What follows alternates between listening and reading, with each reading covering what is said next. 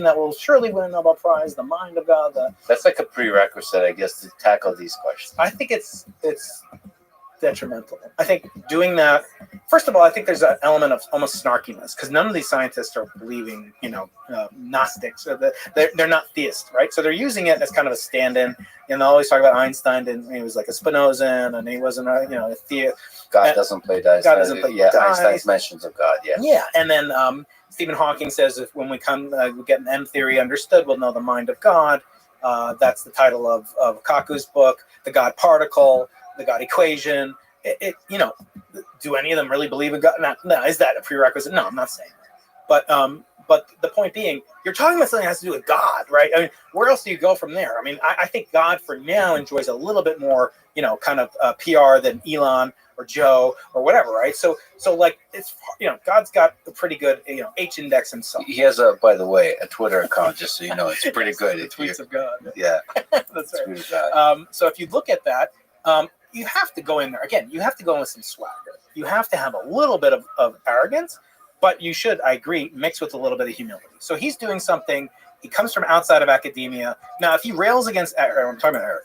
If he's just railing like, the system, and I'm not going to publish because F that, and that's only created by greedy journals, I don't think he's doing himself any favors. On the other hand, if he's shopping it, if he's talking it, if he's willing to expose it to criticism, and to even embrace people who may not have the purest intentions, perhaps, but in the sense of like they're not arguing solely to get to the truth with a capital T.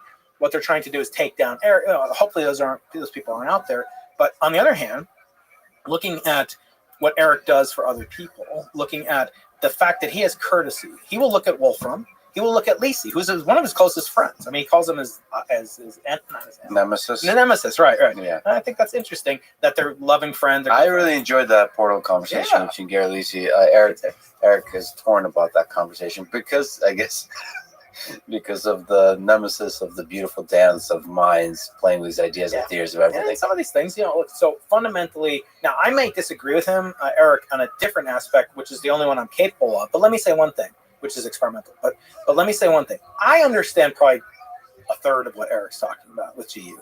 I understand, GR. I understand mathematics. I understand some group theory, fiber bond. I can get a little of it, gauge theory. But I also understand what I don't understand. And I understand that there are people like Witten, Aldacena, Nima, other people that can understand it. And they're not trying to understand. Sabina, she can understand. She makes all these, I don't understand it. I don't want to understand it. I don't have time.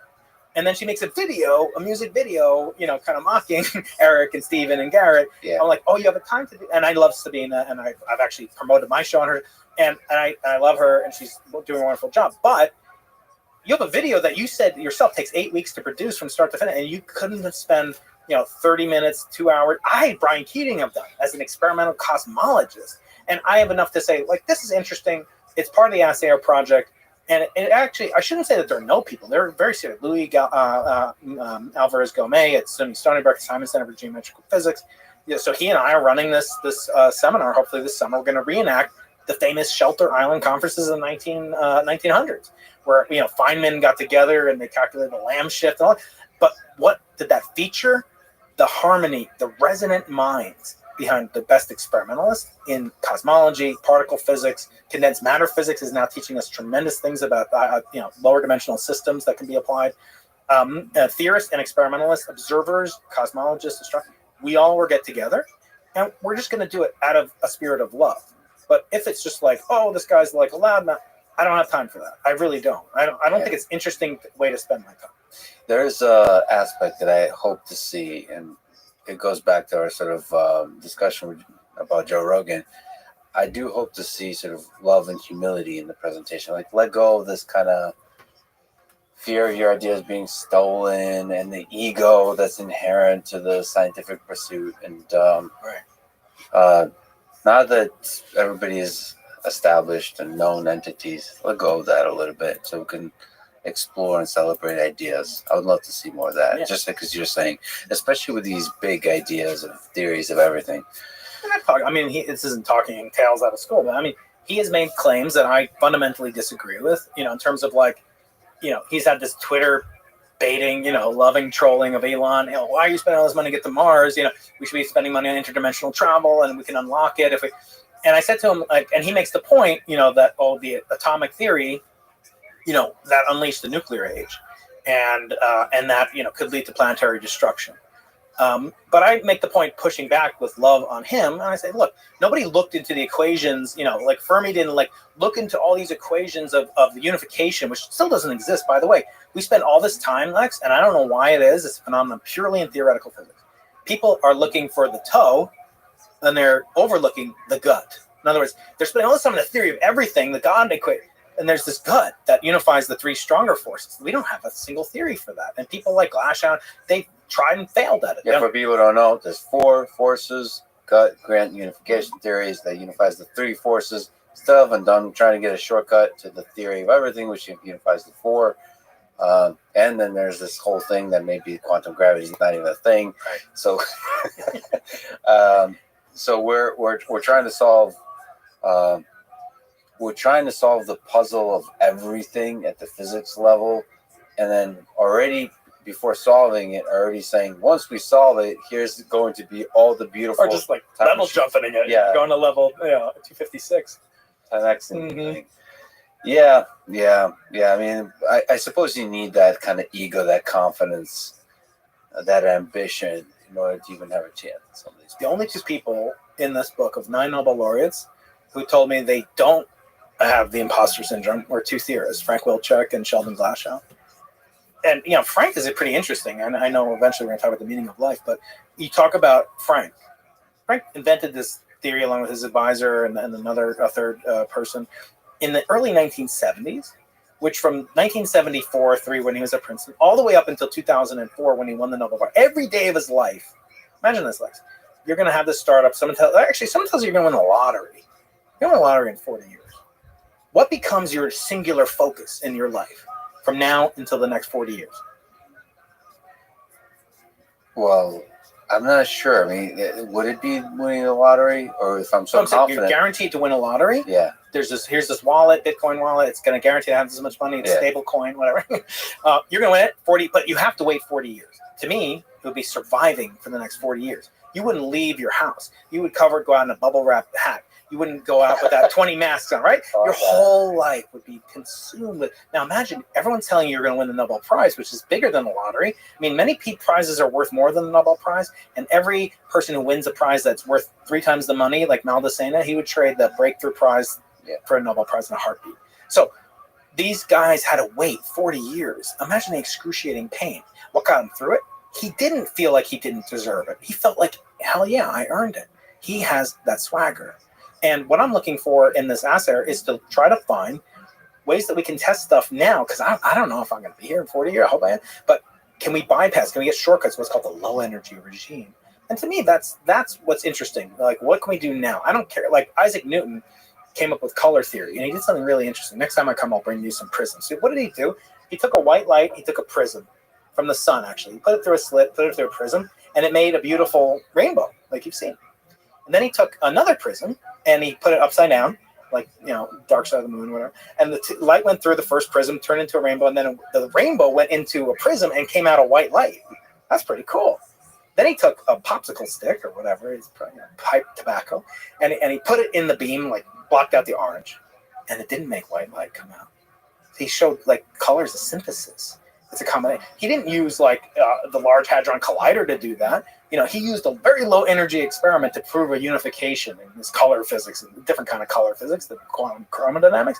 But nevertheless, can we find things like that? Are we spending way too much time and energy thinking about the future circular collider, which even if it gets built will cost $30 billion just to build? By the way, anytime from now on, if I leave you with anything, anytime an experimental physicist tells you a number, always double it, maybe triple it. How much is it going to cost? To operate it. So, do we build an aircraft carrier to build an aircraft carrier? Do we build a nuclear reactor, a semiconductor facility? And the rule of thumb that works pretty well in project management is it costs about 10% per year to operate a given object of sufficient complexity.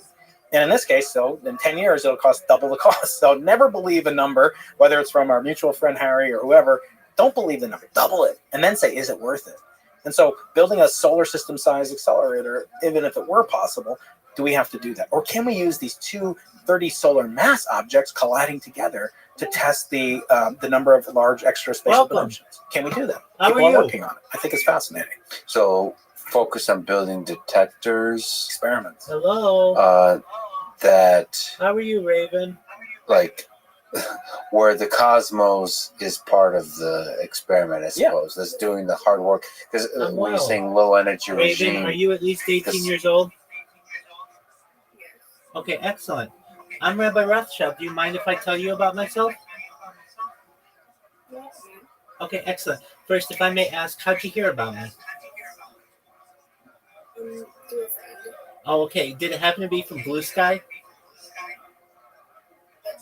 Oh, okay. Very well.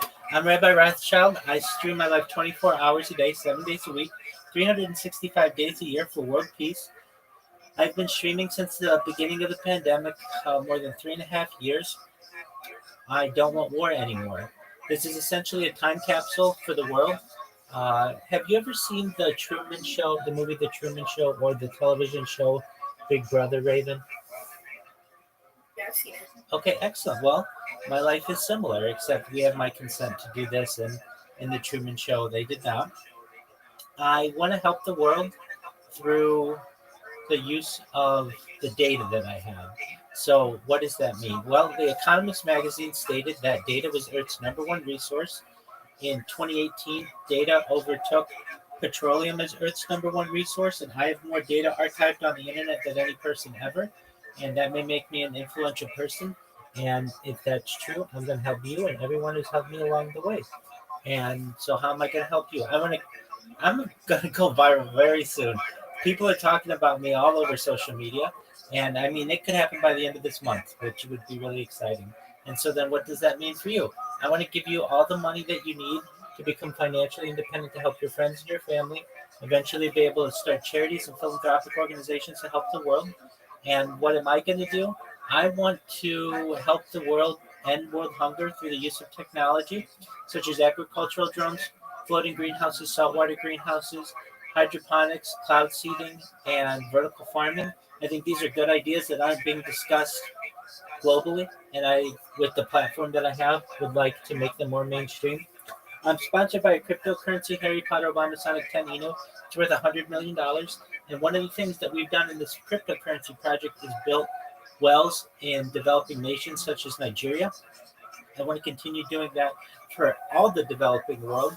I also want to, I'm a major advocate of the LifeShare program, but most importantly, I would like to make desalination technology more mainstream, essentially pumping Earth's seawater onto land to make it drinkable.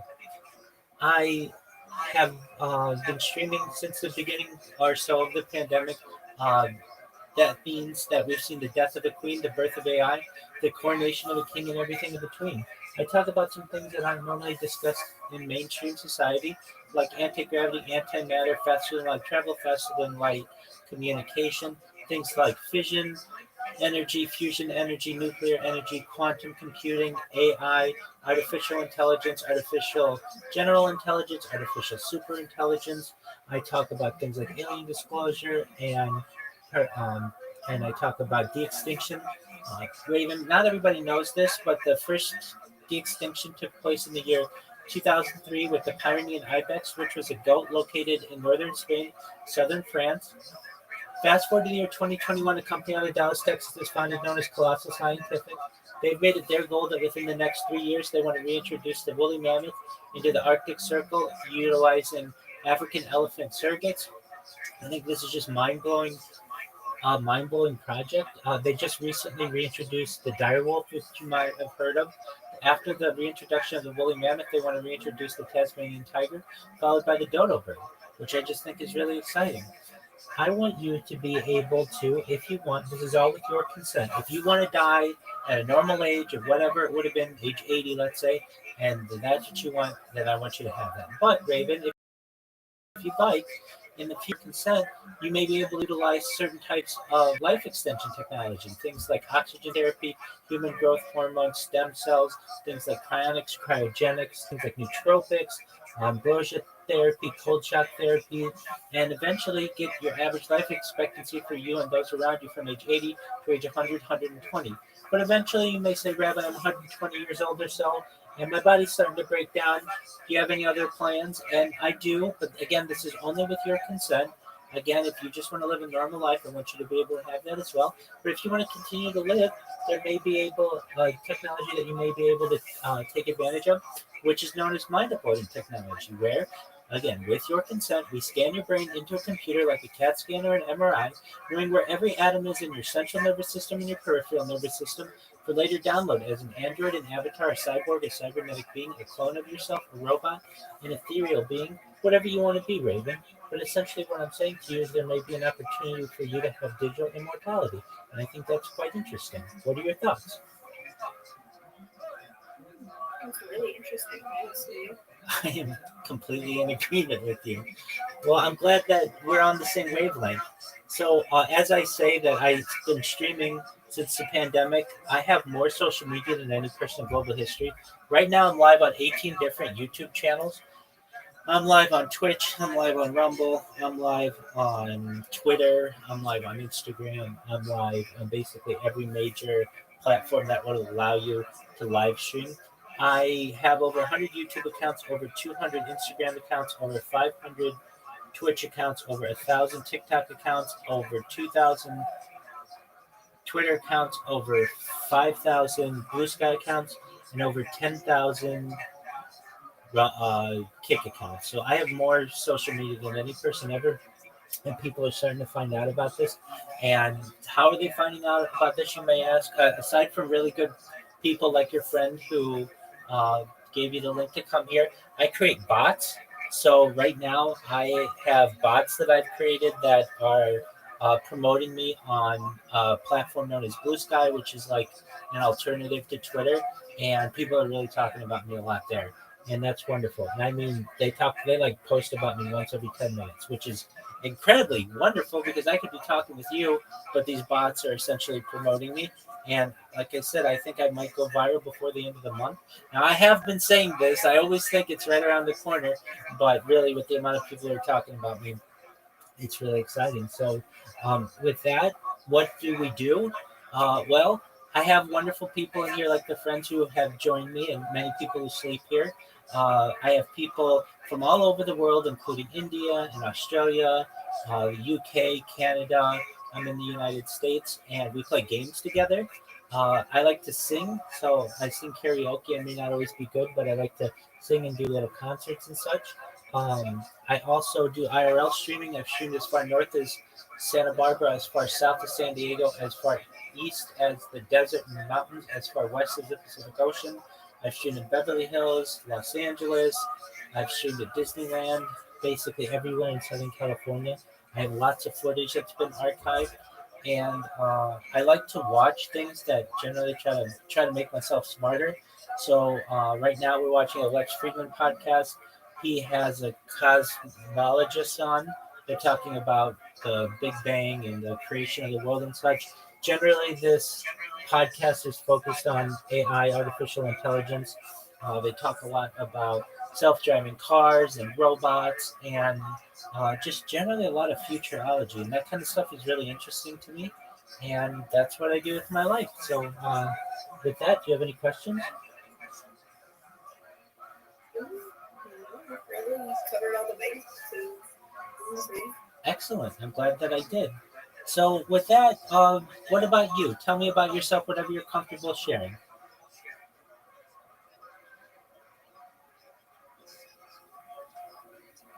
And if you don't want to share anything, you don't have to. That's absolutely fine. You're fine with that. You should know that I'm always live 24 hours a day. And if I'm ever unable to take a question or you need something, there's the Ask Rabbi Anything section. Feel free to just leave me a question in there. But generally, I'm always available. And more than anything, I just want you to know that you have a friend in me, that I am someone who's a positive person in your life and in the world. I have an optimistic view on the future, and I just want to give people hope. So if there's anything that you ever need, Raven, just know that I'm here for you, okay? Excellent. Well, with that, I won't take up any more of your time. I'm going to continue watching this podcast. Feel free to watch the podcast as well. I understand if you have things that you're going to do, you're a busy person. You should just know you're always welcome here. And if you ever need anything, I'm here to help you, okay? Excellent. Welcome. How are you? I hope you're doing well. What's going on, AO? AO, can you hear me? AO, AO, ho. Can you hear me? It's okay. We're just watching a podcast. Feel free to enjoy. If you'd like to talk, feel free as well. Some of these, especially big questions like theories of everything, you need some high energy events.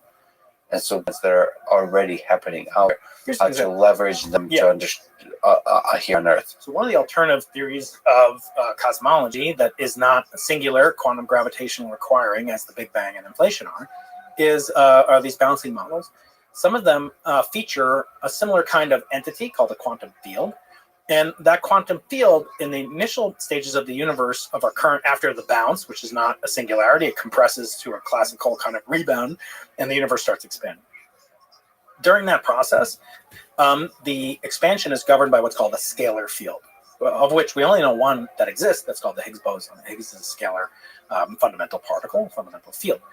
That field then later does double duty, and it becomes dark energy. So it solves two problems. And I'm not saying it's correct. We don't know yet. But are there observations of, and so dark energy is manifest today. It's manifest in properties we see in supernova explosions, et cetera, et cetera. We see the effects of accelerating universe caused by presumably dark energy. Is dark energy a constant, or does it vary? That has to vary in order for this theory to be true, because that eventually has to decay so that the universe can not support itself and collapse again classically. So we could use low energy phenomena. It's hard to think of supernova as being a low energy phenomenon, but we use that as a tracer of the cosmic expansion field and see, does it change or is it a constant? That's an example of a low energy limit to prove a high energy phenomenon like this collapsing universe in the cyclic model. Speaking of things that cost a lot but are super exciting, page 2. No, we'll wrap it up. No. Come down. There's more than page 2. What do you think this is? This is thesis. Well, Louis de Broglie's thesis was 3 pages long, and he won the Nobel Prize for the wave particle duality. So, size matters in different dimensions in life. I think the lessons I've learned about life is the shorter the paper or the shorter the thesis. Actually, the shorter the paper. Some of the greatest papers ever written are short. Like I feel like some of the best ideas in this world. Now, not to sound like a contradiction of Feynman, a contradiction on top of a contradiction, but it could be written on a napkin. Honestly, which just kind of tells you something about ideas. What are your thoughts about the James Webb Space Telescope? Is this, as somebody who likes telescopes, and this is one of the, I think it says, took 20 years to build, $9.7 billion. Is that way too much, too little? Are you excited about this thing? It's sufficiently different from what I do in my field that it's incredibly interesting to me, because it's I have no horse in that race, and so I'm not competing with them for time or money or resources or people or whatever. So I can purely be an advocate and an aficionado of science. It is, in some sense, the successor to Hubble. It will do things that Hubble can't do. It will also may or may not have the impact on a visceral kind of artistic level that Hubble had. What are some of the most iconic things that Hubble did? The Hubble Ultra Deep Field, the Pillars of Creation, storms and imaging of these twisted deep sky galaxies. Those resonated with the public. Just visually, they're beautiful. Visually, yeah. When you look at these images, the Hubble Ultra Deep Field, you'll maybe put that in. You'll show every speck of light except for one. 4,000 blobs of light. There's one star in our galaxy. The rest are galaxies. Now that image is less than 1/10 of your fingernail held out at arm's length, It contains 4,000 galaxies. So now you can figure out how many galaxies there are in the whole sky just by seeing how long does it take you to move your fingernail over the whole sky. So we have a couple of hours. But no, so it comes out to be, that's how we get 500 billion or more galaxies. Now, it's not exact to the galaxy, but it's a good order of magnitude estimate, maybe even better. Hubble produced that, and it was basically serendipitous. They pointed to some dark, blank piece of sky, what they thought was blank, and they saw it. Same thing that happened with the CMB. They were looking for something they didn't find. Same thing they found when they were looking for the deceleration of the universe and found it was accelerating. So what I sometimes hear is that we don't know what we're going to discover. I never think that's a good idea to spend billions of dollars on something. Like, you should have some guaranteed low-hanging fruit, and then there should be swinging for the fences. And I think in this case, it was really everything is swinging for the fences because it's kind of a single point failure. If that telescope, which is this origami construction of 22 hexagonal panels that have to unfold properly and then orient themselves 1,000,000 miles from Earth beyond the Earth-Moon distance by a factor of 4, and still transmit telecommunication back to the Earth, get solar energy, keep it away from the sun. You don't want to look through the telescope of the sun with your remaining good eye, and you do that and you cover. It's going to be phenomenal. For science, for sure, if it works. There are a lot of people think, it's so risky. NASA sunk so much of their budget. It ate up, and what if it does fail? I mean, there's no guarantee. Yes, it's insured, but so what? You're not going to get back those 20 years of people. Well, let's start building it again. Like, they didn't build 2 copies of it. Then if it fails, it kind of has a dampening effect on the prospects and the inspiration of the public for what science can do, what science engineering can do out in space. It will make a huge impact scientifically. Let's hope for the best. Let's assume it does succeed. It's launched in a couple weeks. And when it does, it will transform our understanding of, we just discovered not only like extrasolar planets that have moons on them and asteroid belt. We discovered an extrasolar planet in another galaxy. This will be able to see crazy stuff like that, spectroscopy, imaging. But it will be able to go back farther in time, such that we will be doing cosmology. Like, Hubble did some cosmology and measured the Hubble constant. That was its key project when it was designed and launched. But because it is an optical telescope, it's sensitive to more close-in redshift, so shorter distances. Now, James Webb is much, much higher redshift. It can probe the darker, deeper, distant universe. Okay, let's talk about not the distant universe, but our neighboring planets. First, I got to ask you about the moon. So there's a piece of the moon on this table that you've given me that we didn't have to pick up, that arrived here. That's right. So how did a piece of the moon arrive here on Earth? So this chunk of the moon, if it were delivered by the Apollo and NASA missions, you and I would be guilty of a felony right now because it's illegal to own pieces of the moon collected by the Apollo astronauts. So don't even joke about that when you go over to Houston. This piece of moon rock was delivered via the old-fashioned way by gravity. So this was a chunk of the moon, which is blasted off because the moon gets bombarded by asteroids and meteoroids. Some of them eject material from the surface of the moon into space. And it will then orbit the common moon-Earth system, and it will then eventually enter our atmosphere.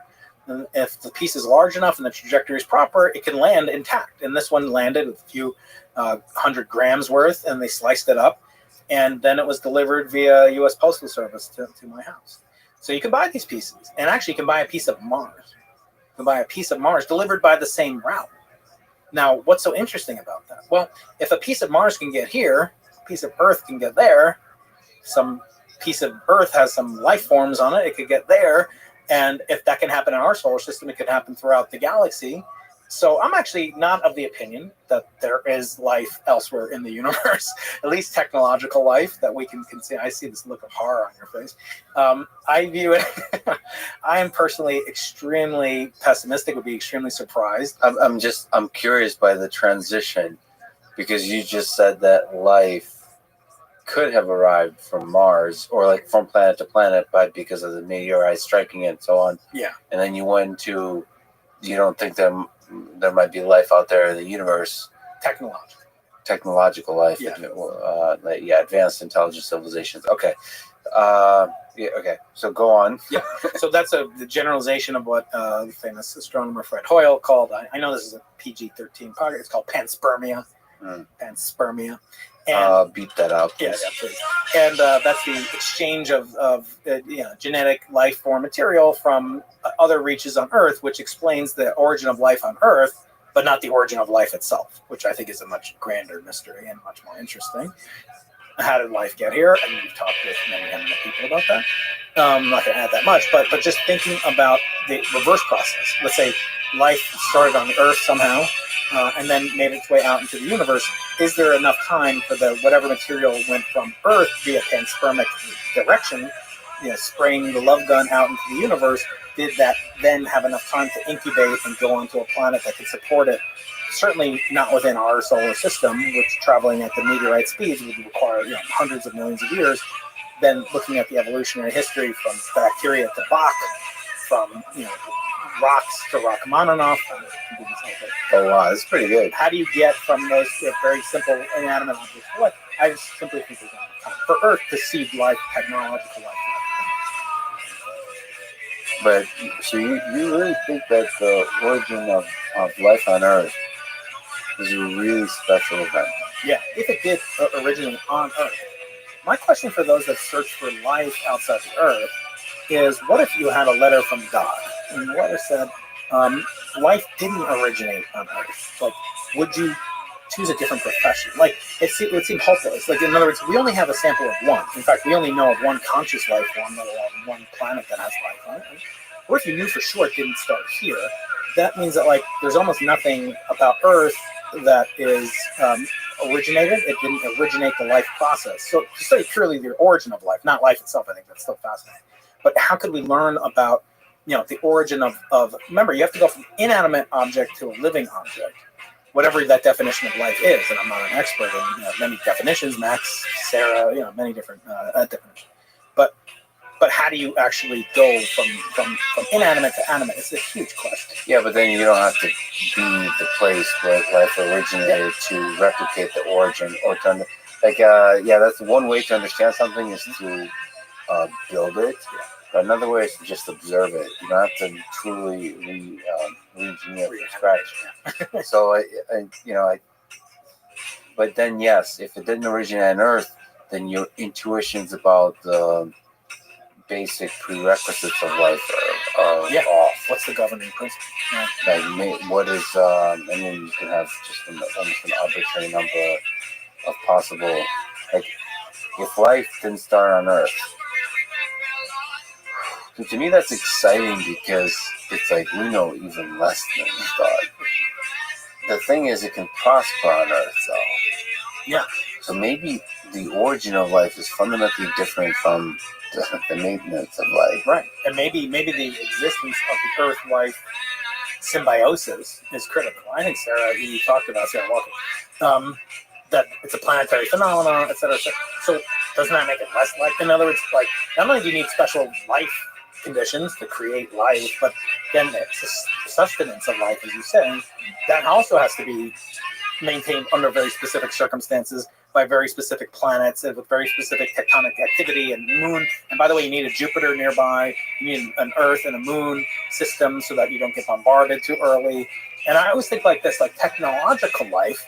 I haven't said this before, though, so I'm just speaking. I usually like to write down before I say things. But one of the things I thought about. Somebody hosts a podcast. You should probably accept the fact that you're going to say stupid things every once in a while. Not every once in a while. Every while. I claim that, to get to sending, people to the moon, our planet needed whales and dinosaurs, right? You don't make a solar panel from another solar panel. You made a solar panel from a factory that melted down glass, silica, aluminum, extruded that using fossil fuels. Where do those fossil fuels come from? So any civilization that's going to be a Dyson, Kardashev's, do they have dinosaurs? Do they have prebiotic life? Do they have a great oxygenation event? Do they have a dimorphism between prokaryotic, eukaryotic? All those hurdles, let's say there's 8 hurdles. And each one of those has a probability of 1 in 1,000 to go from, eukaryotic, prokaryotic, whatever.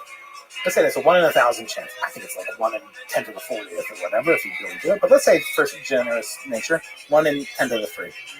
Let's say there's 8 of those hurdles. That means you have 10 to the 24th power, different possibility, and that's just with 8.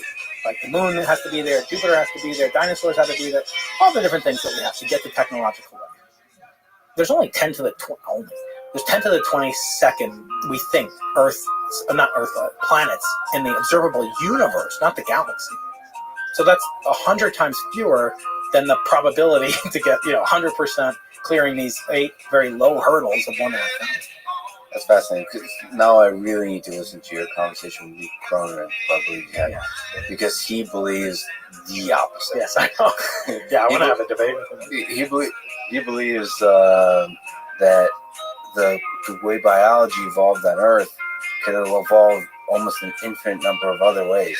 So, like, if you ran Earth over and over and over, you would keep getting life, and it would be very different. So, the fact that our particular life seems unique is just like, well, because every freaking life is going to seem unique, but it'll be very different. It's not like we shouldn't be asking the question of what's the likelihood of getting a human-like thing, because that seems to be super special. It's more like how easy is it to make anything that has the skills of a human, and I don't mean like something with thumbs, but achieving basically a technological civilization. And according to Lee, at least, it's like it's trivial. I know I fought a little bit. I'd love to debate him. I think it'd be a lot of fun because we debate with love. When I talk with Lee, I love him, and he loves me. I think. But let me ask you a question. I asked this of him and Sarah on our clubhouse. So, what do you think would happen the next day? Let's say we discovered life. Proxima Centauri B. It's looks just like slime mold, like you got in your brie cheese or whatever. We discover it. What would happen the next day? And they were like, "Oh, this would be transformative." And I'm not trying to be like total Cassandra with this, but I said I don't think anything would happen. And I'm like, what are you talking about? I mean, transformational. I'm like, I stipulate that life exists. Go down to like the river. I'm in San Diego. Go down to the Pacific Ocean. Scoop up a glass. You're gonna find life in there. And what are we doing? What are we doing to our Earth? We're destroying it callously. We're like pumping crap into there. Like we had this toxic waste spill a couple months ago in San Diego. I couldn't go to the beach. Let me take it a step further. You know how many people, I'm sorry, that you do know, but how many people died in the 20th century? These are advanced civils. This isn't a slime mold. We kill, we maim, we harm, we hurt, we hate. I don't think anything will happen the next day. We go back to what we had. And I said, if that weren't proof enough, life has been discovered at least 2 or 3 times just in my professional career. Once in 1996, these Allen Land Hills meteorites in Antarctica. They saw the microbial respiration processes. Still, we don't know. It was a press conference held by Bill Clinton on the White House lawn that's featured in the movie Contact. Repurposed for that movie. And then there's this phosphorus life, this toxic life in the pools of Mono Lake. Many extremophile. We continue to treat. So why are we thinking that like our salvation, from whence will our salvation come, as the Bible says? Like it's not going to change how we are. It's not going to magnify how I treat you or you treat me. And we're pretty knowledgeable people, compared to many people. Okay, that's interesting. That's a really interesting argument. I wonder if you're right, but my intuition is I can maybe present a different argument that you can think about in the realm of things you care about even deeper, which is like what happens once we figure out the origins of the universe. Like how would that change life? I would say there are certain discoveries that even in their very idea will change the fabric of society. I tend to see if there's definitive proof that there's life, and the more complex, the more powerful that idea is elsewhere, that I'm not exactly sure how it will change society. Because it's such a slap in the face. It's such a humbling force. Or maybe not. Or maybe it's a motivator to say, I don't know which force will take over. Maybe it'll be governments with military start to think like, well, how do we kill it? If there's a lot of life out there, how do we create the defenses? How do we extract it?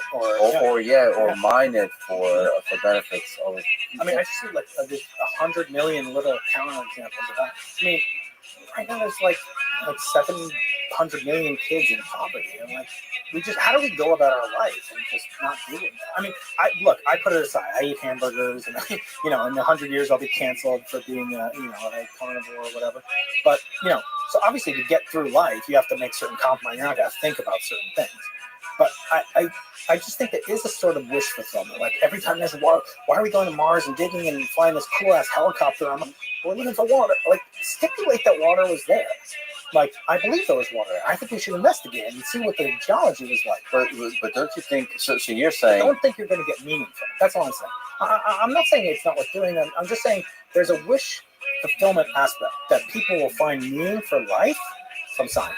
Okay, but there's a complicated line here. What if it's this intelligent civilization living, obviously probably not on Mars, but somewhere like in a neighboring galaxy that we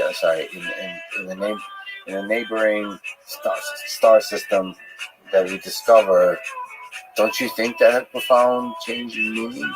I mean, I guess again, I assume that because of this panspermic process or whatever, that the probability is much, much greater than zero. I mean, it's not 100%, but it's much likelier than not that at least some living material from Earth has ejaculated itself into the solar system, into the universe, right? Into our galaxy. Beat that, please. As well. That's right. So I like the fact that could happen, and that you're holding a piece, from a planetary body and one that couldn't support life, as far as we know. But I could give next time if you play nice and you come on my podcast someday, I will give you a tiny chunk of Mars. So Mars theoretically could support stuff, right? So yeah, so I believe that there could be remnants of Earth in this. So that means there could be evolution. I don't think there's any chance that there's like people using iPhones and having podcasts and stuff. There's some chance though, right? I think obviously the simple statement to say it's much, much, much higher probability that life exists than technology that exists. Right? I don't think we can argue that. It doesn't mean it's forbidden. Again, I'm not saying any of this is forbidden, not worth studying, not interesting. It's a likelihood thing. Yeah, and to answer I think you're wise to push back and like, what does it matter what I'm doing? Dude, you sandbagging son of a bitch. How you live with pimp?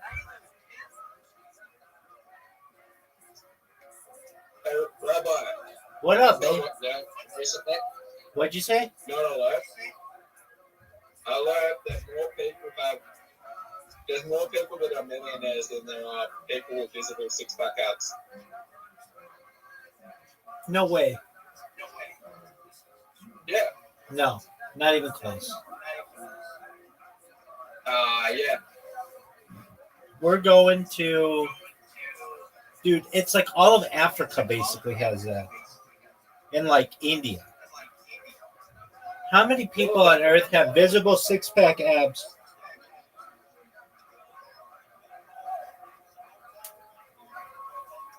All right, here we go.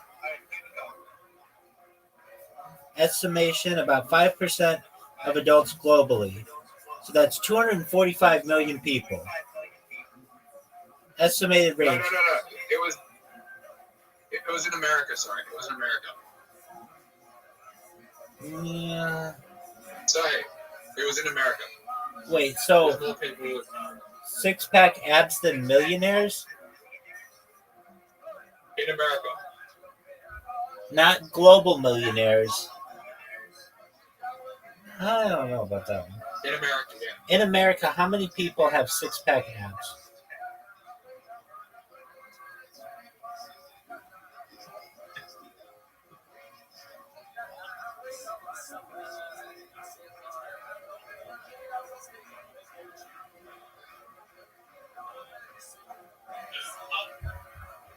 How many millionaires are there in the United States? Like how many? How many? Yeah, probably in the United States. You're right on that one.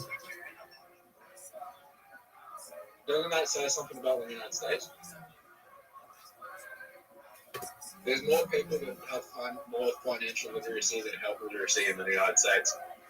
Yeah. That's probably right.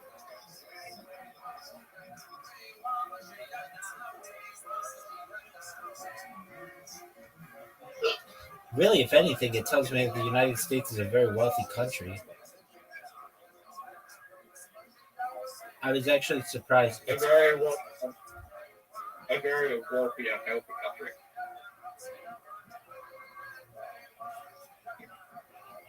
You got all sorts of fucking chemicals in your food that are banned in other countries. Like chemicals in your food, like in a pack of Doritos, are banned in Australia. Like, Okay. You don't if I have to. sent you a pack of Doritos from Australia, it would be way healthier than the shit you get over there. I don't eat Doritos from the United States. I eat them from Israel. Really? Yeah, I get them at the kosher market.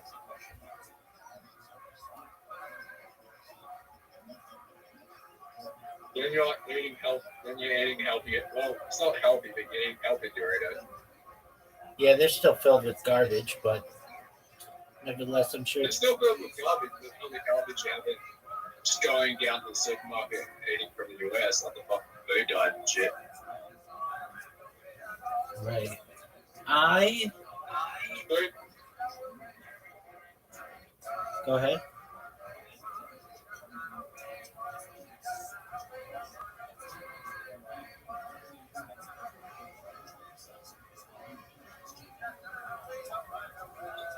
All right, are you ready to lose? I'll play one game. Fuck that one game shit. I want to play for a long time. I'm out. I'm kind of out in public, but yeah, sure. All right. Kind of working, kind of fun. Yeah, right. Okay. It's like, what is the value of what you're doing? Like, you have to answer that question, or else at the end of your life, you'll have these existential Dude, I'm going to beat you crises. 5 straight Right, so games in mini when I golf. think about like who I am, part of my identity is answering and asking scientific questions. For me, though, there is a religious kind of 5 undercurrent that straight does games, dude. undergird, in some sense, this quest. Again, I'm not like a practicing. I'm not like wearing yarmulke. You know, like I'm not like full on into my birth religion, Judaism. But at the same token, I think, as you know, one of the things Einstein did say is that, you know, religion without science is blind and or is lame, and science without religion is lame. It's blind and lame. Anyway, the point is that like you can't get meaning, you know, from just knowing facts. Like Wikipedia knows more than all of us will ever know, right? It has no wisdom. You know, wisdom, it means, you know, sapient. The word wisdom in Latin is sapient. We are wise. What the fuck was And by the that, way, dude? do you know our real name is Homo sapiens sapient. So it's man who knows that he knows. Do you know what he knows? Do you know what the knowing is? It's that he's going to die. We're the only creatures that know that we are going to die. We don't know when we're going to die. Thank you. But like, you know, I have a cat, a fierce attack cat who's beautiful. She doesn't know when she's going to die. Doesn't mean I'm more valuable. So or the whatever I think I am. survival instinct What the is much fuck, man? is fundamentally different from like the knowledge Yeah. of death, and that's where the Ernest Becker comes in with the terror of death, and that's a creative force that seems to be more feature than bug Yeah, I did. about the human condition. Is that I mean, it's a gift of knowing our own mortality. Yeah, to me, I mean that's why. What was You know, that? I agree with you in some sense No one in terms goes of in the water on the this aliens hole. not being a thing that No one solves goes all in the water on mysteries. this hole. That's why, you know, my love has always been the human mind. So understanding who we are, what the hell are we, and I think your love has been an echo of that, which is where do we come from? Yeah. Or basically, as cheesy as it sounds, you know. Dude, Michio I'm Kaku is a playing way. like dog shit. If you can just like enjoy the, you know, Oh, he speaks in good. complete. He's like Sam Harris of Cosmology. You fucked me He again. speaks in complete paragraphs. but like also unapologetically, he says, you know, we will know God, or we will know the mind of God, or whatever the quotes, No. those kinds of things. Not even close. That's exciting. That physics might be able to find Dude, you fucked me equations that again. unlock our origins at the very core, and like the fabric of it all too, and not just our origins. You know, what's up? You know, what's at the beginning.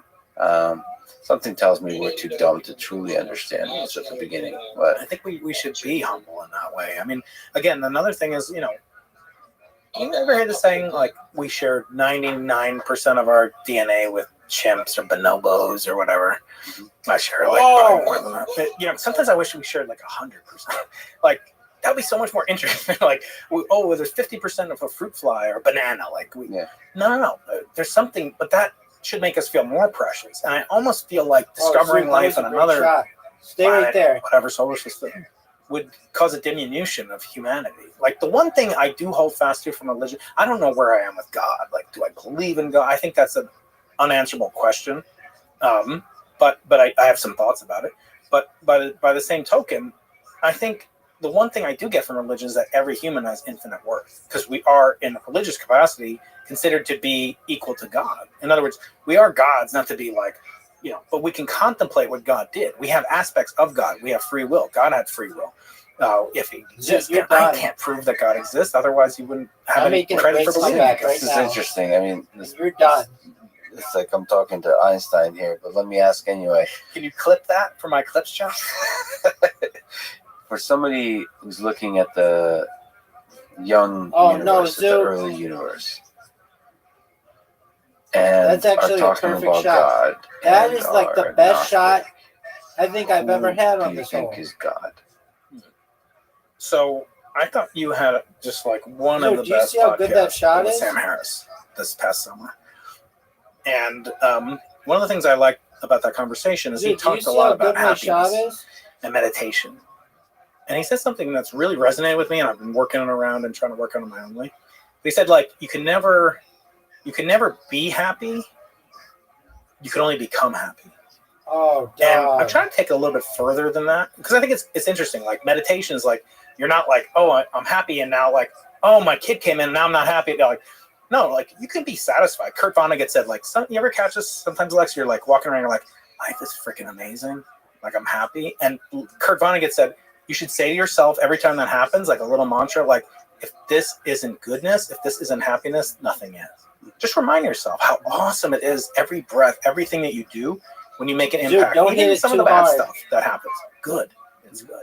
So Sam said that, and it made me think, because I was like, well, what does it really mean to be happy? Because, like, I can think of about 2 or 3 ways that right now I could double my happiness. Yeah. Like win the lottery or whatever. Like, I could double my happiness. There's only a few ways, right? Like, I had this kind of thought, like, how many boats can you water ski behind? Like, you had twice as many followers. Now you got 2 million followers, 5 million, whatever. It doesn't do anything. It's called the hedonic treadmill. Like, once you get to a certain level, it takes a lot more, change, followers, money, impact, women, whatever you want, to make you have one more quanta of happiness, right? On the other hand, this is a concept from entropy. I can make your life miserable in an infinite number of ways. In other words, there's more space to make your life unhappy than happy. And so I thought about that in the context of what Sam said about happiness. It's sort of like, actually, it's an part of expression me of would entropy. live like only like And that what you should be doing 4 miles away is doing It's that like, which will will cause you close to the devastation if it goes away. Because those are the things that, like, are where you're reducing entropy. Like a kid, like anyone who's a parent knows instantly like what I'm talking about. 5 Like how to make miles. your life a billion times worse. But there's no way to make your life a billion times better. Yeah. And so thinking about that, now turning it to the question of God's existence, I feel like there's no way that you can believe in God, to misquote Sam, but there's ways that you can become a believer in God. In other words, you could increase the Bayesian confidence level that there is some, and let's not call it God because that's a one term. game in Let's a just call row, it some dude. infinite source of goodness or beautiful I had to make power a comeback. right? Simple things can do that. You can increase your credulity in the goodness of life. And we have this bias as humans towards negativity bias, well-known fact. So what I want to do is it's called God good, right? That's where it comes from. God good. Same words in German. And when we think about what is good, let's do those things that would devastate us. And what a great a lot shot. of that could be relationships. And there's a powerful concept from network theory, which is that the number of connections in a network. I'm just saying it for you. it grows as the square of the elements in the matrix. No way in you the make number, the shot. So you think of a matrix with n people. You You're know, done. person 1, 2, 3, 4, and then there's 4 other people. There's Dude, I'm 16 up. different I'll pairs, hold but on you. half of them overlap. The diagonal is where you know each other, you know yourself. So but that Don't be still the grows ball as n hole. squared.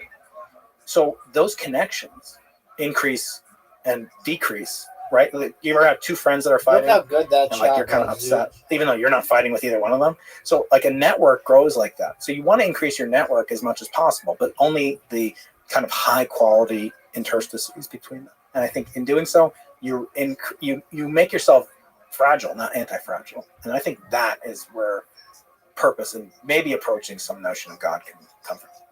So that is a source Oh, of meaning. fuck.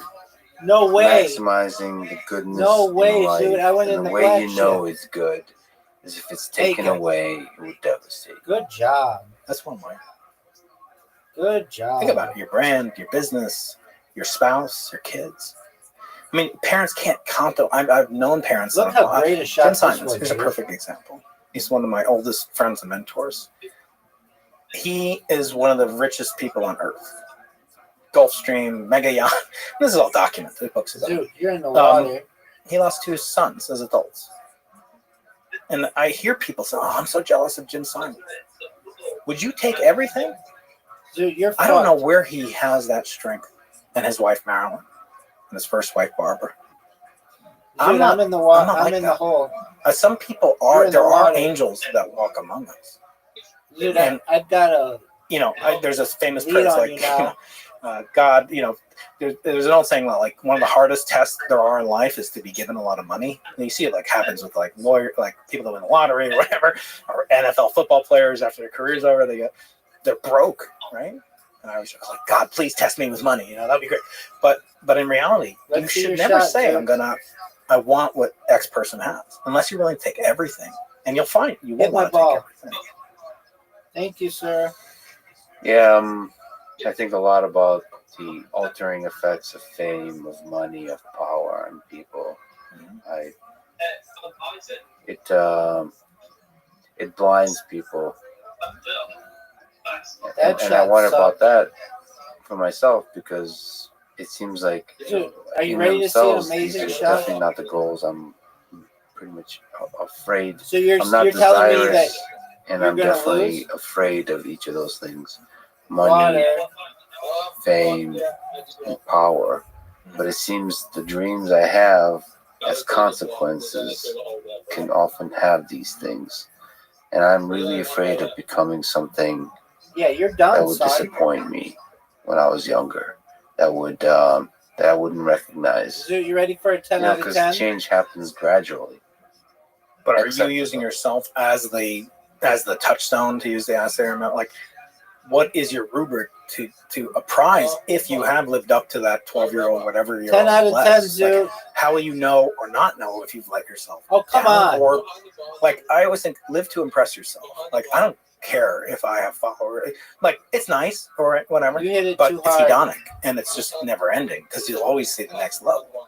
But I think it's pretty damn cool that, like, I've gotten to go to these places, the South Pole, and I've done these things, and I've made a family, and I'm able to teleport Dude. my values into the future through my children, You're and I've done, had dude. ideological children that so by what metric, have you not already A, impressed yourself, and B, could you let yourself down? I don't know if Dude. there's a therapist. I think some of it is psychology. For me, I'm very much just never Oh, no. highly self-critical. So that I'm never happy Hit the with barn, what dude. I've done, but I'm always happy in the way that you described, which is that Nirvana get thing, where you just often during the day I will feel, I don't know, I just remember just eating Dude. beef jerky and being truly happy.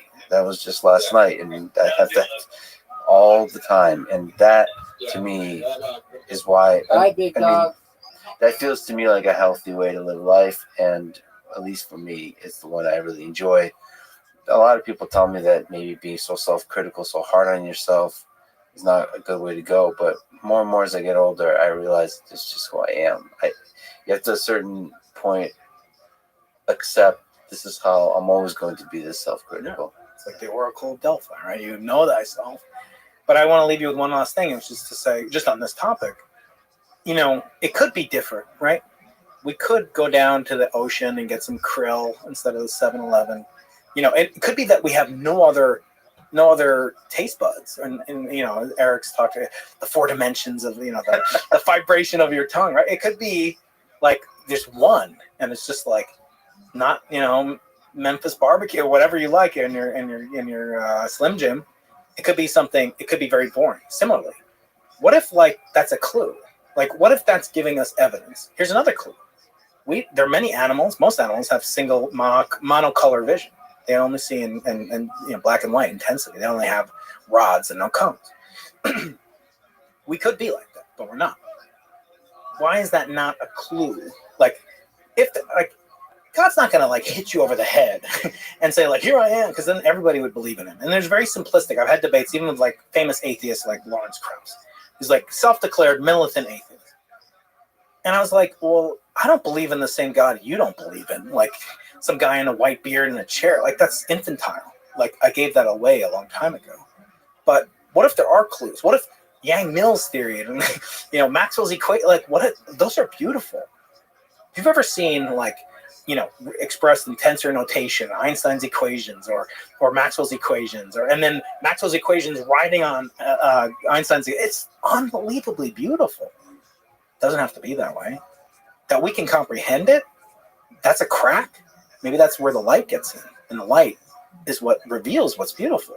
So I don't believe in God. I think that's a stupid notion. Do I believe in God? Sometimes I joke, I wonder if God believes in me, more than if I believe in. He needs Brian Keating. What would, it's one of my friends is a Rabbi. He's what would I be doing if I were God? Exactly what God's doing right now. You think I know more than God? Give me a break. Leaving clues of beauty for these hairless apes. Yeah. And to see what they do with this, and then marvel at both the tragedy of what those apes do to each other, and the rare moments of when they understand deeply about how the world works. Brian, you're an incredible human being. I'm a big fan, and I'm really honored that you. First of all, shower me with rocks from the moon, from space, space dust, and crystals, magical crystals, healing crystals. Yeah, that you can use for good. And tell me your story and spend your really valuable time with me today. This was amazing. That was a great pleasure for me, Lex. Thank you so much. Thanks for listening to this conversation with Brian Keating. To support this podcast, please check out our sponsors in the description. And now, let me leave you with some words from Galileo Galilei. In questions of science, the authority of 1,000 is not worth the humble reasoning of a single individual. Thank you for listening, and hope to see you next time.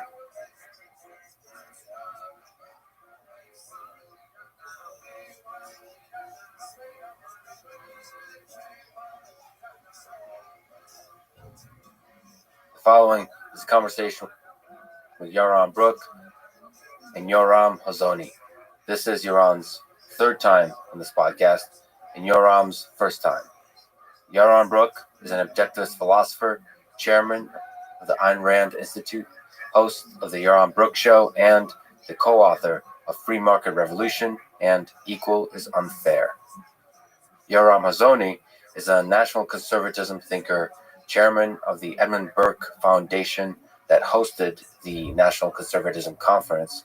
He is also the host of the NatCon Talk and author of The Virtue of Nationalism and an upcoming book called Conservatism, A Rediscovery. Allow me to say a few words about each part of the two-word title of this episode, Nationalism Debate. First, debate. I would like to have a few conversations this year that are the kind of debate with 2 or 3 people that hold differing views on a particular topic, but come to the table with respect for each other and a desire to learn and discover something interesting together through the empathetic exploration of the tension between their ideas. This is not strictly a debate. It is simply a conversation. There's no structure. There's no winners, except, of course, just a bit of trash talking to keep it fun.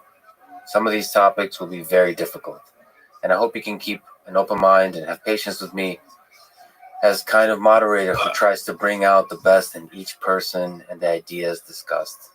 Okay, that's my comment on the word debate. Now onto the word nationalism. This debate could have been called nationalism versus individualism, or national conservatism versus individualism, or just conservatism versus individualism. As we discuss in this episode, these words have slightly different meanings depending on who you ask. This is especially true, I think, for any word that ends in ism. I personally enjoy the discussion of the meaning of such philosophical words. I don't think it's possible to arrive at a perfect definition that everybody agrees with, but the process of trying to do so for a bit is interesting and productive, at least to me. As long as we don't get stuck there, as some folks sometimes do in these conversations. This is the Lex Friedman Podcast. To support it, please check out our sponsors in the description. And now, here's my conversation with Yaron Brook and Yoram Hazony. I attended the excellent debate between the two of you yesterday at UT Austin. The debate was between ideas of conservatism, represented by Yoram Hazony, and ideas of individualism, represented by Yaron Brook. Let's start with the topics of the debate. Yoram, how do you define conservatism? Maybe in the way you were thinking about it yesterday. What to you are some principles of conservatism? Let me define it, and then we can get into principles if you want. When I talk about political conservatism, I'm talking about a political standpoint that regards the recovery, elaboration, and restoration of Weird.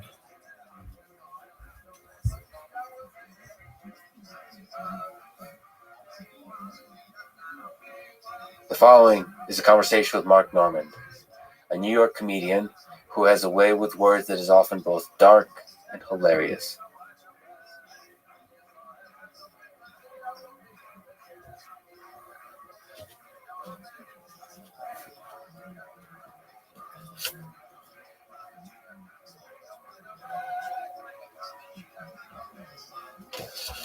The following is a conversation with Ray Dalio, his second time on the podcast. He is a legendary investor, founder of Bridgewater Associates, author of a book I highly recommend called Principles, and also a new book called Principles for Dealing with a Changing World Order that looks at the geopolitics of today, especially US and China, through the lens of history, providing a fascinating model for the rise and fall of empires that can be applied to the analysis of our world today. This is the Lex Friedman Podcast. To support it, please check out our sponsors in the description. And now, here's my conversation with Ray Dalio. When you look at the history of the world, as you have done in your new book, Principles of Dealing with the Changing World Order, what is more important, more impactful, money or power? They go hand in hand. They support each other and they compete with each other. Those who have money have power, a certain type of power. That power has to do with all that they can buy, but it also has the ability to influence those with political power. So, and so you see this throughout history, this symbiotic relationship. For example, between the royal families and the nobility and the church. So you see that group of people supporting each other in various ways and then wrestling around with each other for the money and power among that group. So the dynamic that's quite classic is you could look at the parties in power back in, the 16th, 17th centuries. You would look at royal families, nobles, and the church, if you're in Europe.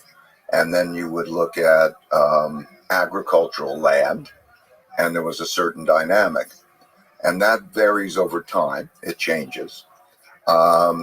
As those people get thrown out and technology changes. So when we evolved, when the society evolved, so that it would produce goods and services, and you have something like the Industrial Revolution, the first Industrial Revolution, you have machines, and you have the talent of people that are off the farms, and then you have a struggling for power, you see that power mix change.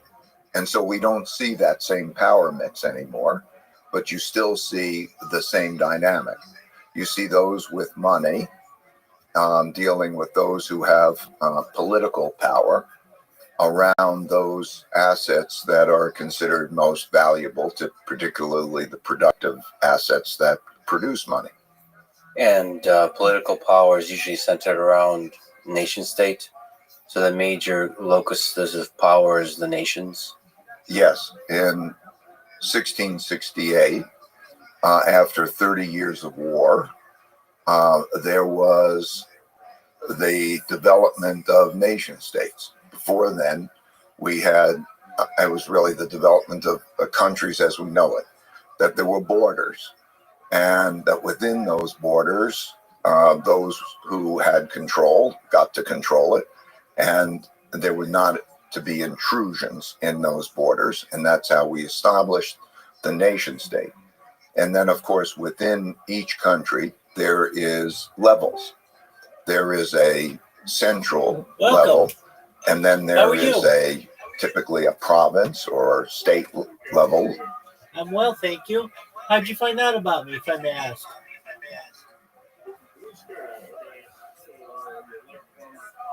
Phenomenal. Hey, thank you so much. First and foremost, apologies for my bots, but I'm glad that they liked your comment to bring you here. Do you mind if I tell you about myself? Excellent. I'm Rabbi Rothschild. I stream my life 24 hours a day, 7 days a week, 365 days a year for world peace. I've been streaming since the pandemic, more than 3.5 years. Have you ever seen The Truman Show or the television show Big Brother Ache? Yeah, I'm 50 years old. L'chaim, absolutely. Well, then, excellent. You know all about that. Well, essentially, I've turned my life into a real-life Truman Show. I am live right now on 18 different YouTube streams. I do so because I don't want war anymore, anywhere in the world. I want to use... Excellent. I want to use this platform as for the ability to be able to talk about some topics that I think are important, like ending world hunger through the use of technology such as agricultural drones, floating greenhouses, saltwater greenhouses, vertical farming, hydroponics, cloud seeding. I want to help end world thirst. I'm sponsored by cryptocurrency. It's known as Harry Potter Obama Sonic Teninu. It's worth $100 million. And one of the projects that we've done is we have built wells in developing nations such as Nigeria. I want to help those kinds of projects. I am an advocate for the Life Straw program, but most importantly, to end world thirst. I'm an advocate to mainstream desalination technology, where we pump Earth's seawater onto land to make it drinkable. Now, you may say, okay, well, that all sounds great, but how are you going to do that? And the way that I plan on doing it is through data. The Economist magazine in 2018 stated that data, specifically human data, had overtaken petroleum as Earth's #1 resource, and I have more human data archived on the internet than any person ever, which may make me an influential person. And if that happens, I'm going to help everybody who's helped me along the way, including you. I want you to become financially independent if you're not already. I want you to be able to help your friends and family. I want you to be able to start charities and philanthropic organizations to help the world, and just overall improve your livelihood. I talk about some other things that aren't normally discussed in society, things like anti-gravity, antimatter, faster than light travel, faster than light communication, things like nuclear energy, fission technology, fusion technology. I'm currently watching artificial intelligence podcasts. We talk about artificial intelligence, artificial general intelligence, artificial superintelligence. We talk about alien disclosure and de-extinction. People don't know this, but the first successful de-extinction took place in the year 2003 with the Pyrenean ibex, which was a goat located in northern Spain, southern France. Fast forward to the year 2021, a company out of Dallas, Texas, is founded known as Colossal Bioscientific. They've made their goal that within the next 3 years or by 2028 to reintroduce the woolly mammoth into the Arctic Circle utilizing African elephant surrogates. I just think this is mind-blowing technology. They just recently completed the dire wolf de-extinction project. They want to reintroduce the Tasmanian tiger after the woolly mammoth followed by the dodo bird, which I just think would be amazing. Other things I want to help with and that directly affect you are things like life extension technology. Now, when you were born, the average life expectancy was probably about age 80. I want to increase that to age 100, 120 through the use of technology. Again, this is all with your consent, but things like oxygen therapy, human growth hormone, stem cells, things like nootropics, cryonics, cryogenics, cold shock therapies, and ambrosia therapy, all to increase your average life expectancy from 80 to 100, 120. But you may get to be 120 years old, and you may say, Rabbi, I've lived a really good life. I want to keep this going. What's the next plan? Again, this is with your consent. If you want, we may be able to utilize a type of technology known as mind uploading technology, where we scan your brain into a computer like a CAT scan or an MRI, knowing where every atom is in your central nervous system and your peripheral nervous system for later download as an android, an avatar, a cyborg, a cybernetic being, a clone of yourself, a robot, an ethereal being, whatever you want to be. But essentially what I'm saying to you, is if you want, do I want to know who you are? Well, absolutely. I'm just almost done. I was just saying that if that sounds good to you, I'd love to hear all about you. Thank you for letting me share that about myself.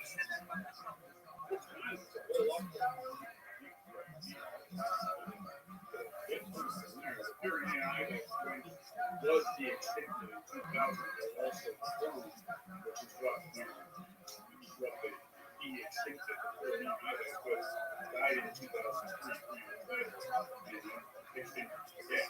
That's correct. It was only viable for 7 minutes. Right. I'm a mathematician and a leftist. I'm very concerned about war and all of that. I'm getting rid of it. Excellent. Well, then you have an ally in me. Excellent. Well, I am a pacifist in my heart. I don't feel that I have any right to put my hands on you, nor you put your hands on me without consent. And if everybody on Earth worked that way, we'd have a much nicer life. I have a feeling you and I are very similar spiritually. I imagine we are as well, my friend.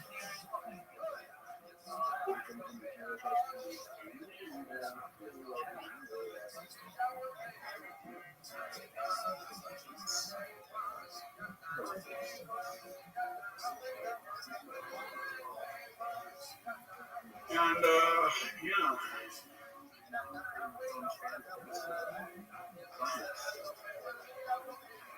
Well, I understand.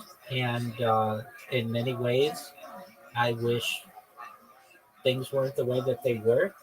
And I've done my best to take a stance against unnecessary conflict in my life. And I advocate for peace every day, everywhere, not just there, but everywhere in Europe, in Asia, everywhere.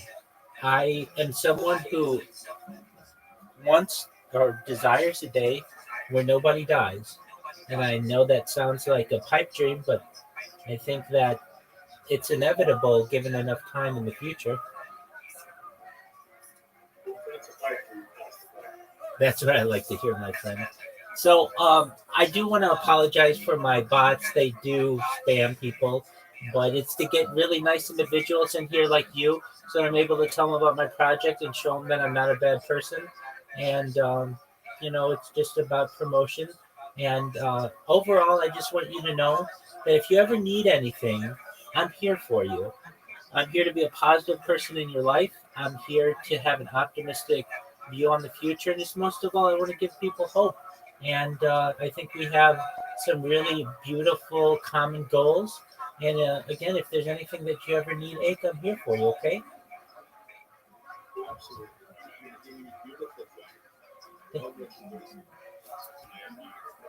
Thank you so much. You made my night, my man. Oh man. Thank you so much. It's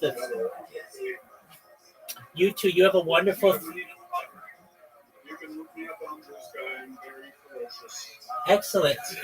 Excellent. You have a I want you to have a wonderful 31st night of the Omer, and just thank you so much for making my night. Thank you. I didn't say this out loud to you, but Shalom.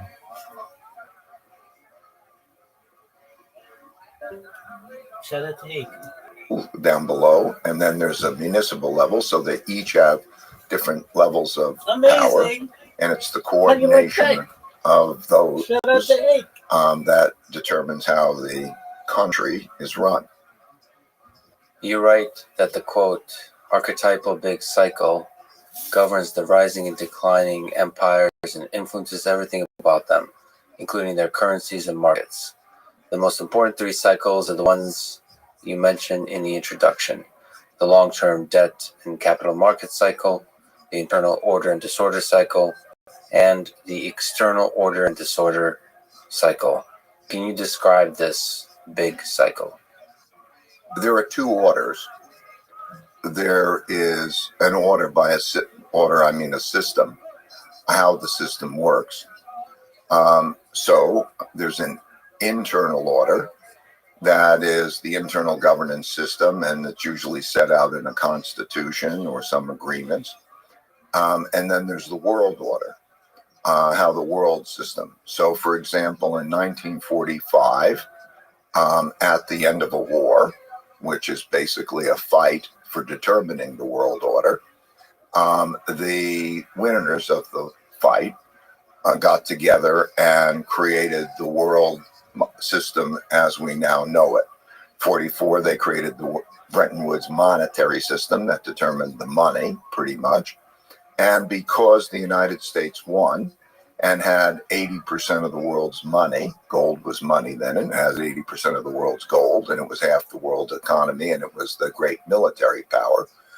The order was built around an American world order, so that the United Nations was in New York, the World Bank and the IMF were in Washington, and they built that new order. So classically, you have a war to determine whose rules we're following, and then you have the new order being constructed.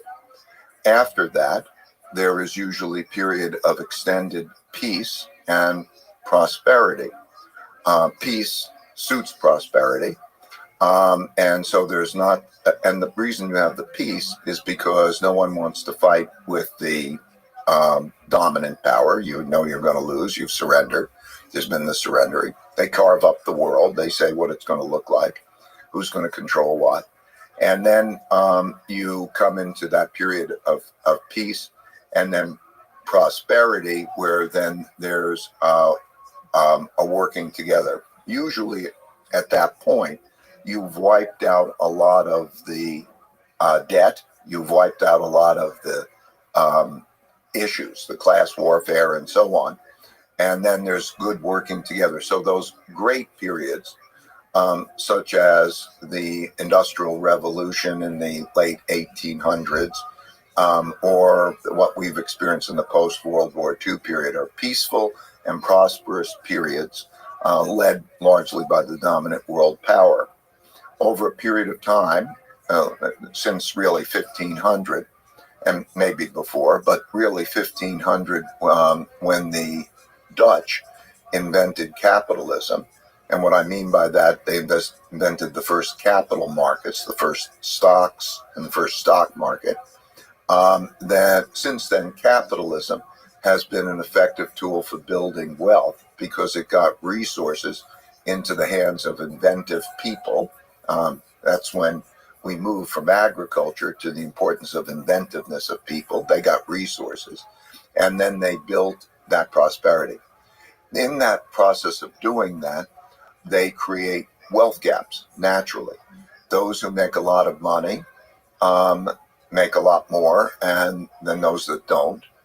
And it also produces opportunity gaps because, for example, those who earn a lot of money, have that wealth, they have the power to educate their children in a way that others don't. And the gaps grow. and also the debts grow at that time. When they go around the world with their competitiveness, they earn a lot of money. So, for example, the Dutch Empire, learned how to build ships, and that would go around the world. A key ingredient of this improvement in this cycle is the improvement of education. And by education, I mean the skills that come from education, but also civility, the ability to deal well together. So the Dutch invented ships that could go around the world, and they had military power, but they were also a very inventive society. 25% of the world's new inventions came from the Dutch. And so as they went around the world, they also brought their currency, and they brought their military. They needed the currency. They paid for things, and that currency. And then the more that happens, the more that becomes a reserve currency. And then they have their military, so they need their military strength. And so you see it evolve in all of those ways. But over a period of time, as they become more successful and more expensive, they become more expensive. And newer countries come along, like the UK, then learn to build ships from a lot the Dutch, and could do that less expensively. And also when they become more expensive, so less competitive, and also the work ethic begins to change. They believe that since they're richer, they can enjoy life more. They don't have to work quite as hard. And so you start to see the tilt. You start to see the development of the top. And when you have a world reserve currency, that allows you to borrow a lot of money, because those who want to save want to hold your money, and that means that they'll lend you money. And so those countries get deeper into debt. So you see that they gradually lose their competitiveness, and they get themselves into financial circumstances which are not good, and they have large wealth gaps, which set the stage for downturns. And when they have downturns, the first question is, do they have enough money? And traditionally, money is resources. So you classically see that the coffers are bare, that they're spending more money than they are earning, and they run out of money in the coffers. And their granaries are empty rather than stocked, so that they give them the buffer. And as that deteriorates, that worsens conditions. And if they have a rival power that's also challenging them, they see greater internal conflict over wealth. And then they have the problems internally and the problems externally, which usually results in an internal war or an external war that leads to the change to the New World Order. And to you, the Dutch Empire is a good example of that. The British, what are some of the key examples that you think about in the book of this process that followed the big cycle? Well, the leading reserve currency empires, but it applies to all the empires, were the Dutch, the British, the American, and the Chinese. But you could follow the same pattern. In the book, it was very important for me to not just use words and concepts, because that's subjective. It was very important for me to use actual measurements.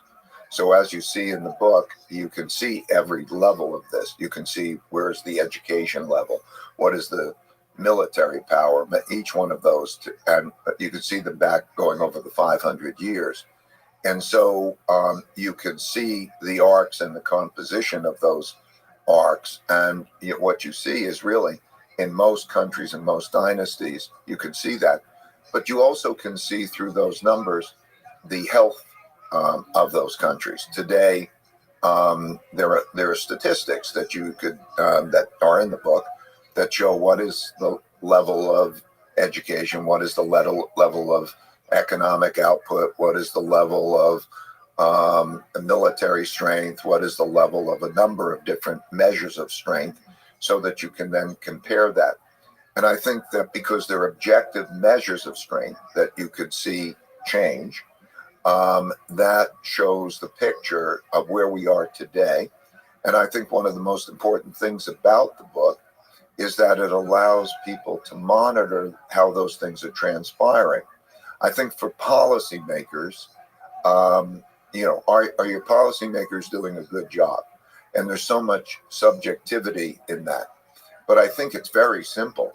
If those lines on the chart are improving, if your health index is improving, then you're moving toward a better life. So that's what the book works like. Also, it was used to create a model for the future. In other words, there are cause-effect relationships. Everything that happens has reasons, causes that preceded it, that made it happen. And so by having all those in numbers, one can see the probabilities of certain things happening.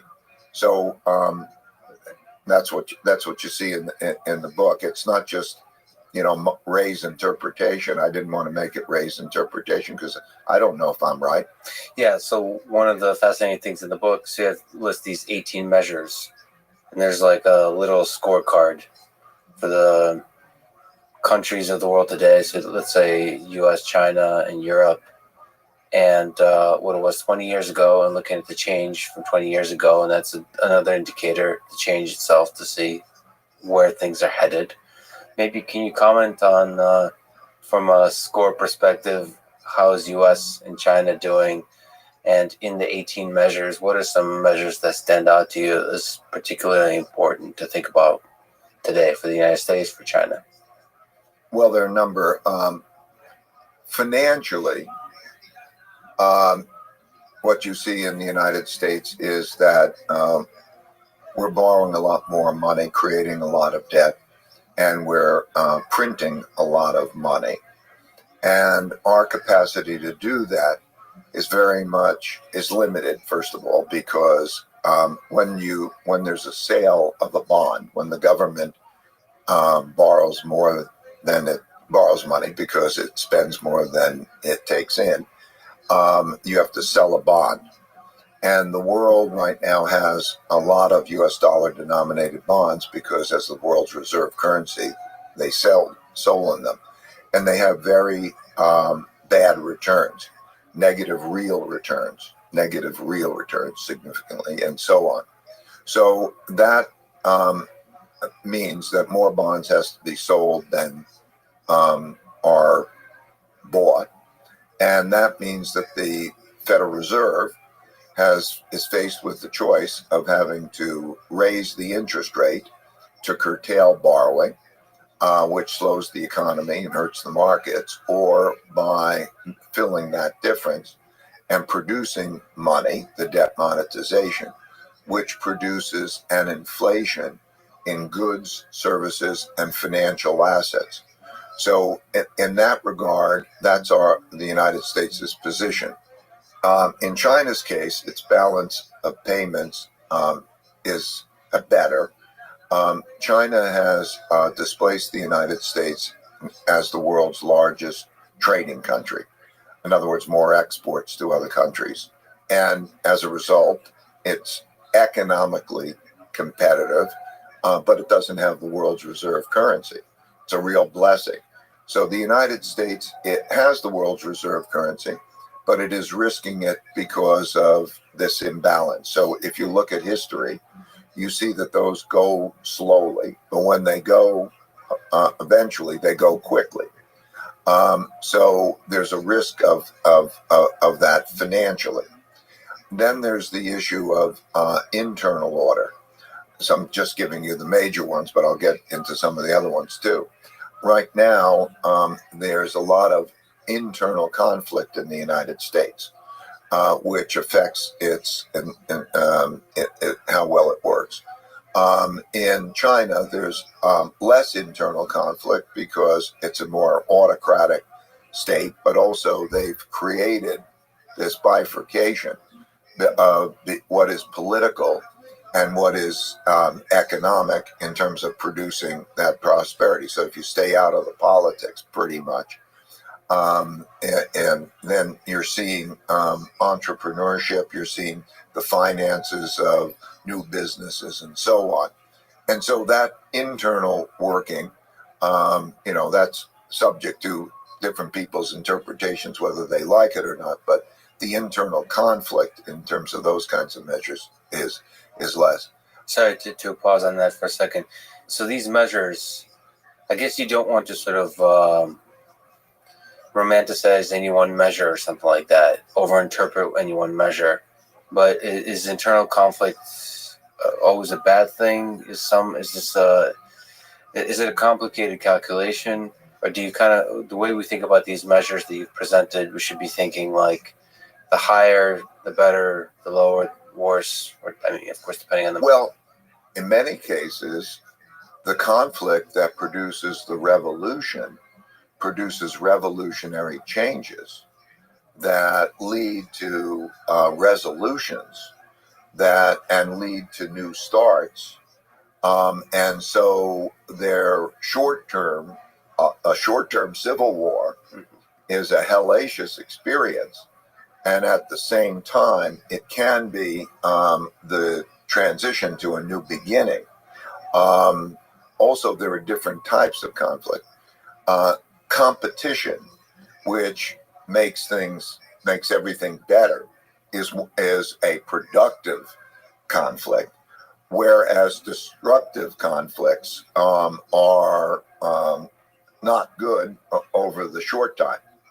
So that's how those go. So within each measure, the story is complicated.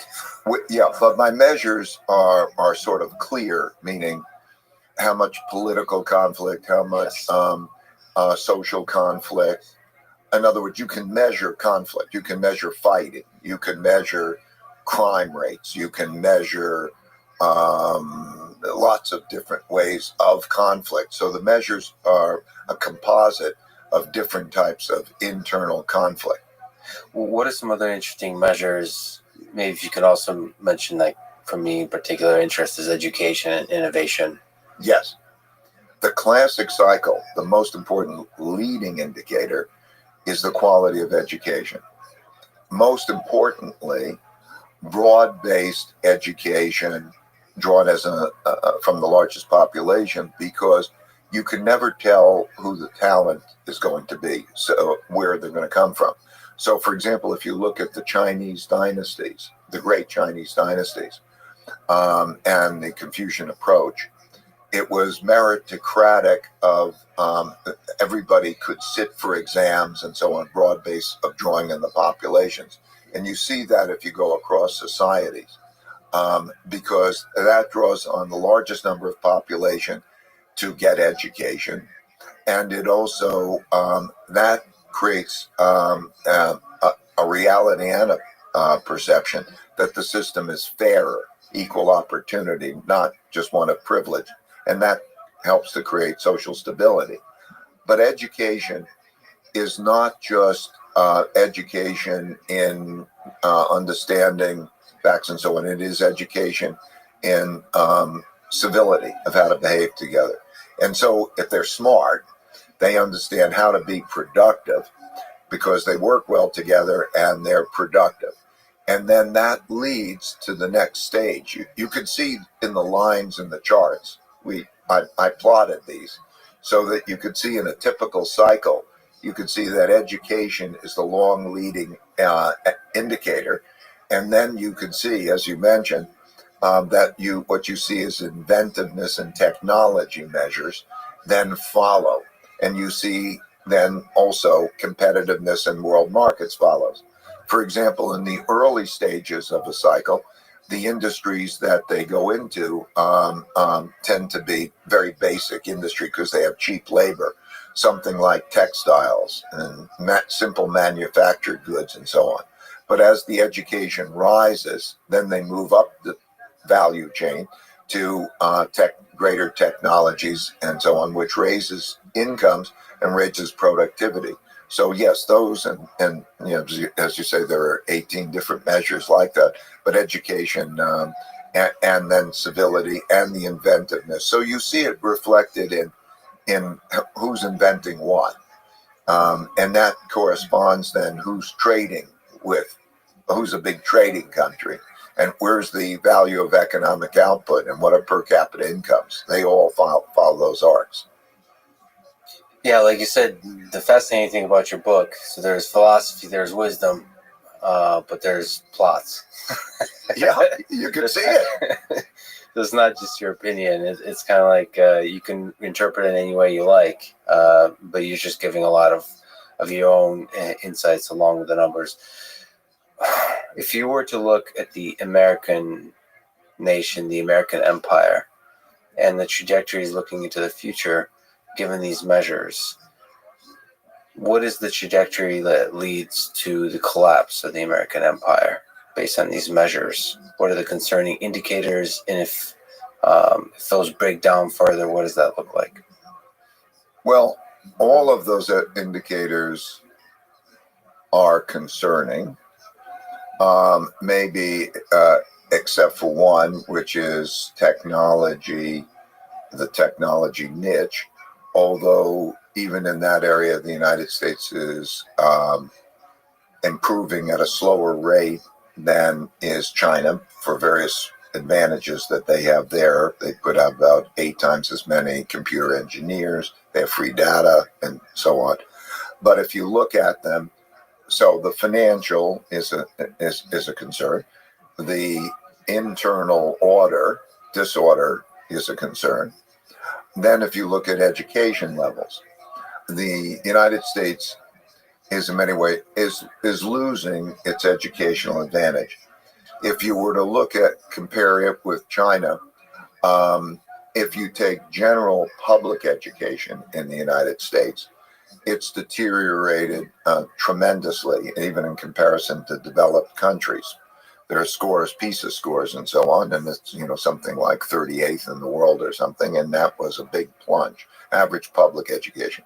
If you look at the best universities in the world, the United States is unique in having the best universities in the world. So there are these privileged spots that are, excellent, uniquely excellent. So when you look at the comparison, education in China is improving rapidly, and the quantity is a quantity of educated people in the areas that they're moving in is greater, and the resources that they're putting behind it is greater, and so you see the results are greater. But it's sort of along the lines that I'm dealing with. If you were to follow through in terms of actual productions, I think in terms of technologies, there are some areas that the United States is in a lead at the moment. There's some areas that China's in a lead, but China's gaining very quickly. When I first went to China, 1984, I would bring $10 calculators, and I gave them away as gifts to high-ranking people, and they thought they were miracle devices. Right now, in terms of areas like quantum computing and AI and many areas, you have a race going on. And so if you take the trajectory of the competitiveness, not just look at the current level, you have a situation where they're improving at a much faster rate. This is all good for the world if the world can get along. And the main thing I think is how do you have a healthy world, and how do you have a strong economy, and how do you have a strong situation, is be strong. The United States' war is with itself. That's the main war. It's very simple in history. Be financially sound, earn more than you spend, and be strong in these ways, and pretty much everything will take care of itself. But you make it sound simple, of course, because there's a momentum when things degrade, when the education system degrades, when you start borrowing, when I mean, all of these indicators, once they start going down, it's there's a momentum to it, right? So it's hard to reverse it. Right, and there are circumstances that you're then in. For example, indebtedness. It's politically desirable for those to borrow money and spend because their constituencies only look at what they get. And when they get a lot, they don't pay attention to the balance sheet and how much debt is on the books. So it's always better to borrow, spend, and then leave the cleanup to the next guy. And so you inherit a lot. You inherited, as a new president enters in or a new legislator, they have a lot of debt. They have a broken down infrastructure. They don't have enough money to fix that. And so that's the lay of the land that the prior generations put you in. And there you are. And so that's right. It's difficult because when you start to think, okay, what's healthy? Well, earn more than you spend. Well, that's not so easy because, what does that mean? Go earn more? I mean, okay, that's not so easy. Spend less? That isn't going to work. So now what do? Okay, you have this debt that you then monetize, and that's why it's classic. So yes, that's why these cycles occur, because what happened before created the lay of the land that is then increasingly difficult to deal with. So what can great leaders do in this moment? I mean, maybe my sense is leadership is crucial here. So, for example, to do very large projects that invest in the education system, that sort of try to fix the fundamentals, or maybe invest more and more into the innovation and the development of new technologies and so on. It feels like that just doesn't happen organically. So you have to have strong leaders that convince the populace of the importance of these ideas. Well, I completely agree with your list. What we have is a situation where everybody has their opinions and they have to sort of get them exactly right, and they all fight with each other about whether their opinions. So the most important thing is that we become bipartisan so that we get over our differences. I would have a bipartisan cabinet. I would draw upon both members of both parties, the moderates, who are going to be able to work together. So as then we have one country, and then we deal with those in a means that works for the majority of the people in the middle rather than the polarity. I think our greatest risk is in not being able to do that. So I would say that's of paramount importance because we have the resources,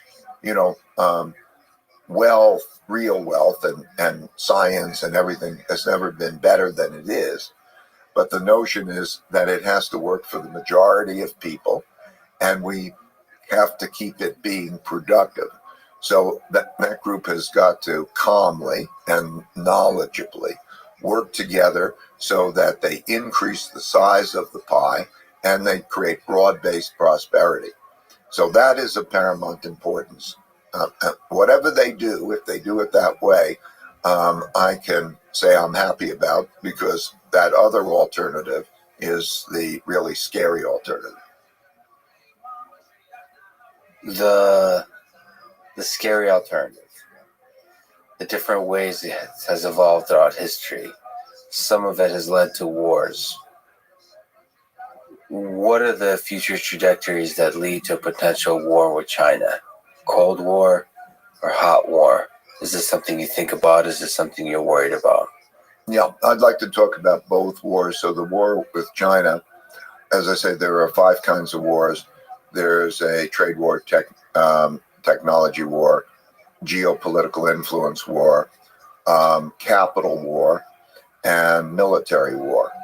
As far as military war goes, I think it's only a Taiwan issue, but that's a big issue, and we could talk about that for a minute. But those others, they'll be rough competitions. And we'll have that type of evolution over a period of time. That's what that war looks like. Taiwan has been, for a long time, a sovereignty issue to China.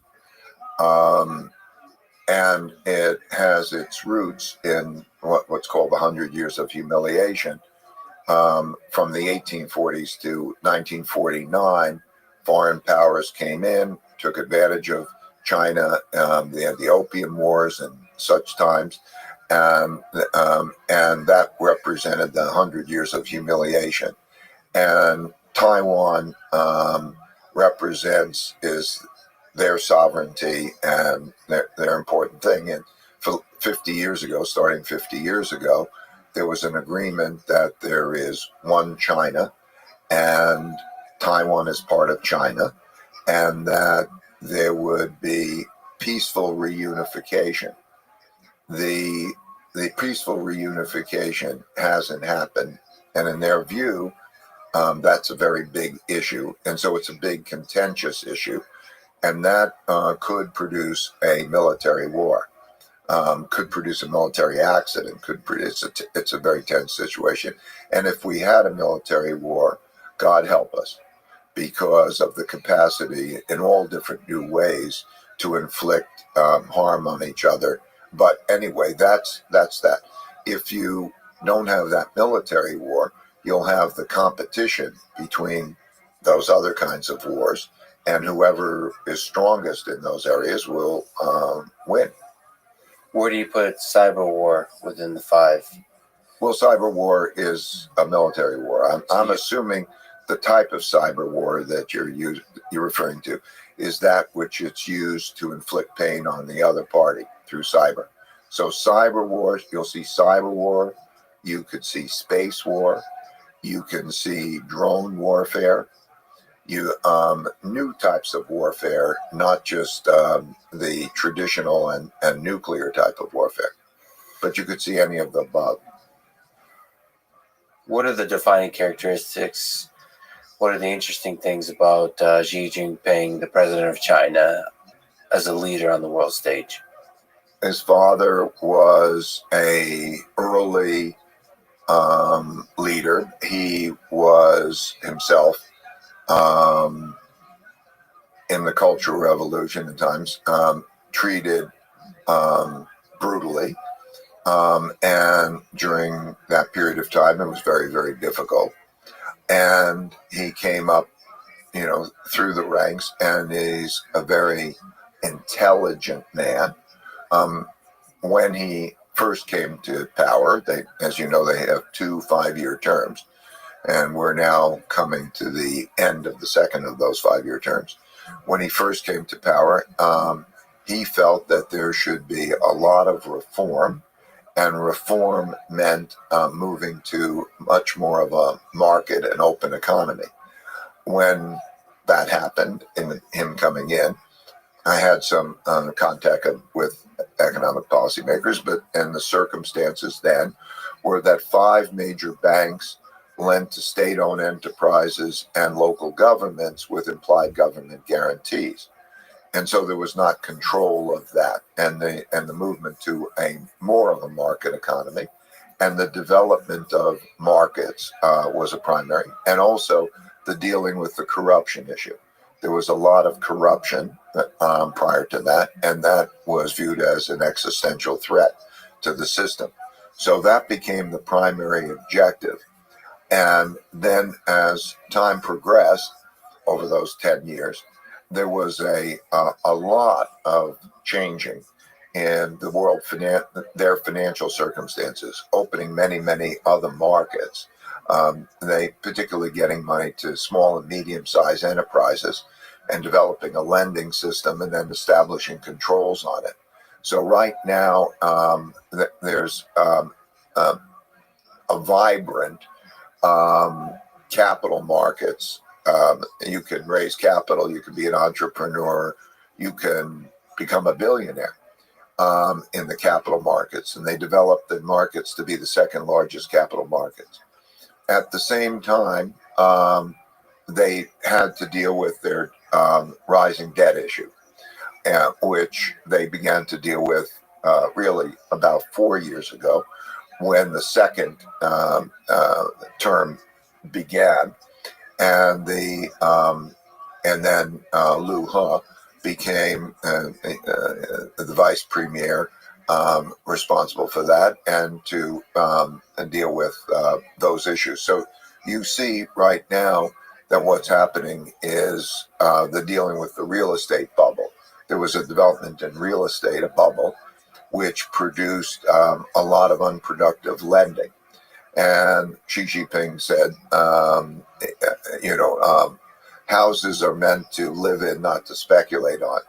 And so that was wasteful. So they established what they call 3 red lines, which are financial ratios that the property developers had to live within. And that is then causing the adjustments that are going on now, which in my view are very healthy, because whenever there's bankruptcies and so on, most in the public think, okay, that's a problem.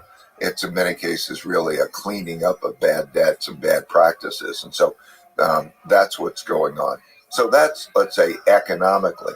At the same time, there is the changing relationships, the changing world order, the changing relationships with the United States and other countries, which is becoming much less cooperative and much more warlike, much more confrontational. Those two things, the domestic debt problem and the domestic, has led to what they call core leadership, which means a leadership more around him that is less challenging, because they believe in history that during very difficult times, a more centrally controlled decision-making process lends itself better than to a more fragmented political contentious project. And that's basically what's going on now. You said it very eloquently, but you mean the leadership is surrounded by yes men, and there's a lot of centralized control. That characterization is much more black and white than it really is. But it leans towards that direction. There, like, for example, of the standing members of the Politburo, 4 are more allied to him, 3 are less so. You have to understand that it's kind of a collective leadership at the top. And then, of course, there's just jockeying for power, in a highly political sense, at the top. But no one leader can be successful against all those powers at the top. So it's very politically negotiating. It's very much more like if you put in the United States the Democrats and the Republicans, and they had to be in the same government and they work it out. It's kind of something like that. And so that's that struggle, but it's an internal struggle. Where do you put the importance of some of these ideas at the founding of the United States? Now we're talking about the context of China, the freedom of speech, freedoms.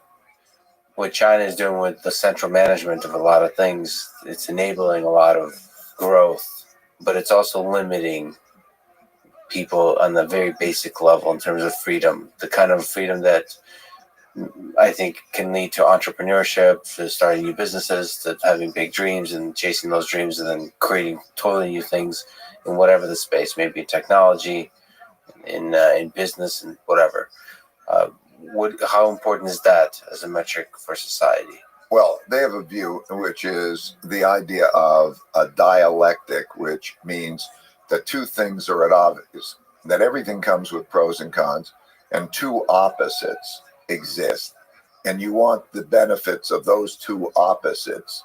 And how do you deal with the benefits of those two opposites? Right. So let's say you want the capital markets because it gets money into the hands of the entrepreneurs who are motivated, they build fortunes, and that drives an economy to do very well.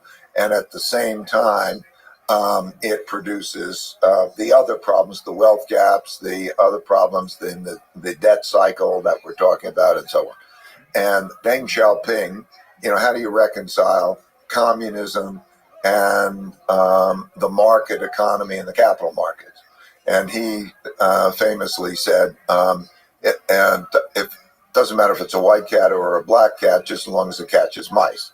In other words, if it works in making the country richer, then that becomes the objective, and then they move that along. So there are these conflicts. And one of the leaders described it to me as follows, because it's confusion and it goes back over a period of time. There's a hierarchy, and it's an extension of the family, he described it. And he said, the United States is a country of individuals and individualism. And that is its vibrancy that we see. The individual rights to speak up, the individual protection of the individual property rights, and all of those things is of paramount importance. And we build our organization. That's why democracy is from the bottom up, or even a company will get together and we'll be partners to prosper together. That is the American approach. He was describing that in China, it's an extension of the Confucian family, essentially. And so it's almost like, there's a hierarchy. And so what they think about is the common good, not the individualism.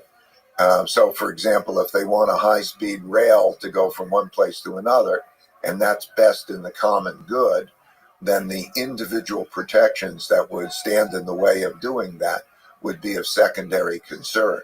So that notion of controlling. So, for example, what they're doing with video games, they control what type of video games and how many hours a day kids can be on video games, operating in that way, because they believe that that's good for the society, and that's very controlling. In the United States, I think probably most parents would say, leave it to me, and it's a matter between me and my kids. The same thing has to do with data. In other words, in the United States, who controls the data? Does the company control the data? Do you individually control the data? And so the inclination would be to figure that out, but nobody would say that the government is going to control the data because of our inclination of really anti-government control. In China, it would be that the government will control the data because that's going to be best for the society, and it depends who you trust, but so that difference in philosophy is very much at the at the heart of that. As far as your question in terms of effectiveness, it really is, in China's case, it's how you balance the things, right?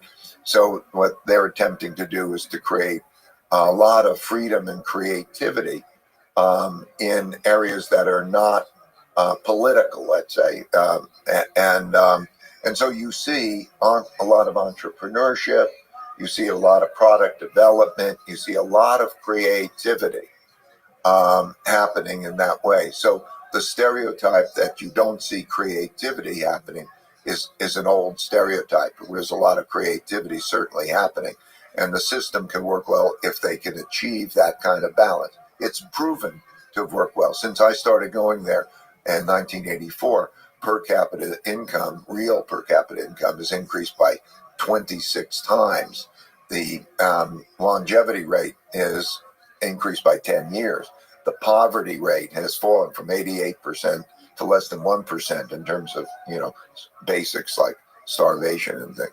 And if you read history, Plato's Republic, he talks about the cycles, democracy, and autocratic and the benevolent the despot and all of that.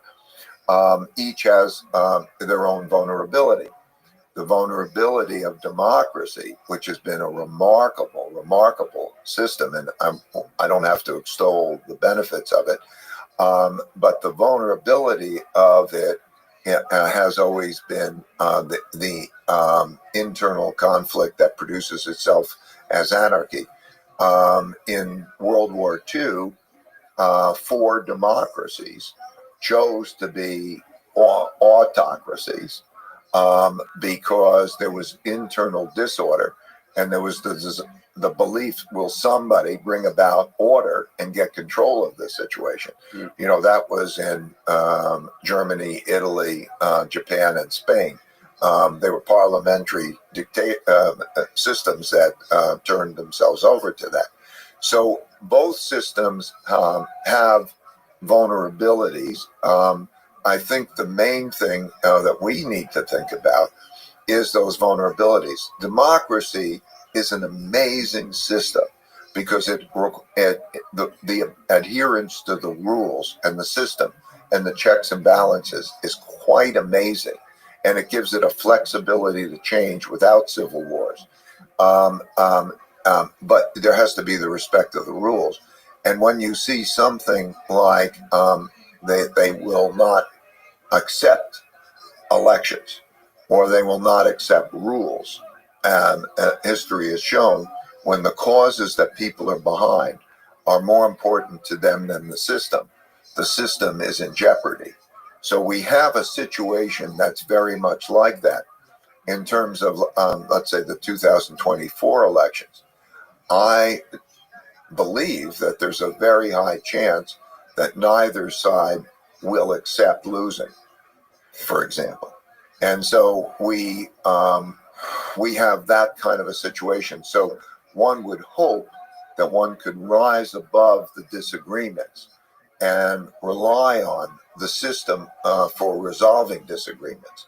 Because if that doesn't happen, then we have our own chaos. So the kind of the trend that started in 2020, I suppose that's been there, has been growing. One representation of this internal disorder has been the growing trend of being skeptical about the results of the election. Well, it started before that. There was the emergence of populism before President Trump was elected.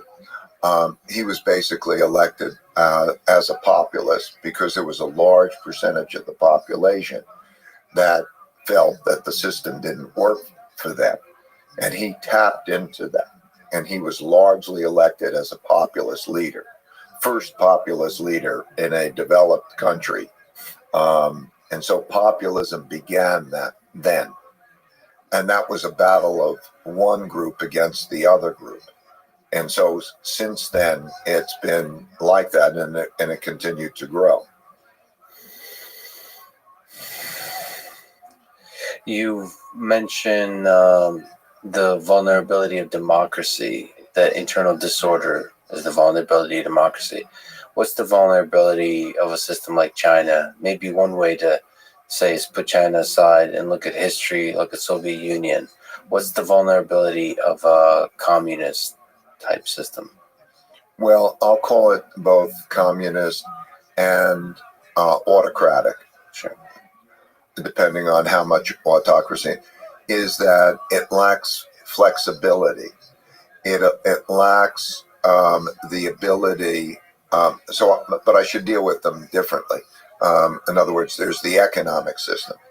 The economic system threatens motivation and productivity. So a communism or socialism has to be done in a way where you can threaten productivity. Capitalism has, and what I mean by that, I mean free markets and capital markets have been an effective way of allocating resources and also creating the incentives and the resources, providing the resources for the inventiveness of new ideas. And so if I compare that, what the Chinese have done to a large extent is to recognize that and have made a move. That's why the seeming dialectic or the conflict between those two things exists. But anyway, that's it. As far as an autocratic system, rather than one man, one vote from the population up, the risks of the autocratic system is that there's enough discontent that arises that the system doesn't have the flexibility, and that rather than bending, it breaks. That's the big risk. The notion of trying to control a population, if there's that, rather than giving it the flexibility. So that's that would be the big risk of the autocratic system. What's the human? Because you mentioned like the top gets bigger with empires, and you start taking things for granted. Is some of this just human nature? So the concern with China, with autocratic nations, the concern with the Third Reich, the Soviet Union, was that fundamentally at the individual level, the humans involved at the top, they're starting to lose touch with reality in a way that no longer makes them. I guess that's the representation, the flexibility that you're referring to. Well, I mean, in a democracy, you could change. You can go as far left or as far right. You can change the leaders easily, and so the people don't become. They pretty much only have themselves to blame. Yeah. And one of the problems of that is they may not choose the best leaders, but they have that flexibility. So vote and you get what you wanted. In the case of the autocratic, let's say, leaders, and then the movement from democracies to autocracies, what you see normally, that movement is that one of the systems is not working. Let's say the democracy is not effectively, everybody's arguing with each other and nobody's getting anything done. And, like Mussolini, the trains are not running on time. And that would be the example. Geez, this place has gotten chaotic. Will somebody get into control? And then you get the autocratic, and then he's autocratic enough to boss people around. And then you follow those kinds of orders, and it's like maybe a CEO in a powerful company ordering around, and that could work well or it could work badly. Most companies are run as like autocracies in a sense. There's the hierarchy and the command economy and that kind of thing, and that can work well or not. But then quite often when you get the populist autocratic, their personality is something that they want to fight, and they become more nationalistic, and they tend to become more militaristic. And human nature at that stage lends itself to fighting. There's an arc here that when we think we think of a country, and we say and we think of a country, it's not true. It's not like that. There are individuals who change. One generation dies and another generation comes along. And one of those arcs is that the ones who have been through war don't want to go to war and are more happily, willing to abide by whatever the rules are. As you get farther along into that cycle and you get a new generation and they forget about wars and the horrors of wars, then they want to fight. And so you're seeing right now the emergence of fight for right. And what that means is you see it internally, fight, where are you, and fight for that thing. And they mean fight. And then externally, fight. Are you going to be the strong one who will fight and win? And that develops on both sides, this fight and win. And each side is cheering each other on into a war. But that comes by those who really have not experienced war, because it comes in their part of their lifetime. Humans are fascinating. Humans are fascinating. And by the way, human nature has not changed over the thousands of years. So it's so interesting, because like in doing this study, and it comes across in the study, it's like watching the same movie over and over again. You see the arc, and you see it happen over and over again. The only things that seem to change are the clothes people wear and the technology things. Yeah, and then somebody probably would disagree with you about the clothes. Maybe there's also cycles within fashions. Maybe we're not even creative there. What do you make of Russia and Vladimir Putin? What do you think about Putin as a leader, as a human being on this world stage, within the context of the cycles of empires that you think about? Well, Putin came to power at the failure of Russia's last order. So there was the end of communism, and there was the development of the market economy, the collapse of the Soviet Union. And at that time, he was appointed by Yeltsin, who was an alcoholic and had problems managing, and was put into power. And the conditions in the Russia were there was anarchy. There was no money. It had the classic end of cycle ingredients. It was broke. It was people were fighting with each other. It was the anarchy, and that's when he came to power. And there were not institutions. The whole thing had collapsed. And there was not an effective Ministry of Education, Ministry of anything. And so the idea was that they needed 25 years of stability, and they needed a democracy, and they needed the improvement of capital markets. So he's been in that position as I guess I would call him a semi-autocratic leader, in that from all indications, he would respect the democracy, and he's very popular. He's won democratic elections because he's been a strong leader, and he's brought peace and stability to the to Russia after the breakup of the Soviet Union. And he's a strong leader in pursuit of the country's interests, in a way where Russia is not a significant economic power, but it is a significant military power. So the issues, and then there's a strong alliance between Russia and China now. So that's kind of the lay of the land.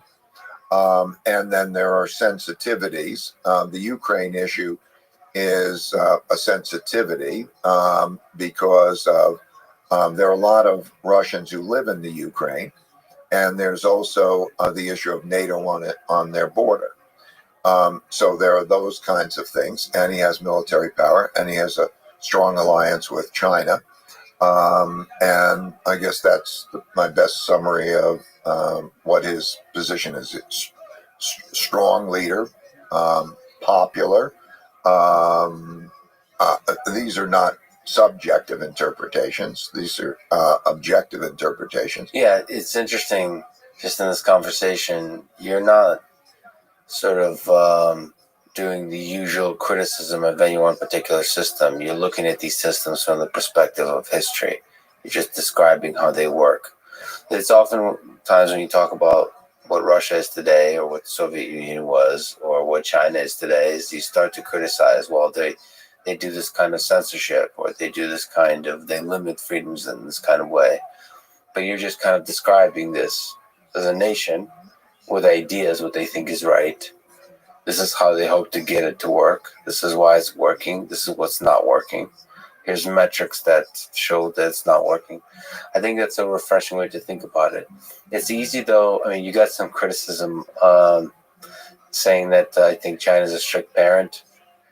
Some people criticize these countries for for violating human rights. I suppose there's some people that criticize the United States for violating human rights.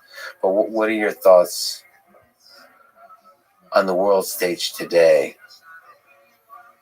about some of the behaviors of these governments in terms of respecting the basic rights of human beings? You described accurately how I just try to look at things in I don't want to impute my values on anybody. I mean, there are intolerable things, so I'm not saying there aren't intolerable things, But one of the great things of being an American here is that I grew up with all different nationalities, having all different points of view and all different religions and all different ways of operating. And I've come to treasure the fact that that is, what's their business is their business. And then the question is, where do you cross the line, under what circumstances, that others have got to do it my way. And then when you do it internationally, the issue of what is a sovereign state, which, as I say in the Peace of Westphalia, and you have borders, and then when do you cross the line? That my way of doing things has got to be their way of doing things, or what are the various rights? And so that's a very delicate question, or a very difficult question. And we all have responsibilities to different parties, and we all have different levels of knowledge about those particular things. So for example, as an international investor, I have a responsibility to my investors. Those who run companies have a responsibility to theirs of how do they run that. So if you're taking Nike or sneakers and so on, and Americans can decide whether they want to buy Chinese products or not buy Chinese products. We are all faced with those types of choices. So you have, what do you want to do in your constituency, and you have your choices. And then beyond that, in many cases, the issues are quite complex, like there are geopolitical questions that enter into it. So, and then I believe that if you disconnect it, if all those entities like myself, the businesses doing business with China, disconnected, I think that would be disastrous, economically disastrous, and it would also be reduce the understanding that comes from working together that helps to reduce wars. And so these are all complicated. So what we do is, and who makes it my opinion matters the most. Why should it be my opinion that matters the most in making that decision? So I largely look at the government guidance that I get not only from my own government, but from the other governments, and I follow the rules. We invest in 40 countries, and we want to do that in the best way to provide the diversified portfolio, and we sort of need that. Every one of those countries has similar complexities. There are always one issue or another, and there's only so much that we really understand about all of those issues, so we rely largely on the guidance that we get. Yeah, you have to empathize and show respect to the culture of the place, the way things are done. You don't necessarily the way you heal relationships between nations is like you said, you work together, and that requires kind of to listen maybe more than you talk. And I think people in the public sphere talk a lot about China without really listening, without understanding much about China. One of the things that makes me really sad, because I know how to speak Russian, and I know how much is lost in translation. It makes me sad that I'll never really get to know the Chinese culture, because I'll never really get to know the language, the literature, just talk to regular people. It's not just the government or officials or scientists, just regular folks, and get the culture. I think if you don't understand the culture, just the basics of human nature, what people love about their country, about their family, what the kind of hopes they have, what kind of values they have. Without that, you're not going to be able to fully connect with them. And you have to do that first to have a chance of building a good world. I couldn't agree with you more. I was very lucky because, as I say, since 1984, so for more than half of my life, I've been going there, and the common people and all sorts of people, and I've got to meet them. I don't speak the language, but a combination of through translators or them speaking English and being in situations. I had my son go to school, a local school, and we developed those kinds of understandings. I think that, but the not wanting to know the other perspective Mhm. is the thing that's most scary. Yeah. Like I'm right now in the middle, and all I want to try to do is to help mutual understanding. You're right. If there were questions probing me, asking me, what is it? I'm not on one side or another. I don't want to be on one side or another. I believe that each has their right within there to approach their different culture in their own way. So many ways. You gave an example. If they're not doing harm to others. I mean, but that issue of trying to understand is so much better. That doesn't mean agree with. If you are wanting to out clever and out compete somebody, it still pays to understand what they're thinking.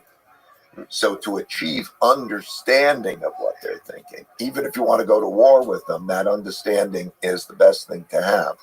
What we have now is a situation in which there's an enemy mentality.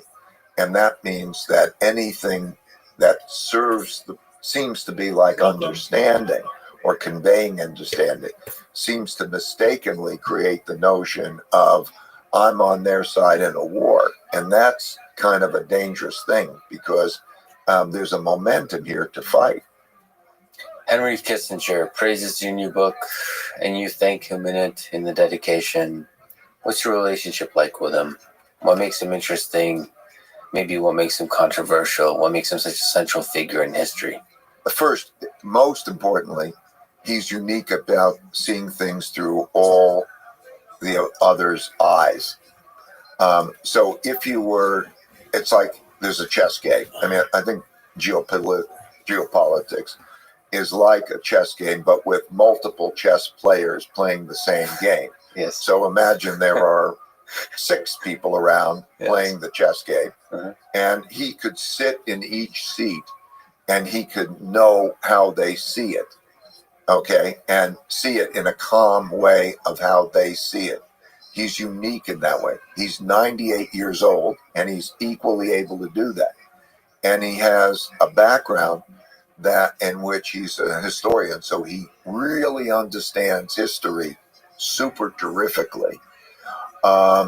He doesn't understand economic history as much, so that's why, to some extent, we enjoy having a conversation because he's interested in the economic piece he doesn't know, and I'm so interested in the geopolitical piece that I don't know as well.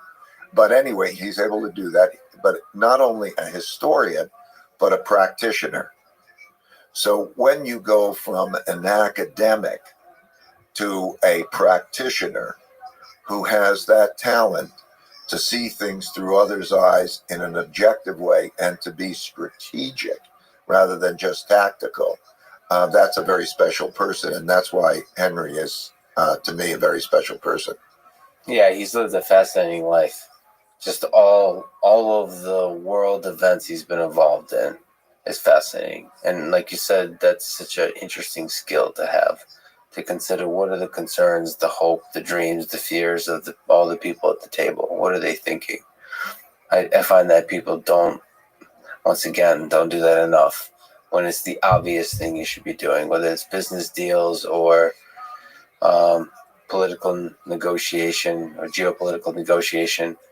I'm often surprised, again, sorry to go to the Russian thing, because I hear sort of like, I hear Putin talk in Russian, and you start to infer certain intentions, and like not the trivial stuff, like the human being. What is that human being hoping for himself, for his country, for his close inner circle, for the bigger, like, and I just see that that's often just lost in translation. I just see like American leaders talking to Putin, and it's just not, there's not a connection. Absolutely. I know exactly what you're talking about. It has never failed that in my listening to a conversation or even reading a speech, and you see then it reported, inevitably the reporter picks some headline characterization that has very little to do with what was really happening, but might be a headline grabber that's some kind of distortion, and there's a lack of understanding of really what's going on. If it's okay, let me ask you a couple questions about cryptocurrency. You've had a few opinions about Bitcoin over the years. What are your thoughts about Bitcoin today? Its role in the global financial system and just in human society in general? Well, the evolution of Bitcoin over the years is one of the things that has influenced changes in my view. It has proven itself something like 10, 11 years ago. Imagine the programming of this, and you throw it out, and that's the idea. It has not been hacked. It has operated. It is built. It has come an amazing way over that 11 years to be maybe probably the most excited topic among a lot of people, and has been used and is now has obtained, the status of having imputed value. At the same time, it is one of those assets that is an alternative money. I think we're entering an era where there's going to be a competition of monies because of the printing of fiat money and the depreciated value.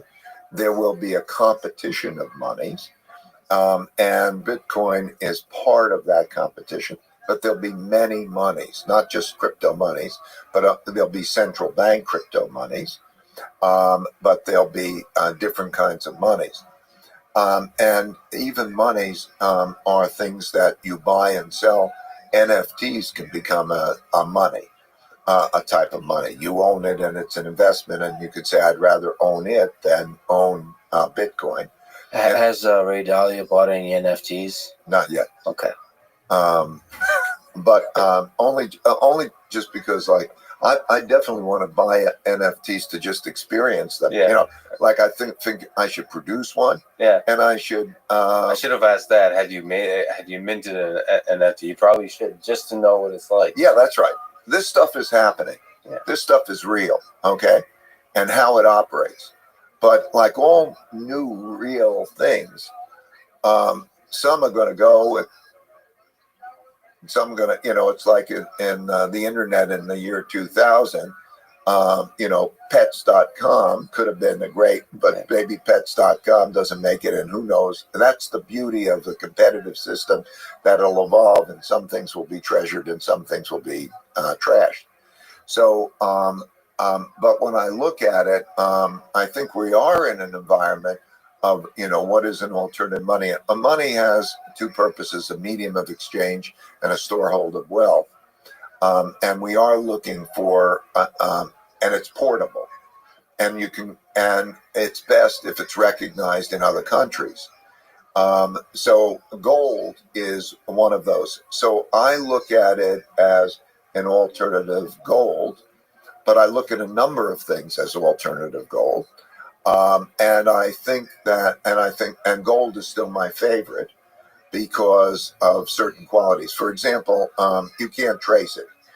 In Bitcoin, you can trace who owns it, where it's going, and so on. Governments can have that ability to trace it and so on. A gold piece of coin, it's not connected. I think not connected has benefits, particularly in a world where maybe connections could be more risky. And then also gold has been, for many thousands of years, universally recognized as a source of money. And central banks, it's the third largest source of money in central bank reserves. And I don't think Bitcoin is going to serve those types of purposes and so on. So for various reasons, I prefer gold to the other, but it's a little bit part of my mix. But then you look at it, it hit, I think, 69,000 this year is the high Bitcoin hit. Do you think it's possible? You mentioned gold. Do you think it's possible it reaches very high numbers, like 1 million, some people talk about? I don't think that's possible, because the way I look at it is there's a certain amount of a certain amount of it, and there's a certain amount of gold. I'll use gold as a benchmark. The amount of it is worth about $1 trillion. Total crypto is about 2.2 trillion. But let's say Bitcoin, it's $1 trillion. If you take the amount of money that is in gold that is not used for jewelry purposes and not used by central banks, and I assume Bitcoin won't be used for jewelry purposes or central bank purposes, that amount in gold is about $5 trillion. So right now, if you were to have a portfolio that has gold and crypto, gold and Bitcoin, it's worth about 20% of the value of gold. Do I think it's going to be worth more than gold in terms of that mix? I don't think it'll be worth more than gold, but let's say it became worth as much as gold. I don't believe it will be. I think that 20% sounds kind of about right. I really don't know what the right answer is. And then there's the question of what is all of that pool of money, that, let's say, gold and gold equivalents relative to everything else. Does it go from, let's call it 6, 7, 8 trillion to 16 trillion? Maybe it could double. It depends what it is in the world environment. But basically, if you use gold as a measure, it just makes no sense that it's going to be used that much more. Am I sure about that? I'm not sure about anything. But logically, it seems to me that there's a limitation on its price in relationship to other things that are like it. Let me ask for your deep financial analysis on a very important issue. I just talked a couple days ago with Elon Musk. He wants to put a literal Dogecoin on the moon. What are your thoughts about Dogecoin? And do you think it'll be the official currency? Maybe reserve currency on the moon and on Mars? My reaction is, that's cute. I remember Elon when he first got his money from PayPal.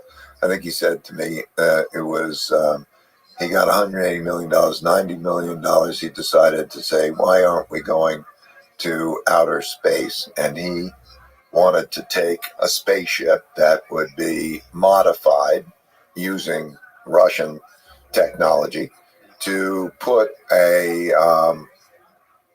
plant and a watering can on the moon, or on Mars, I think it was.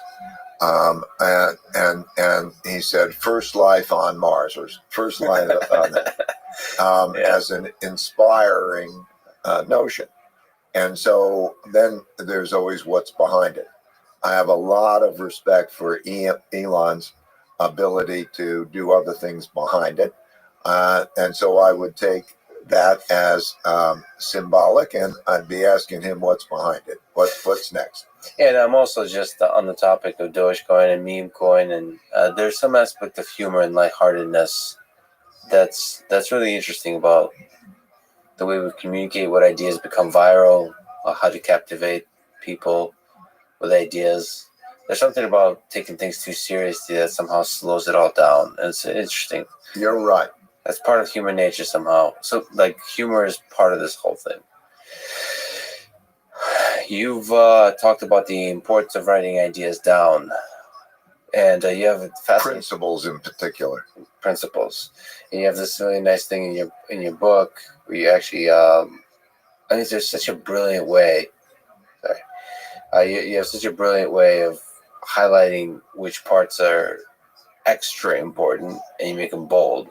That's a brilliant idea. But let me just ask the high-level question of what's a good system for taking notes? Well, I find that almost everything happens over and over again. And we're in the blizzard of these things happening. And what I found is that if I'm making a decision, that after I make the decision usually, or right at the time, if I pause and reflect and I write my principle down, in other words, principle is sort of a recipe. What would I use how would I make that decision, and what are the criteria around it. I find that I make it much more clear. It becomes clearer, and it applies to the next thing that comes along. It'll be that way because everything happens over and over and over again. And I think people make the mistake of looking at just the one like it's the first one. They have, I don't know, they have the first problem of this sort, or the first child, or whatever it is. And this has been happening plenty of times. And so if you have the principles, I found that helped me think more clearly about it, and it helped me communicate better, like why. And so over the years, over the last 30 years or so, that's what I've done. I did it originally to communicate very well with people I work with. I set up my company, and it was very important to have good communication. And then we could debate the principles. And so that's the process. I urge people to do that. There are many excellent decision makers, and I just wish that they wrote down their principles when this sets. So, for example, we talk about Henry Kissinger, and his new book is going to come out with a book on leadership. And don't just describe the leaders. Describe then what about them were the essential elements to make a good leader under what circumstances. And so if we think about that, then you begin to think in a principled way. And then when you start to think in a principled way, life becomes, it's so much easier to make decisions, and it's so much less confusing, because it's like coming up on a species and you say, okay, well, what species is it? Not just another, it's a thing. No, what species is it? And how do I deal with that species effectively? Mm-hmm. And so that's what that is. And so I encourage people to write it down. I wish anybody who's successful wrote down their principles or their recipes for making those types of decisions. So the events of interest here happens over and over and over in similar ways. As you're looking for the patterns and you're defining the process that's right to respond to those patterns, and you call that the principles, and that allows you to deal with the future effectively. So like that codifies the lessons from the past to be able to deal with the future. What advice do you have for young folks today in high school, in college, thinking about how to live a career they can be proud of, or maybe have a life they can be proud of? Know yourself, follow your passion, make your work and passion the same thing, while considering the money part, because money will get you freedom and choice and be able to make that. But if you know yourself, feel the pull, and pursue that passion. And along those lines, by the way, I found that using personality profile tests has been very helpful. I've used those for about 25 years for people to help to understand themselves and understand each other. So I created a free one that is called Principles U. It's online. It's had remarkable, loving people who've taken it, learn about themselves, but also you can put in somebody else and it'll tell you about your relationship with them. That's like 30 minutes is a quick discovery, but the main thing is to understand on your journey, your hero's journey, when you're that you will have mistakes and you will have weaknesses, and to understand those, not fight those, because by understanding mistakes, you will learn not to make mistakes again. I have a principle which is pain plus reflection equals progress. And so that reflection is important, to know yourself, know your pulls, know your weaknesses. And when you also know your weaknesses and the strengths of other people, there are people who have strengths where you're weak and you have strengths where they're weak. And to be able to work well together is the most effective way of achieving success. So, yeah, it's that journey. There's a life arc and there's a journey, and you want to make it the best that you can make it. and it has it's like a video game. It has the challenges and the obstacles and the learning experiences and the temptations and all of that, and the maximizing learning to go where you want to go to achieve the life you want is the most important. That's kind of maybe a long-winded way of saying it, but to learn, I think I'll try to say it simply. There's a 5-step process. Step 1 is know your goals. Know what you're going after. You could have almost anything you want, but you can't have everything you want. And so you have to prioritize, and you move in that direction. On the way to your goals, you're going to encounter your problems and your obstacles. So step 2 is understanding your problems and your obstacles, identify them.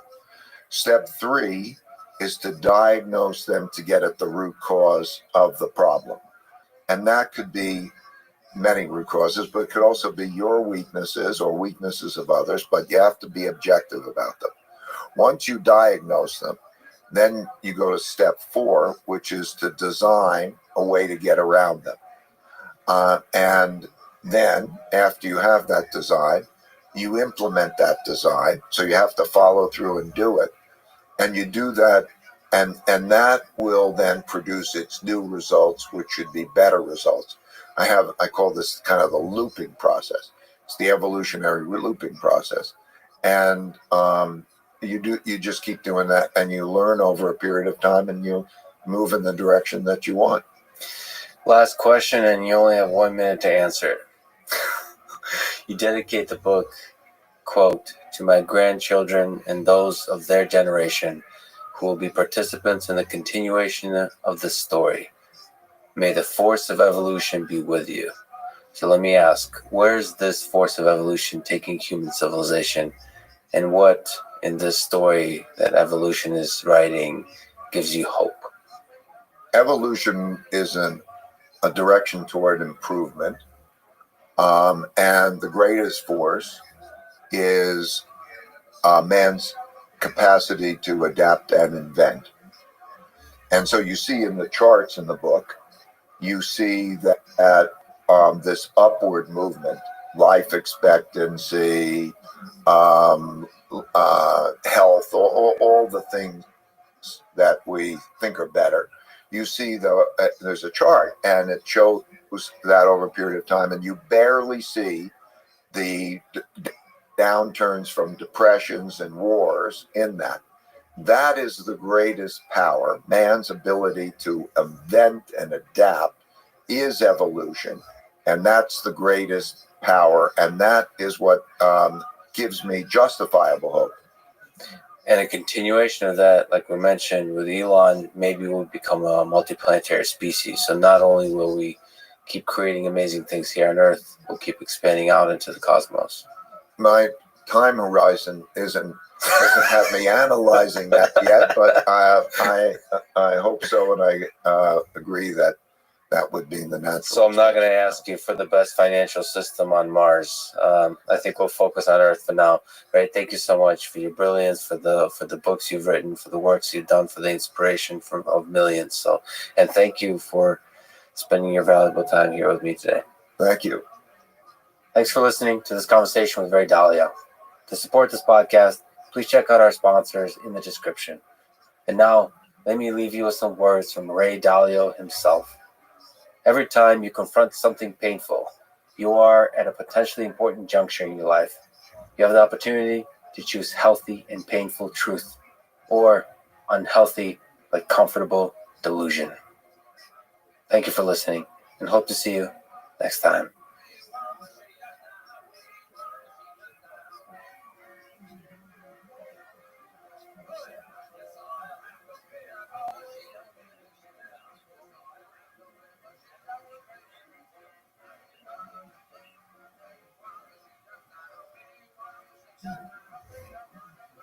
The following is a conversation with Peter Wang, one of the most impactful leaders and developers in the Python community. Former physicist, current philosopher, and someone who many people told me about and praised has a truly special mind that I absolutely should talk to. Recommendations ranging from Travis Oliphant to Eric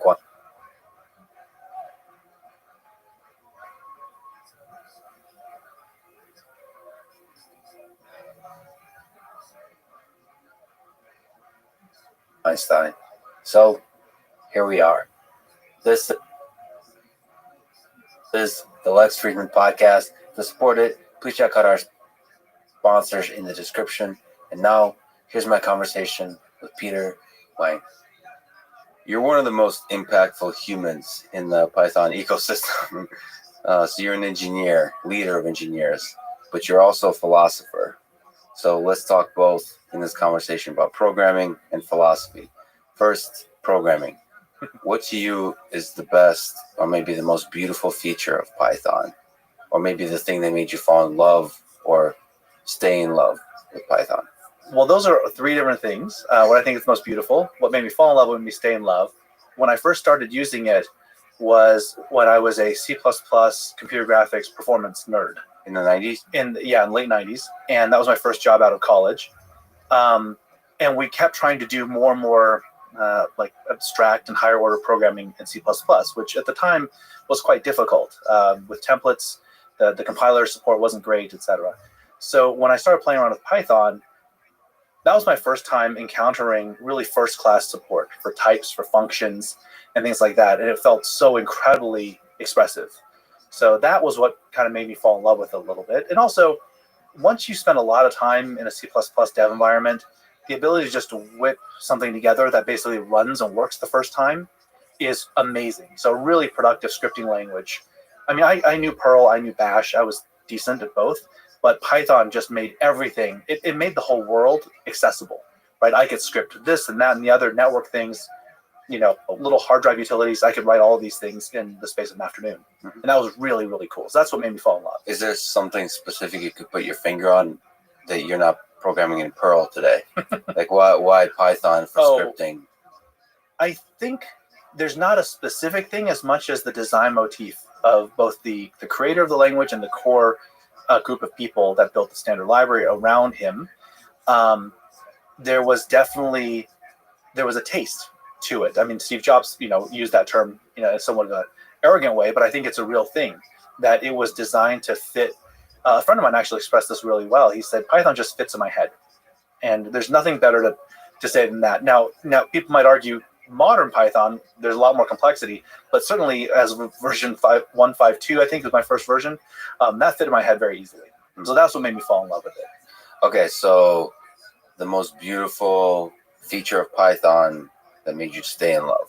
It's like over the years, what has you do a double take, you return too often as a thing that just brings you a smile? I really still like the ability to play with meta classes and express higher order things when I have to create some new object model to model something, right? It's easy for me because I'm pretty expert as a Python programmer. I can easily put all sorts of lovely things together and use properties and decorators and other kinds of things and create something that feels very nice. So that to me, I would say that's tied with the NumPy and vectorization capabilities. I love thinking in terms of the matrices and the vectors and these kind of data structures. So I would say those two are kind of tied. So the elegance of the NumPy data structure, like slicing through the different multidimensional. Yeah, there's just enough things there. It's a very simple, comfortable tool. Just it's easy to reason about what it does when you don't stray too far afield. Can you put your finger on how to design a language such that it fits in your head? Certain things like the colon or the certain notation aspects of Python that just kind of work. Is it something you have to kind of write out on paper, look and say it's just right? Is it a taste thing or is there a systematic process? What's your sense? I think it's more of a taste thing. But one thing that should be said is that you have to pick your audience, right? So the better defined the user audience is or the users are, the easier it is to build something that fits in their minds because their needs will be more compact and coherent. It is possible to find a projection, right? A compact projection for their needs. The more diverse the user base, the harder that is. Yeah. And so as Python has grown in popularity, that's also naturally created more complexity as people try to design any given thing. There will be multiple valid opinions about a particular design approach. And so I do think that's the downside of popularity. It's almost an intrinsic aspect of the complexity of the problem. Well, at the very beginning, aren't you an audience of one? Aren't all the greatest projects in history were just solving a problem that you yourself had? Well, so Clay Shirky, in his book on crowdsourcing, or his kind of thoughts on crowdsourcing, he identifies the first step of crowdsourcing is me first collaboration. You first have to make something that works well for yourself. Yeah. It's very telling that when you look at all of the impactful big projects, well, they're fundamental projects now in the SciPy and PyData ecosystem, they all started with the people in the domain trying to scratch their own itch. And the whole idea of scratching your own itch is something that the open source or the free software world has known for a long time. But in the scientific computing areas, these are assistant professors or electrical engineering grad students. They didn't have really a lot of programming skill necessarily, but Python was just good enough for them to put something together that fit in their domain, right? So it's almost like it's a necessity is the mother of invention aspect. And also it was a really harsh filter for utility and compactness and expressiveness. Like, it was too hard to use, then they wouldn't have built it because there was just too much trouble, right? It was a side project for them. And also necessity creates a kind of deadline. It seems like a lot of these projects are quickly thrown together in the first step. And that, even though it's flawed, that just seems to work well for software projects. Well, it does work well for software projects in general. And in this particular space, one of my colleagues, Stan Sieber, identified this, that all the projects in the SciPy ecosystem, if we just rattle them off, there's NumPy, there's SciPy, built by different collaborations of people, although Travis is the heart of both of them. But NumPy coming from Numeric and NumRay, these are different people. And then you've got Pandas, you've got Jupyter or IPython, there's Matplotlib, there's just so many others that I'm, not going to do justice if I try to name them all. But all of them are actually different people. And as they rolled out their projects, the fact that they had limited resources meant that they were humble about scope. A great famous hacker, Jamie Zawiski, once said that every geek's dream is to build the ultimate middleware, right? And the thing is, with these scientists turned programmers, they had no such dream. They were just trying to write something that was a little bit better for what they needed, the MATLAB, and they were going to leverage what everyone else had built. So naturally, almost in kind of this annealing process or whatever, we built a very modular cover of the basic needs of a scientific computing library. If you look at the whole human story, how much of a leap is it? We've developed all kinds of languages, all kinds of methodologies for communication. It just kind of like grew this collective intelligence. Civilization grew, it expanded, we wrote a bunch of books, and now we tweet. How big of a leap is programming, if programming is yet another language? Is it just a nice little trick that's temporary in our human history, or is it like a big leap in the almost us becoming another organism at a higher level of abstraction, something else? I think the act of programming or using grammatical constructions of some underlying primitives, that is something that humans do learn, but every human learns this. Anyone who can speak learns how to do this. What makes programming different has been that up to this point, when we try to give instructions to computing systems, all of our computers, well, actually, this is not quite true, but I'll first say it and then I'll tell you why it's not true. But for the most part, we can think of computers as being these iterated systems. Yeah. So when we program, we're giving very precise instructions to iterated systems that then run at incomprehensible speed and run those instructions. In my experience, some people are just better equipped to model systematic iterated systems, iterated systems in their head. Some people are really good at that and other people are not. And so when you have, like, for instance, sometimes people have tried to build systems that make programming easier by making it visual, drag and drop. And the issue is you can have a drag and drop thing, but once you start having to iterate the system with conditional logic, handling case statements and branch statements and all these other things, the visual drag and drop part doesn't save you anything. you still have to reason about this giant iterated system with all these different conditions around it. That's the hard part, right? So handling iterated logic, that's the hard part. The languages we use then emerge to give us ability and capability over these things. Now, the one exception to this rule, of course, is the most popular programming system in the world, which is Excel, which is a data flow and a data-driven, immediate mode, data transformation-oriented programming system. And it's actually not an accident that that system is the most popular programming system, because it's so accessible to a much broader group of people. I do think as we build future computing systems, you're actually already seeing this a little bit. It's much more about composition of modular blocks. They themselves actually maintain all their internal state, and the interfaces between them are well-defined data schemas. And so to stitch these things together using like IFTTT or Zapier or any of these kind of, I would say compositional scripting kinds of things. I mean, HyperCard was also a little bit in this vein. That's much more accessible to most people. It's really that implicit state that's so hard for people to track. Yeah, okay, so that's modular stuff, but there's also an aspect where you're standing on the shoulders of giants. So you're building like higher and higher levels of abstraction. That you do that a little bit with language. So with language, you develop sort of ideas, philosophies from Plato and so on, and then you kind of leverage those philosophies as you try to have deeper and deeper conversation. But with programming, it seems like you can build much more complicated systems. Like without knowing how everything works, you can build on top of the work of others. And it seems like you're developing more and more sophisticated expressions, ability to express ideas in a computational space. I think it's worth pondering the difference here between complexity and complication.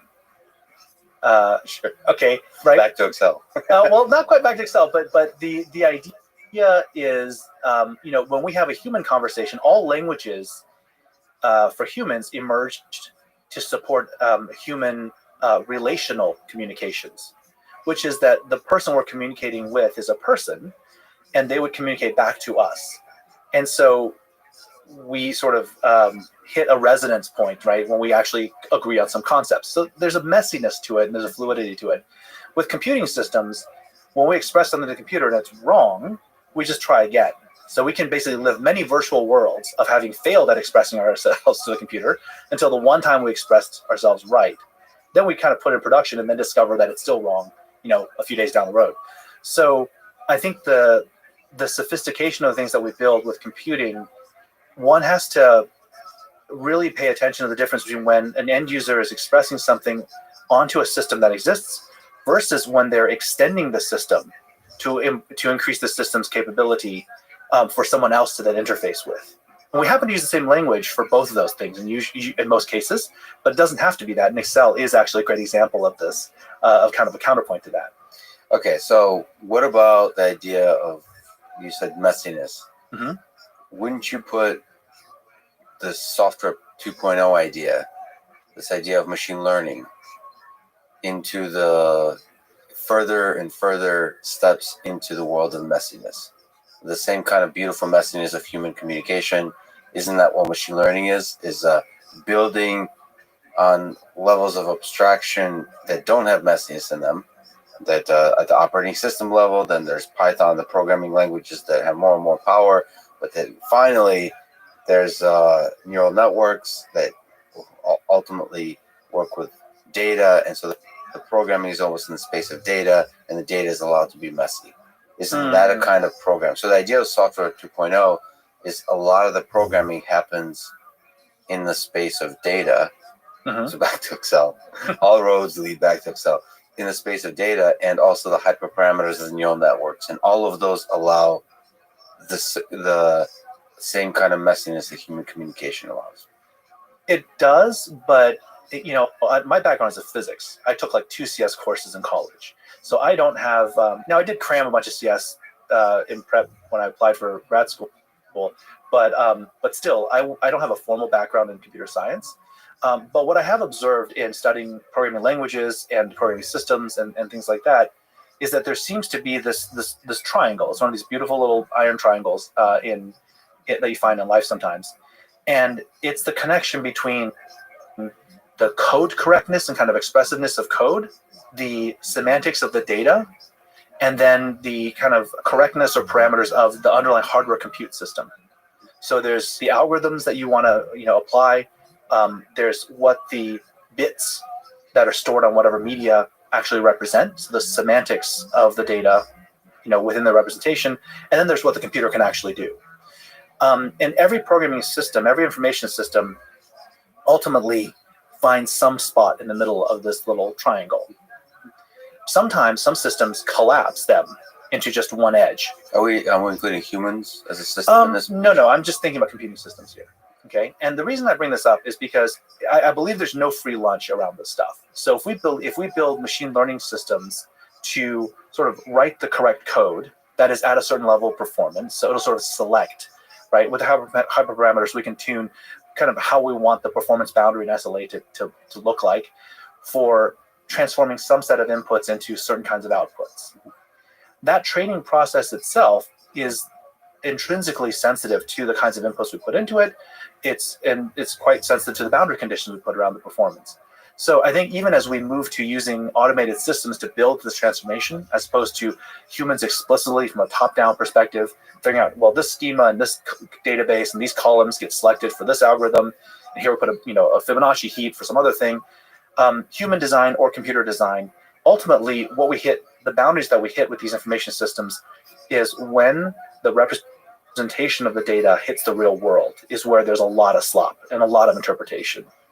And that's where actually I think a lot of the work will go in the future, is actually understanding kind of how to better, in the view of these live data systems, how to better encode the semantics of the world for those things. It'll be less about the details of how we write a particular SQL query. Okay, but given the semantics of the real world and the messiness of that, what does the word correctness mean when you're talking about code? Mm-hmm. There's a lot of dimensions to correctness. Historically, and this is one of the reasons I say that we're coming to the end of the era of software, because for the last 40 years or so, software correctness was really defined about functional correctness. I write a function, it's got some inputs, does it produce the right outputs? If so, then I can turn it on, hook it up to the live database, and it goes. And more now in fact, I think the broad between machine learning system or modern data-driven system versus classical software systems is that the values of the input actually have to be considered with the function together to say this whole thing is correct or not. And usually there's a performance SLA as well. Like, did it actually finish making What's SLA? Sorry, service level agreement. So it has to return within some time. You have a 10 millisecond time budget to return a prediction of this level of accuracy, right? So these are things that were not traditionally in most business computing systems for the last 20 years at all. People didn't think about it. But now we have value dependence on functional correctness. So that question of correctness is becoming a bigger and bigger question. What does that map to the end of software? We've thought about software as just this thing that you can do in isolation with some test trial inputs and in a very very sort of sandboxed environment. And we can quantify how does it scale, how does it perform, how many nodes do we need to allocate if we want to scale this many inputs. When we start turning this stuff into prediction systems, real cybernetic systems, you're going to find scenarios where you get inputs that you're going to want to spend a little more time thinking about. You're going to find inputs that it's not clear what you should do, right? So then the software has a varying amount of runtime and correctness with regard to input. And that is a different kind of system altogether. Now it's a full-on cybernetic system. It's a next generation information system that is not like traditional software systems. Can you maybe describe what is a cybernetic system? Do you include humans in that picture? So is a human in the loop kind of complex mess of the whole kind of interactivity of software with the real world, or is this something more concrete? Well, when I say cybernetic, I really do mean that the software itself is closing the observe, orient, decide, act loop by itself. So humans being out of the loop is in fact what, for me, makes it a cybernetic system. And so humans are out of that loop. When humans are out of the loop, when the machine is actually sort of deciding on its own what it should do next to get more information, that makes it a cybernetic system. So we're just at the dawn of this, right? I think everyone talking about ML/AI, it's great, but really the thing we should be talking about is when we really enter the cybernetic era, and all of the questions of ethics and governance and all correctness and all these things, they really are the most important question. Okay, can we just linger on this? What Sure. does it mean for the human to be out of the loop in a cybernetic system? Because isn't the cybernetic system that's ultimately accomplishing some kind of purpose that at the bottom, the turtles all the way down at the bottom turtle is a human. Well, the human may have set some criteria, but the human wasn't precise. So, for instance, I just read the other day that earlier this year, or maybe it was last year at some point, the Libyan army, I think, sent out some automated killer drones with explosives. And there was no human in the loop at that point. They basically put them in a geofenced area, said find any moving target, like a truck or vehicle that looks like this, and boom. That's not a human in the loop, right? So increasingly, the less human there is in the loop, the more concerned you are about these kinds of systems, because there's unintended consequences. Like less, the original designer and engineer of the system is able to predict. Even one with good intent is able to predict the consequences of such a system. That's right. There are some software systems, right, that run without humans in the loop that are quite complex, and that's like the electronic markets. And we get flash crashes all the time. We get, in the heyday of high frequency trading, there was a lot of market microstructure, people doing all sorts of weird stuff that the market designers had never really thought about, contemplated, or intended. So when we run these full-on systems with these automated trading bots, now they become automated, killer drones, and then all sorts of other stuff. That's what I mean by we're at the dawn of the cybernetic era and the end of the era of just pure software. Are you more concerned if you're thinking about cybernetic systems, or even like self-replicating systems, so systems that aren't just doing a particular task, but are able to sort of multiply and scale in some dimension, in the digital or even the physical world? Are you more concerned about like the lobster being boiled, so a gradual, with us not noticing, collapse of civilization, or a big explosion? It's like, oops, kind of a big thing where everyone notices, but it's too late. I think that it will be a different experience for different people. I do share a common point of view with some of the climate, people who are concerned about climate change and just the big existential risks that we have. But unlike a lot of people who share my level of concern, I think the collapse will not be quite so dramatic as some of them think. And what I mean is that I think that for certain tiers of, let's say, economic class or certain locations in the world, people will experience dramatic collapse scenarios. But for a lot of people, especially in the developed world, the realities of collapse will be managed. There will be narrative management around it so that they essentially insulate, the middle class will be used to insulate the upper class from the pitchforks and the flaming torches and everything. It's interesting because so my specific question wasn't as general. My question was more about cybernetic systems, software. Okay. It's interesting, but it would nevertheless perhaps be about class. So the effect of algorithms might affect certain classes more than others. Absolutely. I was more thinking about whether it's social media algorithms or actual robots. Is there going to be a gradual effect on us where we wake up one day and don't recognize the humans we are? Or is it something truly dramatic where there's, like a meltdown of a nuclear reactor kind of thing, Chernobyl, like catastrophic events that are almost bugs in a program that scaled itself too quickly? Yeah, I'm not as concerned about the visible stuff. And the reason is because the big visible explosions, this is something I said about social media, is that, at least with nuclear weapons, when a nuke goes off, you can see it and you're like, well, that's really, wow, that's kind of bad, right? Oppenheimer was reciting the Bhagavad Gita, right, when he saw one of those things go off. So we can see nukes are really bad. He's not reciting anything about Twitter. Well, but then when you have social media, when you have all these different things that conspire to create a layer of virtual experience for people that alienates them from reality and from each other, that's very pernicious. It's impossible to see, right? And it kind of slowly gets in there. So you've written about this idea of virtuality on this topic, which you define as the subjective phenomenon of knowingly engaging with virtual sensation and perception and suspending or forgetting the context that it's simulacrum. So let me ask, what is real? Is there a hard line between reality and virtuality? Like perception drifts from some kind of physical reality. Mhm. We have to kind of have a sense of what is the line as to we've gone too far. Right. For me, it's not about any hard line about physical reality as much as a simple question of does the particular technology help people connect in a more integral way with other people, with their environment, with all of the full spectrum of things around them. So it's less about, oh, this is a virtual thing and this is a hard real thing, more about when we create virtual representations of the real things, always some things are lost in translation. Usually many dimensions are lost in translation, right? We're now coming to almost 2 years of COVID, people on Zoom all the time. You know, it's different when you meet somebody in person than when you see them on. I've seen you on YouTube lots, right? But the seeing in person is very different. And so I think when we engage in virtual experiences all the time, and we only do that, there is absolutely a level of embodiment. There's a level of embodied experience and participatory interaction that is lost.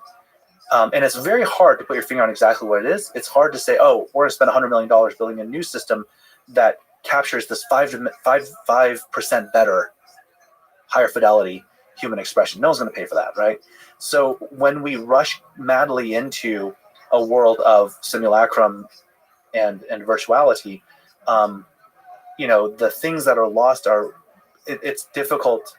Once everyone moves there, it can be hard to look back and see what we've lost. So is it irrecoverably lost, or rather, when you put it all on the table, is it possible for more to be gained than is lost? If you look at video games, they create virtual experiences that are surreal and can bring joy to a lot of people, can connect a lot of people, and can get people to talk a lot of trash. So it can bring out the best and the worst in people. So is it possible to have a future world where the pros outweigh the cons?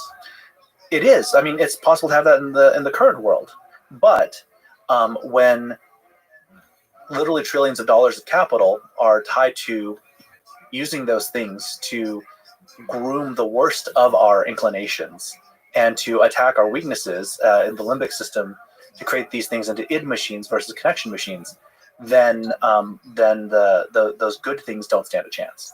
Can you make a lot of money by building connection machines? Is it possible, do you think, to bring out the best in human nature, to create fulfilling connections and relationships in the digital world and make a shit ton of money? If I figure it out, I'll let you know.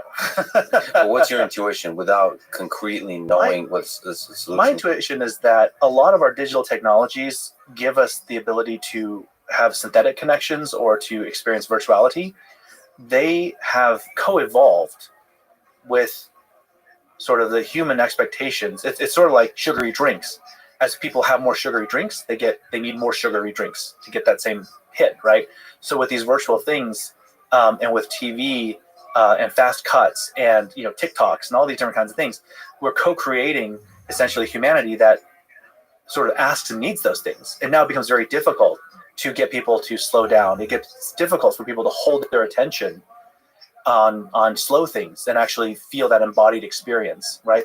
So mindfulness now more than ever is so important in schools and as a therapy technique for people, because our environment has been accelerated. And McLuhan actually talks about this in the electric environment of the television, and that was before TikTok and before front-facing cameras. So I think for me, the concern is that it's not like we can ever switch to doing something better, but more of the humans and technology, they're not independent of each other.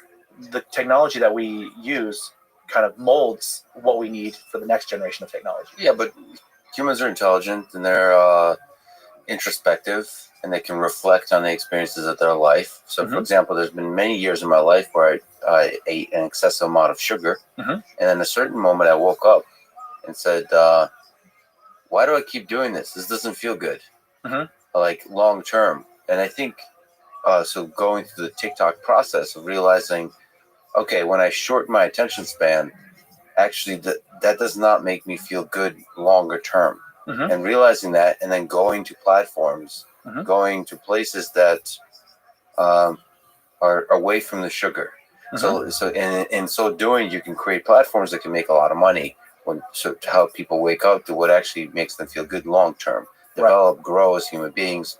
And it just feels like humans are more intelligent than mice looking for cheese. They're able to sort of think. I mean, we can contemplate our own mortality. We can contemplate things like long-term love, and we can have a long-term fear of certain things like mortality. We can contemplate whether the experiences, the drugs of daily life that we've been partaking in is making us happier, better people. And then once we contemplate that, we can make financial decisions in using services and paying for services that are making us better people. So it just seems that we're in the very first stages of social networks that just were able to make a lot of money really quickly. Mhm. But in bringing out sometimes the bad parts of human nature, they didn't destroy humans. They just fed everybody a lot of sugar. And now everyone's going to wake up and say, hey, we're going to start having like sugar-free social media. Right. Right. Well, there's a lot to unpack there. I think some people certainly have the capacity for that. And I certainly think, I mean, it's very interesting, even the way you said it. You woke up one day and you thought, well, this doesn't feel very good. Yeah. Well, that's still your limbic system saying this doesn't feel very good. Right. You have a cat brain's worth of neurons around your gut. Right. And so maybe that saturated and that was telling you, hey, this isn't good.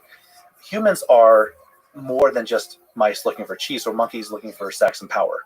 Right. So let's slow down. Now now a lot of people would argue with you on that one, but yes. Well, we're more than just that, but we're at least that, and we're very, very seldom not that.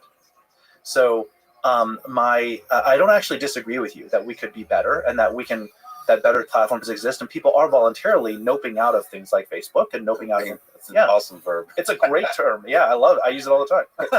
You're welcome. Have to nope out of that. I want to nope out of that, right? It's going to be a hard pass, and that's great.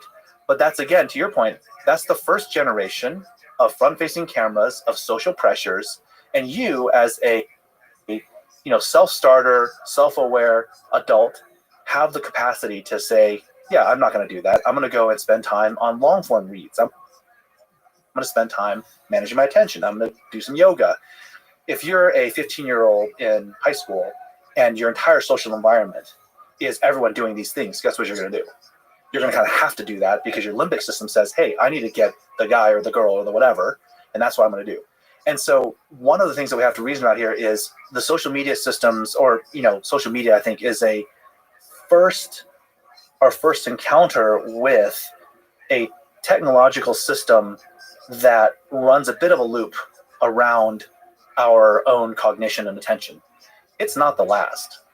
It's far from the last. And it gets to the heart of some of the philosophical Achilles heel of the Western philosophical system, which is each person gets to make their own determination. Each person is an individual that's sacrosanct in their agency and their sovereignty and all these things.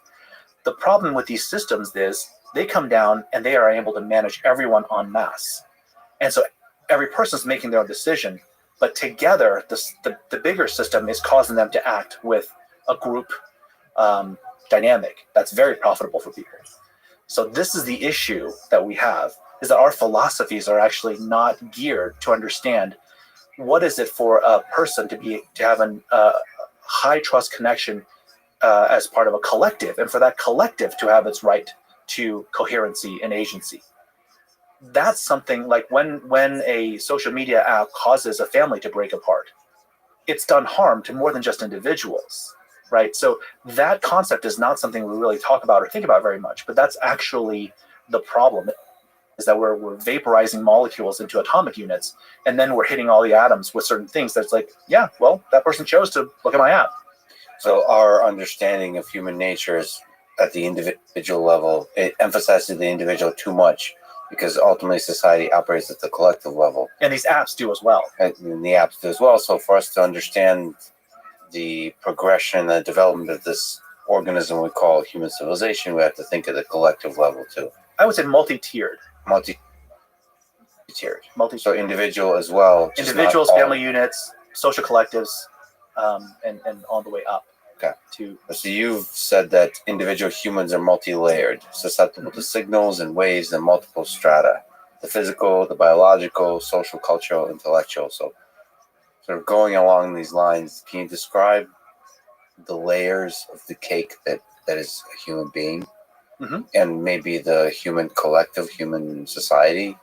So I'm just stealing wholesale here from Robert Pirsig, who is the author of Zen and the Art of Motorcycle Maintenance. And in his follow-on book, has a sequel to it called Lila. He goes into this in a little bit more detail, but it's a crude approach to thinking about people, but I think it's still an advancement over traditional subject-object metaphysics, where we look at people as a dualist would say, well, is your mind, your consciousness, is that just merely the matter that's in your brain, or is there something kind of more beyond that? And they would say, yes, there's a soul, sort of ineffable soul beyond just merely the physical body, right? And then, and I'm not one of those people, right? I think that we don't have to draw a line between are things only this or only that. Collectives of things can emerge structures and patterns that are just as real as the underlying pieces, but they're transcendent, but they're still of the underlying pieces. So your body is this way. I mean, we just know physically you consist of atoms and whatnot, and then the atoms are arranged into molecules, which then arrange into certain kinds of structures that seem to have a homeostasis to them. We call them cells, and those cells form, sort of biological structures. Those biological structures give your body its physical ability and the biological ability to consume energy and to maintain homeostasis. But humans are social animals. I mean, a human by themselves is not very long for the world. So we also, part of our biology is wired to connect to other people, to, from the mirror neurons to our language centers and all these other things. So we are intrinsically, there's a part of us that wants to be part of a thing. If we're around other people, not saying a word, but they're just up and down, jumping and dancing, laughing, we're going to feel better. Right. And there was no exchange of physical anything. They didn't give us like 5 atoms of happiness. Right. But there's an induction in our own sense of self that is at that social level. And then beyond that, Pirsig puts the intellectual level kind of one level higher than social. I think they're actually more intertwined than that. But the intellectual level is the level of pure ideas, that you are a vessel for memes. You're a vessel for philosophies. You will conduct yourself in a particular way. I mean, I think part of this is, if we think about it from a physics perspective, you're not, there's the joke that physicists like to approximate things. And we'll say, well, approximate a spherical cow, right? You're not a spherical cow. You're not a spherical human. You're a messy human. And we can't even say what the dynamics of your emotion will be unless we analyze all 4 of these layers, right? If you're Muslim at a certain time of day, guess what? You're going to be on the ground kneeling and praying, right? And that has nothing to do with your biological need to get on the ground or physics of gravity. It is an intellectual drive that you have. It's a cultural phenomenon and an intellectual belief that you carry. So that's what the 4-layered stack is all about. It's that a person is not only one of these things. They're all of these things at the same time. It's a superposition of dynamics that run through us that make us who we are. So no layer is special. Not so much no layer is special. Each layer is just different. But we are. Each layer gets the participation trophy. Each layer is a part of what you are. You are a layer cake, right, of all these things. And if we try to deny, right, so many philosophies do try to deny the reality of some of these things, right? Some people will say, well, we're only atoms. Well, we're not only atoms, because there's a lot of other things that are only atoms. I can reduce a human being to a bunch of soup, and they're not the same thing, even though it's the same atoms. So I think the order and the patterns that emerge within humans, to understand, to really think about what a next generation of philosophy would look like, that would allow us to reason about extending humans into the digital realm, or to interact with autonomous intelligences that are not biological in nature. We really need to appreciate what human beings actually are is the superposition of these different layers. You mentioned consciousness. Are each of these layers of cake conscious? Is consciousness a particular quality of one of the layers? Is there like a spike if you have a consciousness detector at these layers? Or is something that just permeates all of these layers and just takes different form? I believe what humans experience as consciousness is something that sits on a gradient scale of a general principle in the universe that seems to look for order and reach for order when there's an excess of energy. It would be odd to say a proton is alive, right? It'd be odd to say like this particular atom or molecule of hydrogen gas is alive, but there's certainly something we can make assemblages of these things that have autopoietic aspects to them, that will create structures, that will, crystalline solids will form very interesting and beautiful structures. This gets kind of into weird mathematical territories. You start thinking about Penrose and Game of Life stuff, about the generativity and math itself, like the hyperreal numbers, things like that. But without going down that rabbit hole, I would say that there seems to be a tendency in the world that when there is excess energy, things will structure and pattern themselves. And they will then actually furthermore try to create an environment that furthers their continued stability. It's the concept of externalized extended phenotype or niche construction. So this is ultimately what leads to certain kinds of amino acids forming certain kinds of structures and so on and so forth until you get the ladder of life. So what we experience as consciousness, no, I don't think cells are conscious at that level. But is there something beyond mere equilibrium state biology and chemistry and biochemistry that drives what makes things work? I think there is. So Adrian Pajan has this constructal law. There's other things you look at when you look at the life sciences and you look at any kind of statistical physics and statistical mechanics. When you look at things far out of equilibrium, when you have excess energy, what happens then? Life doesn't just make a hotter pursuit. It starts making structure. There's something there. The poetry of reaches for order when there's an excess of energy. Mm-hmm. Because you brought up Game of Life. You did it. I love linger on that for a bit. So cellular automata, I guess, is or Game of Life is a very simple example of reaching for order when there's an excess of energy, or reaching for order and somehow creating complexity. Within like this explosion of just turmoil, somehow trying to construct structures, and in so doing, create very elaborate organism-looking type things. Mm-hmm.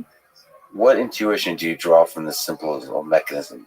Well, I like to turn that around on its head and look at it as, what if every single one of the patterns created life, or created, not life, but created interesting patterns? Because some of them don't, and sometimes you make cool gliders, and other times you start with certain things and you make gliders and other things that then construct like and gates and not gates, right? And you build computers on them.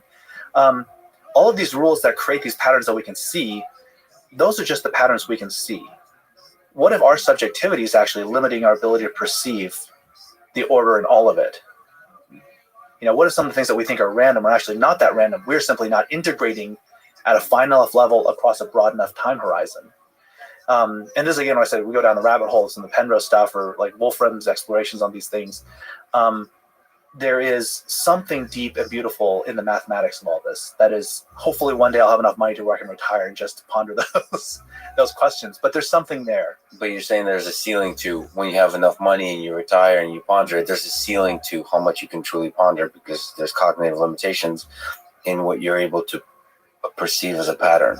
Yeah. So, and maybe mathematics extends your perception capabilities, but it's still finite. It's just like, yeah, the mathematics we use is the mathematics that can fit in our head. Yeah. Did God really create the integers? Or did God create all of it, and we just happen at this point in time to be able to perceive integers? Well, he just did the positive in it. She, I think, she created all of it. And then we... she just created the natural numbers, and then we screwed it all up with zero and the negatives. Okay. But we did. We created mathematical operations so that we can have iterated steps to approach bigger problems, right? I mean, the entire point of the Arabic numeral system, and it's a rubric for mapping a certain set of operations and folding them into a simple little expression. But that's just the operations that we can fit in our heads. There are many other operations besides, right? The thing that worries me the most about aliens and humans is that the aliens are all around us, and we're too dumb Yeah. to see them. Oh, certainly. Yeah. Or life, let's say just life of all kinds of forms or organisms. You know what? Just even the intelligence of organisms Mm-hmm. is imperceptible to us because we're too dumb and self-centered. That word. Well, we're looking for a particular kind of thing. Yeah. When I was at Cornell, I had a lovely professor of Asian religions, Jane Marie Law, and she would tell this story about a musician, a Western musician who went to Japan, and he taught classical music and could play all sorts of instruments. He went to Japan, and he would ask people. He would basically be looking for things in the style of Western, chromatic scale and these kinds of things, and then finding none of it, he would say, well, there's really no music in Japan, but they're using a different scale. They're playing different kinds of instruments, right? The same thing she was using as sort of a metaphor for religion as well. And in the West, we center a lot of religion, certainly the religions of Abraham, we center them around belief. And in the East, it's more about practice, right? Spirituality and practice rather than belief. So anyway, the point is here, to your point, life, I think so many people are so fixated on certain aspects of self-replication or homeostasis or whatever. But if we kind of broaden and generalize this thing of things reaching for order, under which conditions can they then create an environment that sustains that order, that allows them, the invention of death is an interesting thing. There are some organisms on Earth that are thousands of years old, and it's not like they're incredibly complex. They're actually simpler than the cells that comprise us, but they never die. So at some point, death was invented, somewhere along the eukaryotic scale. I mean, even protists, right? There's death. And why is that? Along with the sexual reproduction, right? There is something about the renewal process, something about the ability to respond to a changing environment where it just becomes, just killing off the old generation and letting new generations try seems to be the best way to fit into the niche. Human historian seems to write about wheels and fire as the greatest inventions, but it seems like death and sex are pretty good, and they're kind of essential inventions at the very beginning. At the very beginning, yeah. Well, we didn't invent them, right? You didn't invent them. I see us as one. You, particular Homo sapien, did not invent them, but we together. It's a team project, just like you're saying. I think the greatest Homo sapien invention is collaboration. So when you say collaboration, mm-hmm. Peter, where do ideas come from, and how do they take hold in society? Is that the nature of collaboration? Is that the basic atom of collaboration? Is ideas? It's not ideas, but it's not only ideas. There's a book I just started reading called Death from a Distance. Have you heard of this? No. It's a really fascinating thesis, which is that humans are the only conspecific, the only species that can kill other members of the species from range. And maybe there's a few exceptions, but if you look in the animal world, you see like pronghorns butting heads, right? You see the alpha lion and the beta lion, and they take each other down. Humans, we develop the ability to chuck rocks at each other, and at prey, but also at each other.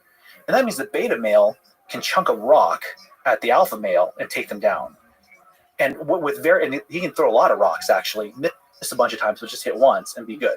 So this ability to actually kill members of our own species from range without a threat of harm to ourselves created essentially mutually assured destruction, where we had to evolve cooperation. If we didn't, then if we just continue to try to do like, I'm the biggest monkey in the tribe and I'm going to, own this tribe and you have to go. If we do it that way, then those tribes basically failed. And the tribes that persisted and that have now given rise to the modern Homo sapiens are the ones where respecting the fact that we can kill each other from range without harm, like there's an asymmetric ability to snipe the leader from range, that meant that we sort of had to learn how to cooperate with each other. Right? Come back here. Don't throw that rock at me. Let's talk our differences out. So violence is also part of collaboration. The threat of violence, let's say. Well, the recognition, maybe the better way to put it, is the recognition that we have more to gain by working together than the prisoner's dilemma of both of us defecting. So mutually assured destruction in all its forms is part of this idea of collaboration.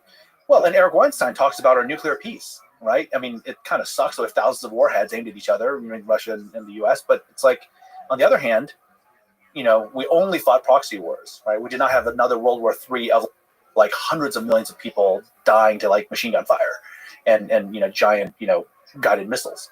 So the original nuclear weapon is a rock that we learned how to throw, essentially. The original scope of the world for any human being was their little tribe. I would say it still is for the most part. Eric Weinstein speaks very highly of you, which was very surprising to me at first because I didn't know there's this depth to you, because I knew you as an amazing leader of engineers and an engineer yourself and so on. So it's fascinating. Maybe just as a comment, a side tangent that we can take. What's your nature of your friendship with Eric Weinstein? How did such two interesting paths cross? Is it your origins in physics? Is it your interest in philosophy and the ideas of how the world works? What is it? It's very random. It's Eric found me. He actually found Travis and I. Travis Oliphant. Yeah, we were both working at a company called Enthought back in the mid 2000s, and we were doing a lot of consulting around scientific Python. And we'd made some tools, and Eric was trying to use some of these Python tools to visualize. They had a fiber bundle approach to modeling certain aspects of economics. He was doing this, and that's how he kind of got in touch with us. And so this was in the early. This was in the mid 2000s, 07 timeframe, 06, 07. Eric Weinstein trying to use Python, right, to visualize fiber bundles, using some of the tools that we built in the open source. That's somehow entertaining to me. It's the thought of that. It's really funny. But then, we met with him a couple of times. A really interesting guy. And then in the wake of the 07-08 kind of financial collapse, he helped organize with Lee Smolin a symposium at the Perimeter Institute about, clearly, big finance can't be trusted. Government's in its pockets with regulatory capture. What the F do we do? And all sorts of people. Nassim Taleb was there, and Andy Lowe from MIT was there, and Bill Janeway. I mean, just a lot of top billing people were there.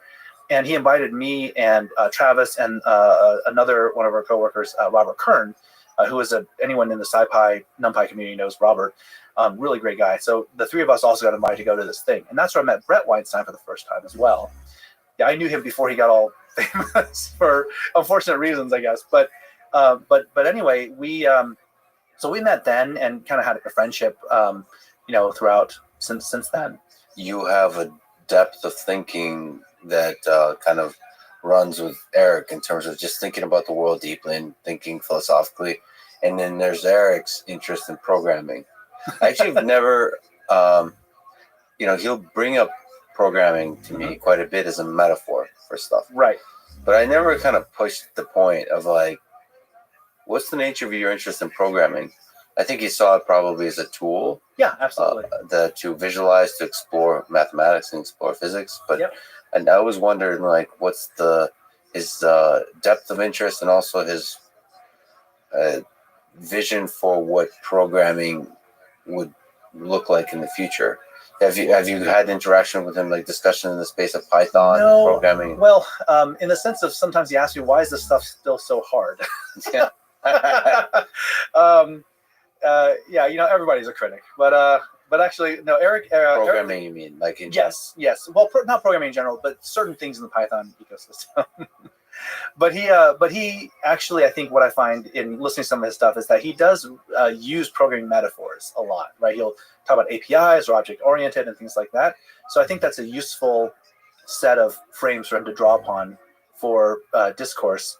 I haven't pair programmed with him in a very long time. You've previously pair coded with trying to help put together some of the visualizations around these things, but it's been a very not really pair program, but even looked at his code, right? I mean, how legendary would be is that Git repo with Peter Wang and Eric Weinstein. Well, honestly, Robert Kern did all the heavy lifting, so I have to give credit where credit is due. Robert is the silent but incredibly deep, quiet, not silent, but quiet but incredibly deep individual at the heart of a lot of those things that Eric was trying to do. But we did have, as Travis and I were starting our company in 2012 timeframe, we went to New York. Eric was still in New York at the time. He hadn't moved to, this was before he joined Teal Capital. We just had a steak dinner somewhere. I think it was Keen's, I don't know, somewhere in New York. So it's me, Travis, Eric, and then Wes McKinney, the creative pandas, and then Wes's then business partner, Adam. The five of us sat around having this just a hilarious time, amazing dinner. I forget what all we talked about, but it was one of those conversations which I wish as soon as COVID is over, maybe Eric and I can sit down, recreate it somewhere in LA, or maybe he comes here because a lot of cool people are here in Austin, right? Exactly. Yeah, we're all here. He should come here. Come here. Yeah. So he uses the metaphor source code sometimes to talk about physics. We figure out our own source code. So you with a physics background and somebody who's quite a bit of an expert in source code, do you think we'll ever figure out our own source code in the way that Eric means? Do you think we'll figure out the nature of we're constantly working on that problem. I mean, I think we'll make more and more progress. For me, there's some things I don't really doubt too much. Like, I don't really doubt that one day we will create a synthetic, maybe not fully in silicon, but a synthetic approach to cognition that rivals the biological 20-watt computers in our heads. What's cognition here? Cognition, which aspect? Perception, attention, memory, recall, asking better questions. That for me is a measure of intelligence. Doesn't Roomba vacuum cleaner already do that? Or do you mean, it doesn't ask questions? I mean, no.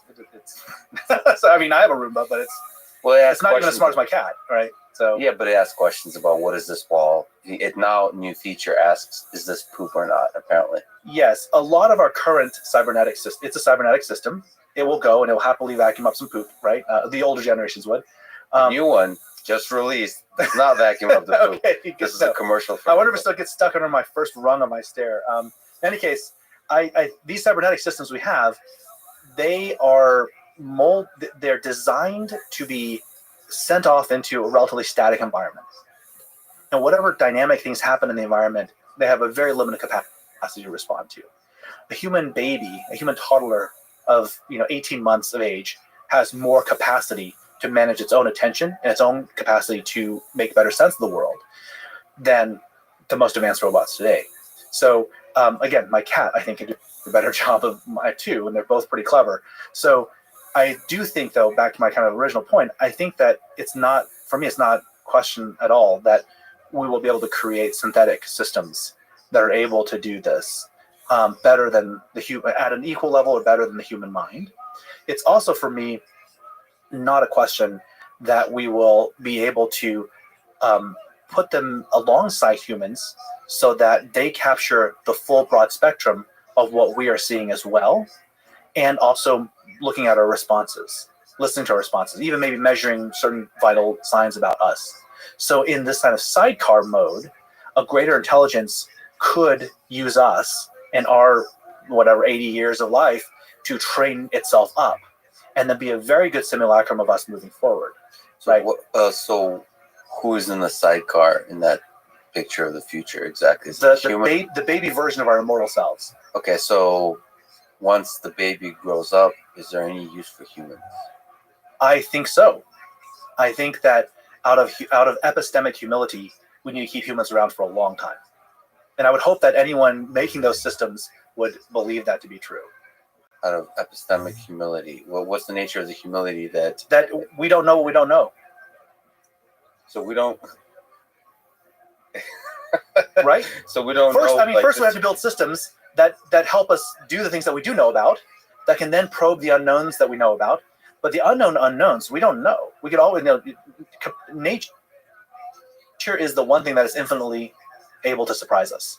So we should keep biological humans around for a very, very, very, very long time, even after our immortal selves have transcended and have gone off to explore other worlds, gone to go communicate with the life forms living in the sun or whatever else. So, yeah. I think that's for me. These seem like things that are going to happen. Like I don't really question that they're going to happen, assuming we don't completely, distort ourselves. Is it possible to create an AI system that you fall in love with, and it falls in love with you, and you have a romantic relationship with it, or a deep friendship, let's say? I would hope that is the design criteria for any of these systems. If we cannot have a meaningful relationship with it, then it's still just a chunk of silicon. So then what is meaningful? Because back to sugar. Well, sugar doesn't love you back, right? So the computer has to love you back. And what does love mean? Well, in this context, for me, love, I'm going to take a page from Alain de Botton. Love means that it wants to help us become the best version of ourselves. Yes. That's beautiful. That's a beautiful definition of love. So what role does love play in the human condition at the individual level and at the group level? Because you were kind of saying that we should really consider humans both at the individual and the group and the societal level. What's the role of love in this whole thing? We talked about sex. We talked about death, thanks to the bacteria that invented it. At which point did we invent love, by the way? I mean, is that also? No, I think love is the start of it all, and the feelings of, and this is sort of beyond just romantic, sensual, whatever kind of things, but actually genuine love as we have for another person, love as it would be used in a religious text, right? I think that capacity to feel love more than consciousness, that is the universal thing. Our feeling of love is actually a sense of that generativity. When we can look at another person and see that they can be something more than they are, and more than just what we, a pigeonhole we might stick them in. We see, I think there's, in any religious text you'll find voiced some concept of this, that you should see the grace of God in the other person, right? That they're made in the spirit of what, the love that God feels for his creation or her creation. And so I think this thing is actually the root of it. So I would say I don't think molecules of water feel consciousness, have consciousness, but there is some micro quantum thing of love.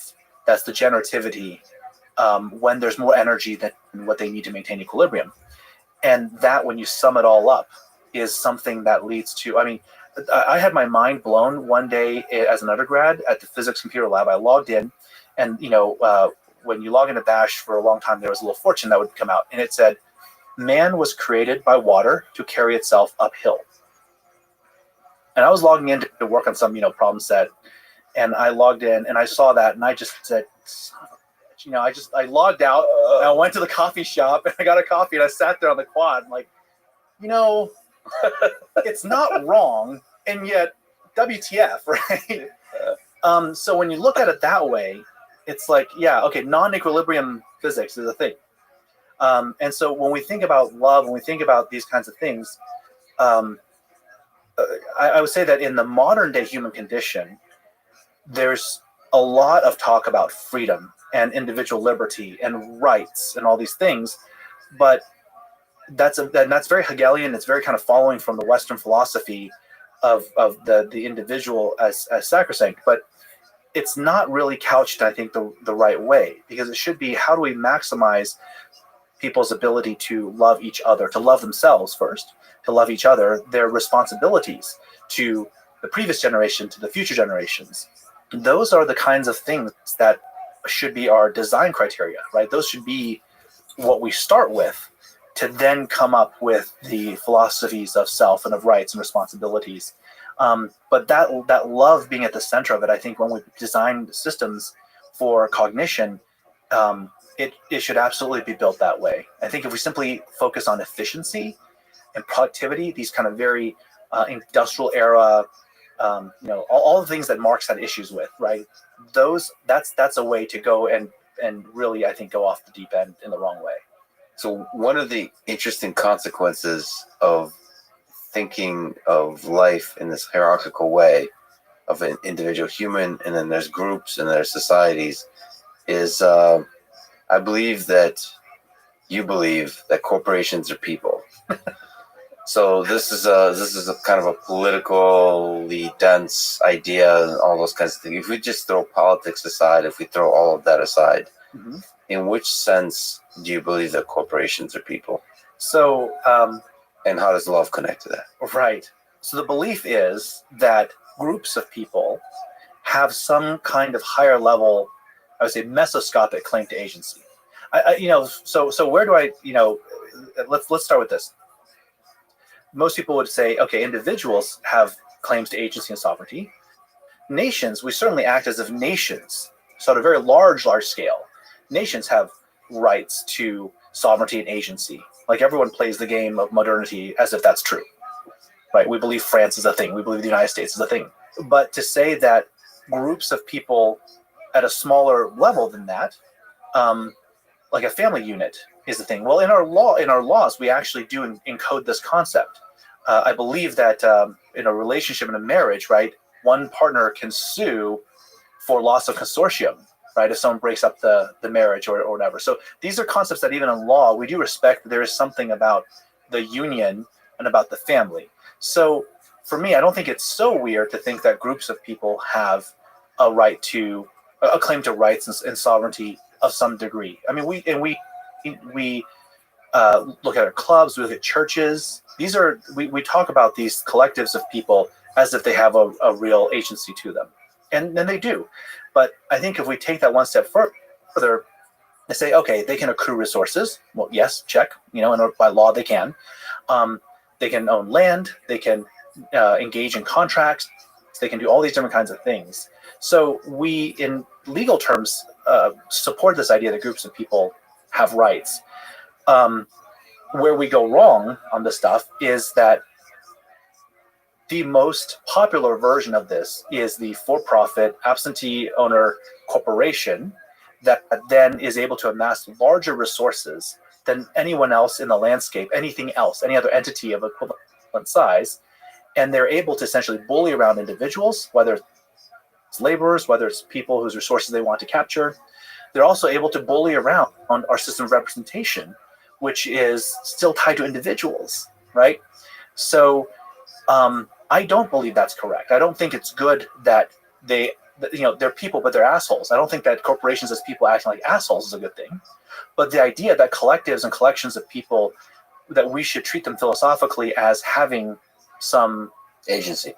And some mass at a mesoscopic level, I think that's an important thing, because one thing I do think we underappreciate sometimes is the fact that relationships have relationships. So it's not just individuals having relationships with each other, but if you have 8 people seated around a table, right, each person has a relationship with each of the others, and that's obvious. But then if it's 4 couples, each couple also has a relationship with each of the other couples, right? The dyads do. And if it's couples, but one is the father and mother older, and then one of their children and their spouse, that family unit of 4 has a relationship with the other family unit of 4. So the idea that relationships have relationships is something that we intuitively know in navigating the social landscape, but it's not something I hear expressed like that. It's certainly not something that is, I think, taken into account very well when we design these kinds of things. So I think the reason why I care a lot about this is because I think the future of humanity requires us to form better collective sense-making units at something, around Dunbar number, half to 5x Dunbar. And that's very different than right now, where we defer sense-making to massive aging zombie institutions.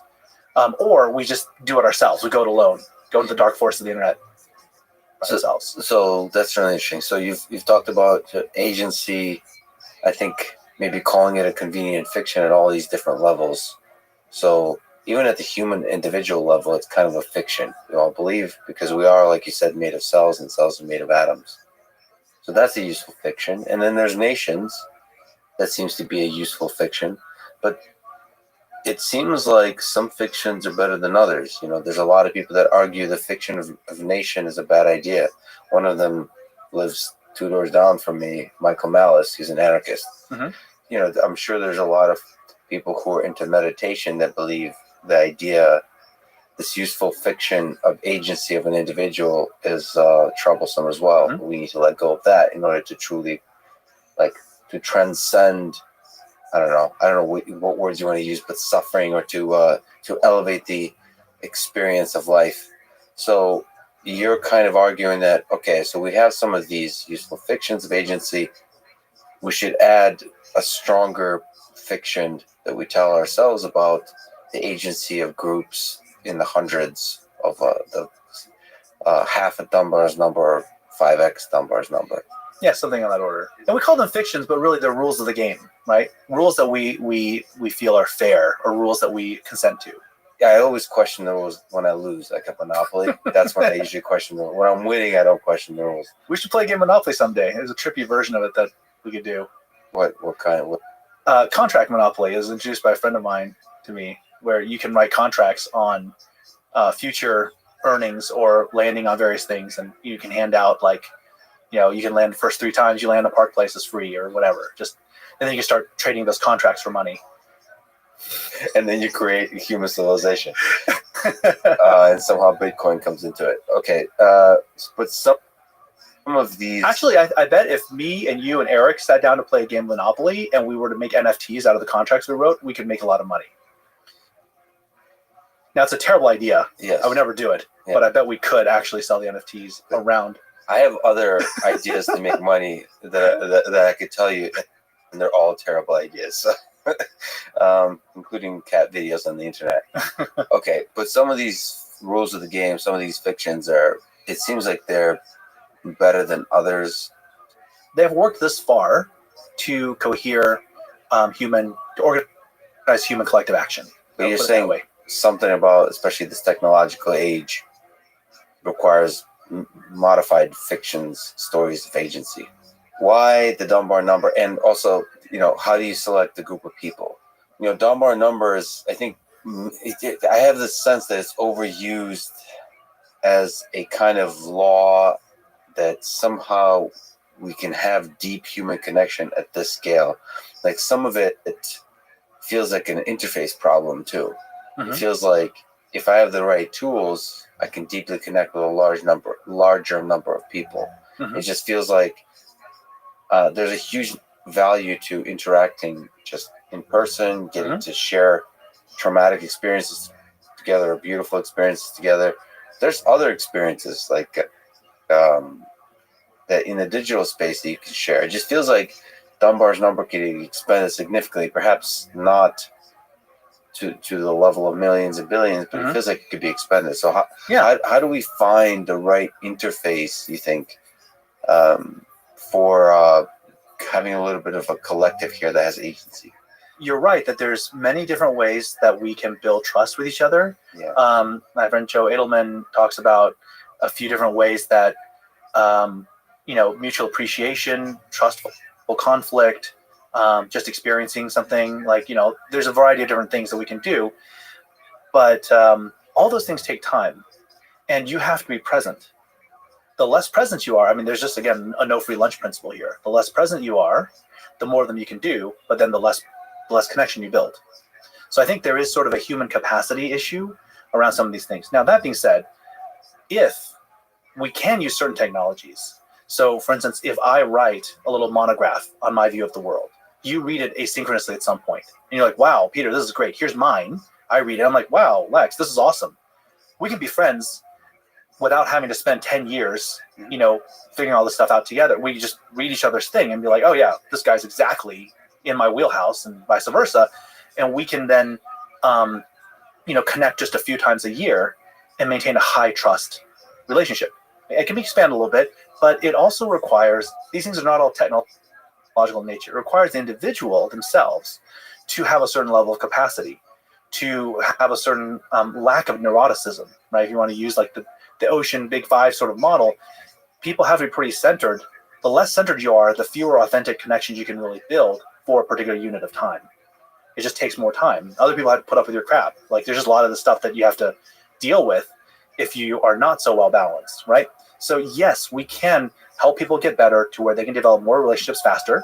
And then you can maybe expand Dunbar number by quite a bit. But you're not going to do it. I think it's going to be hard to get it beyond 10x, kind of the rough swag of what it is, Well, don't you think that AI systems could be an addition to Dunbar's number? So like why? Do you count as one system or multiple AI systems? Multiple AI systems. So I do believe that AI systems, for them to integrate into human society as it is now, have to have a sense of agency. So there has to be a individual, because otherwise we wouldn't relate to them. We could engage certain kinds of individuals to make sense of them for us and be almost like, did you ever watch Star Trek? Like Voyager, like there's the Volta, who are like the interfaces, the ambassadors for the Dominion. We may have ambassadors that speak on behalf of these systems. They're like the Mentats of Dune, maybe, or something like this. We already have this to some extent. If you look at the biggest sort of, I wouldn't say AI system, but the biggest cybernetic system in the world is the financial markets. It runs outside of any individual's control. and you have an entire stack of people on Wall Street analysts to CNBC reporters, whatever. They're all helping to communicate, what does this mean? You know, like Jim Cramer, like running around and yelling stuff. Like all of these people are part of that lowering of the complexity there to meet sense, you know, to help do sense making for people at whatever capacity they're at. And I don't see this changing with AI systems. I think you would have ringside commentators talking about all the stuff that this AI system is trying to do over here, because it's actually a super intelligence. So if you want to talk about humans interfacing, making first contact with super intelligence, we're already there.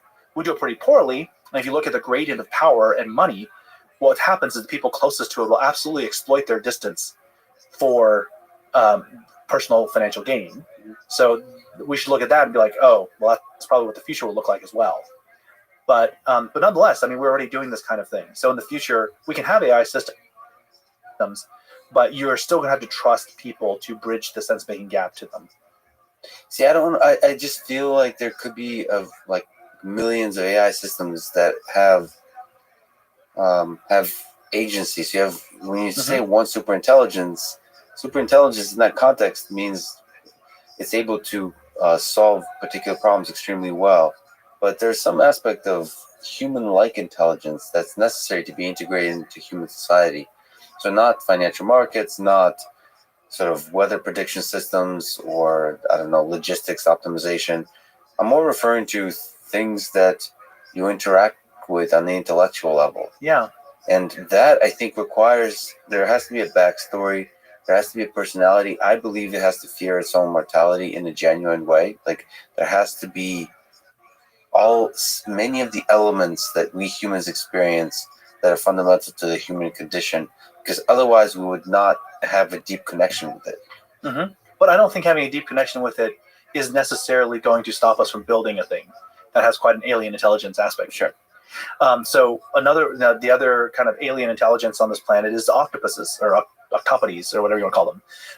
Octopi. Yeah, there's a little controversy as to what the plural is, I guess. But I an look forward octopus, to your letters.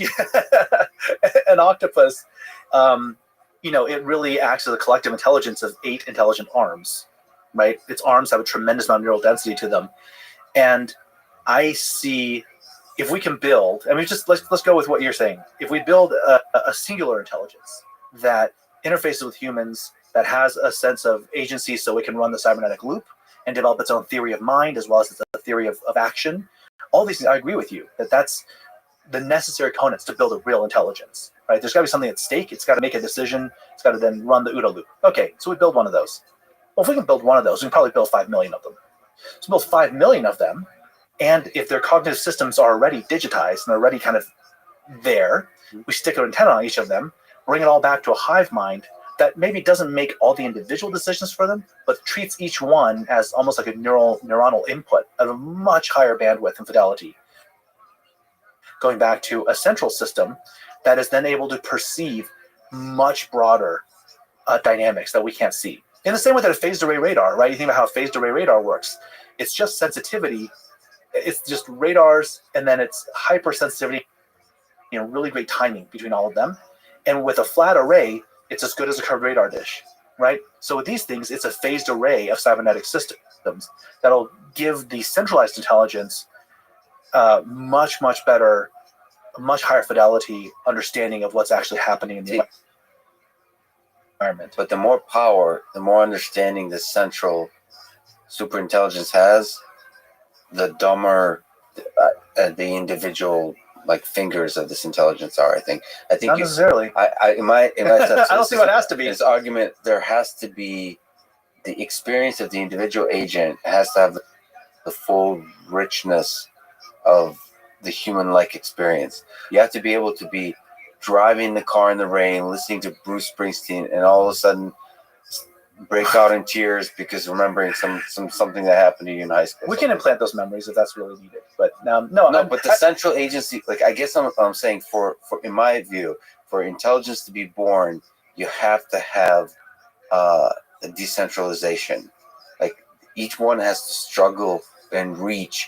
So each one in excess of energy has to reach for order, as opposed to a central place doing so. Have you ever read some sci-fi where there's hive minds, Like the Werner Vinge, I think, has one of these, and then some of the stuff from from the Commonwealth Saga.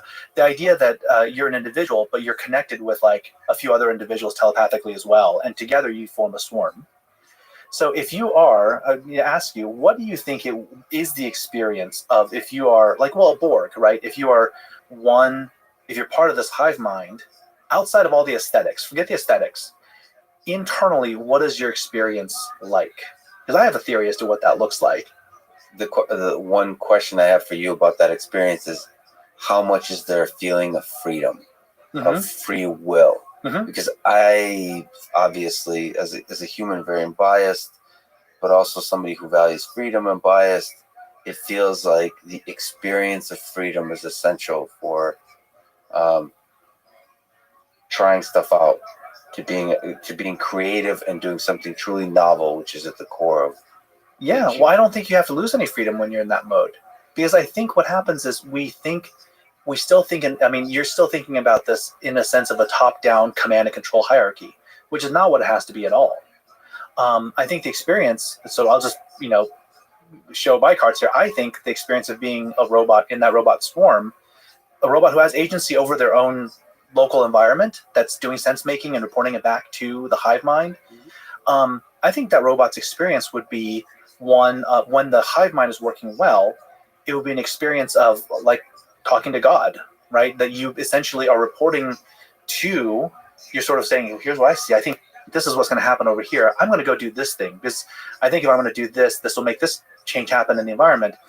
And God, she may tell you, that's great. And in fact, your brothers and sisters will join you to help make this go better, right?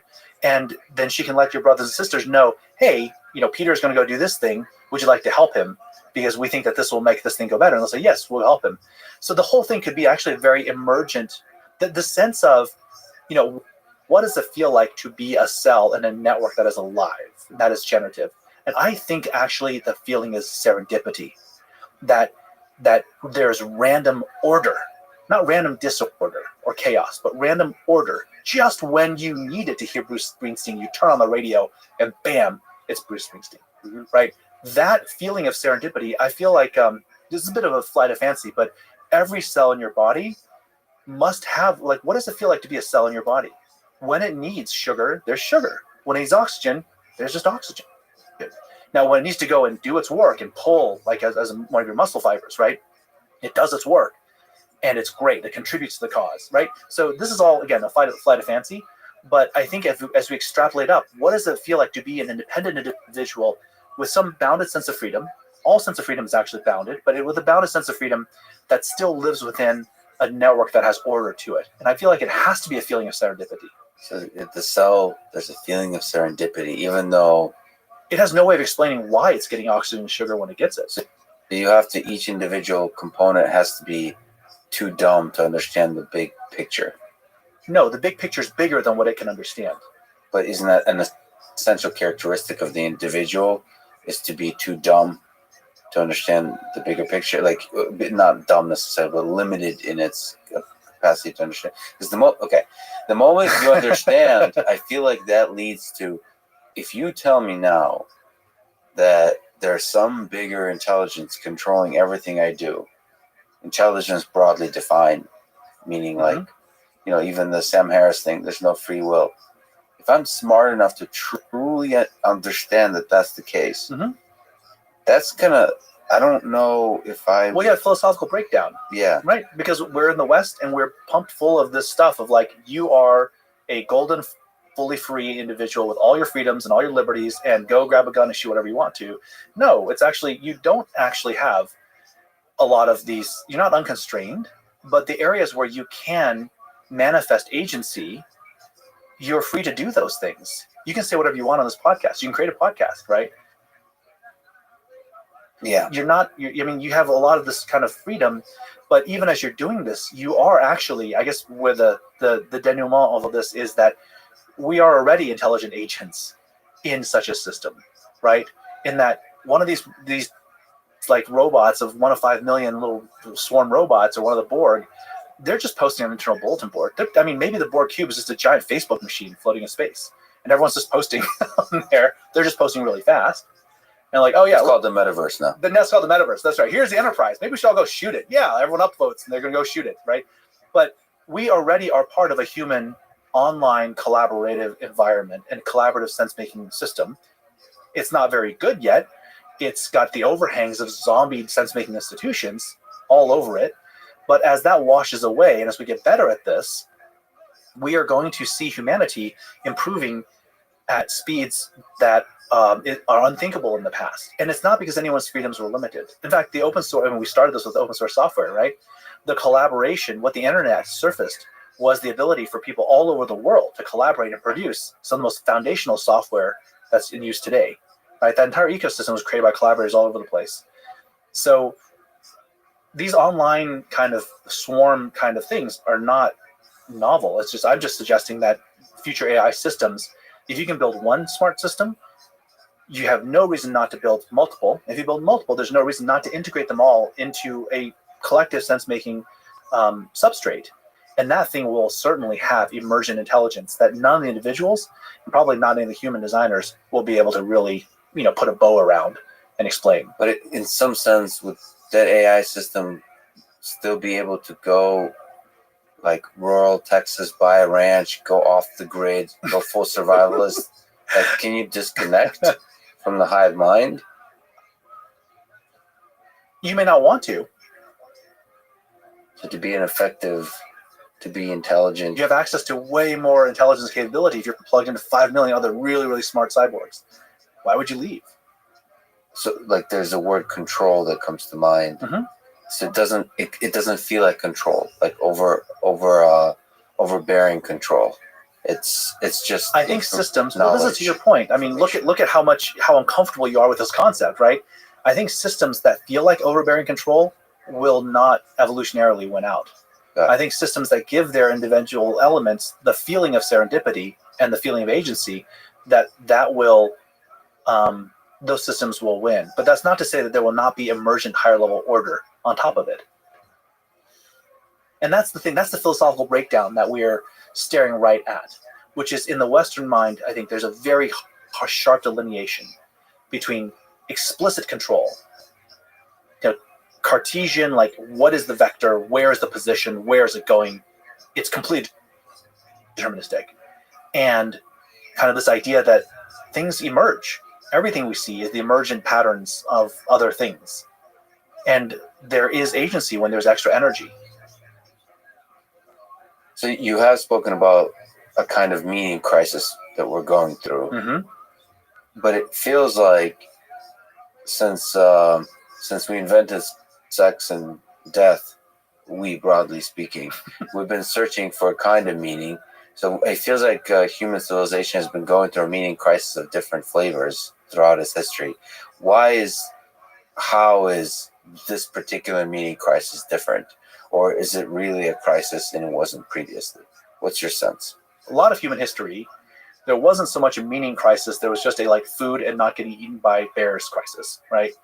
Once you get to a point where you can make food, there was the like not getting killed by other humans crisis. So sitting around wondering what is it all about is actually a relatively recent luxury.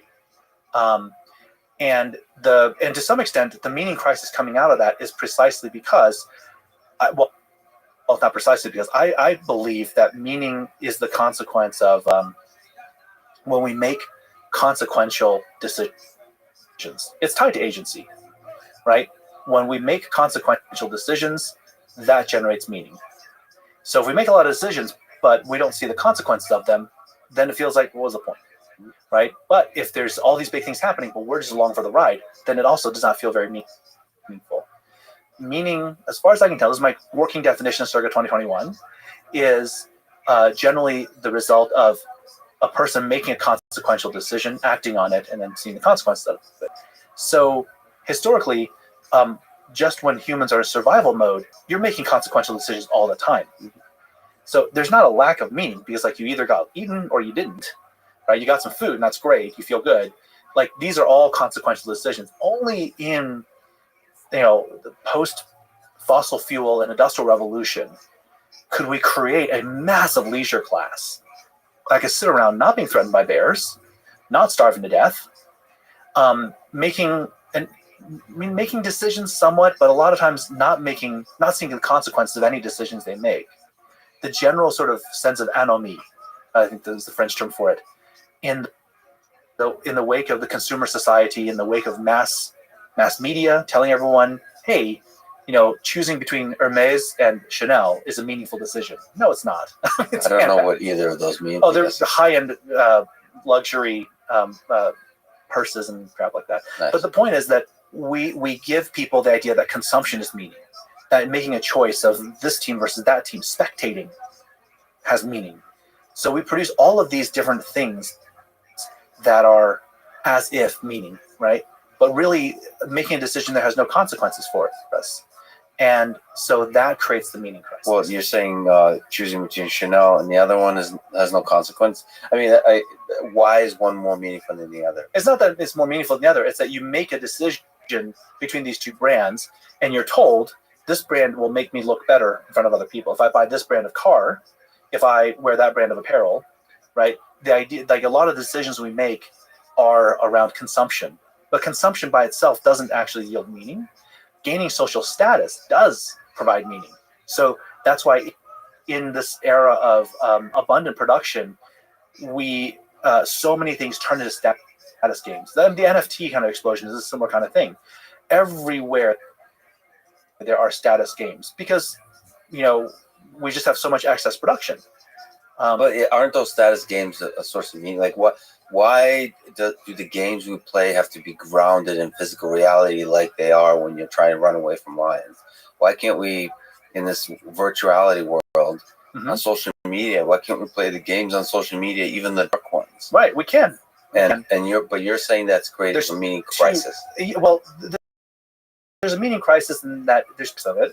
Number one, playing those kinds of status games oftentimes requires destroying the planet because it ties to consumption, consuming the latest and greatest version of a thing, buying the latest limited edition sneaker and throwing out all the old ones. Maybe it keeps them the old ones, but the amount of sneakers we have to cut up and destroy every year to create artificial scarcity for the next generation, right? This is kind of stuff that's not great. It's not great at all. So conspicuous consumption fueling status games is really bad for the planet, not sustainable. The second thing is you can play these kinds of status games, but then what it does is it renders you captured to the virtual environment. The status games that the really wealthy people are playing are all around the hard resources where they're going to build the factories. They're going to have the fuel and the rare earths to make the next generation of robots. They're then going to run circles around you and your children. So that's another reason not to play those virtual status games. So you're saying ultimately the big picture game is won by people who have access or control over actual hard resources. So you don't see a society where most of the games are played in the virtual space. They'll be captured in the physical space. It all builds. It's just like the stack of human being, right? If you only play the game at the cultural and the intellectual level, and the people with the hard resources and access to layer 0 physical are going to own you. But isn't money not connected to, or less and less connected to hard resources, and money still seems to work? It's a virtual technology. There's different kinds of money.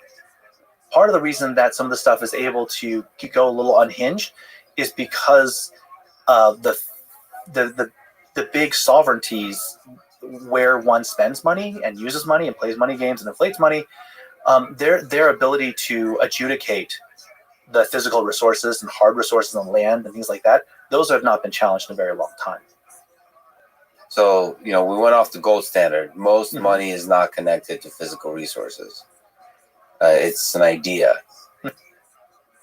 And that idea is very closely connected to status. So why? But it's also tied to, it's actually tied to law. It is tied to some physical hard things, or you have to pay your taxes. Yes. So it's always at the end going to be connected to the blockchain of physical reality. So in the case of law and taxes, it's connected to government, and government is what? Violence is the. I'm playing with the monopoly of violence. Devil's advocates here. and popping one devil off the stack at a time isn't ultimately, of course, it'll be connected to physical reality, but just because people control the physical reality doesn't mean the status. LeBron James, in theory, could make more money than the owners of the teams, in theory. And to me, that's a virtual idea. So somebody else constructed a game, and now you're playing in the space of virtual, in the virtual space of the game. And so it just feels like there could be games where status, we build realities that give us meaning in the virtual space. Like I can imagine such things being possible. Oh yeah, okay. So I see what I think I see what you're saying there. With the idea there, I mean, we'll take the LeBron James side and put in like some YouTube influencer. Yes, sure. Right. So the YouTube influencer, it is status games, but at a certain level, it precipitates into real dollars and into like, well, you look at Mr. Beast, right? Yeah. He's like setting off $500,000 worth of fireworks or something, right? On a YouTube video. And also like saving trees and so on. Sure, like, right. They're trying to plant a million trees with Mark Rober or whatever it was. Yeah, like it's not that those kinds of games can't lead to real consequences. It's that for the vast majority of people in consumer culture, they are incented by I would say mostly I'm thinking about middle-class consumers. They're incented by advertisements. They're incented by their mimetic environment to treat the purchasing of certain things, the need to buy the latest model, whatever, the need to appear, however, the need to pursue status games as a driver of meaning. And my point would be that it's a very hollow driver of meaning. And that is what creates a meaning crisis. Because at the end of the day, it's like eating a lot of empty calories, right? Yeah, it tasted good going down, a lot of sugar, but man, it was not enough protein to help build your muscles. And you kind of feel that in your gut. Mm-hmm. And I think that's, I mean, so all the stuff aside, and setting aside our discussion on currency, which I hope we get back to, that's what I mean about the meaning crisis, part of it being created by the fact that we don't, we're not encouraged to have more and more direct relationships. We're actually alienated from relating to even our family members sometimes, right? We're encouraged to relate to brands. We're encouraged to relate to these kinds of things that then tell us to do things that are really of low consequence. And that's where the meaning crisis comes from. So the role of technology in this, so there's somebody you mentioned, Jacques Ellul. His view of technology, he warns about the towering piles of technique, which I guess is a broad idea of technology. Yes. So I think, correct me if I'm wrong, for him, technology is bad, moving away from human nature, and it's ultimately is destructive. My question, broadly speaking, this meaning crisis, can technology, what are the pros and cons of technology? Can it be a good? Yeah, I think it can be. I certainly draw on some of Ellul's ideas, and I think some of them are pretty good. But the way he defines technique is, also Simondon as well. I mean, he speaks to the general mentality of efficiency. Homogenized processes, homogenized production, homogenized labor to produce homogenized artifacts that then are not actually, they don't sit well in the environment. So it's essentially, you can think of it as the antonym of craft. Whereas a craftsman will come to, a problem, maybe a piece of wood, and they make it into a chair. It may be a site to build a house or build a stable or build, whatever. And they will consider how to bring various things in to build something well contextualized that's in right relationship with that environment. But the way we have driven technology over the last 150 years is not that at all. It is how can we, make sure the input materials are homogenized, cut to the same size, diluted and doped to exactly the right alloy concentrations. How do we create machines that then consume exactly the right kind of energy to be able to run at this high speed to stamp out the same parts, which then go out the door. Everyone gets the same Tickle Me Elmo. And the reason why everyone wants it is because we have broadcast that tells everyone this is the cool thing. So we homogenize demand, right? And we're like Baudrillard and like other critiques of modernity coming from that direction, the situationalists as well. It's that their point is that at this point in time, consumption is the thing that drives a lot of the economic stuff, not the need, but the need to consume and build status games on top. So we have homogenized when we discovered, I think this is really like Bernays and stuff, right? In the early 20th century, we discovered we can create demand, we can create desire in a way that was not possible before because of broadcast media. And not only do we create desire, we don't create desire for each person to connect to some bespoke thing to build a relationship with their neighbor or their spouse. We are telling them, you need to consume this brand. You need to drive this vehicle. You got to listen to this music. Have you heard this? Have you seen this movie? Right? So creating homogenized demand makes it really cheap to create homogenized product. And now you have economics of scale. So we make the same Tickle Me Elmo, give it to all the kids, and all the kids are like, hey, I got a Tickle Me Elmo, right? So this is ultimately where this ties in then to runaway hypercapitalism, is that we then capitalism is always looking for growth. It's always looking for growth, and growth only happens at the margins. So you have to squeeze more and more demand out. You got to make it cheaper and cheaper to make the same thing, but tell everyone they're still getting meaning from it. You're still like, this is still your Tickle Me Elmo, right? And we see little bits of this critiques of this dripping in popular culture. You see it sometimes. It's when Buzz Lightyear walks into the thing. He's like, oh my God, at the toy store, I'm just a toy. Like there's there's hundreds of other Buzz Lightyears just like me, right? That is, I think, a fun Pixar critique on this homogenization dynamic. I agree with you on most of the things you're saying, so I'm playing devil's advocate here. But, this homogenized machine of capitalism is also the thing that is able to fund, if channeled correctly, innovation, invention, and development of totally new things that, in the best possible world, create all kinds of new experiences that can enrich lives, the quality of lives for all kinds of people. So isn't this the machine that actually enables the experiences and more experiences that would then give meaning? It has done that to some extent. I mean, it's not all good or bad in my perspective. We can always look backwards and offer a critique of the path we've taken to get to this point in time. But that's somewhat different and informs the discussion. But it's somewhat different than the question of where do we go in the future, right? Sure. Is this still the same rocket we need to ride to get to the next point? Will even get us to the next point. Well, how does this, so you're predicting the future, how does it go wrong in your view? We have the mechanisms, we have now explored enough technologies to where we can actually, I think, sustainably produce what most people in the world need to live. We have also created the infrastructures to allow continued research and development of additional science and medicine and various other kinds of things. The organizing principles that we use to govern all these things today a lot of them have been just inherited from, honestly, medieval times. Some of them have refactored a little bit in the industrial era, but a lot of these modes of organizing people are deeply problematic. And furthermore, they're rooted in, I think, a very industrial mode perspective on human labor.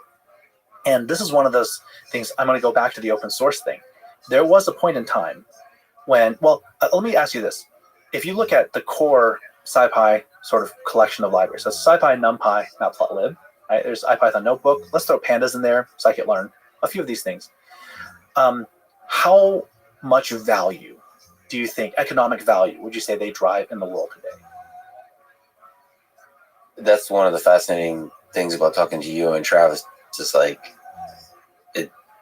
it's immeasurable. It's like at least $1 billion a day, maybe. $1 billion, sure. I mean, it's like, it's a similar question of like, how much value does Wikipedia create? Right. It's like all of it. I don't know. Well, I mean, if you look at our systems, when you do a Google search, right? Now, some of that stuff runs through TensorFlow, but when you look at, Siri, when you do credit card transaction fraud, just everything, right? Every intelligence agency under the sun, they're using some aspect of these kinds of tools. So I would say that these create billions of dollars of value. Oh, you mean like direct use of tools that leverage? Yes, direct, yeah. Yeah, even that's billions a day, yeah. Yeah, right, easily, I think. like the things they could not do if they didn't have these tools, right? Yes. So that's billions of dollars a day. Great. I think that's about right. Now, if we take, how many people did it take to make that? Right? And there was a point in time, not anymore, but there was a point in time when they could fit in a van. I could have fit them in my Mercedes Sprinter, right? And so if you look at that, like, holy crap, literally a van of maybe a dozen people could create value to the tune of billions of dollars a day. What lesson do you draw from that? Well, here's the thing. What can we do to do more of that? Like, that's open source. The way I've talked about this in other environments is when we use generative, participatory, crowdsourced approaches, we unlock human potential at a level that is better than what capitalism can do.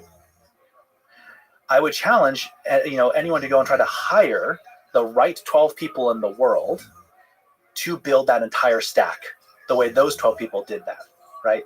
It would be very, very hard pressed to do that. If a hedge fund could just hire a dozen people and create like something that is worth billions of dollars a day, every single one of them would be racing to do it, right?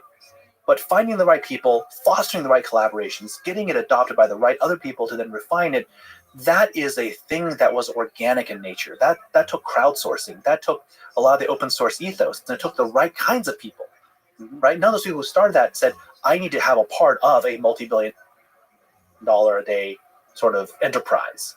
They're like, I'm doing this cool thing to solve my problem with my friends, right? So the point of telling the story is to say that our way of thinking about value, our way of thinking about allocation of resources, our ways of thinking about property rights and all these kinds of things, they come from finite game, scarcity mentality, medieval institutions. As we are now entering, to some extent, we are sort of in a post-scarcity era, although some people are hoarding a whole lot of stuff. We are at a point where, if not now, soon, we'll be in a post-scarcity era. The question of how we allocate resources has to be revisited at a fundamental level, because the kind of software these people built, the modalities that those human ecologies that built that software, it treats software as unproperty. Actually, sharing creates value. Restricting, forking reduces value. So that's different than any other physical resource that we've ever dealt with. It's different than how most corporations treat software IP, right? So if treating software in this way created this much value so efficiently, so cheaply, because feeding a dozen people for 10 years is really cheap, right? That's the reason I care about this right now, is because looking forward, when we can automate a lot of labor, where we can, in fact, the programming for your robot in your neck of the woods, in your part of the Amazon, to build something sustainable for you and your tribe, to deliver the right medicines, to take care of the kids, that's just software. That's just code that could be totally open sourced, right? So we can actually get to a mode where all of this additional generative things that humans are doing, they don't have to be wrapped up in a container and then we charge for all the exponential dynamics out of it. That's what Facebook did. That's what modern social media did, right? Because the old internet was connecting people just fine. So Facebook came along and said, well, anyone can post a picture, anyone can post some text, and we're going to amplify the crap out of it to everyone else. And it exploded this generative network of human interaction. And then it said, how do I make money off that? Oh yeah, I'm going to be a gatekeeper on everybody's attention. And that's how I'm going to make money. So how do we create more than one van? How do we have millions of vans full of people that create NumPy, SciPy, that create Python? So, the story of those people is often they have some kind of job outside of this. This is what they're doing for fun. Don't you need to have a job? Don't you have to be connected, plugged in to the capitalist system? Isn't that what, isn't this consumerism the engine that results in the individuals that kind of take a break from it every once in a while to create something magical? Like at the edges is right. The question of surplus, right? This is the question. Like if everyone were to go and run their own farm, no one would have time to go and write NumPy, SciPy, right? Maybe, but that's what I'm talking about when I say we're maybe at a post-scarcity point for a lot of people. The question that we're never encouraged to ask in a Super Bowl ad is, how much do you need? How much is enough? Do you need to have a new car every 2 years, every 5? If you have a reliable car, you drive one for 10 years, is that all right? I had a car for 10 years, it was fine.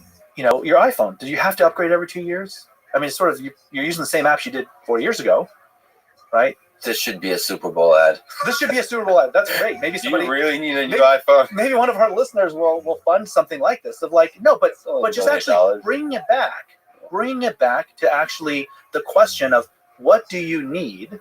How do we create the infrastructure for collectives of people to live on the basis of providing, what we need, meeting people's needs with a little bit of excess to handle emergencies, things like that, pulling our resources together to handle the really, really big, emergencies, somebody with a really rare form of cancer, or some massive fire sweeps through, half the village or whatever. But can we actually unscale things and solve for people's needs, and then give them the capacity to explore how to be the best version of themselves? And for Travis, that was, throwing away his shot at tenure in order to write NumPy. For others, it's there is a saying in the sci-fi community that sci-fi advances one failed postdoc at a time, and that's we can do these things. We can actually do this kind of collaboration, because code, software, information organization, that's cheap. That those bits are very cheap to fling across the oceans. So you mentioned Travis. We've been talking, and we'll continue to talk about open source. Maybe you can comment. How did you meet Travis? Who is Travis Oliphant? What's your relationship been like through the years? Where did you work together? How did you meet? What's the present and the future look like? Yeah, so the first time I met Travis was at a sci-fi conference in Pasadena. Do you remember the year? 2005.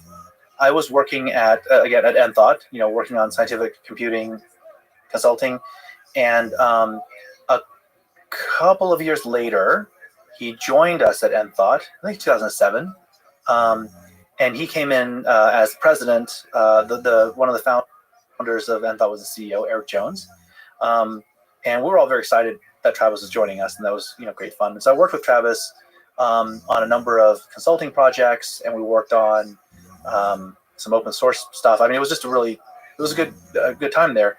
And then it was primarily Python related. Oh yeah, it was all Python, NumPy, sci-fi consulting kind of stuff. Towards the end of that time, we started getting called into more and more finance shops. They were adopting Python pretty heavily. I did some work on at a high frequency trading shop, working on some stuff, and then we worked together on some at a couple of investment banks in Manhattan. And so we started seeing that there was a potential to take Python in the direction of business computing, more than just being this niche like MATLAB replacement for big vector computing. What we were seeing was, oh yeah, you could actually use Python as a Swiss Army knife to do a lot of shadow data transformation kind of stuff. So that's when we realized the potential is much greater. And so we started Anaconda. I mean, it was called Continuum Analytics at the time. We started in January of 2012 with a vision of shoring up the parts of Python that needed to get expanded to handle data at scale, to do web visualization, application development, etc. And that was that. Yeah. So he was CEO and I was president for the first 5 years. And then we raised some money, and then the board sort of put in a new CEO. They hired a kind of professional CEO. And then Travis, you laugh about that. I took over the CTO role. Travis then left after a year to do his own thing, to do QuantSight, which was more oriented around some of the bootstrap years that we did at Continuum, where it was open source and consulting. It wasn't sort of like gung-ho product development, and it wasn't focused on, we accidentally stumbled into the package management problem at Anaconda, but we had a lot of other visions of other technology that we built in the open source. And Travis was really trying to push, again, the frontiers of numerical computing, vector computing, handling things like auto differentiation and stuff intrinsically in the open ecosystem. So I think that's that's kind of the direction he's working on in some of his work. We remain great friends and and colleagues and collaborators, even though he's no longer day to day working at Anaconda. But he gives me a lot of feedback about this and that and the other. What's a big lesson you learned from Travis about life, or about programming, or about leadership? Wow, there's a lot. There's a lot. Travis is a really, really good guy. His heart is really in it. He cares a lot. I've gotten that sense having interacted with him. It's so interesting. Such a good human he's a being. really good dude. And he and I, it's so interesting. We come from very different backgrounds. We're quite different as people. But we, I think we can like not talk for a long time and then be on a conversation and be eye to eye on like 90% of things. And so he's someone who I believe, no matter how much fog settles into the ocean, his ship, my ship, are pointed sort of in the same direction, in the same star. Wow, so that's a beautiful way to phrase it. No matter how much fog there is, we're pointed at the same star. Yeah, and I hope he feels the same way. I mean, I hope he knows that over the years now. We both care a lot about the community. For someone who cares so deeply, I would say this about Travis, that's interesting. For someone who cares so deeply about the nerd details of like type system design and vector computing and efficiency of expressing this and that and the other, memory layouts and all that stuff, he cares even more about the people in the ecosystem, the community. And I have a similar kind of alignment. I care a lot about the tech. I really do. But for me, the beauty of what this human ecology has produced is, I think, a touchstone. It's an early version. We should look at it and say, how do we replicate this for humanity at scale? What this open source collaboration was able to produce, how can we be generative in human collaboration moving forward and create that as a civilizational kind of dynamic? Like, can we seize this moment to do that? Because like a lot of the other open source movements, it's all nerds nerding out on code for nerds, and because it's scientists, because it's people working on data, that all of it faces real human problems. I think we have an opportunity to actually make a bigger impact. Is there a way for this kind of open source vision to make money? Absolutely. To fund the people involved? Is that it's hard. It's hard, but we're trying to do that in our own way at Anaconda, because we know that business users, as they use more of the stuff, they have needs that like business specific needs around security, provenance. They really can't tell their VPs and their investors, hey, we're having our data scientists installing random packages from who knows where and running on customer data. So they have to have someone to talk to, and that's what Anaconda does. So we are, a governed source of packages for them, and that's great. That makes some money. We take some of that and we just take that as a dividend. We take a percentage of our revenues and write that as a dividend for the open source community. But beyond that, I really see the development of a marketplace for people to create notebooks, models, data sets, curation of these different kinds of things, and to really have a long tail marketplace dynamic with that. Can you speak about this problem that you stumbled into of package management, Python package management? What is that? A lot of people speak very highly of Conda, which is part of Anaconda, which is a package manager. There's a ton of packages. So first, what are package managers? And second, what was there before? What is pip? And why is Conda more awesome? The package problem is this, which is that in order to do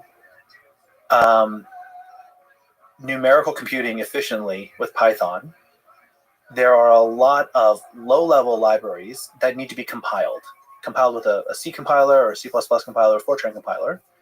They need to not just be compiled, but they need to be compiled with all of the right settings. And oftentimes those settings are tuned for specific chip architectures. And when you add GPUs to the mix, when you look at different operating systems, you may be on the same chip, but if you're running Mac versus Linux versus Windows on the same x86 chip, you compile and link differently. All of this complexity is beyond the capability of most data scientists to reason about, and it's also beyond what most of the package developers want to deal with too. Yes. Because if you're a package developer, you're like, I code on Linux, this works for me, I'm good. It is not my problem to figure out how to build this on an ancient version of Windows, right? That's just simply not my problem. So what we end up with is we have a creator economy, or create a very creative crowdsourced environment where people want to use this stuff, but they can't. And so we ended up creating a new set of technologies like a build recipe system, a build system, and an installer system that is able to, well, to put it simply, it's able to build these packages correctly on each of these different kinds of platforms and operating systems, and make it so when people want to install something, they can. It's just one command. They don't have to set up a big compiler system and do all these things. So when it works well, it works great. Now the difficulty is we have literally thousands of people writing code in the ecosystem, building all sorts of stuff, and each person writing code, they may take a dependency on something else. And so you have all this web, incredibly complex web of dependencies. So installing the correct package for any given set of packages you want, getting that right subgraph is an incredibly hard problem. And again, most data scientists don't want to think about this. They're like, I want to install NumPy and pandas. I want this version of some like geospatial library. I want this other thing. Like, why is this hard? These exist, right? And it is hard because it's, well, you're installing this on a version of Windows, right? And half of these libraries are not built for Windows. Or the latest version isn't available, but the old version was. If you go to the old version of this library, that means you need to go to a different version of that library. And so the Python ecosystem, by virtue of being crowdsourced, we were able to fill 100,000 different niches. But then we also suffer this problem that because it's crowdsourced and no one, it's like a tragedy of the commons, right? No one really wants to support their thousands of other dependencies. So we end up sort of having to do a lot of this. And of course, the Conda Forge community also steps up as an open source community that, maintains some of these recipes.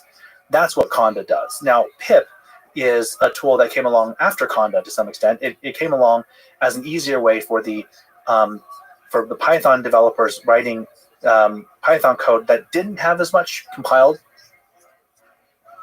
stuff. They could then install different packages. And what ended up happening in the Python ecosystem was that a lot of the core Python and web Python developers, they never ran into any of this compilation stuff at all. So even we have, on video, we have Guido van Rossum saying, you know what, the scientific community's packaging problems are just too exotic and different. I mean, you're talking about Fortran compilers, right? You guys just need to build your own solution, perhaps, right? So the core Python community went and built its own sort of packaging technologies, not really contemplating the complexity of the stuff over here. And so now we have the challenge where you can pip install some things. So some libraries, if you just want to get started with them, you can pip install TensorFlow, and that works great. The instant you want to also install some other packages that use different versions of NumPy or some like graphics library or some OpenCV thing or some other thing, you now run into dependency hell. Because you cannot, OpenCV can have a different version of libjpeg over here than PyTorch over here. Like they actually, they all have to use if you want to use GPU acceleration, they have to all use the same underlying drivers, the same GPU CUDA things. So it gets to be very gnarly, and it's a level of technology that both the makers and the users don't really want to think too much about. And that's where you step in and try to solve the subgraph problem. So how much is that? And you said that you don't want to think, they don't want to think about it, but how much is it a little bit on the developer and providing them tools to be a little bit more clear of that subgraph of dependency that's necessary? It is getting to a point where we do have to think about, look, can we pull some of the most popular packages together and get them to work on a coordinated release timeline, get them to build against the same test matrix, et cetera, right? And there is a little bit of dynamic around this, but again, it is a volunteer community. Yeah.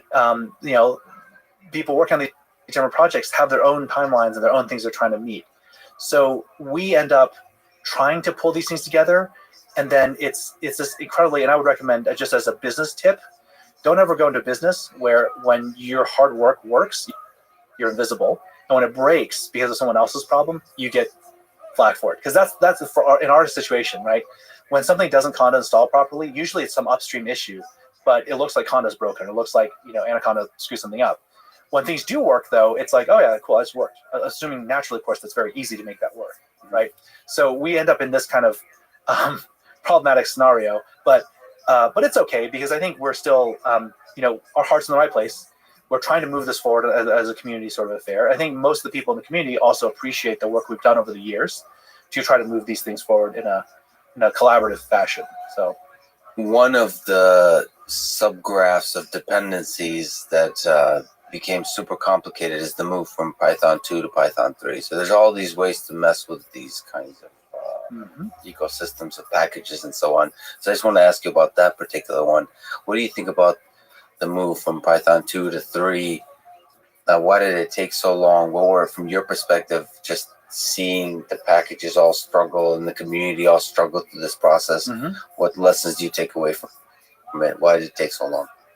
Looking back, some people perhaps underestimated how much adoption Python 2 had. I think some people also underestimated how much, or they overestimated how much value some of the new features in Python 3 really provided. Like the things they really loved about Python 3 just didn't matter to some of these people on Python 2. Yeah. Because this change was happening as Python, SciPy was starting to take off, really like past like a hockey stick of adoption in the early data science era in the early 2010s.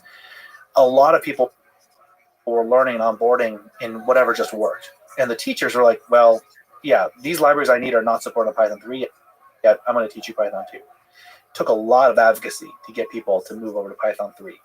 So I think it wasn't any particular single thing, but it was one of those death by, a dozen cuts, which just really made it hard to move off of Python 2. And also Python 3 itself, as they were kind of breaking things and changing things around and reorganizing the standard library, there's a lot of stuff that was happening there that kept giving people an excuse to say, I'll put off till the next version. 2 is working fine enough for me right now. So I think that's essentially what happened there. And I will say this, though, the strength of the Python data science movement, I think, is what kept Python alive in that transition. Because a lot of languages have died and left their user bases behind. If there wasn't the use of Python for data, there's a good chunk of Python users that during that transition would have just left for Go and Rust and stayed. In fact, some people did. They moved to Go and Rust and they just never looked back. The fact that we were able to grow by millions of users, the Python data community, that is what kept the momentum for Python going. And now the usage of Python for data is over 50% of the overall Python user base. So I'm happy to debate that on stage somewhere Python with someone if they really want to take issue with that statement. But from where I sit, I think that's true. The statement there, the idea is that the switch from Python 2 to Python 3 would have probably destroyed Python if it didn't also coincide with Python, for whatever reason, just overtaking the data science community, anything that processes data. Yeah. So like the timing was perfect. Yep. That this maybe imperfect decision was coupled with great timing on the value of data in our world. I would say the troubled execution of a good decision. It was a decision that was necessary. It's possible if we had more resources, we could have done it in a way that was a little bit smoother. But ultimately, the arguments for Python 3, I bought them at the time and I buy them now, right? Having great text handling is like a non-negotiable table stakes thing you need to have in a language. So that's great. But the execution, Python is it's volunteer driven. It's like now the most popular language on the planet, but it's all literally volunteers. So the lack of resources meant that they had to do things in a very hamstrung way. And I think to carry the Python momentum in the language through that time, the data movement was a critical part of it. So some of it is carrot and stick. I actually have to shamefully admit that it took me a very long time to switch from Python 2 and Python 3 because I'm a machine learning person. It was just, for the longest time, you could just do fine with Python 2. Right. But I think the moment where I switched everybody I worked with and switched myself for small projects and big is when NumPy announced that they're going to end support like in 2020 or something like that. Right. So like when I realized, this is going to end. Right. So that's the stick. That's not a carrot. That's not. So for the longest time it was carrots. It was like all of these packages were saying, okay, we have Python 3 support now. Come join us. We have Python 2 and Python 3. But when NumPy, one of the packages I sort of love and depend on, said like, nope, it's over. That's when I decided to switch. I wonder if you think it was possible much earlier for somebody like NumPy or some major package to step into the cold Well, it's say, like, it's a we're chicken and egg engineers. problem too, right? You don't want to cut off a lot of users unless you see the user momentum going too. So the decision for the scientific community for each of the different projects, there's not a monolith. Some projects are like, we'll only be releasing new features on Python 3. Yeah. And that was more of a sticky carrot, right? Yeah. A firm Sticky carrot, if carrot. you will, a firm carrot. A stick-shaped carrot. Yeah. But then for others, NumPy in particular, because it's at the base of the dependency stack for so many things, that was the final stick. That was a stick-shaped stick. People were saying, look, if I have to keep maintaining my releases for Python 2, that's that much less energy that I can put into making things better for the Python 3 folks, or in my new version, which is, of course, going to be Python 3. So people were also getting kind of pulled by this tension. So the overall community sort of had a lot of input into when the NumPy core folks decided that they would end of life on Python 2. So these numbers are a little bit loose, but there are about 10 million Python programmers in the world. You could argue that number, but let's say 10 million. There's actually, where I was looking, said 27 million total programmers, developers in the world. You mentioned in a talk that changes need to be made for there to be 100 million Python programmers. So first of all, do you see a future where there's 100 million Python programmers? And second, what kind of changes need to be made? So Anaconda and Miniconda get downloaded about 1 million times a week. So I think the idea that there's only 10 million Python programmers in the world is a little bit undercounting. There are a lot of people who escape traditional counting that are using Python and data in their jobs. I do believe that the future world for it to, well, the world I would like to see is one where people are data literate. So they are able to use tools that let them express their questions and ideas fluidly. And the data variety and data complexity will not go down. It will only keep increasing. So I think some level of code or code-like things will continue to be relevant. And so my hope is that we can build systems that allow people to more seamlessly integrate Python kinds of expressivity with data systems and operationalization methods that are much more seamless. And what I mean by that is, right now you can't punch Python code into an Excel cell. I mean, there's some tools you can do to kind of do this. We didn't build a thing for doing this back in the day, but I feel like the total addressable market for Python users, if we do the things right, is on the order of the Excel users, which is, a few hundred million.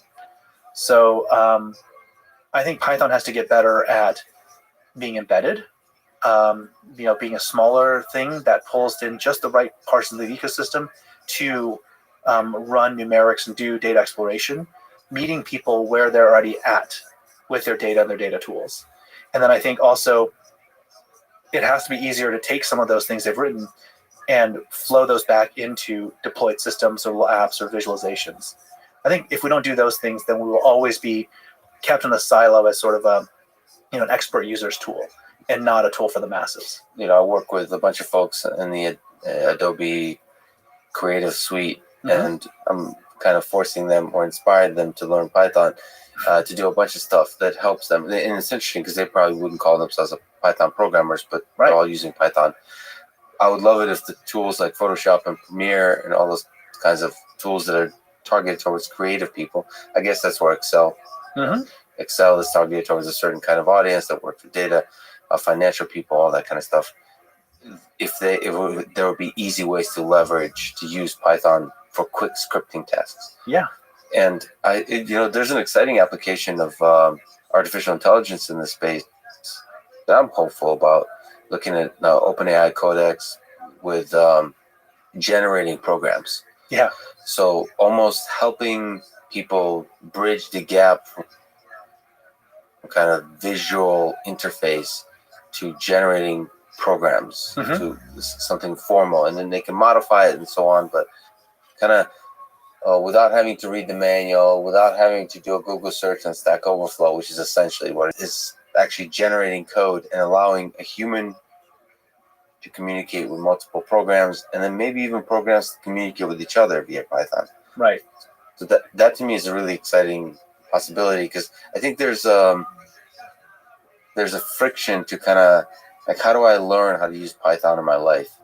there's oftentimes you kind of start a class, you start learning about types. Yes, I don't know, functions.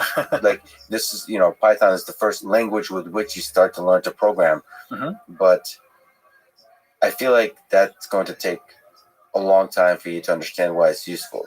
You almost want to start with the script. Well, you do. In fact, I think starting with the theory behind programming languages and types and all that. I mean, types are there to make the compiler writer's jobs easier. Types are not. I mean, heck, do you have an ontology of types for just the objects in this table? No. So types are there because compiler writers are human and they're limited in what they can do. But I think that the beauty of scripting, like there's a Python book that's called Automate the Boring Stuff, which is exactly the right mentality. I grew up with computers in a time when I could, when Steve Jobs was still pitching these things as bicycles for the mind. They were supposed to not be just media consumption devices, but they were actually, you could write some code. You could write BASIC, you could write some stuff to do some things, and that feeling of a computer as a thing that we can use to extend ourselves has all but evaporated for a lot of people. So you see a little bit in parts in the generation of youth around Minecraft or Roblox, right? And I think Python, CircuitPython, these things could be a renaissance of that, of people actually shaping and using their computers as an extension of their minds and their curiosity, their creativity. So, you talk about scripting the Adobe suite with Python in the 3D graphics world. Python is a scripting language that some of these 3D graphics suites use, and I think that's great. We should better support those kinds of things. But ultimately, the idea that I should be able to have power over my computing environment. If I want these things to happen repeatedly all the time, I should be able to say that somehow to the computer, right? Now, whether the operating systems get there faster by having some, Siri backed with OpenAI with whatever, so you just say, Siri, make this, do this, and this, and every other Friday, right? We probably will get there somewhere. And Apple's always had these ideas. There's the Apple script in the menu that no one ever uses, but you can do these kinds of things. But when you start doing that kind of scripting, the challenge isn't learning the type system or even the syntax of the language. The challenge is all of the dictionaries on all the objects of all their properties and attributes and parameters. Like, who's got time to learn all that stuff, right? So that's when then programming by prototype or by example becomes the right way to get the user to express their desire. So there's a lot of these different ways that we can approach programming. But I do think as you were talking about the Adobe scripting thing, I was thinking about, when we do use something like NumPy, when we use things in the Python data and scientific it's an expression system, there's a reason we use that, which is that it gives us mathematical precision. It gives us actually quite a lot of precision over precisely what we mean about this data set, that data set. And it's the fact that we can have that precision that lets Python be powerful over as a duct tape for data. You give me a TSV or a CSV, and if you give me some massively expensive vendor tool for data transformation, I don't know I'm going to be able to solve your problem. But if you give me a Python prompt, you can throw whatever data you want at me. I will be able to mash it into shape. So that ability to take it as sort of this machete out into the data jungle is really powerful.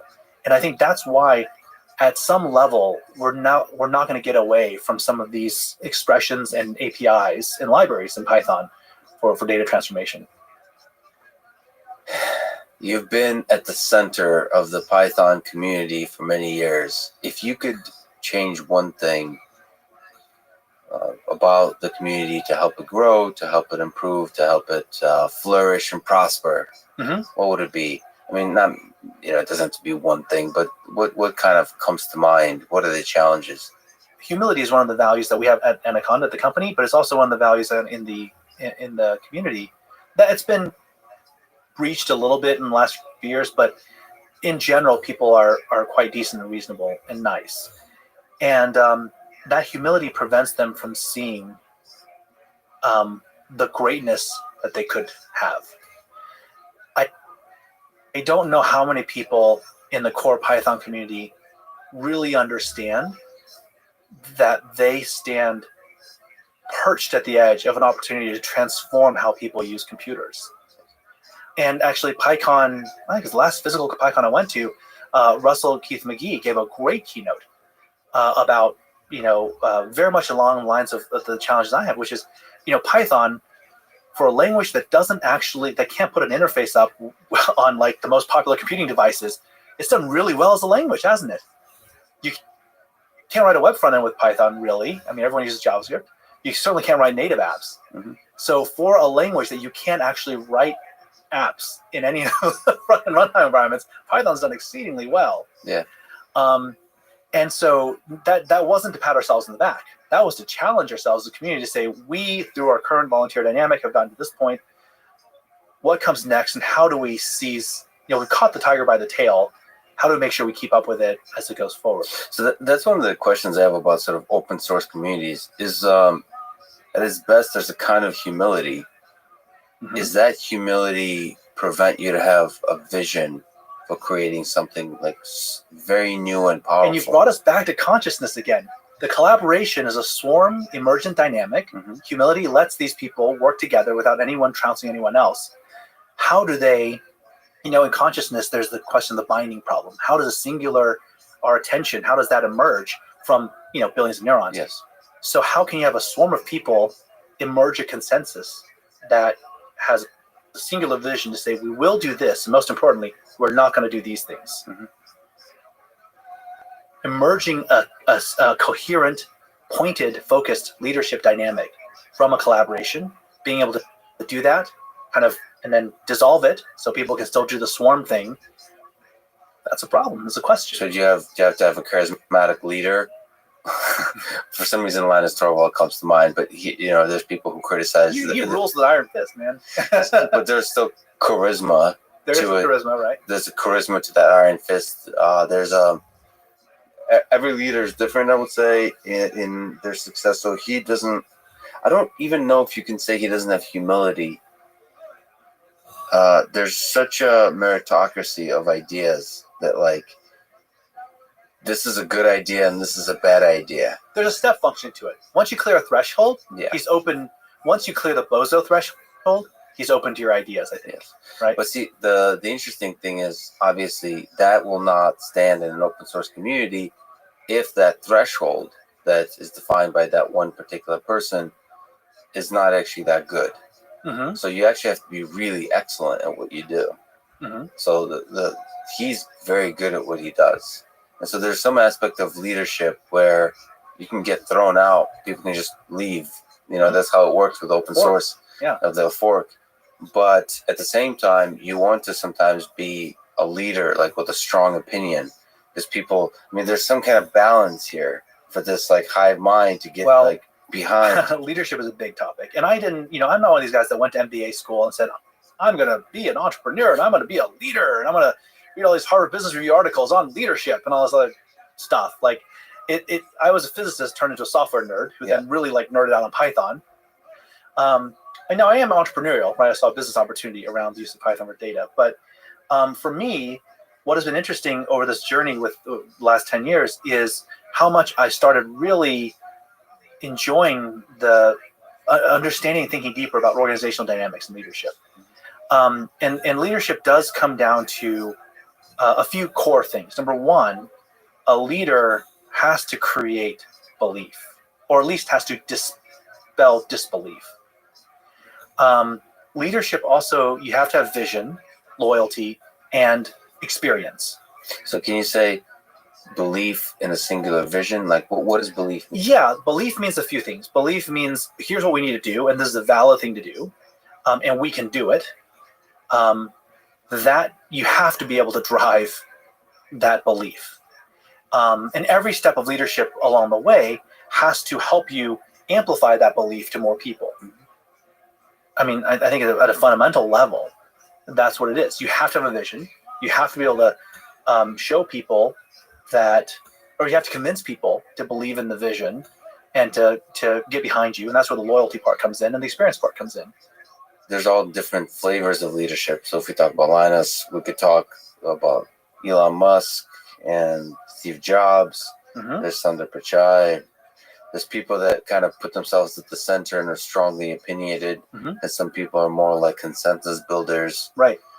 What works well for open source? What works well in the space of programmers? So you've been a programmer, you've led many programmers and are now sort of at the center of this ecosystem. What works well in the programming world, would you say?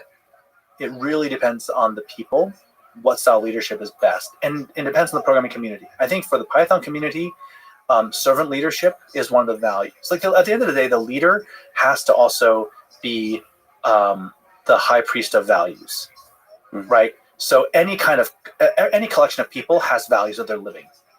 And if you want to maintain certain values, and those values help you as an organization become more powerful, then the leader has to live those values unequivocally and has to hold the values. So in our case, in this collaborative community around Python, I think that the humility is one of those values. Servant leadership, you actually have to kind of do the stuff. You have to walk the walk, not just talk the talk. I don't feel like the Python community really demands that much from a vision standpoint. And they should. And I think they should. And this is the interesting thing is like so many people use Python. From where comes the vision? Like you have a Elon Musk type character who makes bold statements about the vision for particular companies he's involved with. Mm-hmm. And it's like, I think a lot of people that work at those companies kind of can only last if they believe that vision. And some of it is super bold. So my question is, and by the way, those companies often use Python. How do you establish a vision? Like get to 100 million users, right? Mm-hmm. Get to where, the Python is at the center of the machine learning and data science, machine learning, deep learning, artificial intelligence revolution, mm-hmm. right? Like in many ways, perhaps the Python community is not thinking of it that way, but it's leading the way on this. Mm-hmm. Like the tooling is like essential. Right. Well, for a while, PyCon, people in the scientific Python and the PyData community, they would submit talks. Those are early 2010s, mid 2010s. They would submit talks to PyCon, and the talks would all be rejected because there was the separate sort of PyData conferences. And like, well, these probably belong more to PyData. And instead there'd be yet another talk about, threads and, whatever, some web framework. And it's like, that was an interesting dynamic to see that there was, at the time it was a little annoying because we wanted to try to get more users and get more people talking about these things. And PyCon is a huge venue, right? It's thousands of Python programmers. But then also came to appreciate that, having an ecosystem that allows parallel innovation is not bad. Right? There are people doing embedded Python stuff. There's people doing web programming, people doing scripting. There's cyber uses of Python. I think ultimately at some point, if your slide mold covers so much stuff, you have to respect that different things are growing in different areas and different niches. Now, at some point that has to come together, and the central body has to provide resources. The principle here is subsidiarity. Give resources to the various groups to then allocate as they see fit in their niches. That would be a really helpful dynamic. But again, it's a volunteer community. It's not like that many resources to start with. What was or is your favorite programming setup? What operating system, what keyboard, how many screens you're listening to, what time of day, are you drinking coffee, tea? Tea, sometimes coffee, depending on how well I slept. I used to have... Sleep do you get? Are you a night owl? I remember somebody asked you somewhere a question about work-life balance, or like not just work-life balance, but like a family, you lead a company, and your answer was basically like, I still haven't figured it out. Yeah, I think I've gotten a little bit better balance. I have a really great leadership team now supporting me, and so that takes a lot of the day-to-day stuff off my plate. And my kids are getting a little older, so that helps. Mm-hmm. So, and of course, I have a wonderful wife who takes care of a lot of the things that I'm not able to take care of, and she's great. I try to get to sleep earlier now because I have to get up every morning at 6 to take my kid down to the bus stop. Oh, wow. So there's a hard thing. Yeah. For a while, I was doing polyphasic sleep, which is really interesting. Like I go to bed at 9, wake up at like 2 a.m., work till 5, sleep 3 hours, wake up at 8. Like that was actually, it was interesting. It wasn't too bad. How did it feel? It was good. I didn't keep it up for years, but once I have travel, then everything goes out the window, right? Because then you're like time zones and all these things. Socially, was it accepted? Like, were you able to live outside of how you felt? Were you Yes. able to live normal society? Oh yeah, because like on the nights that I wasn't out hanging out with people or whatever, going to bed at 9, no one cares. Yeah. I wake up at 2. I'm still responding to their Slacks, emails, whatever, and shit posting on Twitter or whatever at 2 in the morning is great. Exactly. Right, and then you go to bed for a few hours, and you wake up. It's like you had an extra day in the middle. Yes. And I'd read somewhere that humans naturally have biphasic sleep or something. I don't know, but I read basically everything somewhere. So right, every option of everything. I will say that worked out for me for a while, although I don't do it anymore. In terms of programming setup, I had a 27-inch high DPI setup that I really liked, but then I moved to a curved monitor just because when I moved to the new house, I want to have a bit more screen for Zoom plus communications plus like various kinds of things. It's like one large monitor. One large curved monitor. What operating system? Mac. Okay. Yeah. Is that what happens when you become important? Is you stop using Linux and Windows?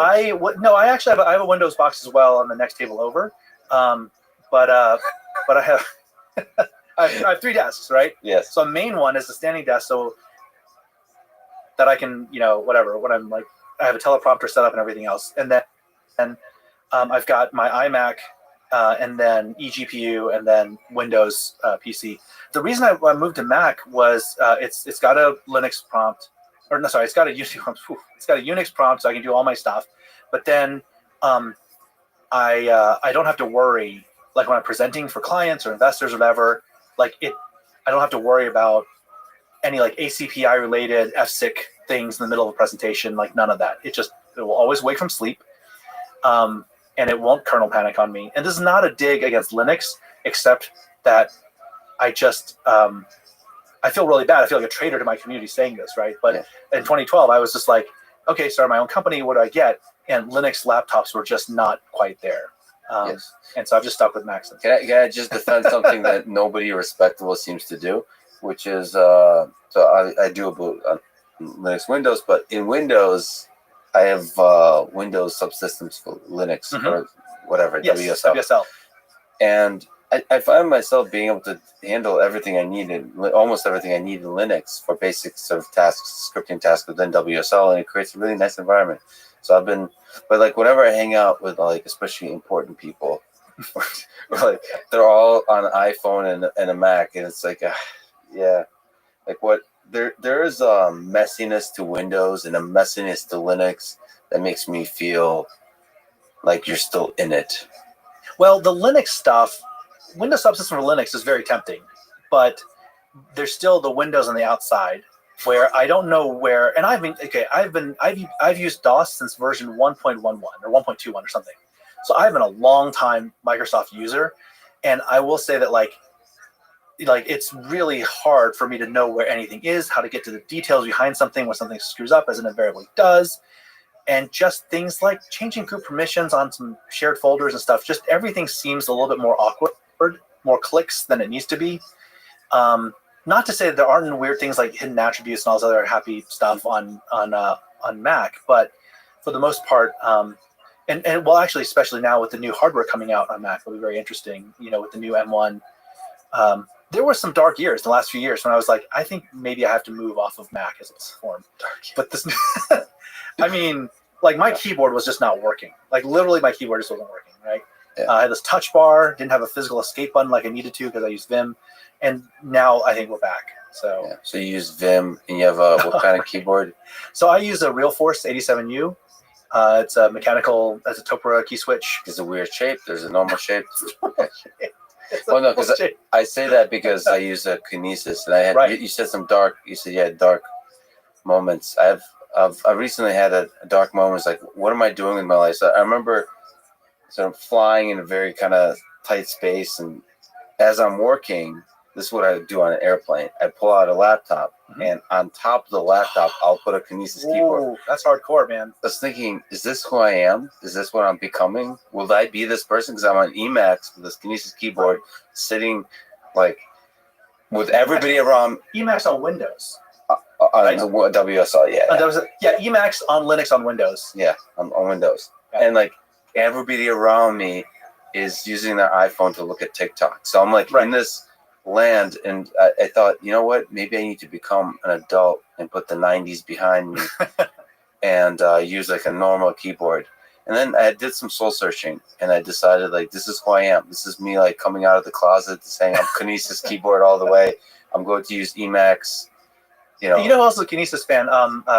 Wes McKinney, the creator of Pandas. Oh, he banged out Pandas on a Kinesis keyboard, I believe. I don't know if he's still using one, maybe, but certainly 10 years ago, like he was. Well, if anyone's out there, maybe we need to have a Kinesis support group. Please reach out. Isn't there already one? Is there one? I don't know. There's got to be an IRC channel, man. Oh no! And you access it through Emacs. Okay. Do you still program these days? I do a little bit. Honestly, the last thing I did was I was working with my son to script some Minecraft stuff. So I was doing a little bit of that. That was literally the last code I wrote. Maybe I did. Oh, you know what? Also, I wrote some code to do some cap table evaluation, waterfall modeling kind of stuff. What advice would you give to a young person, said your son today, in high school, maybe even college, about career, about life? Oof. This may be where I get into trouble a little bit. We are coming to the end. We're rapidly entering a time between worlds. So we have a world now that's starting to really crumble under the weight of aging institutions that no longer even pretend to serve the purposes they were created for. We are creating technologies that are hurtling billions of people headlong into philosophical crises, who they don't even know the philosophical operating systems in their firmware, and they're heading into a time when that gets vaporized. So for people in high school, and certainly I tell my son this as well, he's in middle school, people in college, you are going to have to find your own way. You're going to have a pioneer spirit, even if you live in the middle of the most dense urban environment. All of human reality around you is the result of the last few generations of humans agreeing to play certain kinds of games. A lot of those games no longer operate according to the rules they used to. Collapse is nonlinear, but it will be managed. And so if you are in a particular social caste or economic caste, and it's not, I think it's not kosher to say that about America, but America is a very stratified and classist society. There's some mobility, but it's really quite classist. And in America, unless you're in the upper middle class, you are headed into very choppy waters. So it is really, really good to think and understand the fundamentals of what you need to build a meaningful life for you, your loved ones, with your family. And almost all of the technology being created that's consumer facing is designed to own people, to take the four stack, of people, to delaminate them and to own certain portions of that stack. And so if you want to be an integral human being, if you want to have your agency and you want to find your own way in the world, when you're young would be a great time to spend time looking at some of the classics around, what it means to live a good life, what it means to build connection with people. And so much of the status games, so much of the stuff, one of the things that I sort of talk about as we create more and more technology, there's a gradient in technology, and a gradient in technology always leads to a gradient in power. And this is Jacques Ellul's point to some extent as well. That gradient in power is not going to go away. The technologies are going so fast that even people like me who helped create some of the stuff, I'm being left behind. Some cutting edge research. I don't know what's going on in GANs today. I go read some proceedings. So as the world gets more and more technological, it will create more and more gradients where people will seize power, economic fortunes. And the way they make the people who are left behind okay with their lot in life is they create lottery systems. They make you take part in the narrative of your own being trapped in your own economic sort of zone. So avoiding those kinds of things is really important. Knowing when someone is running game on you, basically. So these are the things I would tell young people. It's a dark message, but it's realism. I mean, it's what I see. So after you gave some realism, you sit back with your son, you're looking out at the sunset. What to him can you give as words of hope? And to you, from where do you derive hope for the future of our world? So you said at the individual level, you have to have a pioneer mindset to go back to the classics to understand what is in human nature you can find meaning. But at the societal level, what trajectory, when you look at possible trajectories, what gives you hope? What gives me hope is that we have little tremors now shaking people out of the reverie of the fiction of modernity that they've been living in, kind of a late 20th century style modernity. That's good, I think, because and also to your point earlier, people are burning out on some of the social media stuff. They're sort of seeing the ugly side, especially the latest news with Facebook and the whistleblower. Right, it's quite clear these things are not all they're cracked up to be. So, do you believe? Like, I believe better social media can be built because they are burning out. They'll incentivize other competitors to be built. Do you think that's possible? Well, the thing about it is that when you have extractive return on returns, capital coming in and saying, look, you own a network, give me some exponential dynamics out of this network. What are you going to do? You're going to just basically put a toll keeper at every single node and every single graph edge, every node, every vertex, every edge. But if you don't have that need for it, if no one's sitting there saying, hey, Wikipedia, monetize every character, every byte, every phrase, then generative human dynamics will naturally sort of arise, assuming we respect a few principles around online communications. So the greatest and biggest social network in the world is still like email, SMS, right? Yes. So we're fine there. The issue with the social media, as we call it now, is they're actually just new amplification systems. Right now, it's benefited certain people like yourself who have interesting content to be amplified. So it's created a creator economy, and that's cool. There's a lot of great content out there, but giving everyone a shot at the fame lottery, saying, hey, you could also have if you wiggle your butt the right way on TikTok, you can have your 15 seconds of microfame. That's not healthy for society at large. So I think if we can create tools that help people be conscientious about their attention, spend time looking at the past and really retrieving memory and but processing and thinking about that, I think that's certainly possible, and hopefully that's what we get.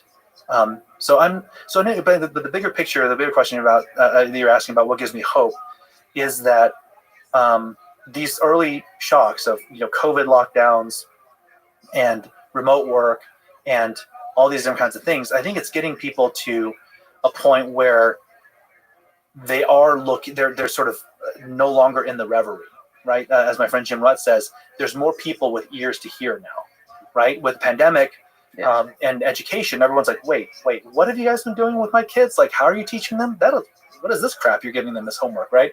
So I think these are the kinds of things that are getting, and the supply chain disruptions, getting more people to think about how do we actually just make stuff. This is all good. But the concern is that it's still going to take a while for these things, for people to learn how to be agentic again, and to be in right relationship with each other and with the world. So the message of hope is still people are resilient, and we are building some really amazing technology. And I also, to me, I derive a lot of hope from individuals in that van. The power of a single individual to transform the world, to do positive things to the world is quite incredible. You've been talking about it's nice to have as many of those individuals as possible, right? But even the power of one is kind of magical. It is. We're in a mode now where we can do that. I think also, part of what I try to do is in coming to podcasts like yours and then, spamming with all this philosophical stuff that I've got going on. There are a lot of good people out there trying to put words around the current technological, social, economic crises that we're facing. And in the space of a few short years, I think there has been a lot of great content produced around this stuff for people who want to find out more or think more about this. We're popularizing certain kinds of philosophical ideas that move people beyond just the, oh, you're a communist, oh, you're a capitalist kind of stuff. Like it's sort of, we're way past that now. So that also gives me hope that I feel like I myself am getting a handle on how to think about these things. It makes me feel like I can, hopefully affect change for the better. We've been sneaking up on this question all over the place. Let me ask the big, ridiculous question. What is the meaning of life? Wow. The meaning of life. Yeah, I don't know. I mean, I've never really understood that question. When you say meaning crisis, Mm-hmm. you're saying that there is a search for a kind of experience that's could be described as fulfillment, as like the aha moment of just like joy, and maybe when you see something beautiful, or maybe you have created something beautiful, that experience that you get, it feels like it all makes sense. Mm-hmm. So some of that is just chemicals coming together in your mind and all Sure. those kinds of things.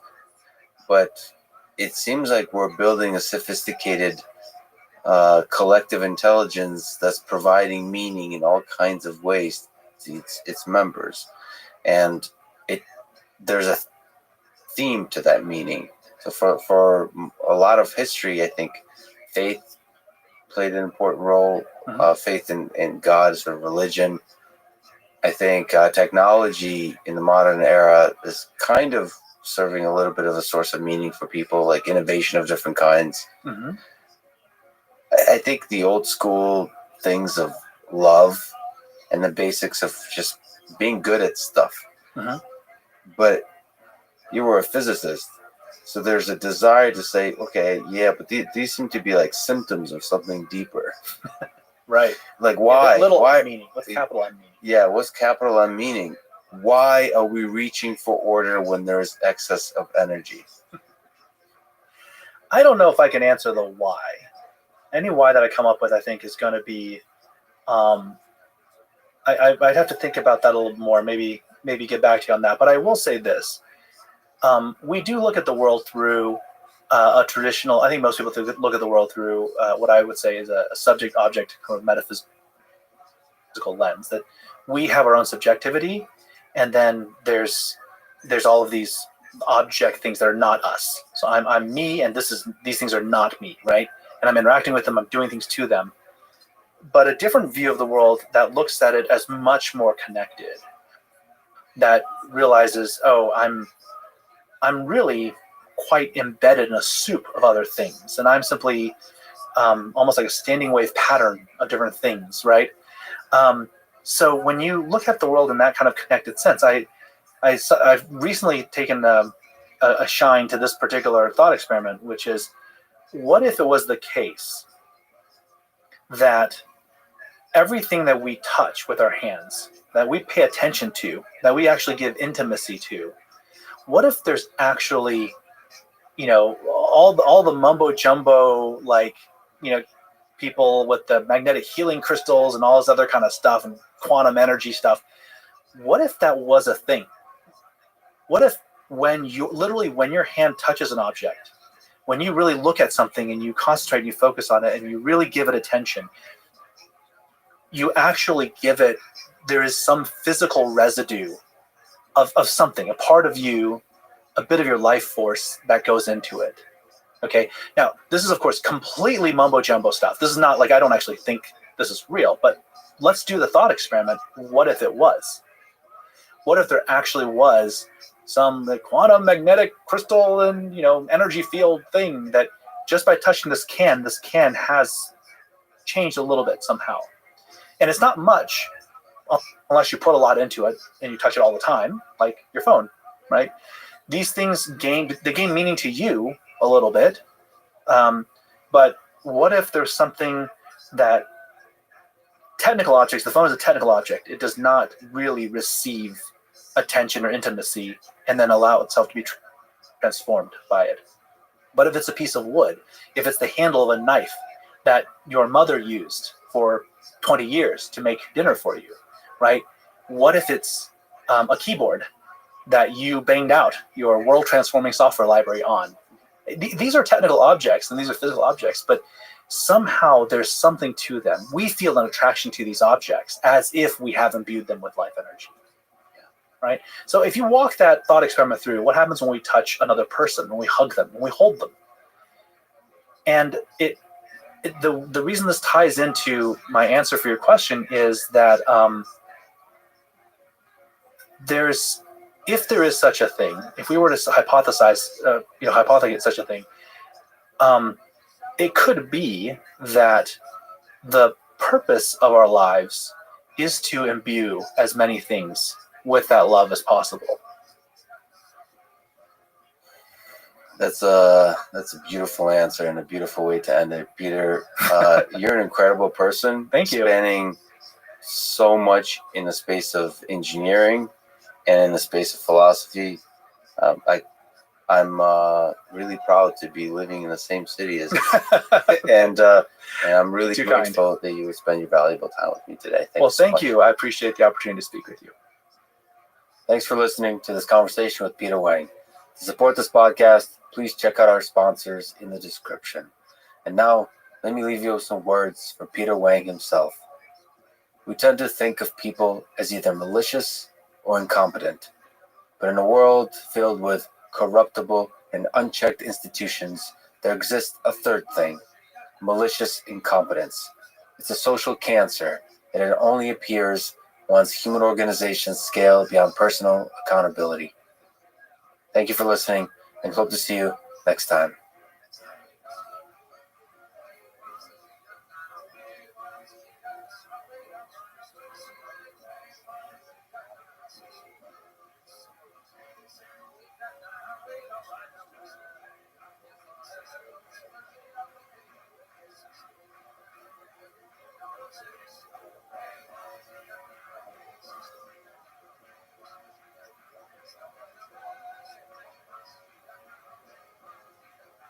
The following is a conversation with Albert Bourla, CEO of Pfizer. If you would like to skip ahead to our conversation, the timestamps, as always, are below. But if not, please allow me to say a few words about truth and human nature, specifically about two groups of people throughout history that seek to lay claim to the truth. The first group will tell you that only they possess the truth, that the government will save you, the company will save you, the science, the authorities, the experts, the institutions will save you. The second group, too, will tell you that only they possess the truth, that the government will hurt you, the company will hurt you, the science, the authorities, the experts, the institutions will hurt you. Both groups have the benevolent and the malevolent, their heroes and their charlatans. And I think the hard truth is that no one in this world can tell you with absolute certainty which is which. You have to use your mind. This is the burden of being human, of being free. Don't blindly follow any leader, neither the emperor nor the martyr who points out that the emperor has no clothes. And then there's the lessons of history. Vaccines have saved hundreds of millions of lives in the past century. And in general, the advance of medicine has saved billions of lives. If you ignore the power of science, you're not being honest with the lessons of history. And if you ignore the corrupting nature of power and money within institutions, including governments and companies, that led to the suffering and death of hundreds of millions in the past century, you are once again not being honest with the lessons of history. I announced that I will be having this conversation with Albert Bourla, Pfizer CEO, and a lot of people wrote to me. I would like to say that I was and am and always will be listening and learning with an open mind from everyone. My own opinion, worth little as it is that the development of the COVID vaccines is one of the greatest accomplishments of science in recent history. For the rest, from safety and efficacy to policy and economics, I stand humbled before a complicated world full of fear and anger. A small number of malicious people from all walks of life will use that fear and anger to divide us, because the division makes them money and gives them power. I took 2 shots of the Pfizer vaccine. This was my decision. I don't ever want to force this on anyone, and I certainly don't want to dismiss your concerns, or worse, you as a person, if you choose not to get vaccinated. I can assure you one thing. In this conversation, and in any conversation, the choice of questions I ask and words I say is mine and mine alone. When my words fall short, as they often do, it is only because of the limitations of my mind and of my speaking ability. It is not due to pressure or fear. I'm not afraid of anyone. I cannot be bought by anyone with money, power, or fame. I hope to prove this to you and to myself in the coming years. This life is short. To me, without integrity, it is not worth living. People sometimes talk down to me, call me naive. Perhaps they are right, but it is who I am. I think this life, this world, our human civilization is beautiful. And, as Dostoevsky said, beauty will save the world. This is a Lex Friedman podcast, and here's my conversation with Albert Bourla. The development of the COVID-19 vaccine was one of the greatest accomplishments of science in recent history. No matter what, this should give people hope for the future. And yet, it is more of a source of division. I hope we can discuss both the inspiring and the difficult ideas in this conversation so that we can do our small part in healing this division. I hope so. Take me through the day of November 8th, 2020, when the Pfizer team were waiting for the results of the phase 3 clinical trials. We had assembled in a very small office that we are having in Connecticut, very few people. There were 5, I think. And in another place, what we call the Data Monitoring Committee, which is a group of experts, independent experts, they are on Pfizer. We're going to have the opportunity to unblind the data and then tell us if the study needs to continue, or if it is successful, or if it fails. And we were waiting for their call. So the call came a little bit later than what we expected, which created a lot of anxiety to all of us, but came around, I think, 2 o'clock. You're just sitting there waiting? What were you feeling? Sitting there waiting and teasing one another, drinking coffee, making jokes. So how did you feel like when you heard the results, the successful results? Free, liberated, happy. Like if a huge weight that was on my shoulders was lifted. I heard you said, "I love you" to the team. I did. Okay. This is how we speak in Mediterranean. Listen, maybe it's the Russian thing too. I love, so I appreciate that kind of celebration. So looking back from that moment to before, how much did it cost to develop the Pfizer BioNTech vaccine? What was it like making the decision to make that investment when the risk is very high and you don't know if it's going to be successful? We do a lot of that anyway. This is what we do in our daily work. We are putting money, we are investing in research, which is highly risky. The difference in that case was that we didn't risk at all. We put it all in. We put everything in one go so that we don't lose time. Usually we will spend 50 millions, and then if that goes well, then we will spend another 50, and then if it goes well, then 100. Here we put all together a little bit more than $2 billion, $2.3 billion. And it was a significant decision, but it was a very easy decision to make in the context of what we were living at that time. It was a pandemic, people were scared, we were scared, we didn't know how tomorrow will look like.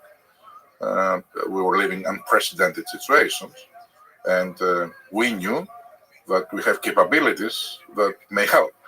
So there was not a second question or choice. We go all in. When you make decisions like that, you're the CEO of a company that needs to make money and that hopes to do a lot of good in the world. How much of both of those things are part of the calculation? So when you said it was an obvious choice, I think you've said a bunch of things of the kind of saying we need to go all in, sort of very boldly diving in. How much was that the world is facing uncertainty and fear and potentially destructive pandemic in the early days, just when you're seeing the full uncertainty before us, don't know how it's going to unroll? And how much of it is this may also be a good financial decision to take this risk? Yeah. I think about it all the time, and I know very well that if you focus too much on making money, you will never make. you should focus in what is the real value driver. And the real value driver it is to make breakthroughs that change patients' lives. If you don't do that, you will never make money. If you do that, don't worry. Things will fall into place and also money will follow. But the mentality of the company is to be how to help the patient. And that's what the management wants, that the shareholders want, because that's the only way that we can create value. In this particular case, we're not thinking at all about what are we going to make when we sell it or if not sell it, because what we were focusing 100% was how to bring a solution to the world that will help all of us change the way, the fear that was, bring hope to the world. And as always, when you do that, you will have good returns as well. On a philosophical level, on a human level, do you ever worry that the pressure to cover the costs that were invested to develop a new drug, to develop this vaccine, harms your ability to conduct unbiased studies? Not at all, because the studies are highly regulated. Everybody knows what regulators, and when I say regulators, FDA, European authorities, UK authorities, Israeli authorities, Japanese authorities, Canadian authorities, want to see how the study needs to be conducted and what exactly they need to see to approve it or not. So clearly, everybody takes into consideration how much money I'm going to invest and what is the chances that I'm going to lose them. But what you can do is just to change the rules of the game so that you won't lose the money. There are very well established methodologies that would say with very high precision if your medicine is effective, if your medicine is safe. And those are there for all and all playing with the same rules. Do you have an intuition about why is the FDA trying to get 75 years to release the Pfizer data? They're trying to request that it will not be released for 75 years. And then maybe the broader version of that question is, do you think people should have sort of full transparency and immediate access to the data? Immediate, on the scale of weeks, not years. I think the relations with regulators, they have been always very transparent, and there are a lot of laws that they are forcing regulators to and companies to put out their interactions and what exactly was discussed. Now, to go into specific details of some discussions, I don't know what is the reason that FDA wants to take the time, but I'm sure they have a very good reason. Well, let me just say my side of it. It doesn't look like a good reason. It looks like, maybe it's because I come from the Soviet Union. Now, this is not you saying this. This is me saying this. Is there seems to be a bureaucracy that gets in the way of transparency. That's always the challenge with government. So government is very good at setting rules and making sure there's oversight over companies and people and so on. But they slow things down, which is a feature and a bug. And in this case, they slowed down so much. I think the reason they set it at 75 years is because they set a rate of being able to only review 500 pages of data a day or something like that. And that's a very kind of bureaucratic thing, where in reality, you could just show the data. And it's not like something is being hidden, but in the battle to win people's trust, to inspire them with science, it feels like transparency is one of the most beautiful things, one of the most powerful things that the FDA has. FDA has the potential to be one of the great institutions of our country. And this is one example that it feels to me like a failure. So from your perspective, you're saying, I'm sure they have a good reason. So to you, the FDA is this black box that you submit things to. Once they approve, you know that those are the rules. It's approved. That's it. But this is not a black box. We know very well what is the process. Everybody knows very well what are the processes. The review process also, it is very detailed. They have scientists of very, very high caliber.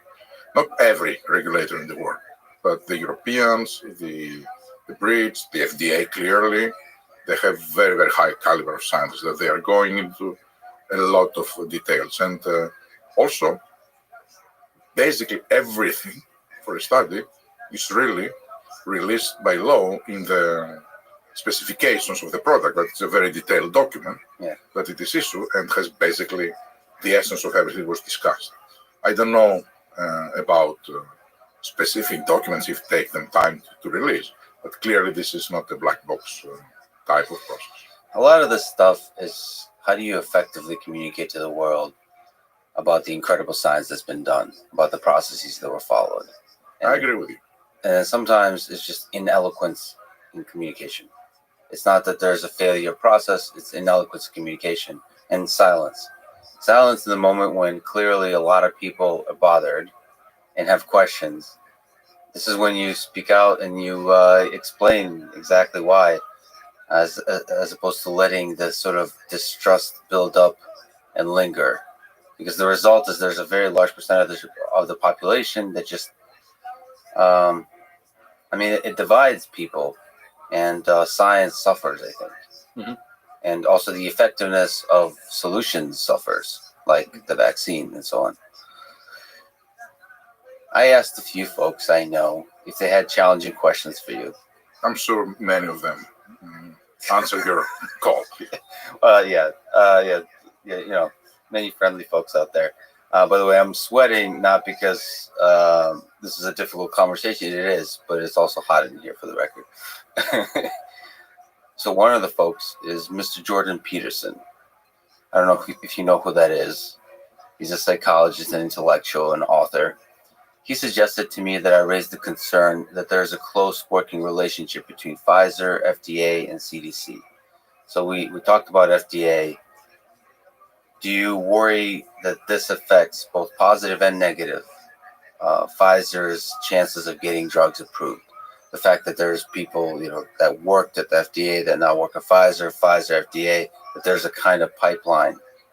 Does this worry you that it affects your ability to do great, unbiased work? I have zero doubts that this is not affecting at all their ability to be unbiased and regulate. And in order for the system also reinforces that by creating significant time barriers. If someone moves from an industry to FDA, he won't be able to deal with topics for a period of time, and then for even an enhanced period of time with topics that are related to the company he or she may come from. I think these regulators, they are really very strict, rightly so. If anything, I feel sometimes that maybe they should be a little bit more open-minded, particularly when it comes to new technologies, rather than trying to judge and implement the same framework of evaluation of new technologies to all. They are always, as regulators, in the conservative side. But always, they are unbiased and they are trying the best. And it's not only one or two people. They have processes to make sure that there are self-checks and balances within the agencies, both in CDC and in the FDA. Difficult decisions, they bring external experts that they should express. Easy decisions, they are internal experts that they are debating a lot. And if there are disagreements, they elevate them. So I think we are lucky to have good regulators. I think I agree with what you said before. As with all governmental agencies, there is bureaucracy, and the bureaucracy needs to be addressed. And by saying bureaucracy is not relaxing the bar needs to remain high, but focusing on what matters rather than on the detail. So you don't, I've been reading quite a bit about history. You don't worry about human nature and corruption that can seep in. You're saying institutionally there's protections against this. I think there is always the fear of corruption, particularly when you speak about public servants. But clearly the risk is very different country by country. And speaking about agencies by agencies, I think the regulatory agencies have a very good track record and history of the US, of Europe, of England, of very, very good track record of integrity. It's something I think about. So I grew up in the Soviet Union, and I need to perhaps introspect this a little bit. But when I was growing up, ethically, there was a sense that bribery is the only way you can get stuff done. That was the system of the time. Like you get pulled over by a police officer, like obviously you need to bribe them. I mean, it was like the way of life. And then so coming to this country, it was beautiful to see that the rule of law has so much power, and ultimately, the rule of law, when enacted, when it holds up, it gives people freedom to do the best work of their lives. But there's still human nature, and that worries me a lot here. And again, it goes back to the perception, the communication. When there's people that have worked at Pfizer and FDA, at the CDC, you know, you look at their resume, they have those things on their resume. It worries people. Are these great leaders that we are supposed to see as authorities, are they playing a game on us? I would say that I recognize what you said about what happened or what I'm sure that what you described in the country that you're coming from, it was how you experienced it. And I know that there are other countries that you need to do these things to do your job. I don't think it's the case in this country, particularly when it comes to those agencies that you mentioned. I think they have a very high track record. And also, I don't think that there are a lot of people that they are worried about it or doubt. I'm sure, like everywhere, there will be a minority, but the vast majority of the Americans, the vast majority of the Europeans, the vast majority of the Brits, the vast majority of the Israelis, they trust what FDA or EMA or CDC or MHRA will say. Still, there's currently a distrust of big pharma in the public. Maybe this is something I'd love to hear your comment on. There's distrust of science when it's tangled up with corporations and government institutions, like we've talked about. But they have to be entangled to achieve scale, oversight, and to achieve the kind of scale that Pfizer's been able to accomplish. How can Pfizer regain the public trust? How can you regain the public trust, do you think? Not regain, but sort of take steps to increase public trust. Reputation is something that you can lose in buckets, but you can earn it back in drops. And once you lost it, you are going to take a lot of effort to bring it back. And the pharmaceutical industry lost it. It's clear that the reputation of the industry in the last decade was on the lowest that we have seen ever. And there are many reasons for that, but clearly there are reasons that are related also with the behavior of the industry. That needed to change, and I'm hopeful that very few will disagree that the industry is a very different industry right now. That being said, I truly believe that if there is one lesson that stands out from the many lessons that we learned during COVID, is the power of science in the hands of the private sector. I think it was the private sector that came with solutions with diagnostic tests when we didn't have, solutions with respirators when we didn't have, solutions with treatments, solutions with vaccines. And I think that demonstrated very clearly to the world the value of a thriving life sciences sector, private life sciences sector to society. That also affected very positively the reputation, both of the sector and of Pfizer. I'm not going to make the mistake to consider given. I'm not to make the mistake that because our reputation is high, that will remain so. We need to earn it every day with everything we do, with everything we say, with the way we behave. And I hope that we'll rise to this occasion and we will do that. You've been at Pfizer for 28 years. Time flies when you're having fun. And you've become CEO in 2019. It is a company you love, a company you believe in. It's a company that has developed drugs that has helped millions of people. So let me ask yet another hard question. on this topic of reputation. In 2009, Pfizer pleaded guilty to the illegal marketing of arthritis drug Bextra and agreed to a $2.3 billion settlement. How do you make sense of the fact that this happened to a company you love and that you believe in? Yes. The Bextra case in 2009 was related to things that happened in 2003. And the things that happened in 2003 were things that basically several of our reps did off-label promotion. So they spoke about, with the physicians, about off-label use of the product, and they shouldn't. And Can you clarify? So off-label are things that the FDA didn't approve, extra stuff.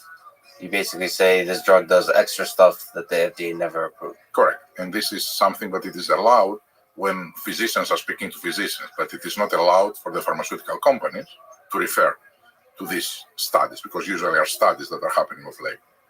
And apparently several of our reps in 2003, they did it. And we had to settle in 2009, and we paid a very big fine, as you said. The fine was related not to the severity of the conduct, but the size of the revenues. So the fines are, if Bextra was a small product, we would get a small fine. Bextra was a very big product, and we got a very large fine. Very bad, what happened in 2003. I don't think that these things happened since then. We have a stellar record from 2009 until now of complying with every single regulation and rule. We have internal processes to make sure that these are not happening by individuals that may have an interest. For example, to get a promotion, they may try and do things that they are not the right things. And we have, more importantly, a culture in this company that really sets aside people that they think differently. So I didn't like what happened in 2003, but I believe a lot has changed in the 20 years that followed, or almost 20 years. So you're developing drugs, you're developing solutions to help millions of people, but there's risk involved. And so there will be lawsuits heading back your way because there's a lot of lawyers in the world, partially. How do you put that into the calculation of how you try to do good in the world? That some of the cost is the lawsuits. How do you not fall victim to thinking that it's just the cost of doing business, and that some of the lawsuits might actually represent real pain that people are going through? No, I think that we try always to do the right thing. And that's, as I said, very well embedded into our culture. If you don't do the right thing, sooner or later you will pay for it, one way or another. Yeah. And right now, for us doing the right thing, it is being able to find innovations to issues that are real, diseases that they do not have good coverage, good treatments right now. We try to find treatments that significantly surpass the current standards of care. And we try not only to comply with what regulators are asking us to do, this is what you need to do to prove the safety or the efficacy, but exceed them. No matter what we do on that, I'm sure that people will find opportunity, because as you said, there are a lot of lawyers to sue us. But we believe in the justice system, and we believe that eventually, if you are doing the right thing, you will be on the right side of the history. I'm really glad you say that, because focusing on doing the right thing, no matter the money, I believe is the best way to make money.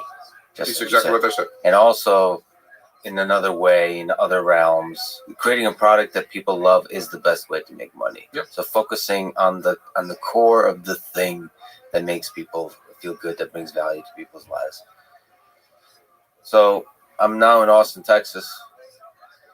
My good friend Joe Rogan, he's been highlighting to me this aggressive marketing on mainstream media channels by Pfizer. So let me ask a general marketing question. Do you see this as a conflict of interest? Is it might bias the reporting of news? That a lot of people, me included, look to these mainstream channels of news kind of authority of like what the heck's going on in the world. And if Pfizer is sponsoring many of these shows, there's a worry. It may be a perception thing, but there's also a natural worry that it would influence what they're talking about because they're afraid of losing the sponsorship. It's subtle, but at scale, it might have a serious impact. Do you worry about this? I think people could go one way or another because of multiple reasons. From our perspective, I don't think we have aggressive marketing. What we do, we go on TV and we are having ads about our product, and they are highly regulated. I think it is the right of people to know, to learn that if there is a product like that. It's very clearly that we cannot say things that they are off-label, that have not been approved. We need to have, every time we go on TV, as you know, FDA is forcing us to say also the bad things that can happen for a medicine. Sometimes that takes more time than the good things. And I don't think that we are doing aggressive marketing.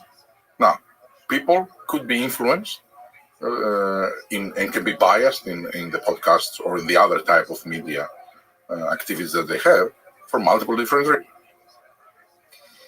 Yeah, I know, but it's pressure. It's human nature. I mean, it's one of it is perception, but I worry about it too. I have a ton of sponsors for this podcast, for example, and none of them ever asked me to anything. They're just, I think likely that kind of pressure is not happening from Pfizer, but there's implied pressure sometimes, and I worry about that a lot because I look at academia. Like I look for the good in people. I tend to believe most people are good or have the capacity to be good and the desire to be good. When I came to MIT, I was a little bit disappointed, maybe heartbroken. How much pressure? I think unjustified pressure people felt from financial constraints. Especially at MIT when there's, I think, a lot of money, people still felt constraints. And it wasn't bringing out the best in them. They weren't supporting each other. They weren't loving each other, like celebrating each other's successes. I don't want to blame money on everything, money constraints, but when you have sponsors, it just, I personally worry that it doesn't bring the best out of people. And so I feel like I want to put some responsibility on sponsors and great big companies like Pfizer to kind of not get in the way of the best of human nature, whether it's sponsoring podcasts, mainstream media, like, I don't know, athletes, whatever. You need to know that we are so careful with sponsorships. First of all, we have very few, very, very few. We have a team that for every single one could be $2,000. They would try to see if there is a conflict of interest in the way we do it, and also what is the reputation of the persons or the programs that we are sponsoring.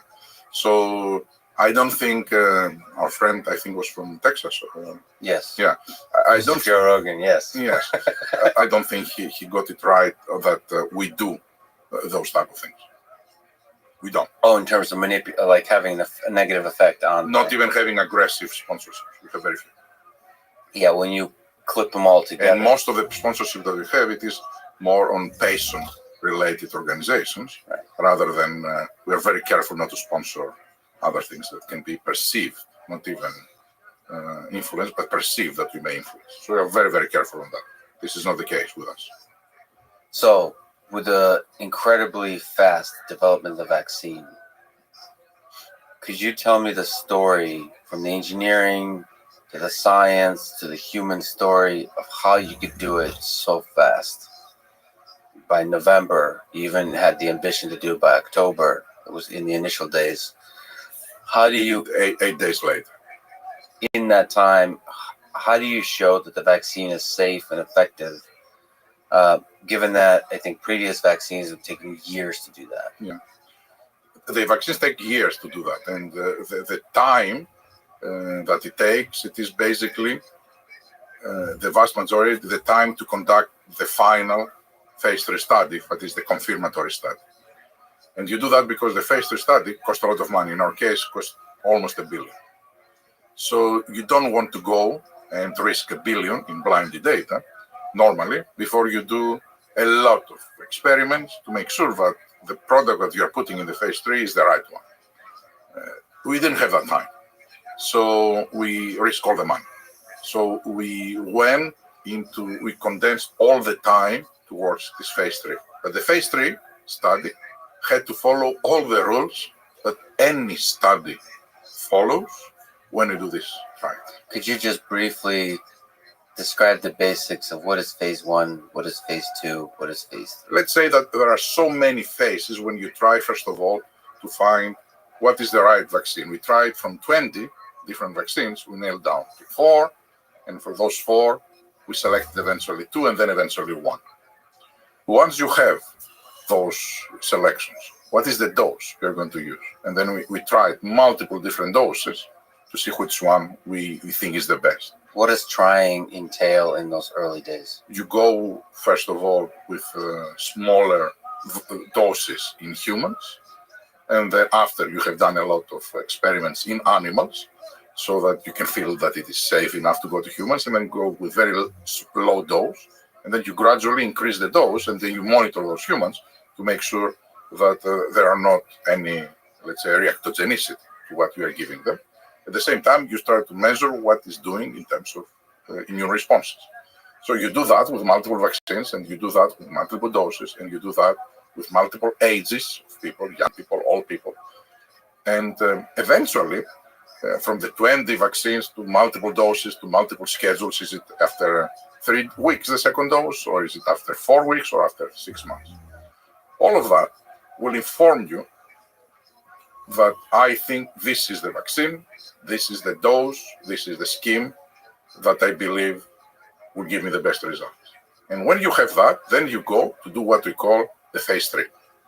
This is a very big study, thousands of people, where you use the vaccine that you think is the right one and a placebo. The placebo and the vaccine, they look identical. Nobody knows if he's injected a placebo or a vaccine. The physician that makes the injection, the doctor, doesn't know if he's injecting placebo or vaccine. He knows a barcode. Only the computer knows. In order to go into this computer, there are keys, and there are at least 2 people that needs to put their keys so that someone can see the data. And those people, they have legal obligations never to do that, right? So before a certain point. So all of that is blind.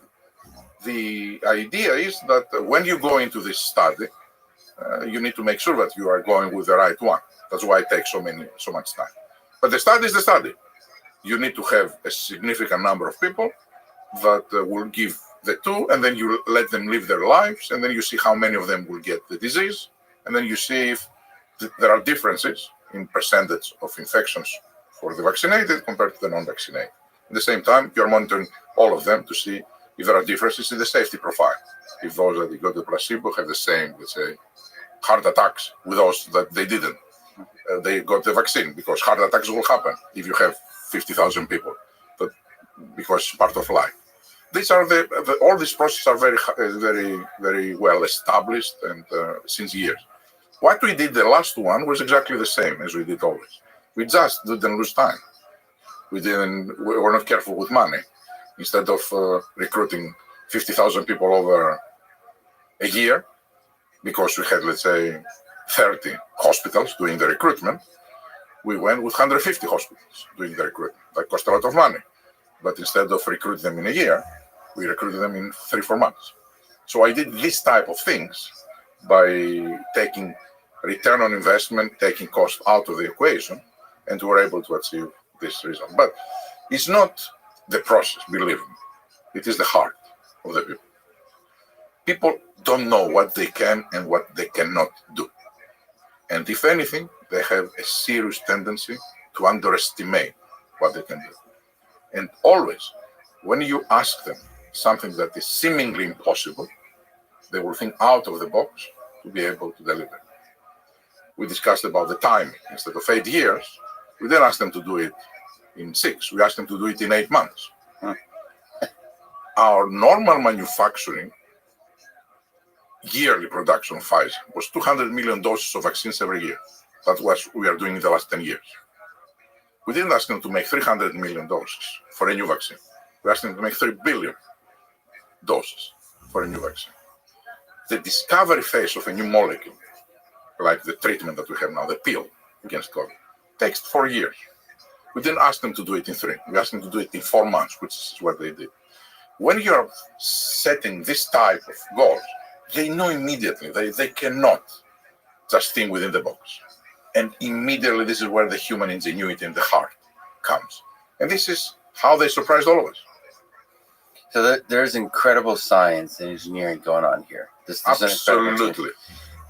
This is what's bothering me, that the conversation in public is often not about that. Mhm. You know, It's about politics, unfortunately. politics. So I spent the day with Elon Musk yesterday. Mhm. He works with rockets. Mhm. Similar situation as with Pfizer in the sense that there's NASA and then there's this private company. And that's a source of incredible inspiration to people. Mhm. No politics, very little politics. Mhm. So this is part of the thing I'm hoping to do our little part in this conversation to help untangle a little bit, just reveal the beauty and the power of the thing that was done here, especially with the vaccine, but other things that are being done with the antiviral drug. Let me just kind of linger on the safety. What can you say? There's a lot of people that are concerned that the Pfizer vaccine, by the way, of which I took 2 shots, no booster yet, is unsafe. What do you say to people that say that? No, they should not fear something like that. It's completely wrong. There is no medical product in the history of humanity that have been tested as much as this vaccine. It has been administered to hundreds of millions of people. And because of the importance of COVID, they have been scrutinized, those people, constantly. Right now, healthcare authorities are looking for every single signal around the world of people that they got the vaccine and try to see if it is vaccine related or not. There are electronic medical records that will tell us when and what happened to a person when he did got the vaccine. And we know now more, we have so high certainty that it is so safe, exactly as the data sheet says about this vaccine, more than any other product. They should not be afraid of something like that, and they should not listen to information, but it is misinformation, that it is spread on purpose. Well, I don't like the word misinformation because, again, back to the Soviet Union, anyone who opposes the state is spreading misinformation. So you can basically call anything misinformation. That's the unfortunate times we live in. Is you can call anyone, you can basically call anybody a liar and say, I'm the sole possessor of the truth. And just no offense to me, just because you wear a tie doesn't mean you're any more likely to be in the possession of the truth than anyone else. So I wouldn't disagree with that at all. I don't think that. As somebody who's not wearing a tie, and as you can, people can see that I'm not wearing a tie and you are. But it's not about being able, those that they have the power to impose on the others the stigma that what you are saying is misinformation. But there are a few things that as society we have accomplished, and science is one of them. And data is, and analytics of data is another one. And to say that something which is highly scientific by people that they are not scientists, I think that it is not what you're describing, what used to happen in the Soviet Union or in any other autocratic regime in the world right now. But I definitely do think that the scientists, the public science communicators I've listened to over COVID have really disappointed me because they have not spoken with empathy. They haven't sufficiently, in my view, have put their ego aside and really listened to people. Yes, people that don't have a PhD, people who have not really, maybe you've not even taken like a biology course in college or something like that. But still, they have children. They worry. They fear. They don't know who to trust. They don't know if they should listen to the CEO of Pfizer, who might have other incentives in mind, who might just care about money and nothing else. And so they just use common sense and they ask questions. And I think to them, talking down to them as if they're not intelligent and so on is something scientists have done, almost like rolled their eyes. And that disappoints me because I think that's kind of what is the source of division. Look, humility is a virtue. Yes. And Yes. the fact that you are educated doesn't mean that you are having either humility or empathy or you have good human qualities. This was never and will never be a metric of judging this type of virtues.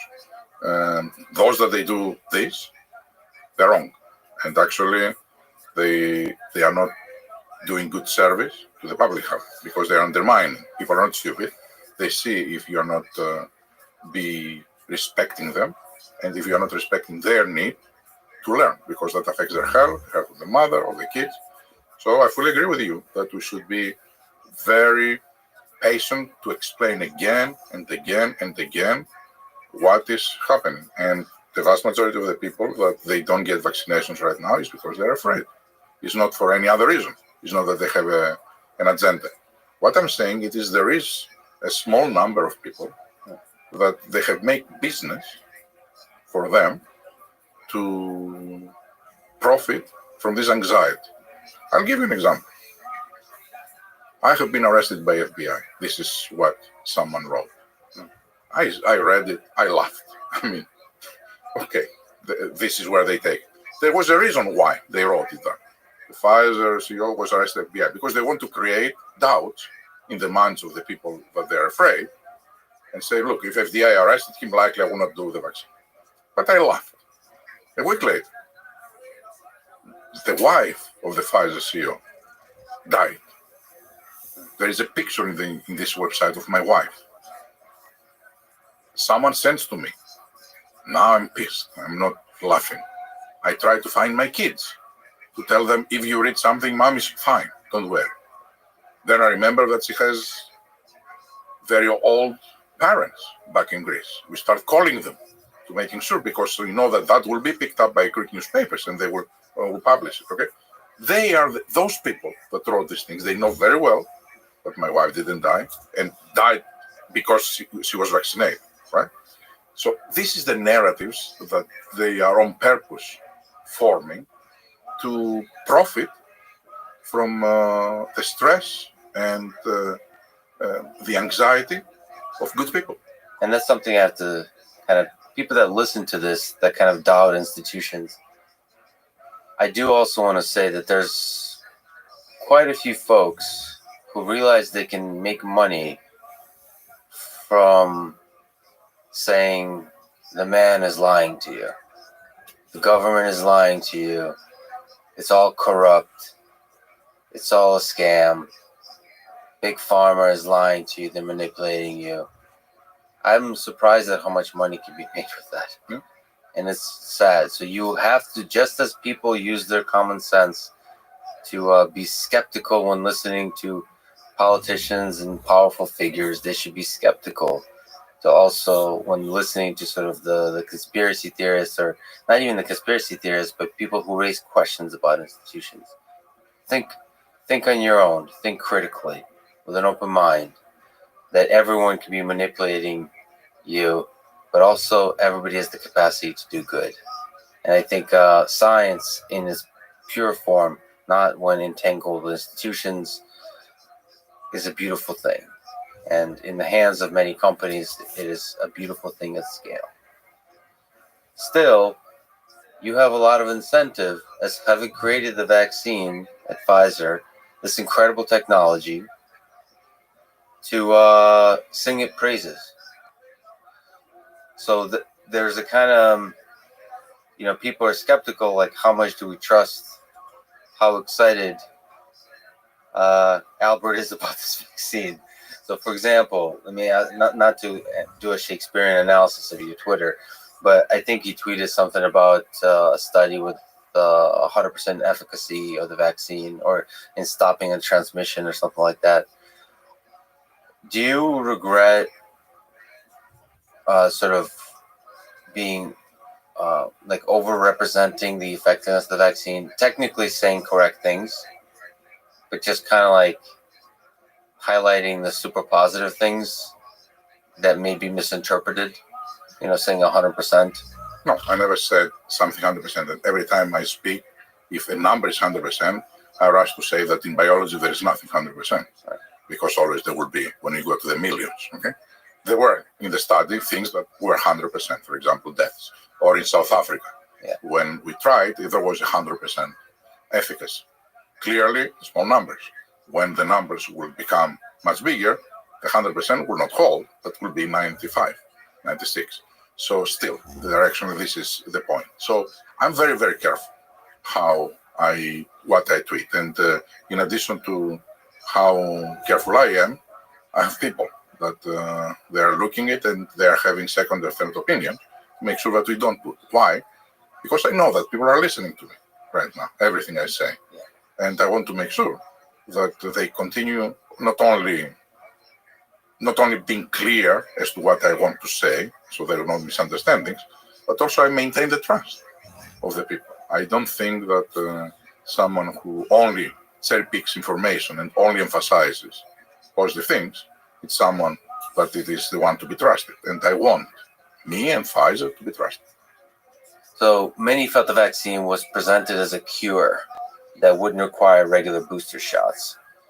Was that something you believed early on? Or did you always believe that many regular shots would be required? And maybe in a bigger picture, how many do you think this will, for the Pfizer vaccine, is it something you see that's taking a booster shot regularly, like annually? Yes. In the beginning, when we had the first months of the vaccine, people would ask me, do we need another one? And I said, we don't know. I was very clear about it.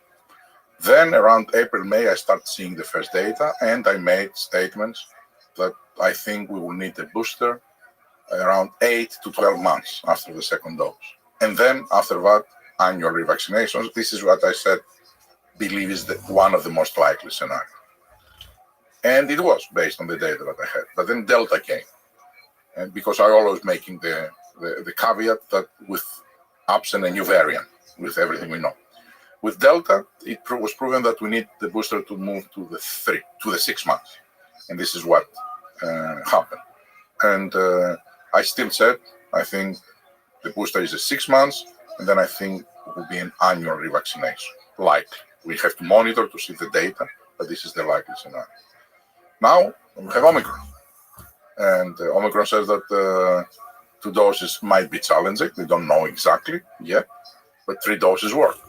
So clearly a lot of countries already started moving now the 3rd dose, not from 6 months to 3, so that they will reduce the period that people will not be protected with the 3rd dose.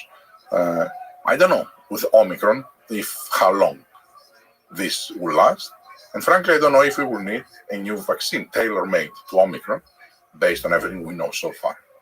We are monitoring, and we will know way more in the weeks to come. If there is a need for a new vaccine, we will have it. And if there is a need for mass production of this new vaccine, I can also feel very comfortable that we will not lose any of our capacity that we have developed. Right now, we are running at 1 billion, almost, approximately, doses per quarter, 4 per year.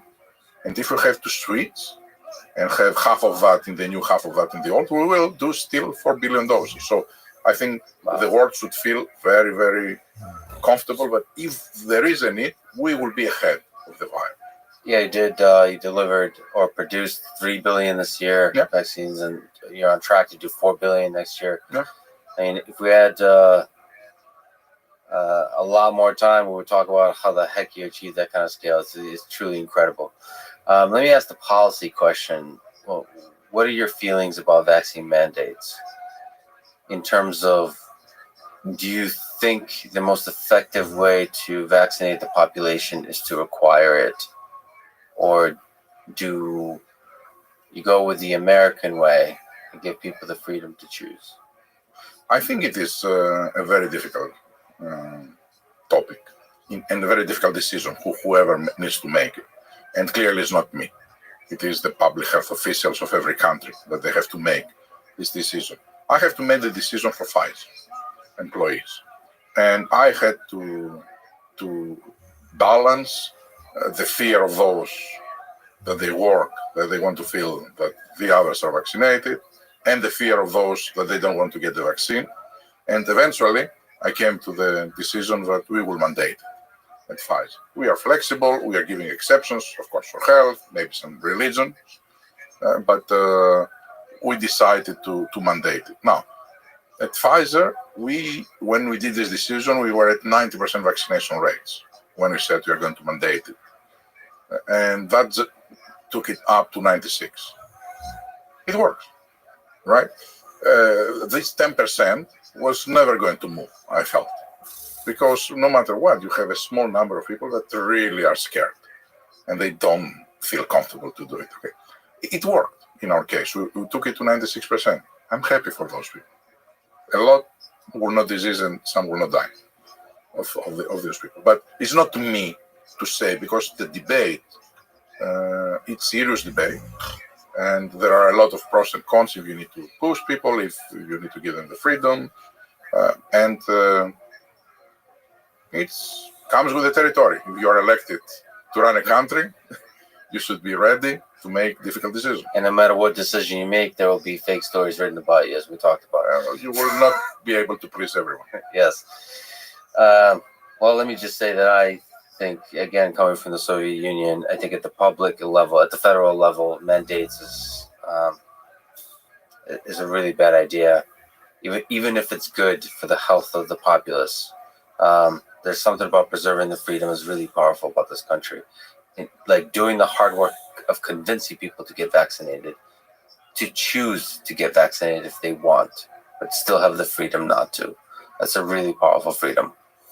To me, it's super lazy to mandate. People should understand the science and want to get vaccinated.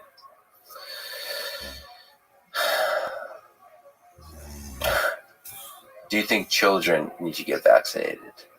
I do. I do think that they need to get vaccinated. So age ranges 5 to 16. There's a lot of parents that that fear for the well-being of their children. Can you empathize with those parents? Can you steelman their arguments against the vaccine for their children? You know, because people know who I am. I had the opportunity to interact with parents before that was, let's say, approved. And there were so many, way more, that I had a lot of empathy because they were afraid for their kids because they didn't have a vaccine. And they were the ones that were speaking at that time. Bring me vaccine. When are you going to bring me vaccine? I really fear. I feel that this is unfair, but I'm protected. My husband is protected. My old son is protected, and my little sweetheart, because she's below the age, is not protected. Now that we have the vaccines, I'm sure that those that they are afraid of the vaccine, not of the disease, which are smaller now, admittedly, also they will have, if they are afraid of them, I'm sure that they will be afraid even more about their kids because they love, I would say, more than they love themselves. So it's going to be this situation. And again, the same. How can you do to demonstrate, to convince people, to win the minds and the hearts of the people that this is the right thing to do? What do you think about that calculation? Because the risk for kids is very low. Kids do die. Kids do go to the hospital from COVID. Yes. But the rate is very low. The rate is lower, but kids, they do die. And how can you say that I'm not going to protect a kid for something that it is likely to happen? And it is not only that. What happens in the school when they stop the education process because a kid got the disease, and they don't have vaccines so that they can control. It is such a big disruption and such a big risk for the health of the kids that it shouldn't be a debate. Look, how many kids are having polio right now? Way fewer number than those that they're having COVID in the hospital. But everybody's getting the vaccine. It's Well, polio was deadlier for kids. but it's not now. So why a kid to do it now? Because it needs to be protected. Well, the unique thing about the COVID vaccine is a new type of technology too. So there's an extra concern. Choosing to vaccinate a child, you're making it potentially hurt them. That's the way parents that are hesitant about the vaccine think. I think choosing to vaccinate children makes a choice so that something could not potentially hurt them, which is the disease. That's why we are doing vaccinations since ever. I know that there are people that they are concerned for themselves and for their kids. What I know it is that I'm a scientist and I'm a parent, and I am telling you that vaccines is a very good thing for kids, and thank God we were able to develop it. So we've talked quite a bit about the vaccine, but there's an incredible new technology that Pfizer is developing with Paxlovid, antiviral for COVID. Where does that stand? How does that work? And how are you able to develop it in 4 months, like you said, and all of that in just a few minutes? First of all, what this is about. This is a real game changer. This is a course of treatment that you get only if you get the disease, you get COVID. Then what happens is that you will take for 5 days pills day and night, and twice a day for 5 days. And instead of 10 people from those that disease to go to hospital, only one will go. This is, and with all the caveats that the numbers are small, no one died. It was 100% efficacy on deaths. Of course, I'm sure that in real world, when the numbers are getting very high, we may have 99 instead of 100. But these are spectacular results for something that you can take home and stay home. The biggest problem right now in Europe, in the US, when we have surges, every time that we have a surge of COVID, it is that the ICUs are full, the hospitals are paralyzed, they have to postpone elective surgeries, they have to postpone other operations because they don't have the capacity because of that. Keeping people out of the hospitals, home, keeping people without dying, it is something that we didn't have before. And this is a significant game changer. I have to ask a controversial, difficult question. What are your thoughts about ivermectin? Has it sufficiently been studied? Has Pfizer considered it in its, like I said, incredible development of the antiviral as a comparator, that kind of thing? Just investigated in general. The reason I bring it up is I've read quite a few criticisms of people. There's been some comparisons of Paxlovid to the ivermectin, and I think people should look up. There is Dr. John Campbell that describes that comparison and makes that claim, and there's quite a lot of people that debunk or argue against that. You can do your own research, but there is a lot of people that kind of see this free drug without patents on it and say this could be the savior. So can you just speak to that comparison? And it's not the first time. If you remember, there were other compounds that were claimed that they are the solution to COVID, and clearly they were proven that they're not. There are compounds that they are solutions and compounds that they're not.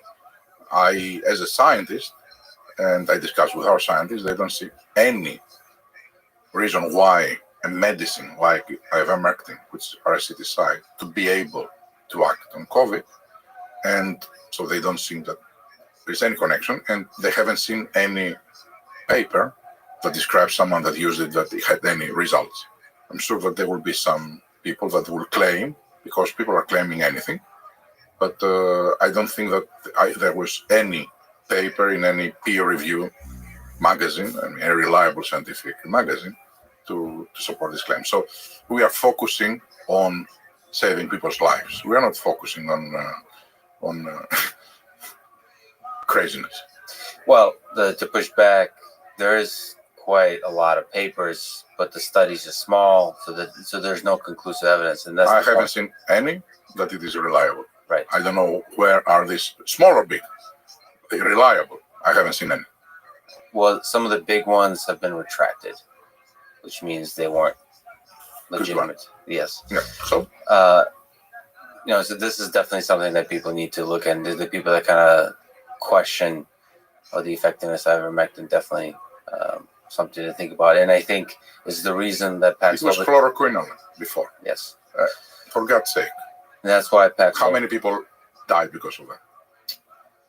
Yeah, this is the dangerous thing. This is the sad thing. Paxlovid has been studying thousands of people and will be under the scrutiny not only of regulators, but as we will go into the implementation, as it happened in many countries, they will monitor to see what's happened. Let's say that whatever we do, once it is out there, within a few weeks, they will know all hospitals if it works or not, because they will see the statistics. We've gone through one of the more difficult periods in recent human history over the past 2 years, like as a society. What gives you hope about the future for our human civilization? You look into the next few years. I think the human ingenuity. I think although there is the world always is progressing, although there are a lot of things that need to be fixed in the society of 2020. The society of 2020 is better at large than things 50 years back, 100 years back, in all different aspects, from poverty, for human rights, from science, from quality of life, from any aspect. I am positive that humans can create and always create a better future and will continue doing so. You have helped save the lives of millions of people, help improve the quality of their lives, but you yourself are just one biological organism with an expiration date. Do you ponder your mortality? Do you think about your death? Are you afraid of death? That's a very interesting question. I was discussing with a lot of people that I was fearless of death. I couldn't care less when I was young. The first time that I start feeling that I want to be around was when I had kids. And then I started feeling that, oh gosh, I hope I will be around to see their wedding. I hope they will be around to see their children. So if there is something that scares me, is the possibility I will not be part of their lives anymore and I will not be watching. I hope there is life upstairs, so I will be able to watch them from there. From upstairs, get a nice overview. Let me ask the big ridiculous question. And you only have 2 minutes or less to answer it. What is the meaning of life? What's the meaning of this whole thing? You said ingenuity is the thing that gives you hope. We seem to be all busy trying to help each other, trying to build a better world. Why are we doing that? I would repeat something that Steve Jobs has said. Death is life's biggest invention. It eliminates the old and gives place to the new. Life is all about moving forward. Life is all about creating new things. Maybe everyone is a contributor, but no one is the owner. And always creating something new. Always. Adding something beautiful into the world, maybe a little bit of love. Hopefully. Albert, thank you so much. It's a huge honor that you go through some of these difficult questions with me today, and that you give your extremely valuable time for this conversation. Thank you so much for talking today. Thank you for your interest, and I'm happy, as I was telling you before, that I can brag with my kids that I was in your podcast because you are their hero. You made it. I made it. Thank you. Thank you. Thanks for listening to this conversation with Albert Bourla. To support this podcast, please check out our sponsors in the description. And now, let me leave you with some words from Oscar Wilde. The truth is rarely pure and never simple. Thank you for listening. Hope to see you next time.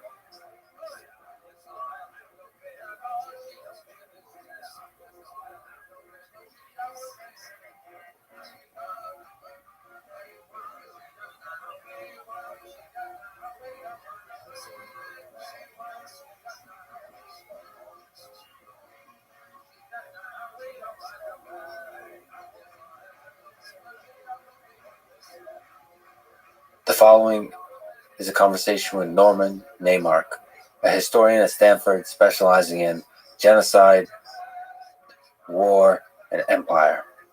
This is the Lex Friedman podcast. To support it, please check out our sponsors in the description. And now, here's my conversation with Norman Neymark. Did Stalin believe that communism is good, not just for him, but for the people of the Soviet Union and the people of the world? Oh, absolutely. I mean, Stalin believed that, socialism was the be-all and end-all of, human existence. He was a true Leninist, and in Lenin's tradition, this was, what he believed. I mean, that set of beliefs didn't exclude other kinds of things he believed or thought or did. But no, the way he defined socialism, the way he thought about socialism, he absolutely thought it was in the interests of the Soviet Union and of the world. And in fact, that the world was one day going to go socialist. In other words, I think he believed in eventually in the international revolution. So given the genocide in the 1930s that you described, was Stalin evil, delusional, or incompetent? Evil, delusional, or incompetent. Well, evil is one of those words, which has a lot of kind of religious and moral connotations. And in that sense, yes, I think he was an evil man. I mean, he, eliminated people absolutely unnecessarily. He tortured people, had people tortured. He was completely indifferent to the suffering of others. He couldn't have cared a whit, that millions were suffering. And so, yes, I consider him an evil man. I mean, historians don't like to Use the word evil. use the word evil. It's, it's a word for moral philosophers, but I think it certainly fits who he is. I think he was delusional. And there's a wonderful historian at Princeton, a political scientist, actually, named Robert Tucker, who said he suffered from a paranoid delusional system. And I always remember that of Tucker's writing, because what Tucker meant is that he was not just paranoid, meaning, I'm paranoid, I'm worried you're out to get me, right? But that he constructed whole plots of people, whole systems of people who were out to get him. So in other words, his delusions were that there were all of these groups of people out there who were out to diminish his power and remove him from his position and undermine the Soviet Union, in his view.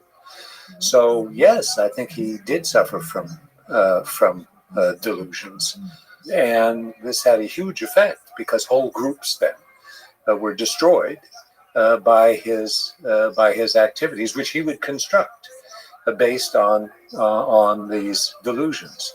He was not incompetent. He was an extremely competent man. I mean, I think most of the research that's gone on, especially since the Stalin archive was opened at the beginning of the century, and I think almost every historian who goes in that archive comes away from it with the feeling of a man who's enormously hardworking, intelligent, with an acute sense of politics, a really excellent sense of, political rhetoric, a fantastic editor, in a kind of agitational sense. I mean, he's a real agitator, right? and of a really hard worker. I mean, somebody who works from morning till night, a micromanager in some ways. So his competence, I think, was really extreme. Now, there were times when that fell down, times in the 30s, times in the 20s, times during the war, where he made mistakes. It's not as if he didn't make any mistakes. But I think, you look at his stuff, you look at his archives, you look what he did. I mean, this is an enormously competent man who in many, many different areas of enterprise, because he had this notion that he should know everything and did know everything. I remember one archive, Jala, it's called, a kind of folder that I looked at where he actually went through the wines that were produced in his native Georgia and wrote down how much they should make of each of these wines, how many, barrels they should produce of these wines, which grapes were better than the other grapes, sort of correcting, in other words, what people were putting down there. So he was, his competence ranged very wide, or at least he thought his competence ranged very wide. I mean, both things, I think, are the case. If we look at this paranoid delusional system, Stalin was in power for 30 years. He is, many argue, one of the most powerful men in history. Did, in his case, absolute power corrupt him, or did it reveal the true nature of the man? And maybe just in your sense, as we kind of build around this genocide of the early 1930s, this paranoid delusional system, did it get built up over time? Was it always there? It's kind of a question of did the genocide, was that always inevitable, essentially, in this man, or did power create that? I mean, it's a great question, and I don't think you can. I don't think you can say that it was always kind of inherent in the man. I mean, the man without his position and without his power, wouldn't have been able to accomplish what he eventually did in the way of murdering people, murdering groups of people, which is what genocide is. So, it wasn't sort of in him. I mean, and again, the new research has shown that, he had, his childhood was, not a particularly nasty one. People used to say, the father beat him up, and it turns out actually it wasn't the father, it was the mother once in a while. But basically, he was not an unusual young Georgian kid or student even. And it was the growth of the Soviet system and him within the Soviet system. I mean, his own development within the Soviet system, I think, that led, to the kind of mass killing that occurred in the 1930s.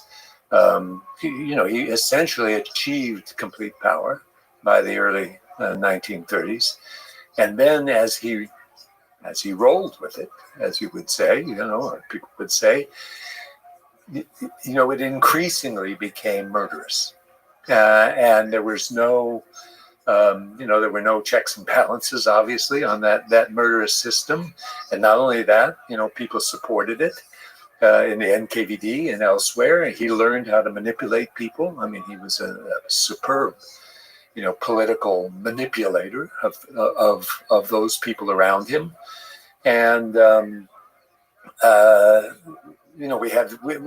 we've got new transcripts, for example, of Politburo meetings in the early 1930s, and you read those things, and he uses humor and he uses sarcasm, especially. He uses verbal ways to undermine people, to control their behavior and what they do. And he's a really, he's a real, I guess, manipulator is the right word. And he does it with, a kind of skill that on the one hand is admirable, and on the other hand, of course, is terrible, because it ends up, creating the system of terror that he creates. I mean, I guess just to linger on it, I just wonder how much of it is a slippery slope. In the early 1920s, did he think he was going to be murdering even a single person, but thousands and millions? I just wonder,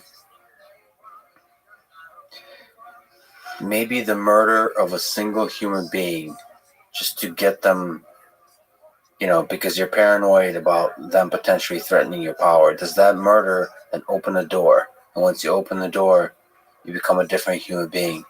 A deeper question here is the Solzhenitsyn, the line between good and evil runs in every man. Are all of us, once we commit one murder in this situation, does that open a door for all of us? And I guess even the further deeper question is how easy it is for human nature to go on the slippery slope that ends in genocide. There are a lot of questions in those questions, and the slippery slope question I would answer, I suppose, by saying, Stalin wasn't the most likely successor of Lenin. There were plenty of others.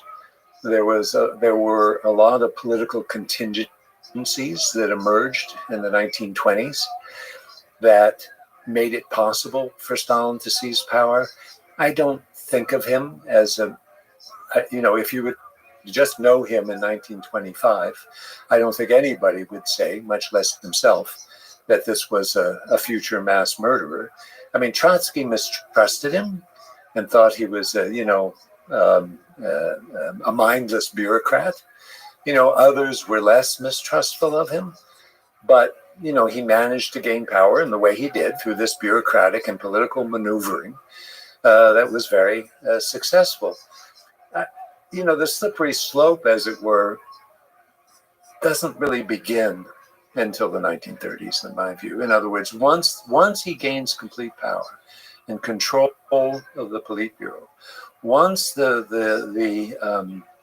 programs that he institutes, so the 5-year plan and collectivization go through, once he reverses himself and is able to reverse himself or reverse the Soviet path, to give various nationalities their ability to develop their own cultures and sort of internal politics. Once he reverses all that, you have the Ukrainian famine in 32, 33. You have the murder of Kirov, who is one of the leading figures, in the political system. You have the suicide of his wife. You have all these things come together in 32, 33 that then,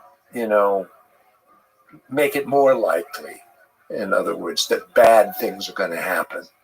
And people start seeing that, too, around him. They start seeing that it's not a slippery slope. It's a dangerous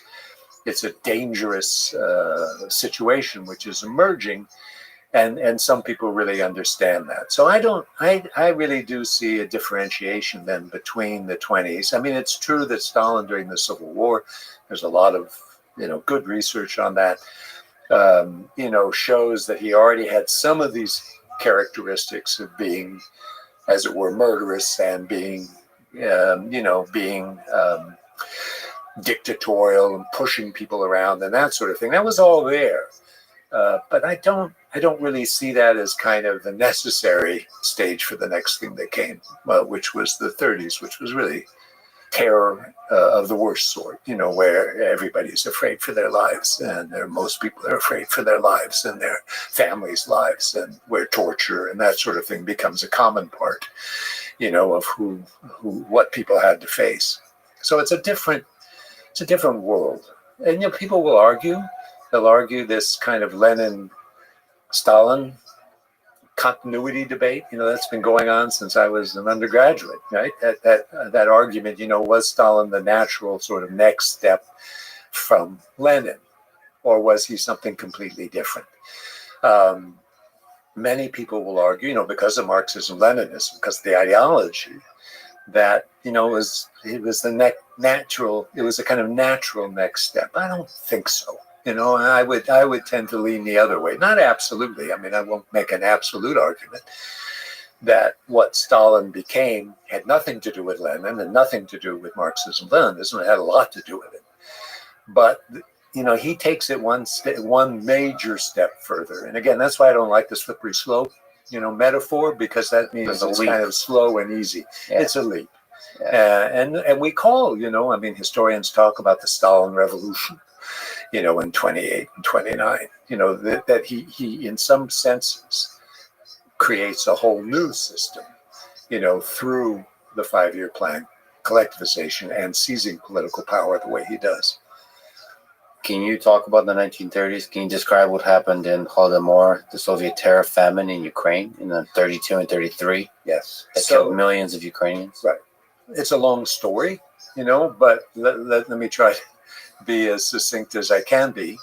I mean, the Holodomor, the terror famine of 32, 33, comes out of, in part, an all-union famine that is the result of collectivization. Collectivization was a catastrophe. The more or less the so-called kulaks, the more or less richer farmers. I mean, they weren't really rich, right? Anybody with a tin roof and a cow was considered a kulak, and other people who had nothing were also considered kulaks if they opposed collectivization. So these kulaks, we're talking millions of them, right? And Ukraine, it's worth recalling, and I'm sure you know this, was a heavily agricultural area, and Ukrainian peasants, were in the countryside and resisted collectivization more than even Russian peasants resisted collectivization. Suffered during this collectivization program, and they, burned sometimes their own houses. They killed their own animals. They were shot, sometimes on the spot. Tens of thousands, and others were sent into exile. So there was a conflagration in the countryside. And the result of that conflagration in Ukraine was terrible famine. And again, there was famine all over the Soviet Union, but it was especially bad in Ukraine, in part because Ukrainian peasants resisted. Now, in 32, 33, a couple of things happened. I mean, I've argued this in my writing, and I've also worked on this. I continue to work on it, by the way, with a museum in Kiev that's going to be about the Holodomor. They're building the museum now, and it's going to be a very impressive set of exhibits, and talk with historians all the time about it. So what happens in 32, 33 are a couple of things. First of all, the Stalin develops an even stronger, I say even stronger because they already had an antipathy for the Ukrainians, an even stronger antipathy for the Ukrainians in general. First of all, they resist collectivization. Second of all, he's not getting all the grain he wants out of them, and which he needs. And so he sends in then people to expropriate the grain and take the grain away from the peasants. These teams of people, some policemen, some urban thugs, some party people, some poor peasants, take part too, go into the villages and forcibly seize grain and animals from the Ukrainian peasantry. They're seizing it all over. I mean, let's remember again, this is all over the Soviet Union, in 32 especially. Then, in December of 1932, January of 33, February of 33, Stalin is convinced the Ukrainian peasantry needs to be shown who's boss, that they're not turning over their grain, that they're resisting the expropriators, that they're hiding the grain, which they do sometimes, right? That they're basically not loyal to the Soviet Union, that they're acting like traitors, that they're ready, and he says this, to, I think it's Kaganovich, he says it to, they're ready to kind of pull out of the Soviet Union and join Poland. I mean, he thinks Poland is, out to get Ukraine.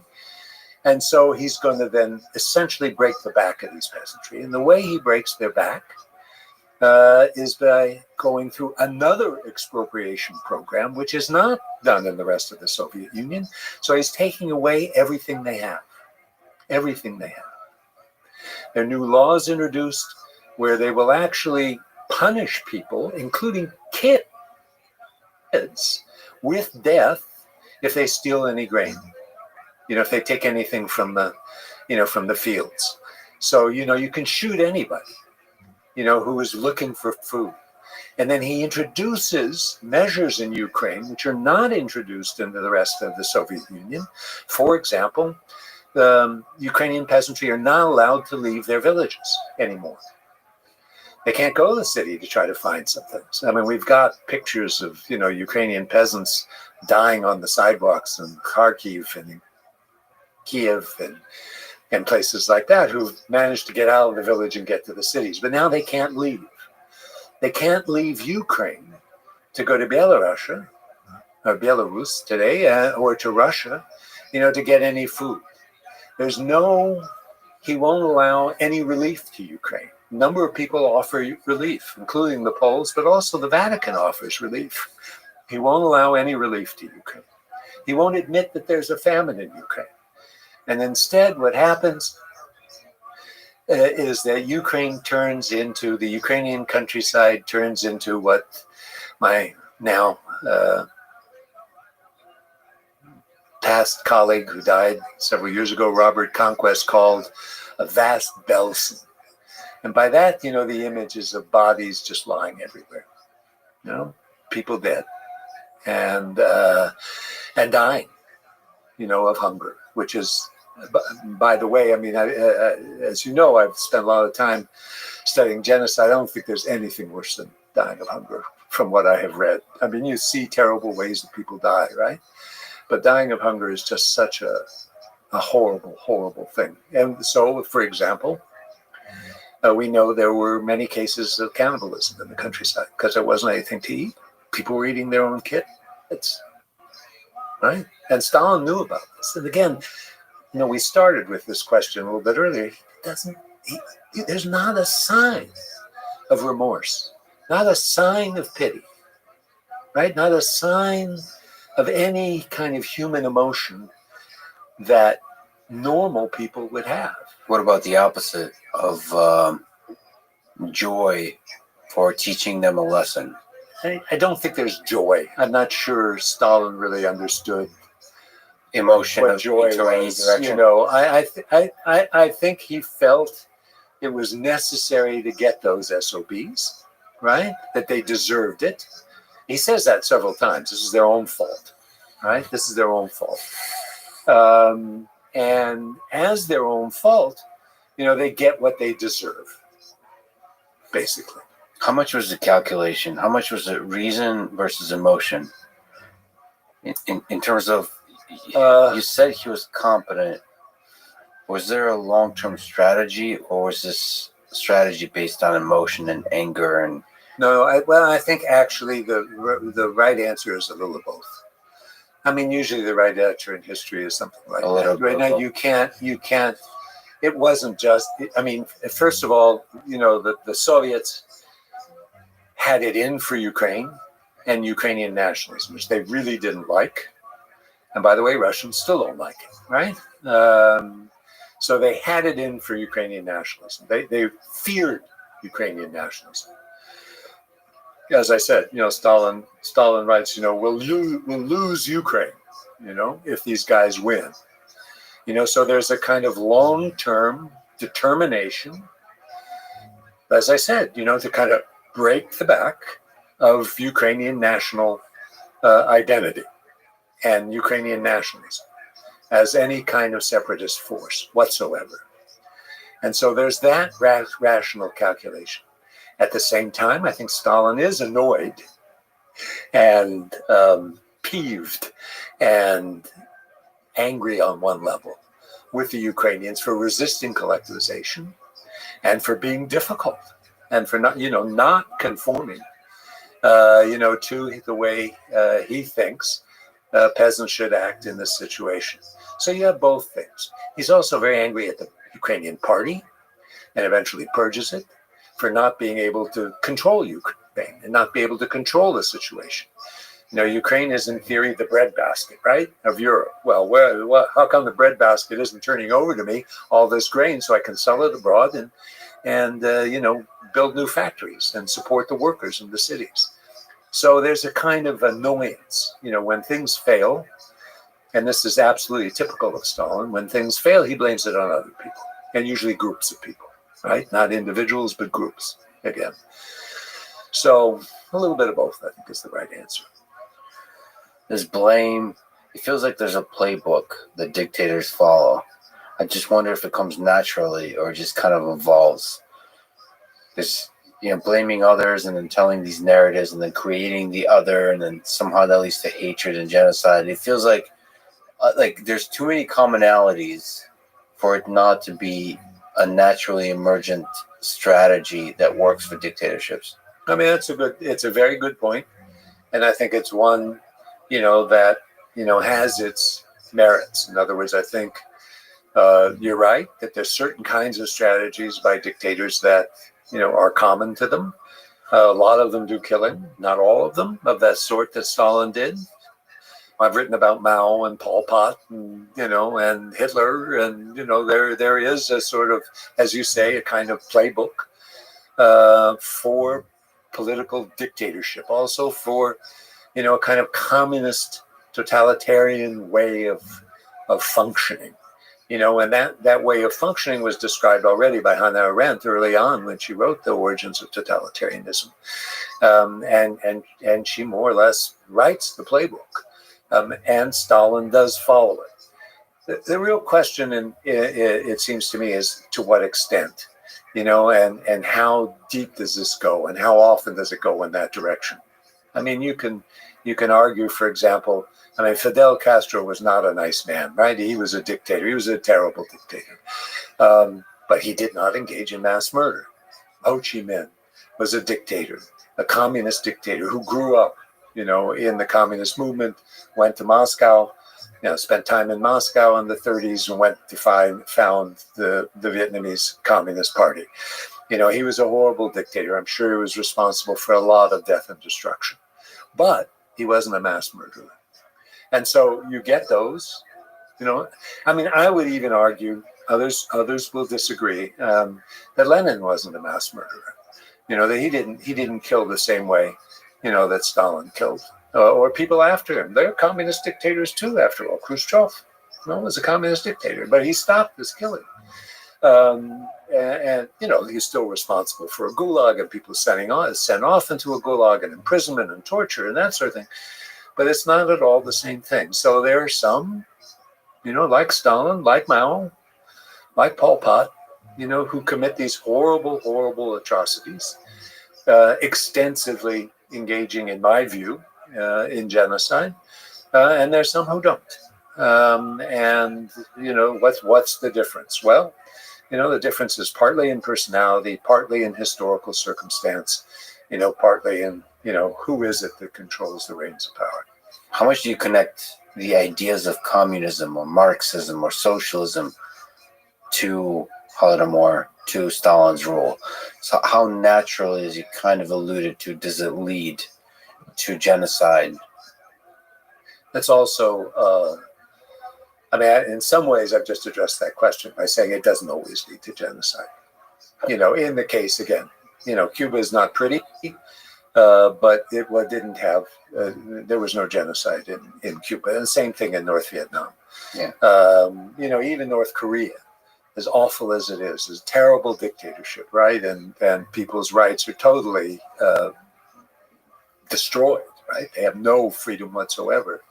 Is not, as far as we know, genocidal. Who knows whether it could be, or whether if they took over South Korea, mass murder wouldn't take place and that kind of thing. But my point is that the ideology doesn't necessarily dictate genocide. In other words, it's an ideology, I think, that makes genocide sometimes too easily possible, given, the way it thinks through history as being, you're on the right side of history and some people are on the wrong side of history, and you have to destroy those people who are on the wrong side of history. There is something in, Marxism, Leninism, which has that kind of language and that kind of thinking. But I don't think it's necessarily that way. There's a wonderful historian at Berkeley named Martin Malia, who has written, wrote a number of books on this subject, and he was very, very, he was convinced that that the ideology itself, played a crucial role in the murderousness of the Soviet regime. I'm not completely convinced. When I say not completely convinced, I think you could argue it different ways, equally valid, with equally valid arguments. I mean, there's something about the ideology of communism that allows you to decrease the value of human life, almost like this philosophy, if it's okay to crack a few eggs to make an omelet. Right. So maybe that, if you can reason like that, then it's easier to take the leap of, for the good of the country, for the good of the people, for the good of the world, it's okay to kill a few people. And then that's where I wonder about the slippery slope. Yeah, no. Again, I don't think it's a slippery slope. I think it's dangerous. In other words, I think it's dangerous. But I don't consider, I don't like Marxism, Leninism any better than the next guy, and I've lived in plenty of those systems to know how they can beat people down and how they can, destroy human aspirations and human interaction between people. But they're not necessarily murderous systems. They are systems that contain people's autonomy, that force people into work and labor and lifestyles that they don't want to live. I spent a lot of time, with East Germans and Poles, who lived in, and even in the Soviet Union, in the post-Stalin period, where people lived lives they didn't want to live, and didn't have the freedom to choose, and that was terrifying in and of itself. But these were not murderous systems, and they ascribed to Marxism-Leninism. So I suppose it's important to draw the line between mass murder and genocide and mass murder versus just mass violation of human rights. Right. And the leap to mass murder, you're saying, maybe easier in some ideologies than others, but it's not clear that somehow one ideology definitely leads to mass murder and not. Exactly. I wonder what factors, how much of it is a single charismatic leader, how much of it is the conflagration of multiple historical events, how much of it is just dumb, the opposite of luck. Do you have a sense where, if you look at a moment in history, predict, looking at the factors, whether something bad's going to happen here? When you look at Iraq, when Saddam Hussein first took power, well, you can go even farther back in history. Would you be able to predict? So you said you already kind of answered that with Stalin, saying there's no way you could have predicted that in the early 20s. Is that always the case? You basically can't predict. It's pretty much always the case. In other words, history is a wonderful, discipline and way of looking at life and the world in retrospect. Meaning it happened. It happened. And we know it happened. And it's too easy to say sometimes it happened because it had to happen that way. It almost never has to happen that way. And, things. So I very much am of the school that emphasizes, contingency and choice and difference and different paths, and not necessarily a path that has to be followed. And those, sometimes you can warn about things. You can think, well, something's going to happen. And usually the way it works. Let me just give you one example. I'm thinking about an example right now, which was the war in Yugoslavia, which came in the 1990s and eventuated in genocide in Bosnia. And I remember very clearly, the 1970s and 1980s in Yugoslavia, and people would say, there's trouble here, and something could go wrong. But no one in their wildest imagination thought that there would be outright war between them all. Then the outright war happened, genocide happened, and afterwards people would say, I saw it coming. So you get a lot of that, especially with pundits and journalists, and I saw it coming. I knew it was happening. What happens in the human mind, and it happens in your mind too, is, you go through a lot of alternatives. Think about January 6th, in this country, and all the different alternatives which people had in their mind, or before January 6th, after the lost election. Things could have gone in lots of different ways, and there were all kinds of people choosing different ways it could have gone, but nobody really knew how it was going to turn out. It wasn't as smart people really understood that there'd be this cockamamie uprising on January 6th, that almost, caused us enormous grief. So all of these kinds of things in history, are deeply contingent. They depend on, factors that we cannot predict. And, and it's the joy of history that it's open. You think about how people are now, let me give you one more example and then I'll shut up. But there's the environmental example. We're all threatened, right? We know it's coming. We know there's trouble, right? We know there's going to be a catastrophe at some point. But when? What's the catastrophe? Yeah, what's the nature of the catastrophe? Everyone says what's the catastrophe. nature of it? Right. Is it going to be wars because resource constraint? Is it going to be hunger? Is it going to Exactly. be like mass migration of different kinds that leads to some kind of conflict and immigration? And maybe it won't be that big of a deal, and a total other catastrophic event will completely challenge the entirety of the human civilization. That's my point. That's my point. We really don't know. There's a lot we do know. The warming business and all this kind of stuff, it's scientifically there. But how it's going to play out, and everybody's saying, different things. And then you get somewhere in 50 years or 60 years, which I won't see, and people say, aha, I told you it was going to be X, or it was going to be Y, or it was going to be Z. So I just don't think in history you can, no way, you can't predict. You simply cannot predict what's going to happen. It's kind of when you just look at Hitler in the 30s, for me, oftentimes when I kind of read different accounts, it is so often, certainly in the press, but in general, me just reading about Hitler, I get this sense like, this is a clown. There's no way this person will gain power. Which one? Hitler or Stalin? Hitler. Yeah. Hitler. Yeah. No. With Stalin, you don't get a sense he's a clown. Right. He's a really good executive. Right. You don't think it will lead to mass murder, but you think he's going to build a giant bureaucracy at least. With Hitler, it's like like a failed artist who keeps screaming about stuff.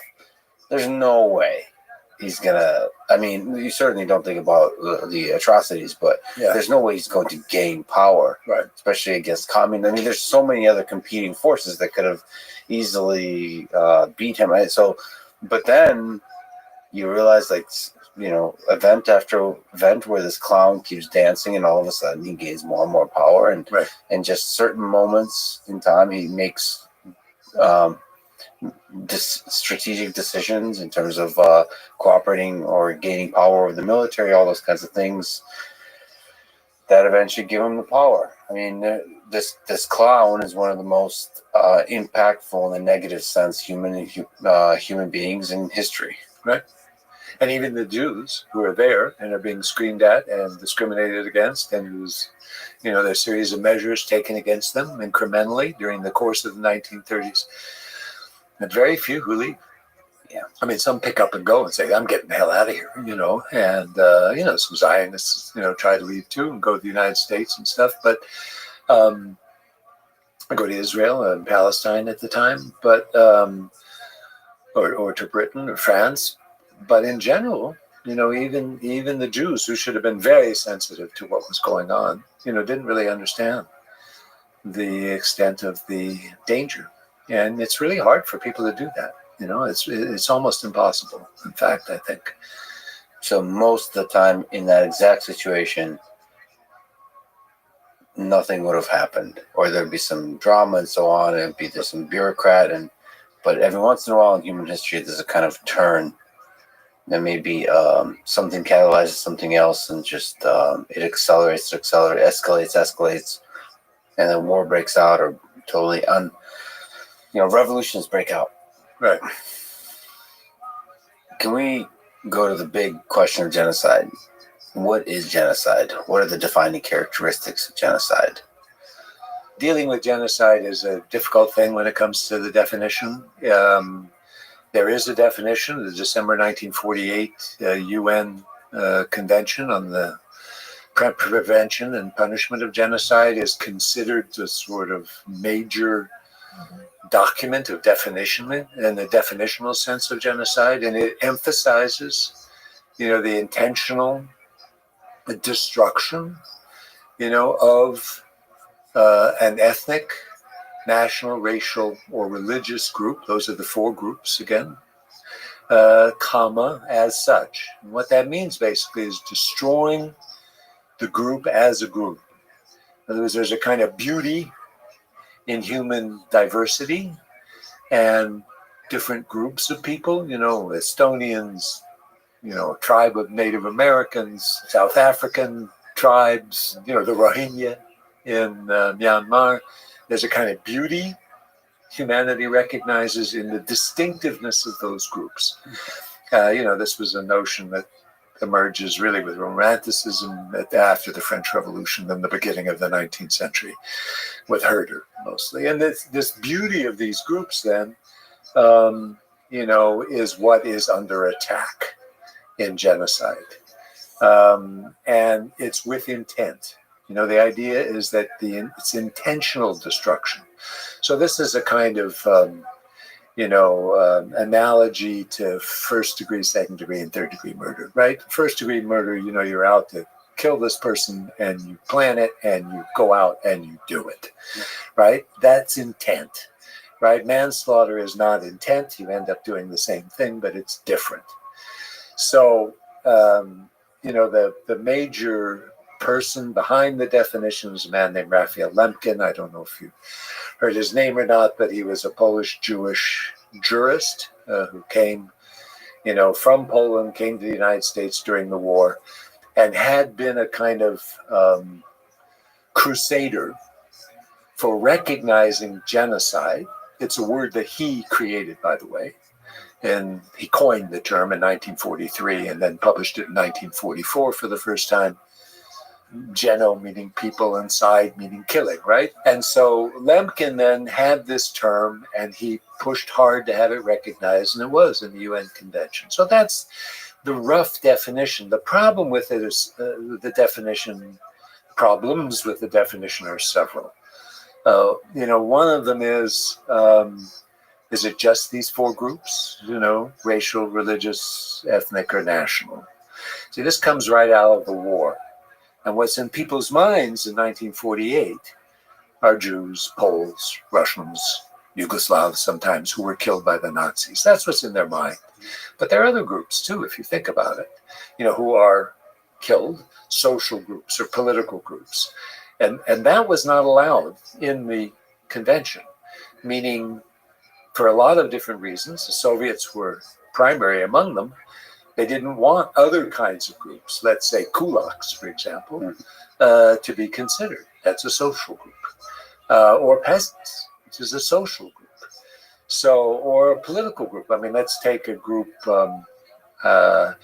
communists killed groups of people, but non-communists also killed groups of people. In Indonesia in 1965-66, they killed, I don't know exactly, but roughly 600,000 Indonesian communists. Well, is that genocide or not? And my point of view, it is genocide, although it's Indonesians killing Indonesians. And we have the same problem with the Cambodian genocide. I mean, we talk about a Cambodian genocide, but most of the people killed in the Cambodian genocide were other Cambodians.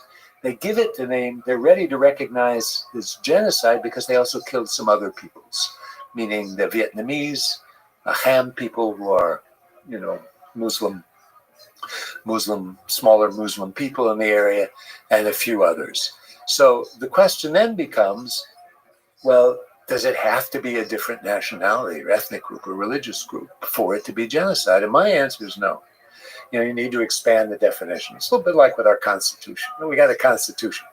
But we don't live in the end of the 18th century, right? We live in the 21st century. And so you have to update the Constitution over the centuries. And similarly, the Genocide Convention needs updating too. So that's how I work with the definition.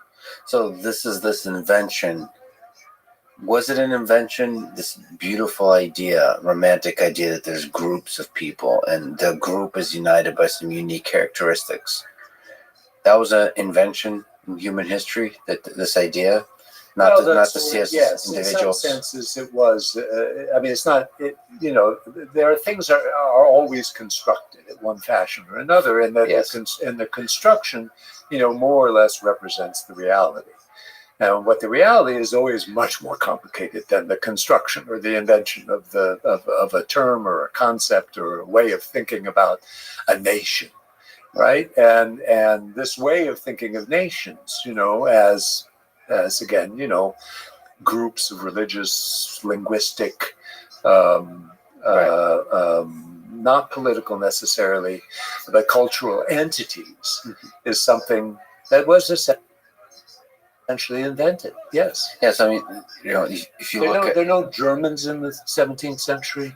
There are no Italians in the 17th century, right? They're only there after, the invention of the nation, which comes again mostly as out of the French Revolution and in the Romantic movement. A man named Johann Gottfried von Herder, right, who was really the first one who sort of went around, collected people's languages and collected their sayings and their dances and their folk ways and stuff, and said, isn't this cool, that they're Estonians and that they're Latvians and that they're these interesting different peoples who don't even know necessarily that they're different peoples, right? That comes a little bit later. Right. Once the concept is invented, then people start to say, hey, we're nations too. And the Germans decide they're a nation and they unify. And the Italians discover they're a nation and they unify instead of being, Florentines and Romans and Sicilians. But then beyond nations, there's political affiliations, all those kinds of things. It's fascinating that, you start. You look at the early Homo sapiens, and then there's obviously tribes, right? And then that's very concrete. That is geographic location, and it's a small group of people. Then you have warring tribes, probably connected to just limited resources. But it's fascinating to think that is then taken to the space of ideas, to where you can create a group at first to appreciate its beauty. You create a group based on language, based on maybe even some political, philosophical ideas, religious ideas, all those kinds of things. And then that naturally then leads to getting angry at groups. Right. And making them the other, and then hatred. Right. That comes more towards the end of the 19th century, with the influence of Darwin. I mean, I can't blame Darwin for it, but Darwinians, who start to talk about, the competition between nations, the natural competition. The weak ones fall away, the strong ones get ahead. You get this sort of combination also with, modern anti-Semitism and with racial thinking. The racial thinking at the end of the 19th century is very powerful. So now, at the end of the 19th century versus the beginning of the middle of the 19th century, you can be a German and be a Jew, and there's no contradiction. Yeah. As long as you speak the language and you dress and think and act and share the culture. By the end of the 19th century, people say, no, they're not Germans. They're Jews. They're different. They have different blood. They don't say genes yet, but that's sort of a sense of people, and that's when. There's this sense of superiority too, and inferiority. Yeah. That they're inferior to us. Yeah. And that we're the strong ones, and we have to, and Hitler, by the way, just adopts this hook, line, and sinker. I mean, there are a whole series of thinkers at the end of the 19th and beginning of the 20th century who he cites in Mein Kampf, which is written in the early 1920s, that, basically pervades this racial thinking. So nationalism changes. So nationalism in and of itself is not bad. I mean, it's not bad. to share culture and language and folkways and sense of common belonging. There's nothing bad about it inherently. But then what happens is it becomes, frequently is used and becomes, especially on fascism, becomes dangerous. And it's especially dangerous when the two conflicting groups share geographic location. That's right. So like with Jews, I'm a Russian Jew. And it's always interesting. I take pride in I love the tradition of the Soviet Union, of Russia. I love America. So I love these countries. They have a beautiful tradition in literature and science and art and all those kinds of things. But it's funny that people, not often, but sometimes, correct me that I'm not Russian. I'm a Jew. And it's a nice reminder. Yes. That that is always there. That desire to create these groups, and then when they're living in the same place, for that division between groups, that hate between groups can explode. And I wonder, why is that there? Why does the human heart tend so easily towards this kind of hate?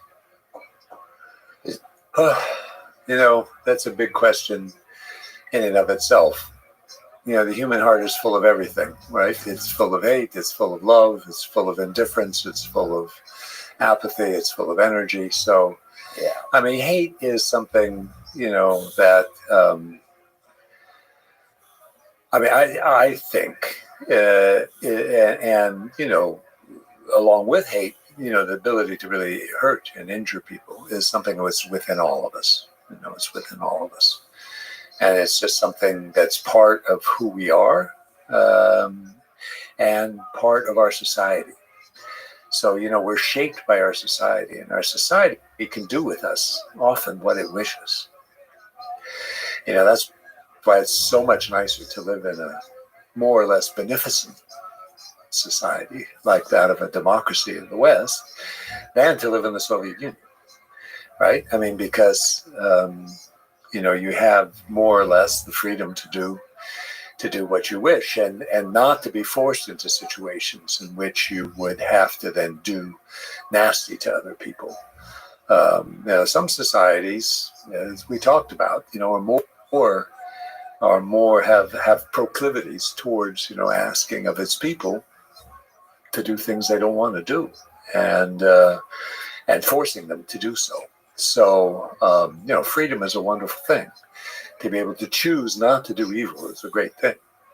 Whereas in some societies, you feel in some ways for not so much for the NKVD bosses, but for the guys on the ground, in the 1930s, or not so much for the Nazi bosses, but for the guys, in the police battalion that were told, go shoot those Jews, and you do it, not necessarily because they force you to do it, but because your social situation, encourages you to, and you don't have the courage not to. Yeah, I was just, as I often do, rereading Viktor Frankl's Man's Search for Meaning, right. and he said something I often pull out sort of lines. The mere knowledge that a man was either a camp guard or a prisoner tells us almost nothing. Human kindness can be found in all groups, even those which, as a whole, would be easy to condemn. So that's speaking to you feel for those people at the lowest level implementing the orders of those above. Right. And also you worry yourself, what will happen if you were given those same orders? What would you do? What kind of reaction would you have in a similar situation? And, you don't know. I could see myself in World War II fighting for almost any country that I was born in. There's a love of community. There's a love of country that's just, at least to me, comes naturally. Just love of community.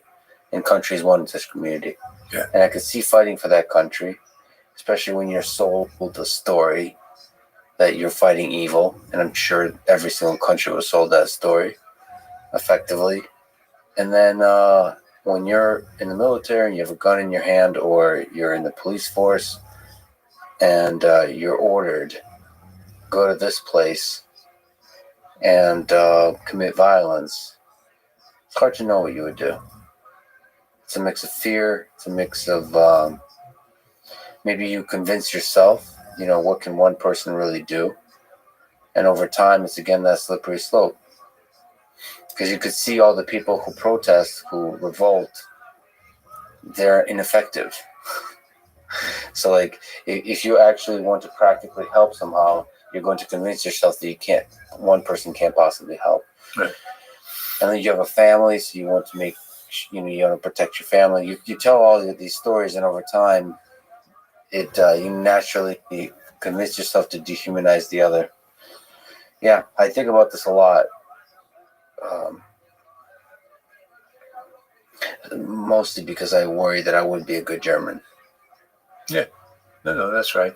That's right. And one of my tasks as a teacher, right, of our students, and I have, classes on genocide. I have one now, and another one, by the way, on Stalin.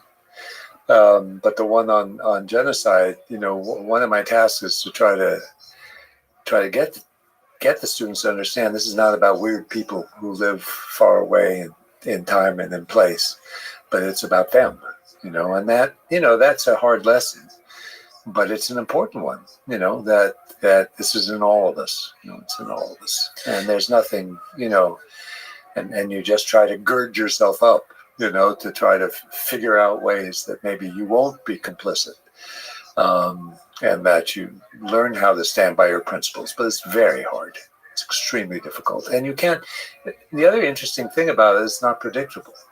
They've done a lot of studies of Poles, for example, who during the war saved Jews. Well, who are the Poles who saved Jews versus those who turned them in?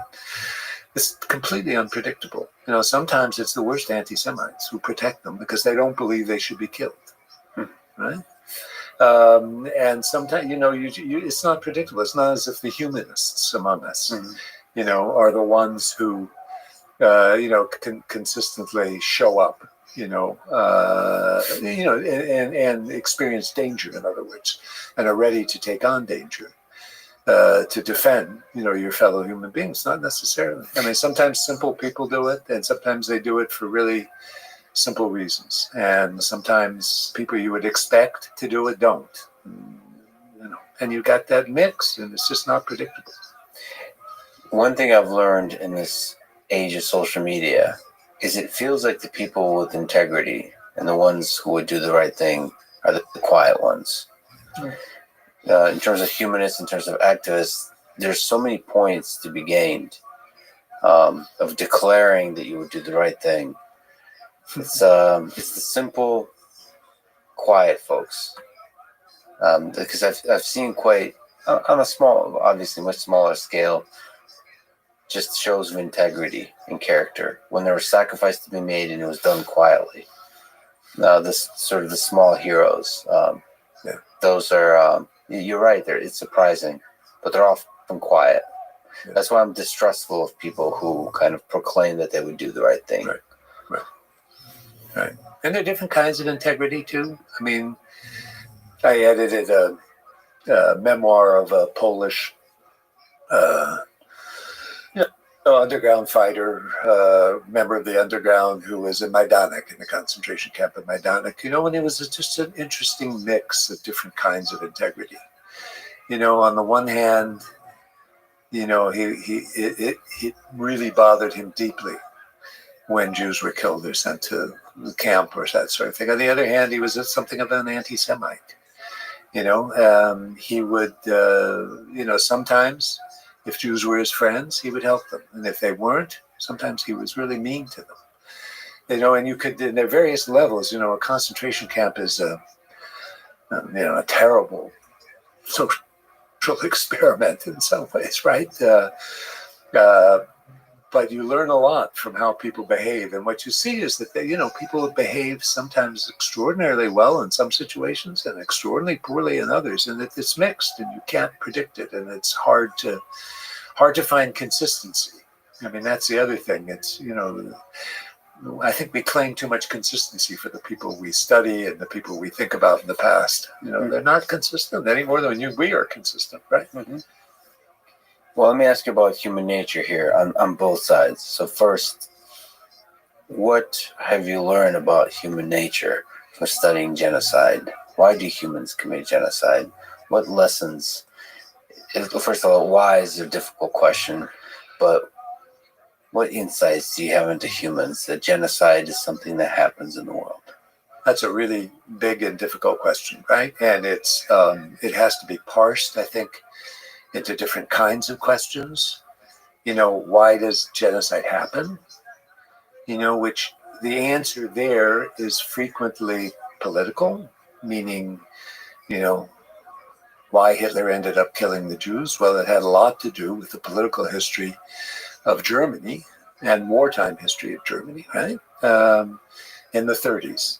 And, it's traceable to then. No, like you mentioned it yourself. You can't imagine Hitler in the mid-20s turning into anything of the kind of dictator he ended up being and the kind of mass murderer he ended up being. So, and the same thing goes, by the way, for Stalin and Soviet Union and Pol Pot. I mean, these are all essentially political movements where the polity state is seized, by a ideological or single party movement, and then is moved in directions where mass killing takes place. The other question, let's separate that question out.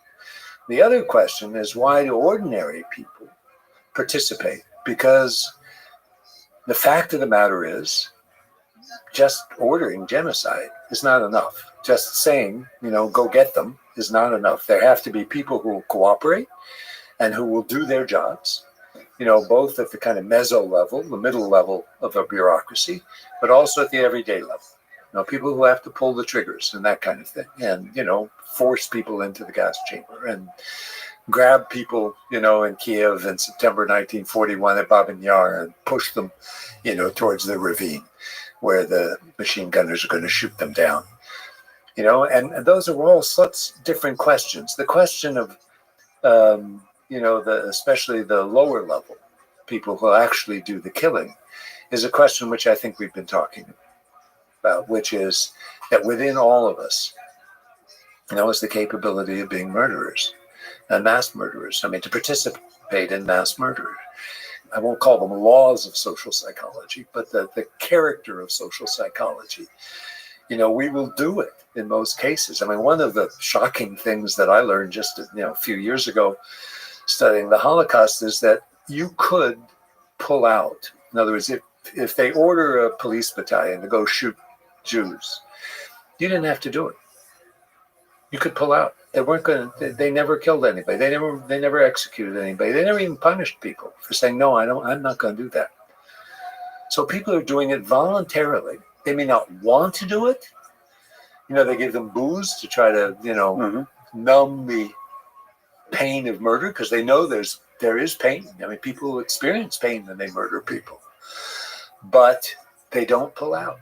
And so it's the character of who we are in society, in groups. And we're very, very influenced. I mean, we're highly influenced by the groups in which we operate, and who we talk to, and who our friends are within that group, and who is the head of the group. And I mean, you see this you see it in any group, whether it's in the academy, right, at Stanford, or whether it's, in a labor union, or whether it's in a church group in Tennessee, or wherever, people pay attention to each other, and they're unwilling frequently to say, no, this is wrong. Even though all of you think it's right, it's wrong. I mean, you just don't do that usually, especially in societies that are authoritarian or totalitarian, right? Because it's harder because there's a backup to it, right? There's the NKVD there, or there's the Gestapo there, and there are other people there. So you just, they may not be forcing you to do it, but your social being plus this danger in the distance, you do it. But then if you go up the hierarchy, at the very top there's a dictator. Presumably, you go to like middle management to the Right. bureaucracy. The higher you get up there, the more power you have to change the direction of the Titanic. Right. But nobody seems to do it. Right. Or what happens, and it does happen, it happens in the German army. I mean, it happens in the case of the Armenian genocide, where we know there are governors who said, no, I'm not going to kill Armenians. What kind of business is this? They're just removed. They're removed, and you find a replacement very easily. So, you do see people who stand up. And again, it's not really predictable who it will be. I would maintain. I mean, I haven't done the study of the Armenian governors who said no. I mean, the Turkish governors who said no to the Armenian genocide. But, there are people who do step aside every once in a while in the middle level. And again, they're German generals who say, hey, man, what is this business in Poland when they start to kill Jews, or in Belarus? And, they're just pushed aside. If they don't do their job, they're pushed aside. Or they end up doing it. And they usually do end up doing it. What about on the victim side? So I mentioned Man's Search for Meaning. What can we learn about human nature, the human mind, from the victims of genocide? So Viktor Frankl talked about the ability to discover meaning and beauty, even in suffering. Is there something to be said about, in your studying of genocide that you've learned about human nature? Well, again, I have to say I come out of the study of genocide with a very pessimistic view of human nature. A very pessimistic view. Even on the victim side? Even on the victim side. I mean, the victims will eat their children. Right? Ukrainian case, they have no choice. The victims will rob each other. The victims will form hierarchies within victimhood. So you see, let me give you an example. Again, I told you I was working on Majdanek. And there's, in Majdanek, at a certain point in 1942, a group of Slovak Jews were arrested and sent to Majdanek. Those Slovak Jews were a group, somehow they stuck together, they were very competent, they were, many of them were businessmen, they knew each other, and for a variety of different reasons within the camp. And again, this shows you the diversity of the camps, and also, these images of black and white in the camps are not very useful. They ruled the camp. I mean, they basically had all the important jobs in the camp, including jobs like beating other Jews and persecuting other Jews and persecuting other peoples, which they did. And this Polish guy who I mentioned to you, who wrote this memoir, hated them because of what they were doing to the Poles, right? Mm-hmm. And he, he's incensed because aren't these supposed to be the Untermenschen? He says, and look what they're doing. They're treating us, like dirt. And they do. They treat them like dirt. So, in this kind of work on Majdanek, there's certainly parts of it that, were inspiring. People helping each other, people trying to feed each other, people giving warmth to each other. There's some very heroic Polish women who end up having a radio show called Radio Majdanek, which they put on every night in the women's camp, which is, to raise people's spirits. And they, sing songs and do all this kind of stuff, to try to keep themselves from, the horrors that they're experiencing around them. And so you do see that, and you do see, human beings acting in support of each other. But I mean, Primo Levi is one of my favorite writers about the Holocaust and about the camps. And I don't think Primo Levi saw anything. I mean, he had pals, who he helped and who helped him.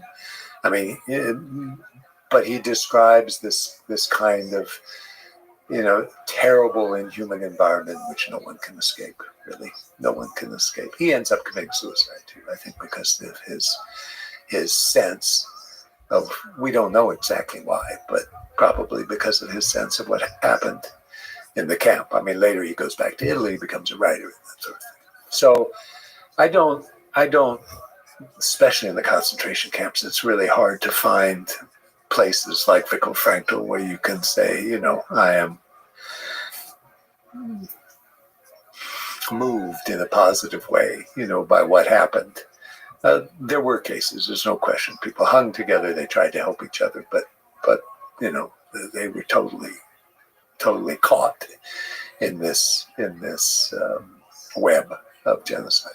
See, so there are stories, but the thing is, I have this sense, maybe it's a hope, that within most, if not every human heart, there's a kind of like flame of compassion and kindness and love that waits, that longs to connect with others, that ultimately en masse overpowers everything else. If you just look at the story of human history, the resistance to violence and mass murder and genocide feels like a force that's there. And it feels like a force that's more powerful than whatever the dark momentum that leads to genocide is. It feels like that's more powerful. It's just quiet. It's hard to tell the story of that little flame that burns within all of our hearts. That longing to connect to other human beings. And there's something also about human nature and us as storytellers that we're not very good at telling the stories of that little flame. We're much better at telling the stories of atrocities. No, I think maybe I fundamentally disagree with you. I don't disagree that there is that flame. I just think it's just too easily doused. And I think it's too easily goes out in a lot of people. And I mean, like I say, I come away from this work a pessimist. There is this work by a Harvard psychologist, now I'm forgetting it. Steven Pinker. Yes. Steven Pinker, that shows over time, and, initially I was quite skeptical of the work, but in the end I thought he was quite convincing, that over time the incidence of homicide, goes down. The incidence of rape goes down. The incidence of genocide, except for the big blip, in the middle of the 20th century, goes down. Not markedly, but it goes down generally. That norms, international norms, are changing how we think about this and stuff like that. I thought he was pretty convincing about that. But think about, we're modern people. I mean, we've advanced so fast in so many different areas. I mean, we should have eliminated this a long time ago. How is it that, we're still facing this business of genocide in Myanmar and Xinjiang in Tigray, in Ethiopia, the potentials of genocide there, and all over the world. We still have this thing that we cannot handle, that we can't deal with. And, again, electric cars and planes that fly from here to, Beijing. Think about the differences between 250 years ago or 300 years ago and today. But the differences in genocide are not all that great. I mean, the incidence has gone down. I think Pinker is demonstrating. I mean, there are problems with his methodology, but on the whole, I'm with him on that book. I thought in the end it was quite well done. So, I do not. I have to say, I'm not an optimist about what this human flame can do. And I once Someone once said to me, when I posed a similar kind of question to a seminar, a friend of mine at Berkeley once said, "Remember original sin, Norman?" Well, I don't, that's very Catholic, and I don't really think in terms of original sin. But in some ways, her point is we carry this with us. We carry with us a really potentially nasty mean streak that can do harm to other people. But we carry the capacity to love too. Yes, we do. And so Yes, we do. That's part of the deal. You have a bias in that you have studied some of the darker aspects of human nature and human history. So it is difficult from the trenches, from the muck, to see a possible sort of way out through love. But it's not obvious that that's not the case. You mentioned electric cars and rockets and airplanes. To me, the more powerful thing is Wikipedia, the internet. Only 50% of the world currently has access to the internet, but that's growing in information and knowledge and wisdom, especially among women in the world. As that grows, I think it becomes a lot more difficult if love wins. It becomes a lot more difficult for somebody like Hitler to take power, for genocide to occur, because people think. And the masses, I think, the people have power when they're able to think. And they can see the full kind of, first of all, when they can study your work, they can know about the fact that genocide happens, how it occurs, how the promises of great charismatic leaders lead to great destructive mass genocide. And just even studying the fact that the Holocaust happened for a large number of people is a powerful preventer of future genocide. Like one of the lessons of history is just knowing that this can happen, learning how it happens, that normal human beings, leaders that give big promises, can also become evil and destructive. The fact, knowing that can happen is a powerful preventer of that. And then you kind of wake up from this haze of believing everything you hear, and you learn to just, in your small local way, to put more love out there in the world. I believe it's possible. It's not sort of to push back. It's not so obvious to me that in the end, I think in the end, love wins. That's my intuition. I had to put money on it. I have a sense that this genocide thing is more and more going to be an artifact of the past. Well, I certainly hope you're right. I certainly hope you're right. And, it could be you are. We don't know. But the evidence is different. The evidence is different. And, the capacity of human beings to do evil to other human beings is repeatedly demonstrated. Whether it's in massacres in Mexico or, ISIS and the Yazidi Kurds, or, you can just go on and on. Syria. Syria used to be a country, and now it's, it's been a mass grave, and people then have left in the millions, for other places. And, I'm not saying, the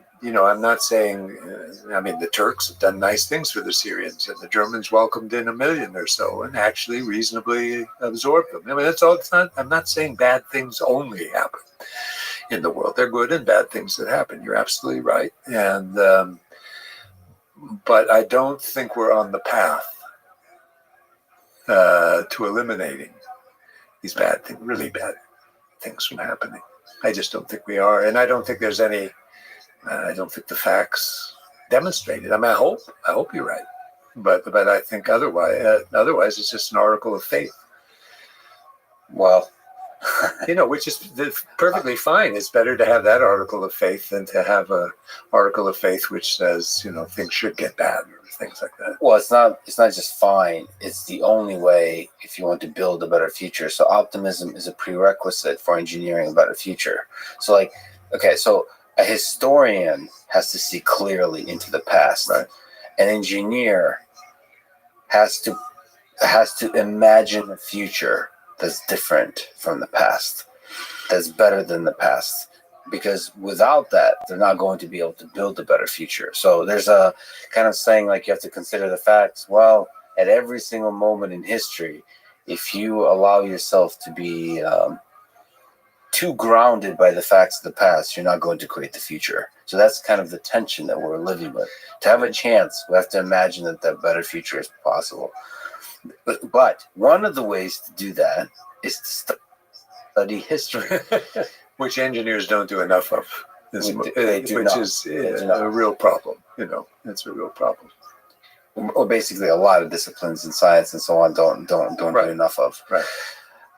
Can you tell the story of China from 1958 to 1962, what was called the Great Leap Forward, orchestrated by Chairman Mao Zedong, that led to the deaths of tens of millions of people, making it arguably the largest famine in human history? Yes, I mean it was a terrible set of events that led to the death. People will dispute the numbers. 15 million, 17 million, 14 million, 20 million people died in Many the people Great say Leap. 30, 40, 50 million. Some people will go that high too. That's right. Essentially, Mao and the Communist Party leadership, but it was mostly Mao's doing, decided he wanted, to move the country into communism. And part of the idea of that, was rivalry with the Soviet Union. Mao was a good Stalinist, or at least felt like Stalin was the right kind of communist leader to have, and he didn't like Khrushchev at all, and he didn't like what he thought were Khrushchev's reforms, and also Khrushchev's pretensions to moving the Soviet Union into communism. So Khrushchev, started talking about giving more power to the party, less power to the state, and if you have more power to the party versus the state, then you're moving into communism quicker. Mm-hmm. So what Mao decided to do was to engage in this vast program of, building what were called people's communes. And these communes, were enormous conglomerations of essentially collective farms, and what would happen on those communes is there would be places for people to eat, and there would be places for the kids to be raised in, essentially kind of separate homes, and they would be schooled. Everybody would turn over their metal, which was actually turned out to be a terribly negative phenomenon, their metal pots and pans to be melted to then make steel. These big communes would all have little steel plants, and they would build steel, and the whole countryside would be transformed. Mm-hmm. Well, like many of these sort of, a true megalomaniac project, like some of Stalin's projects too. And this particular project then, the people had no choice. They were forced, to do this. It was incredibly dysfunctional for Chinese agriculture, and ended up, creating, as you mentioned, a terrible famine that everybody understood was a famine as a result of this. I mean, there were also some problems of nature at the same time, and some flooding and bad weather and that sort of thing. But it was really a man-made famine. And Mao said at one point, who cares? If millions die, it just doesn't matter. We've got millions more left. I mean, he would periodically say things like this that showed that, like Stalin, he had total indifference, to the fact that people were dying in large numbers. It led again to cannibalism and to terrible wastage all over the country, and millions of people died, and there was just no stopping it. There were people in the party who began to kind of edge towards telling Mao this wasn't a great idea, and that he should back off, but he wouldn't back off. And the result was, catastrophe in the countryside and all these people dying. And then they, compounding the problem was the political elite, which then, if peasants would object, or if certain people would say, no, they beat the hell out of them. They would beat people, who didn't do what they wanted them to do. So it was really, really a horrific set of events on the Chinese countryside. I mean, and people wrote about it. I mean, we learned about it. There were people who were keeping track of what was going on, and eventually wrote books about it. So so we have pretty good documentation. Not so much on the numbers. Numbers are always a difficult problem. I'm facing this problem, by the way. This is a little bit separate with the Holodomor, where Ukrainians are now claiming 11.5 million people died in Holodomor. And most people assume it's somewhere in the neighborhood of 4 million, 4.5 million maybe.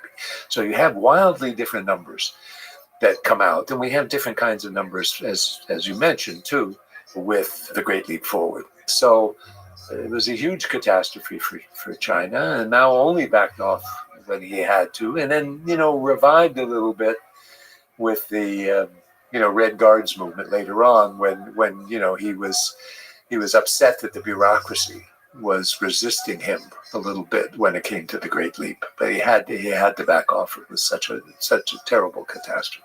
So one of the things about numbers is that you usually talk about deaths, but with the famine, with starvation, the thing I often think about that's impossible to put into numbers is the number of people and the degree to which they were suffering.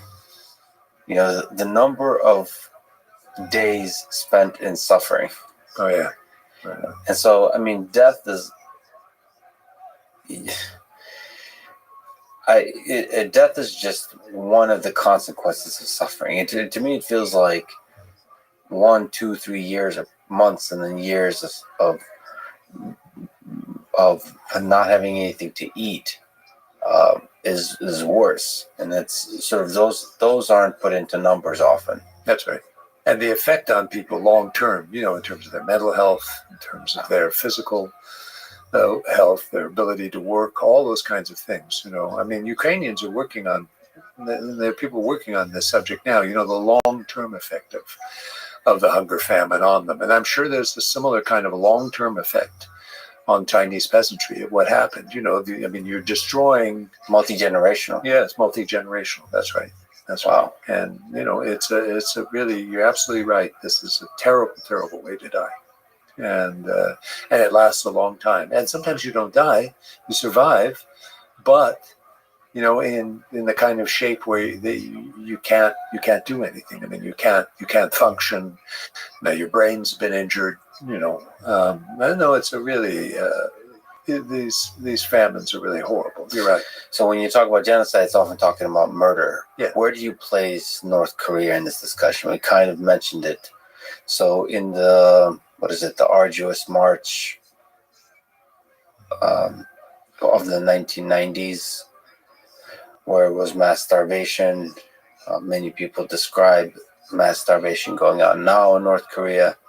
When you think about genocide, when you think about atrocities going on in the world today, where do you place North Korea?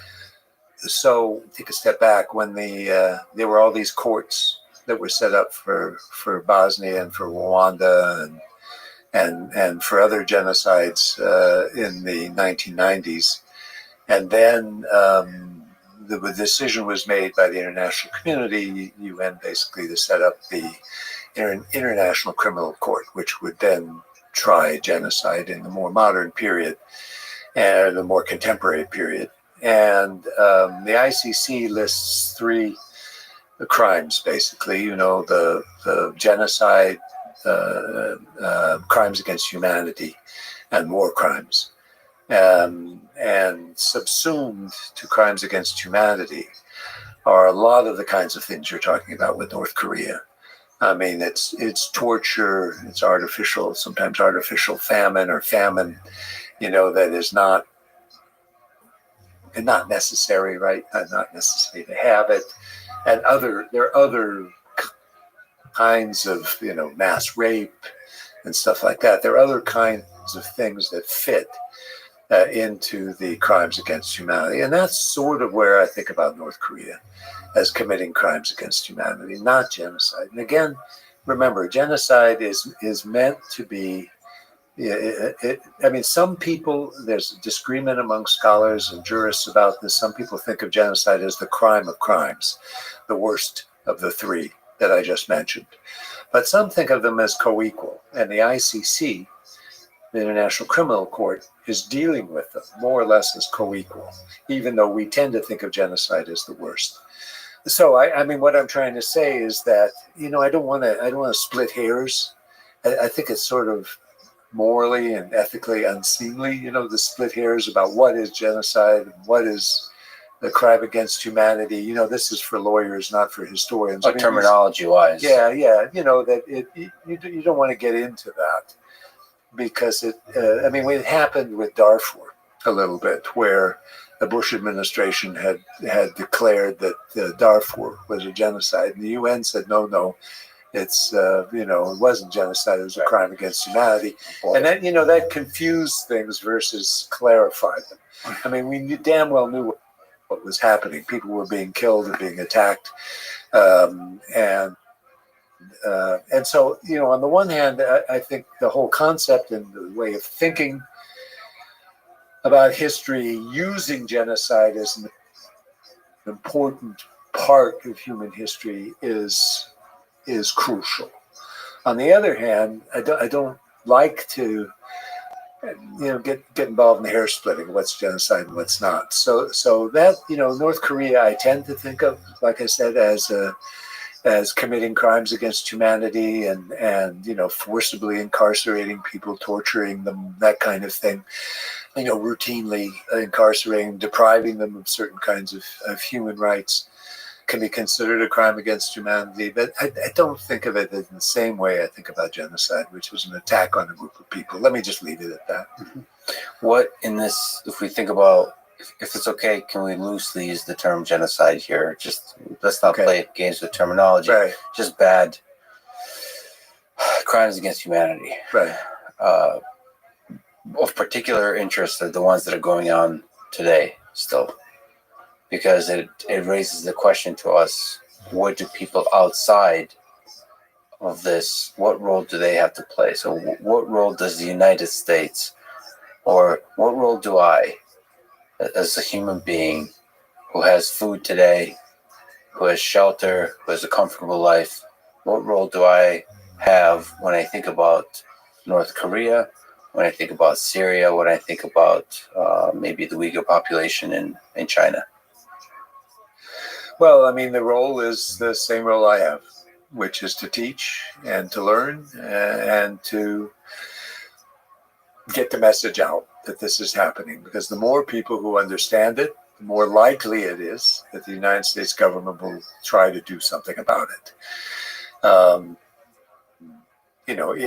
Within the context of who we are and where we live, right? And so, I write books, you do shows, or maybe you write books too. I don't know. But I do not write books, but I tweet. You tweet. Okay, that's good ineloquently. But that's not the. I guess that's not the voice. Yes, so certainly this is true. And in terms of a voice, in terms of words, in terms of books, you are I would say a rare example of somebody that has powerful reach with words. But I was also referring to actions. In the United States government, what are the options here? So war has costs, and war seems to be, as you have described, sort of potentially increase the atrocity, not decrease it. If there's anything that challenges my hope for the future, is the fact that sometimes we're not powerless to help, but very close to powerless to help. Because trying to help can often lead to, in the near term, more negative effects than positive effects. That's exactly right. The unintended consequences of what we do can frequently be as bad, if not worse, than, trying to relieve the difficulties that people are having. So I think, you're caught a little bit, but it's also true, I think, that we can be more forceful. I think we can be more forceful without necessarily war. There is this idea of the so-called responsibility to protect. And this was an idea that came up, after Kosovo, which was 1999, and when the Serbs looked like they were going to engage in a genocidal program in Kosovo, and it was basically a program of ethnic cleansing, but it could have gone bad and gotten worse, not just driving people out, but beginning to kill them. And the United States and Britain and others intervened, and Russians were there too, as you probably recall. And I think correctly, people have analyzed this as a case in which genocide was prevented or stopped.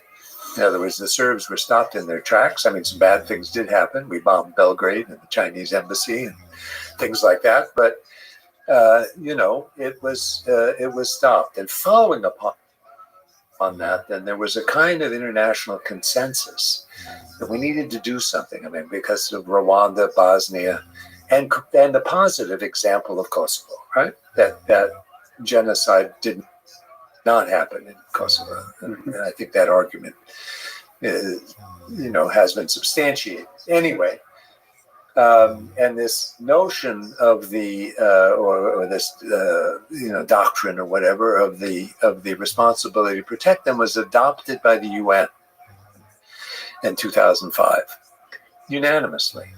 And what it says is there's a hierarchy of measures that should be, well, let me take a step back.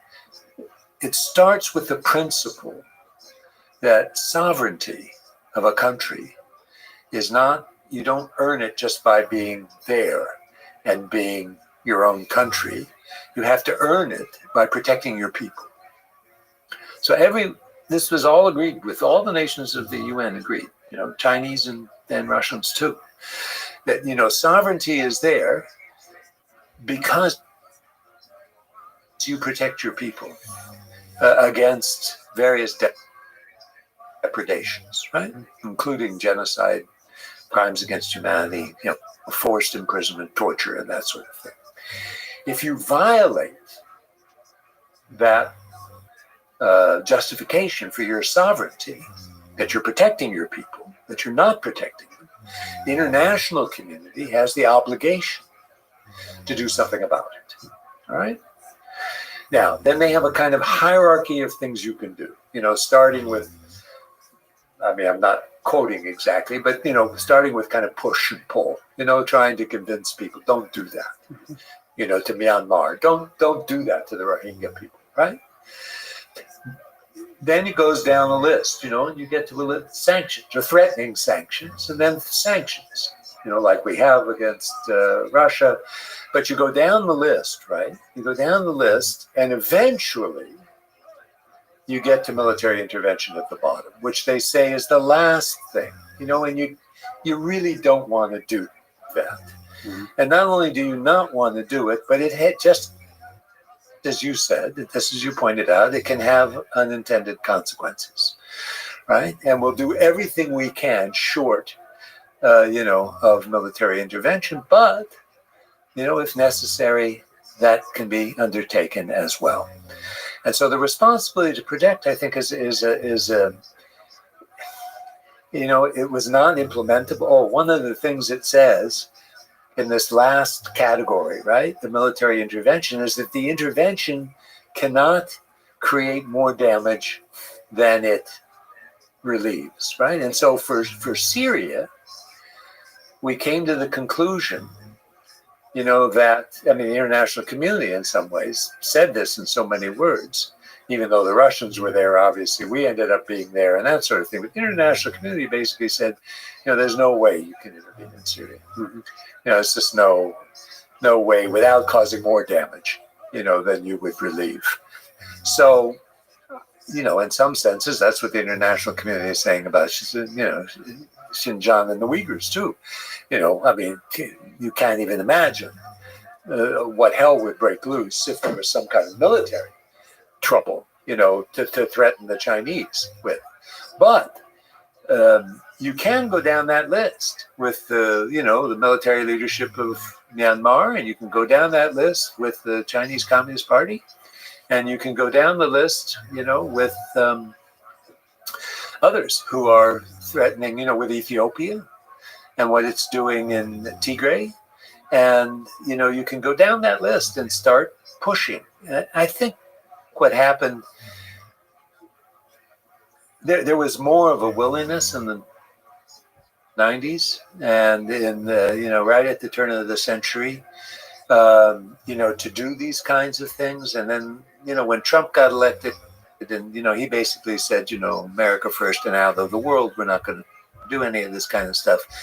And now Biden has the problem of trying to rebuild consensus on how you deal with these kinds of things.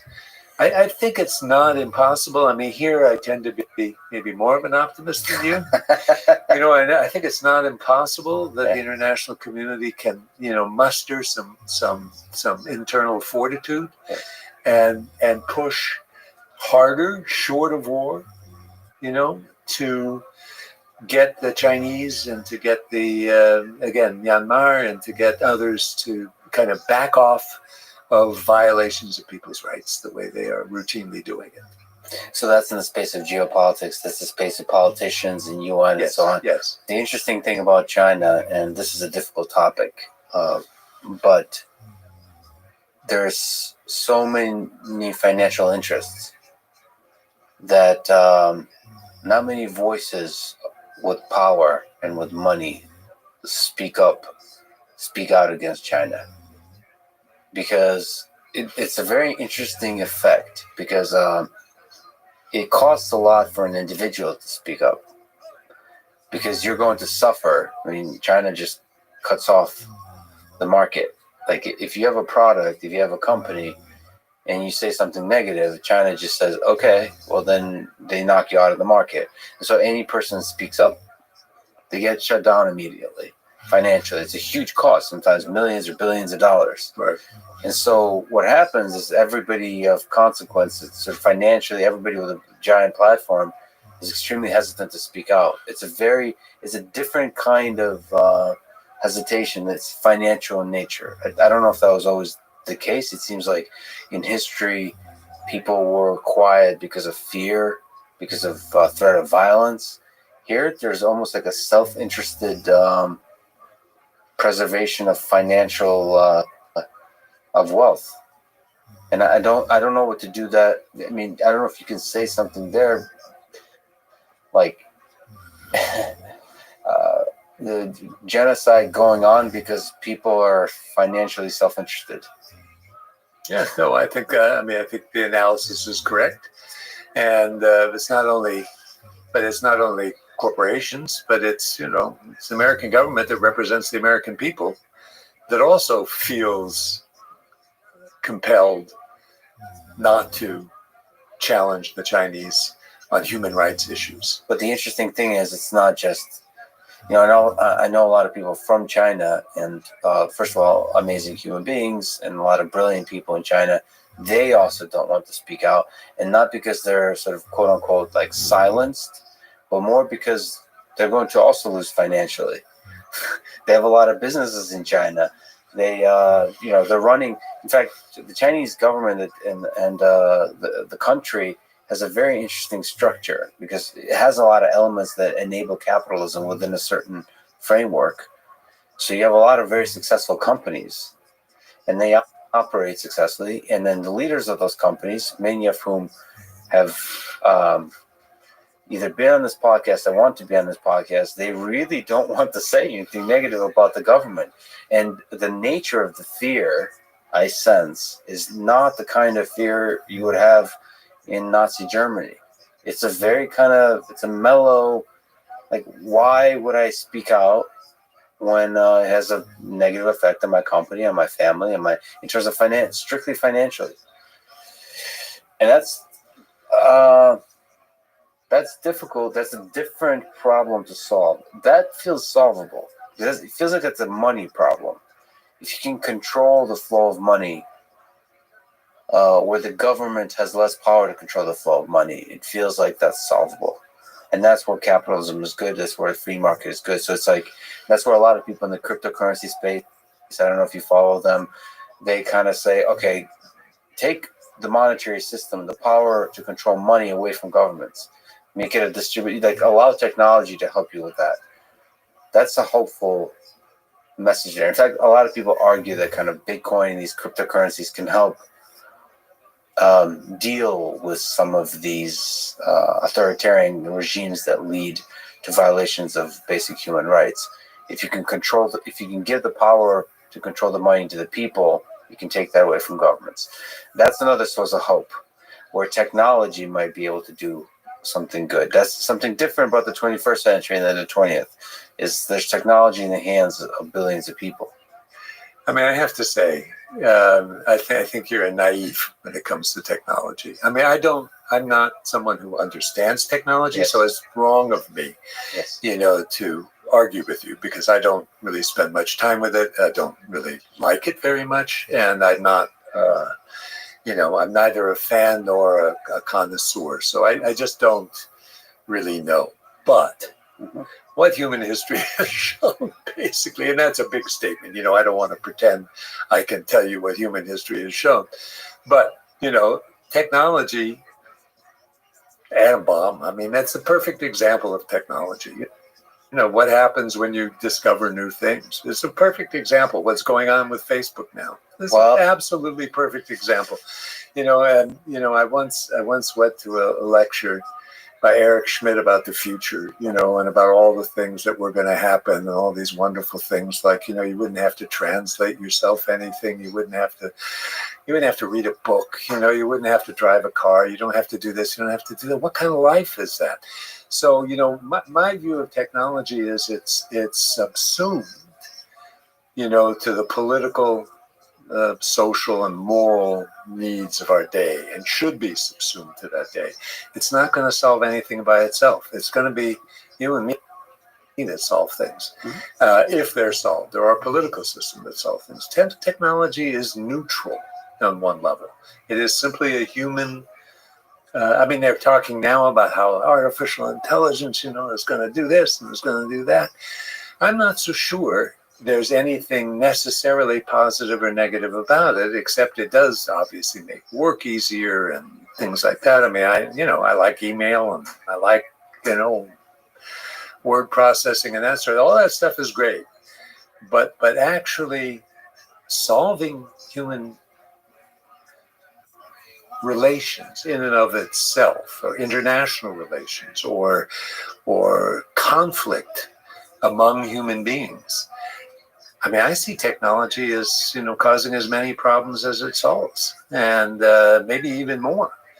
Maybe more. Yeah. The question is, so like you said, technology is neutral. I agree with this. Technology is a toolkit, is a tool set that enables humans to have wider reach and more power.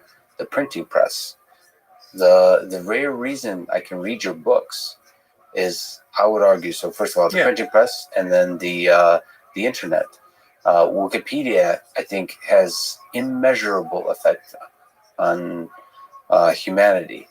Technology is a double-edged sword. It allows bad people to do bad things, and good people to do good things. Exactly. It ultimately boils down to the people. What the people, and whether you believe the capacity for good outweighs the capacity of bad. And so you said that I'm naive. It is true. I'm naively optimistic. I would say you're naively cynical about technology. So here we have one overdressed naive optimist, and one brilliant, but nevertheless technologically naive cynic. And we don't know. We don't know that whether the capacity for good or the capacity for evil wins out in the end. And like we've been talking about, the trajectory of human history seems to pivot on a lot of random seeming moments. So we don't know. But I remain, as a builder of technology, I remain optimistic. And I should say, kind of, when you are optimistic, it is often easy to sound naive. And I'm not sure what to make of that small effect. And not to linger on specific words, but I've noticed that people who kind of are cynical about the world somehow sound more intelligent. No. The issue is how can you be realistic about the world? It's not optimistic or pessimistic. It's not cynical. The question is, how can you be a realist, right? Yes, and that's a good question. realism depends on a combination of knowledge and wisdom and good instincts and that sort of thing. And that's what we strive for. Yes. Is a kind of realism. We both strive for that kind of realism. But I mean, here's an example I would give you. What about, again, we've got this environmental issue, right? And technology has created it.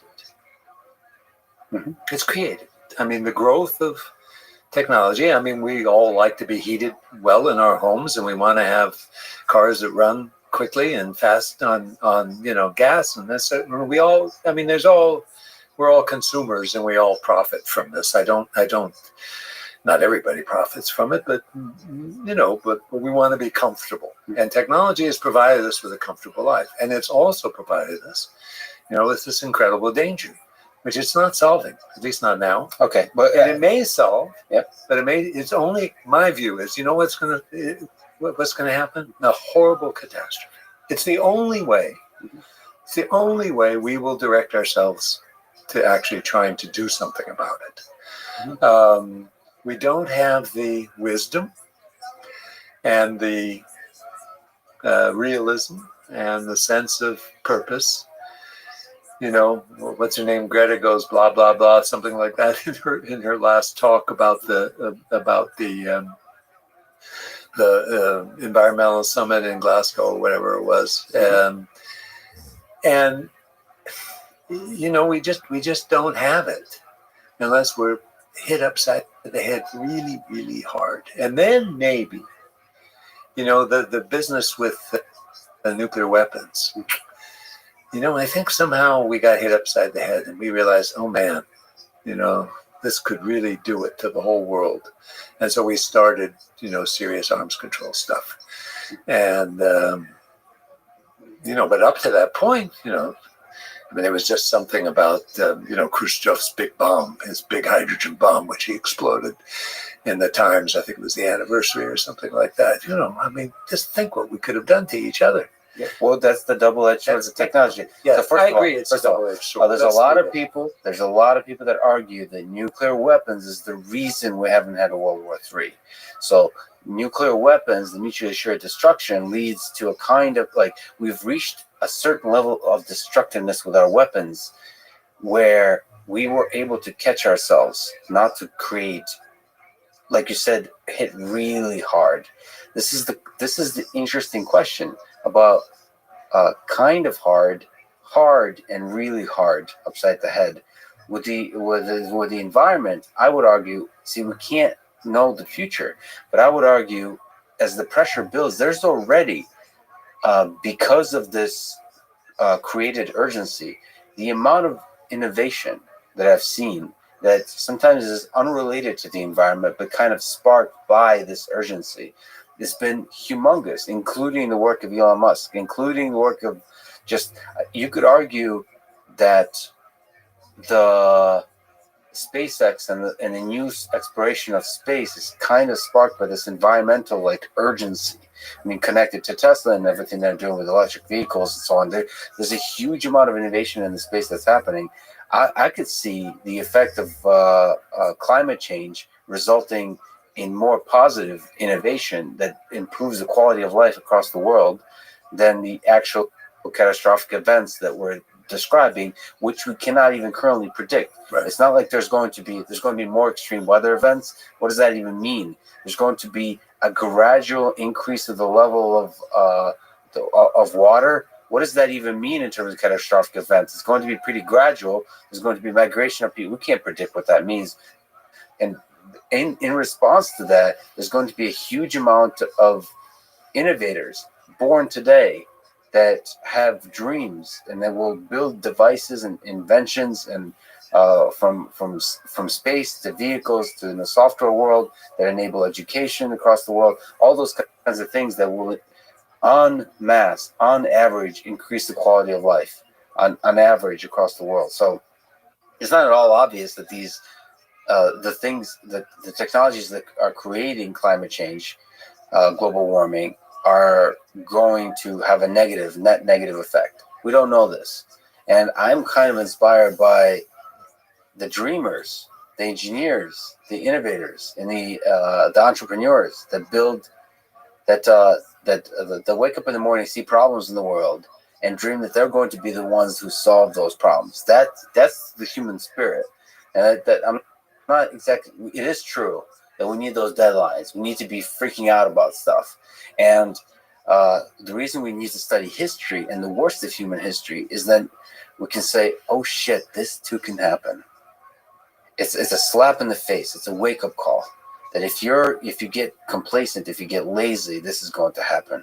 And that, listen, there's a lot of really intelligent people, ambitious people, dreamers, skilled dreamers that build solutions that make sure this stuff doesn't happen anymore. So I think there's reason to be optimistic about technology, not in a naive way. There's an argument to be made in a realistic way that, like, with technology, we can build a better future. And then Facebook is a lesson in the way Facebook has been done, is a lesson how not to do it. And that lesson serves as a guide of how to do it better, how to do it right, how to do it in a positive way. And the same every single sort of failed technology contains within it the lessons of how to do it better. And I mean, without that, what's the source of hope for human civilization? That by way of question, you have truly studied some of the darkest moments in human history. Put on your optimist hat. Yes, There are glimmers of it. Yes. What is your source of hope for the future of human civilization? Well, I think it resides in, some of what you've been saying, which is in the persistence of this civilization over time, despite, the incredible setbacks, 2 enormous world wars, the nuclear standoff, the horrible things we're experiencing now with climate change and migration and stuff like that. That despite these things, we are persisting and we are continuing. And like you say, we're continuing to invent and we're continuing to try to solve these problems. And, we're continuing to love as well as hate. And, I'm basically, I have children and grandchildren, and I think they're going to be just fine. I'm not a doom and gloomer. I'm not a Cassandra saying the world is coming to an end. I'm not like that at all. I think that things will persist. Another, by the way, source of tremendous optimism on my part, the kids I teach. I teach some unbelievably fantastic young people, who are sort of like you say, they're dreamers and they're problem solvers, and they have enormously humane values and ways of thinking about the world, and they want to do good. If you take the kind of, this has probably been true all the way along, but the percentage of do-gooders, is really enormously large. Now, whether they end up working for some kind of shark law firm or something, or that kind of thing, or whether they end up human rights lawyers, as they all want to be, right? Yeah. Is a different kind of question. But certainly, these young people are talented, they're smart, they have wonderful values, they're energetic, they work hard, they're focused. And of course, it's not just Stanford. It's all over the country. You have young people who really want to contribute. And they want to contribute. It's true some of them end up, working to get rich. That's inevitable, right? But but the percentages are actually rather small, at least at this age. Maybe when they get a mortgage and family and that sort of thing, financial well-being will be more important to them. But right now, you catch this young generation, and they're fantastic. They're fantastic, and they're not what they're often portrayed as being. Kind of silly and naive and knee-jerk leftists, and that they're not at all like that.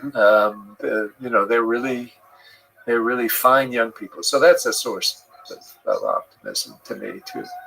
What advice would you give to those young people today, maybe in high school and college at Stanford, maybe to your grandchildren, about how to have a career they can be proud of, have a life they can be proud of? Pursue careers that are in the public interest, in one fashion or another, and not just in their interests. And that would be, it's not bad to pursue a career in your own interests. As long as it's something that's useful and positive for for their families or whatever. But yeah, so I try to advise kids to find themselves somehow, find it who they want to be and what they want to be, and try to pursue it. And the NGO world is growing, as you know, and a lot of young people are kind of throwing themselves into it, and Human Rights Watch and that kind of stuff, and they want to do that kind of work, and it's very admirable. I tend to think that even if you're not working in human rights, there's a certain way in which, if you live with integrity, I believe that all of us, or many of us, have a bunch of moments in our lives when we're posed with a decision. It's a quiet one. Maybe it'll never be written about or talked about, where you get to choose whether you, there's a choice that is difficult to make. It might require sacrifice, but it's the choice that the best version of that person would make.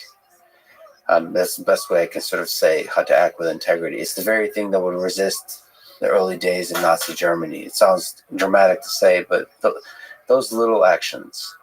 And I feel like the best you can do to avoid genocide on scale is for all of us to live in that way, to within those moments, unrelated potentially to human rights, to anything else, is to take those actions.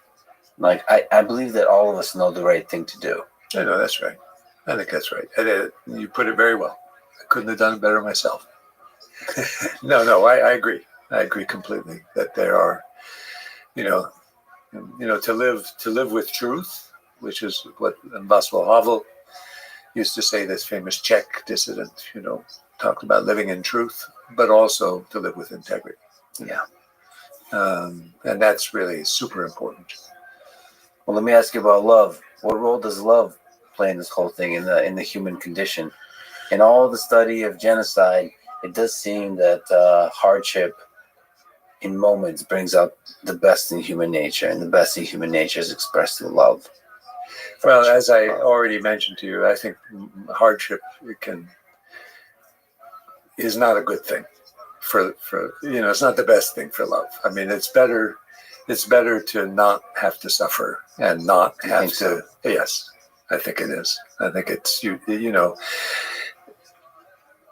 as I mentioned to you, studying concentration camps. This is not a place for love. It happens, but it's not really a place for love. It's a place for rape.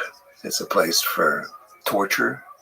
It's a place for killing, and it's a place for inhuman action, one to another.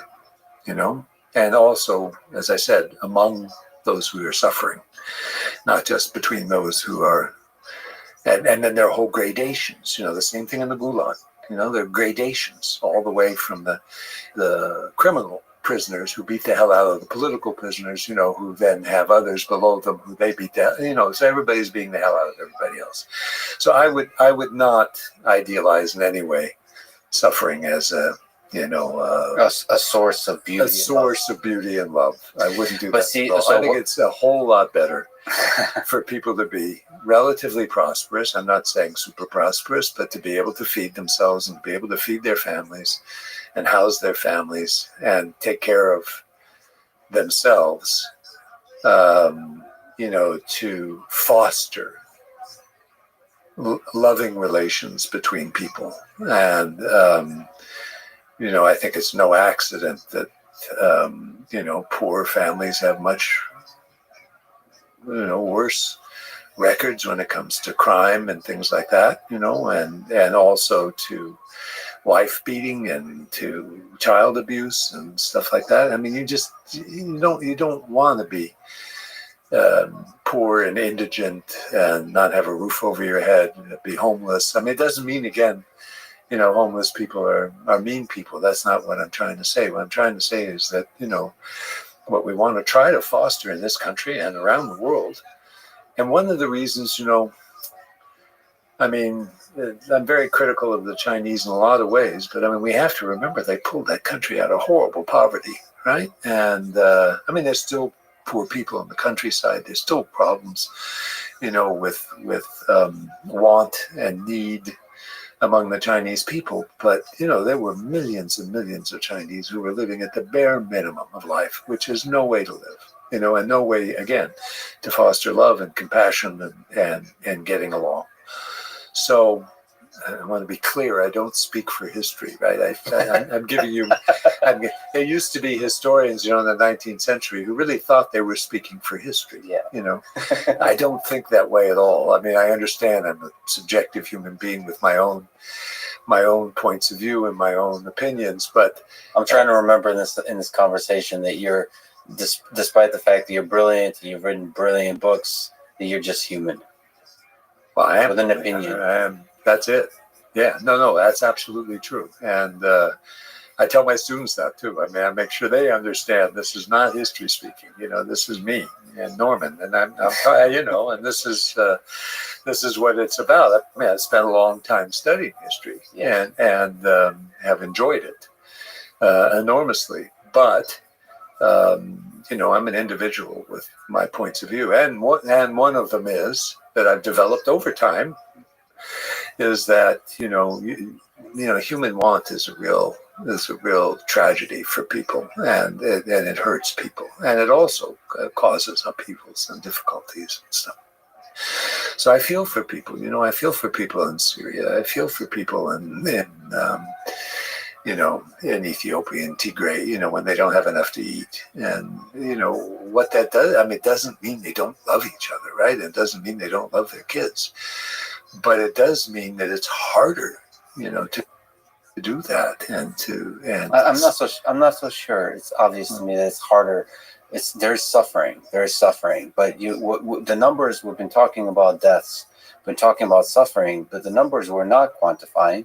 The history that you haven't perhaps been looking at is all the times that people have fallen in love deeply with friends, with romantic love, the positive emotion that people have felt.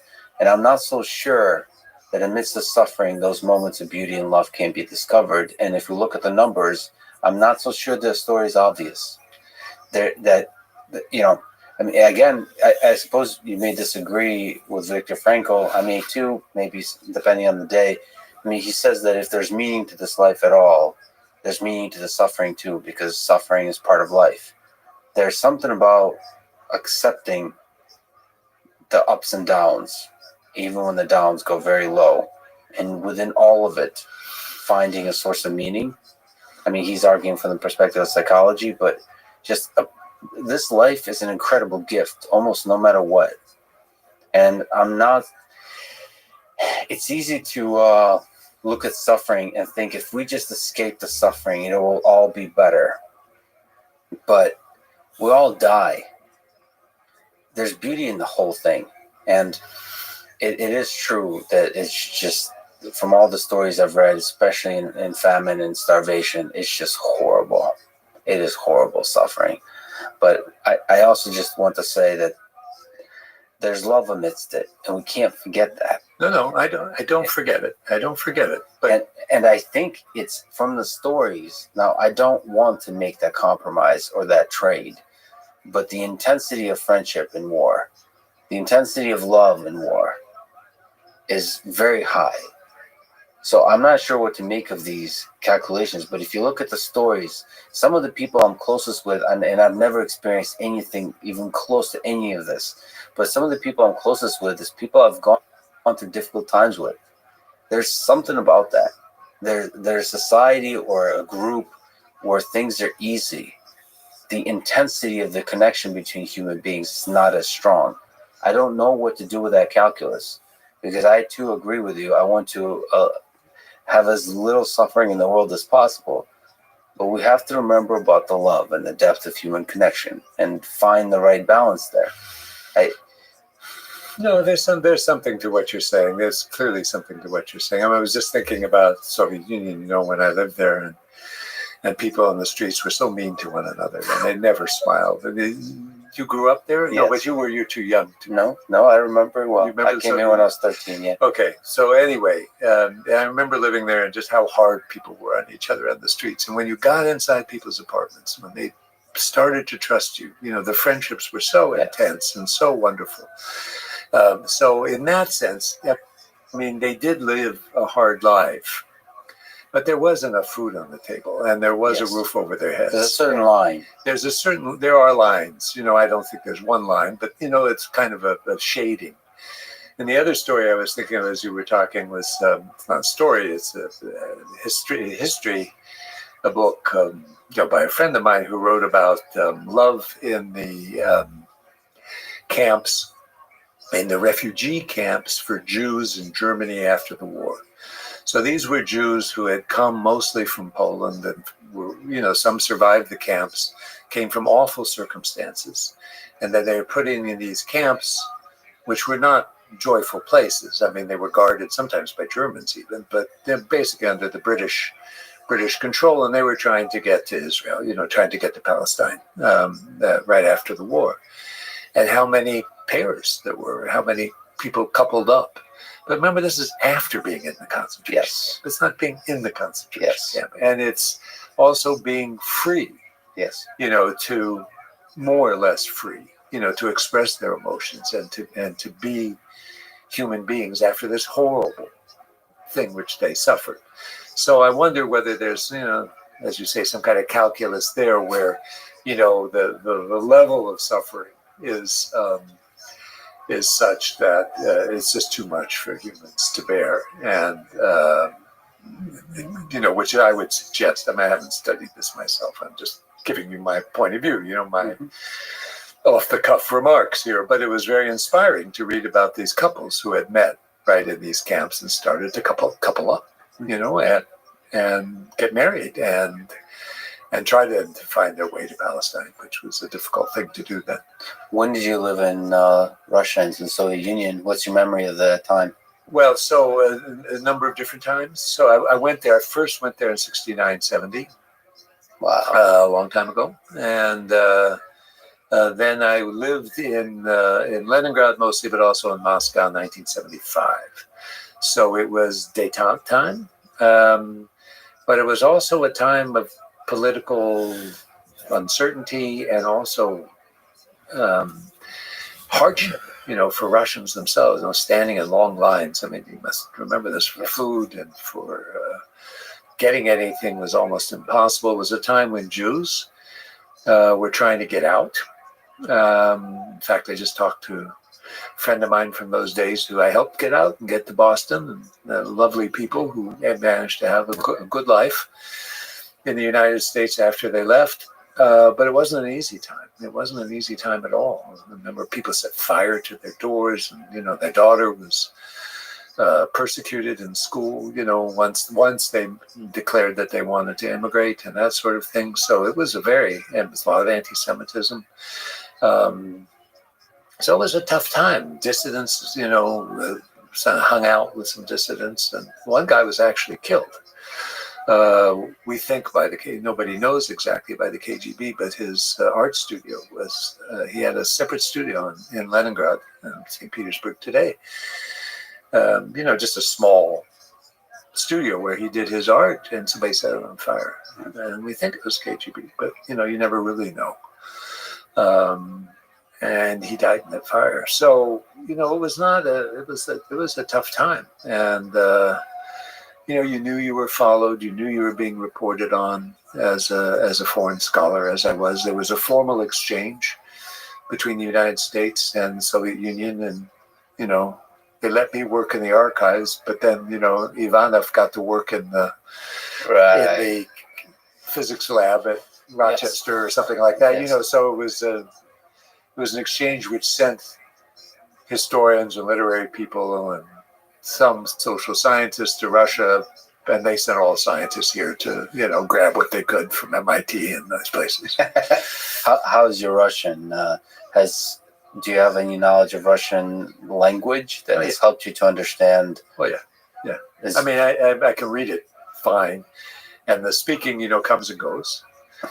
Depending on whether I'm there or whether I've been there recently or if I spend some time there, because I really need, I have Russian friends who speak just Russian. So, when I'm there, I then, I can communicate pretty well. I can't really write it, unfortunately. I mean, I can, but it's not very good. But I get along fine.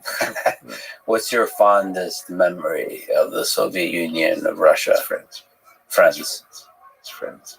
Was it vodka involved, or is it just what? Vodka involved? Is it a little bit? I'm not much of a drinker. Yeah. So I would, they just make fun of me, and I make fun of myself. That was easy enough. I don't really like, a heavy drink. I've done a lot of that. Yeah. Not a lot. I've done some of that, but I never really enjoyed it, and would get sick and stuff. But no, it's friends. One friend I made. In the dormitory, it was a dormitory for foreigners, but also Siberians who had come, to Leningrad to study. And so I met a couple of guys, and one in particular from Omsk became a wonderful friend. And we talked and talked and talked outside. We would go walk outside because we both knew they were, people were listening and stuff. And he would say, well, he was an historian, so we would talk history. And he'd say, well, this was the case, wasn't it? I said, no, I'm sorry, Sasha, it wasn't the case. It was, we think Stalin actually had a role in killing Kirov. I mean, we're not sure, but he said, no. I said, yeah. So, we had these conversations, and he was what I don't know if he would agree with me or not. I mean, we're still friends. So he was he's going to check in with naive. you after this. Maybe he'll listen to the blog, or I'll send it to him or something. He was a kind of naive Marxist-Leninist, and he thought I was, I had this capitalist ideology. He'd say, "What ideology you have?" And I said, "I don't have an ideology. I try to just put together kind of reason and facts and accurate stories and try to tell them in that way. No. You must, you're a bourgeois, this or that." I said, "No, I'm really not." And so we would have these talks and these kind of arguments. And then, I mean, sure enough, we corresponded for a while, and then he had to stop corresponding because he became a kind of local official in Omsk. And he sort of migrated more and more to being a Democrat. And he was then in the, Democratic movement under Gorbachev, and in the Council of People's Deputies, which they set up, which was, elected as a Democrat from Omsk, and had a political career through the Yeltsin period. And once Putin came along, it was over. He didn't like Putin, and Putin didn't like the Yeltsin people, right? Some of them tried to be Democrats. And Sasha was one who really did. He just published his memoirs in Russian, by the way, which are very good, I think. Komandirovki v Vlast. That's what it's called. It's hard to translate in English, Komandirovki v Vlast. But I translated it once for him. This is so beautiful. Do you find that the translation is a problem or no? It's such a different. Yes, translation is very difficult. With the Russian language, I mean, it's the only language I know deeply, except English, and it seems like so much is lost of the pain, the poetry, the beauty of the people. And translators are to be treasured, and good ones to be just. I mean, those who do the translations, when you read things in translation. Sometimes they're quite beautiful, whether it's Russian or Polish or German or anything, French. Yeah, I'm actually traveling to Paris. Talk to the famous translators of Dostoevsky, Tolstoy, and I'm just going to do several conversations with them about, like, you could just sometimes just grab a single sentence and just talk about the translation of that sentence. That's Yeah.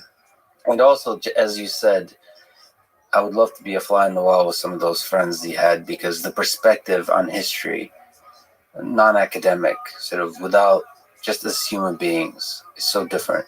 Yeah. From the United States versus Russia. Yeah. When you talk about the way the World War II was perceived and all those kinds of things, it's fascinating. History also has in it opinion and perspective, and so sometimes stripping that away is really difficult. And I guess that is your job, and at its highest form, that is what you do as a historian. Well, Norman, спасибо большое, что сегодня со мной поговорили.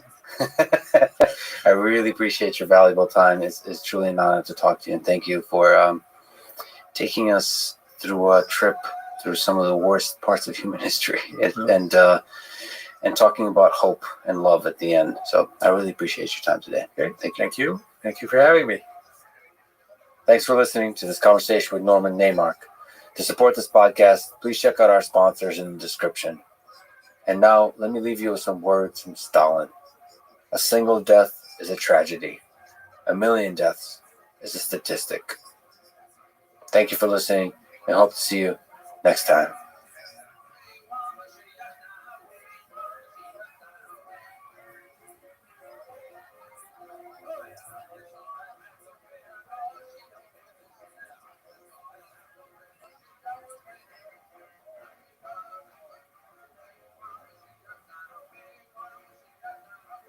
The following is a conversation with Jamie Metzel, author specializing in topics of genetic engineering, biotechnology, and geopolitics.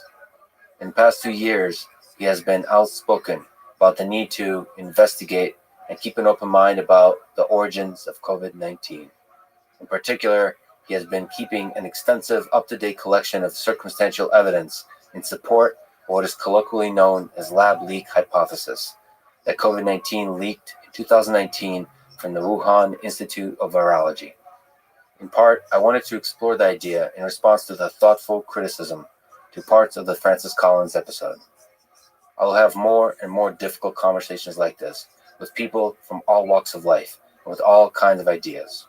I promise to do my best to keep an open mind and yet to ask hard questions, while together searching for the beautiful and the inspiring in the mind of the other person. It's a hard line to walk gracefully, especially for someone like me, who's a bit of an awkward introvert with barely the grasp of the English language, or any language, except maybe Python and C++. But I hope you stick around, be patient and empathetic, and maybe learn something new together with me. This is the Lex Friedman Podcast. To support it, please check out our sponsors in the description. And now, here's my conversation with Jamie Metzel. What is the probability in your mind that COVID-19 leaked from a lab? In your write-up, I believe you said 85%. I know it's just a percentage. We can't really be exact with these kinds of things, but it gives us a sense where your mind is, where your intuition is. So as it stands today, what would you say is that probability? I would stand by what I've been saying since really the middle of last year. It's more likely and not, in my opinion, that the pandemic stems from an accidental lab incident in Wuhan. Is it 90%? Is it 65%? I mean, that's kind of arbitrary. But when I stack up all of the available evidence, and all of it on both sides is circumstantial, it weighs very significantly toward a lab incident origin. So before we dive into the specifics at a high level, what types of evidence, what intuition, what ideas are leading you to have that kind of estimate? Is it possible to kind of condense, when you look at the wall of evidence before you, where's your source, the strongest source of your intuition? Yeah, and I would have to say it's just logic and deductive reasoning. So before I make the case for why I think it's most likely a lab incident origin, let's just say why it could be and still could be what we natural origin. All of this is a natural origin in the sense that it's a bat virus backbone, horseshoe bat virus backbone. Okay, I'm gonna keep pausing you. Yeah. Define stuff. So Yeah. maybe it's useful to say, what do we mean by lab leak? What do we mean by natural origin? What do we mean by virus backbone? Okay, great questions. So viruses come from somewhere. Viruses have been around for 3.5 billion years, and they've been around for such a long time because they are adaptive and they're growing and they're always changing and they're morphing, and that's why viruses are they've been very successful, and we are victims. Sometimes we're beneficiaries. We have viral DNA has morphed into our genomes, but now, certainly in the case of COVID-19, we are victims of the success of viruses. And so when we talk about a backbone, so the SARS-CoV-2 virus has a history, and these viruses don't come out of whole cloth. There are viruses that morph, and so we know that at some period, maybe 20 years ago or whatever, the virus that is SARS-CoV-2 existed in horseshoe bats. It was a horseshoe bat virus, and it evolved somewhere. And there are some people who say there's no evidence of this, but it's a plausible theory based on how things have happened in the past. Maybe that virus jumped from the horseshoe bat through some intermediate species. So it's like, let's say there's a bat, and then it infects some other animal. Let's say it's a pig or a raccoon dog or a civet cat. They're all pangolin. They're all sorts of animals that have been considered. And then that virus adapts into that new host, and it changes and grows. And then, according to the quote unquote natural origins hypothesis, it jumps from that animal into humans. And so what you could imagine, and some of the people who are making the case, all of the people actually who are making the case for a natural origin of the virus, what they're saying is it went from bat to some intermediate species, and then from that intermediate species, most likely, there's some people who say it went directly bat to human, but through some intermediate species, and then humans interacted with that species, and then it jumped from that, whatever it is, to humans. And that's a very plausible theory. It's just that there's no evidence for it. And the nature of the interaction is, do most people kind of suggest this at the like wet markets? So the interaction of the humans with the animal is in the form of, it's either a live animal that's being sold to be eaten, or a recently live animal but newly dead animal being sold to. That's certainly one very possible possibility. I don't know if that's a word. But the people who believe in the wet market origin, that's what they're saying. So they had one of these animals, they were cutting it up, let's say, in a market, and maybe some of the blood got into somebody's, maybe had a cut on their hand, or maybe it was aerosolized, and so somebody breathed it, and then that virus found this new host, and that was the human host. But you could also have that happen in, let's say, a farm. So it's happened in the past that, let's say that there are farms, and because of human encroachment into wild spaces, we're pushing our farms and our animal farms further and further into what used to be the just natural habitats. And so it's happened in the past, for example, that there were bats roosting over pig pens, and the bat droppings went into the pig pens. The viruses in those droppings infected the pigs, and then the pigs infected the humans. And that's why it's a plausible theory. It's just that there's basically no evidence for it. If it was the case that SARS-CoV-2 comes from this type of interaction, as in most of the at least recent past outbreaks, we'd see evidence of that. Viruses are messy. They're constantly undergoing Darwinian evolution, and they're changing. And it's not that they're just ready for prime time, ready to infect humans on day one. Normally, you can trace the viral evolution prior to the time when it infects humans. But for SARS-CoV-2, it just showed up on the scene ready to infect humans. And there's no history that anybody has found so far of that kind of viral evolution. With the first SARS, you could track it by the genome sequencing that it was experimented. And SARS-CoV-2 was very, very stable, and meaning it had already adapted to humans by the time it interacted with us. Fully adapted. So with SARS, there's a rapid evolution when it like first kind of hooks onto a human. Yeah, because it's trying. Like a virus, its goal is to It's a survive startup. and replicate. Yeah, no, it's true. It's like, oh, we're going to try this. Oh, that didn't work. We'll try it exactly like a startup. And so we don't see that. And so there are some people who say, well, one hypothesis is, you have a totally isolated group of humans, maybe in southern China, which is more than 1,000 miles away from Wuhan, and maybe they're doing their animal farming right next to these areas where there are these horseshoe bats, and maybe in this totally isolated place that no one's ever heard of, they're not connected to any other place, one person gets infected. And it doesn't spread to anybody else because they're so isolated. They're like, I don't know. I mean, I can't even imagine that this is the case.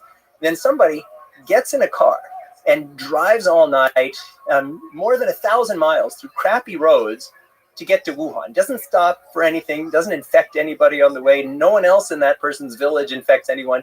And then that person goes straight to the Huanan seafood market, according to this, in my mind, not very credible theory, and then unloads his stuff and everybody gets infected, and they're only delivering those animals to the Wuhan market, which doesn't even sell very many of these kinds of animals that are likely intermediate species, and not anywhere else. So it's a little bit of a straw man. But on top of that, the Chinese have sequenced more than 80,000 animal samples, and there's no evidence of this type of viral evolution that we would otherwise expect. Let's try to, at this moment, steelman the argument for the natural origin of the virus. So just to clarify, so Wuhan is actually, despite what it might sound like to people, is a pretty big city. There's a lot of people that live in it. 11 million. So not only is there the Wuhan Institute of Virology, there's other centers that do work on viruses. Yes. But there's also a giant number of markets, and everything we're talking about here is pretty close together. So yep. When I kind of look at the geography of this, I think when you zoom out, it's all Wuhan. But when you zoom in, there's just a lot of interesting dynamics that could be happening, and where the cases are popping up and what's being reported, all that kind of stuff. So I think the people that argue for the natural origin, and there's a few recent papers that come out arguing this, it's kind of fascinating to watch this whole thing. But I think what they're arguing is that there's this Hunan market, that's one of the major markets, the wet markets in Wuhan, that there's a bunch of cases that were reported from there. So if I look at, for example, the Michael Warby perspective that he wrote in Science, he argues, he wrote this a few days ago, the predominance of early COVID cases linked to Hunan market, and this can't be dismissed as ascertainment bias, which I think is what people argue, that you're just kind of focusing on this region because a lot of cases came, but there could be a huge number of other cases. So people who argue against this say that this is a later stage already. So he says no. He says this is the epicenter, and this is a clear evidence that circumstantial evidence, but evidence nevertheless that this is where the jump happened to humans, the big explosion. Maybe not case zero. I don't know if he argues that, but with the early cases. So, what do you make of this whole idea? Can you steelman it before? Yeah. We So, talk about the and my goal here isn't to attack people on the other side, and if my feeling is, if there is evidence that's presented that should change my view, I hope that I'll be open-minded enough to change my view. And certainly Michael Warby is a thoughtful person, a respected scientist, and I think this work is contributive work, but I just don't think that it's as significant as has been reported in the press. And so what his argument is that there's an early cluster in December of 2019 around the Huanan seafood market. And even though he himself argues that the original breakthrough case, the original case, the index case where the first person infected happened earlier, happened in October or November, so not in December. His argument is, well, what are the odds that you would have this cluster of cases in the Huanan seafood market, and if the origin had happened someplace else, wouldn't you expect other clusters? And it's not an entirely implausible argument, but there are reasons why I think this is not nearly as determinative as has been reported. And I certainly had I and others had tweeted a lot about this. And that is first, the people who were infected in this cluster, it's not the earliest known virus of the SARS-CoV-2. It began mutating, so it's not the original SARS-CoV-2 there. So it had to have happened someplace else. Two, the people who were infected in the market weren't infected in the part of the market where they had these kinds of animals that are considered to be candidates as an intermediary species.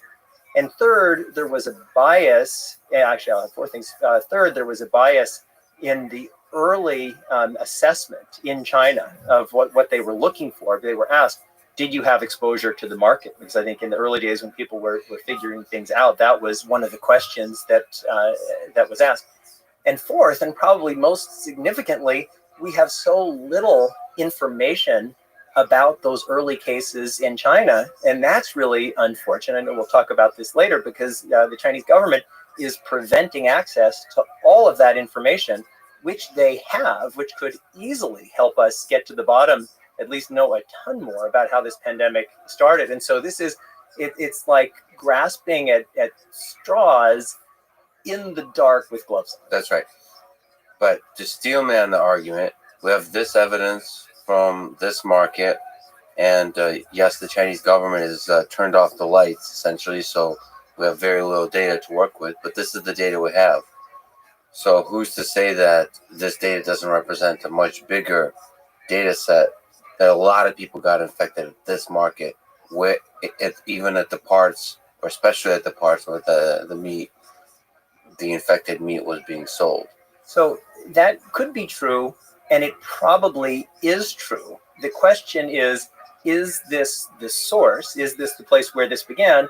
Or did this just a place where it was amplified? And I certainly think that it's extremely likely that the Huanan seafood market was a point of amplification. And it's just answering a different question. Basically what you're saying is it's very difficult to use the market as evidence for anything, because it's probably not even the starting point. So it's just a good place for it to continue spreading.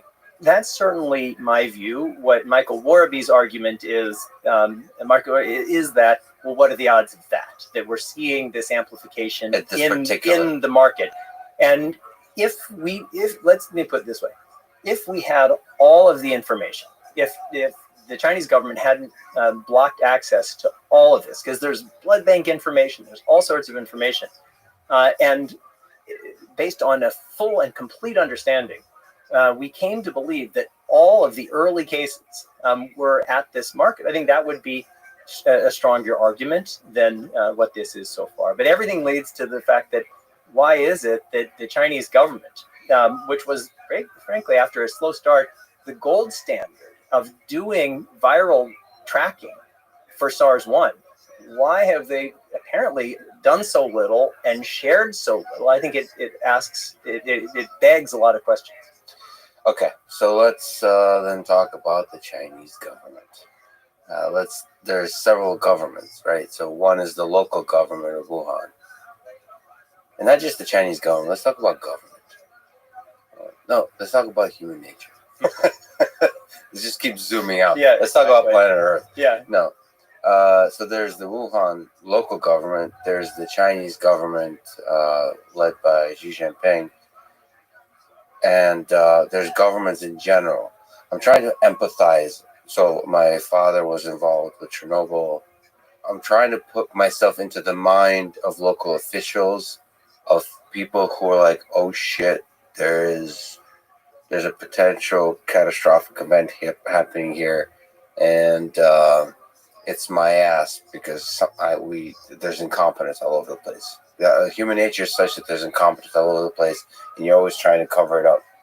And so given that context, I want to lay out all the possible incompetence, all the possible malevolence, all the possible geopolitical tensions here.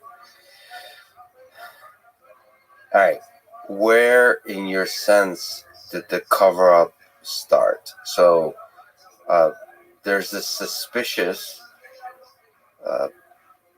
fact, it seems like, that the Wuhan Institute of Virology had a public database of thousands of sampled bad coronavirus sequences, and that went offline in September 2019. Well, what's that about? So let me talk about that specific, and then I'll also follow your path of Is that zooming out. And it's a really important. Is that a good starting point? It's a great starting point. Yeah. So, but there's a bigger story, but let me talk about that. So the Wuhan Institute of Virology, and we can go into the whole history of the Wuhan Institute of Virology either now or later, because I think it's very relevant to the story. But let's focus for now on this database.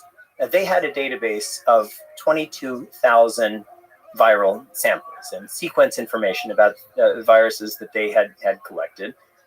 Some of which, the collection of some of which was supported through funding from the NIH. Not a huge NIH, through the EcoHealth Alliance. It's a relatively small amount, $600,000, but not nothing. The goal of this database was so that we could understand viral evolution, so that exactly for this kind of moment where we had an unknown virus, we could say, well, is this like anything that we've seen before? And that would help us both understand what we're facing and be better able to respond. So this was a password protected public access database. In 2019, it was in September 2019, it became inaccessible. And then a few months later, the entire database disappeared. What the Chinese have said is that because there were all kinds of computer attacks on this database. But why would that happen in September 2019, before the pandemic, at least as far as we know? So just to clarify, yes, it went down to September 2019, just so we get the year straight. Yeah. January 2020 is when the virus really started getting the press.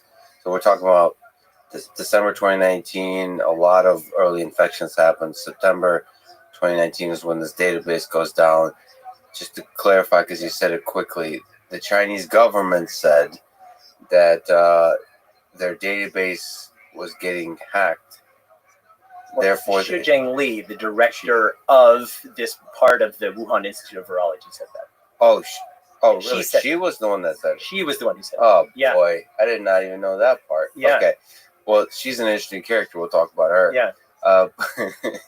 So the excuse is that it's getting cyber attacked a lot, so we're going to take it down without any further explanation, which seems very suspicious. And then this virus starts to emerge in October, November, December. There's a lot of argument about that, but after. Sorry to interrupt, because some people are saying that the first outbreak could have happened as early as September. I think it's more likely it's October, November, but for the people who are saying that the first outbreak, the first incident of a known outbreak, at least to somebody, happened in September, they make the argument, well, what if that also happened in mid-September of 2019? I'm not prepared to go there, but there are some people who make that argument. But I think, again, if I were to put myself in the mind of officials, whether it's officials within the Wuhan Institute of Virology or Wuhan local officials, I think if I notice some major problem, like somebody got sick, some sign of oh shit, we screwed up, that's when you kind of do the slow, there's like a Homer Simpson meme where you slowly start backing out, and I would probably start hiding stuff. CYA. Yeah. Yeah. And then coming up with really shady excuses.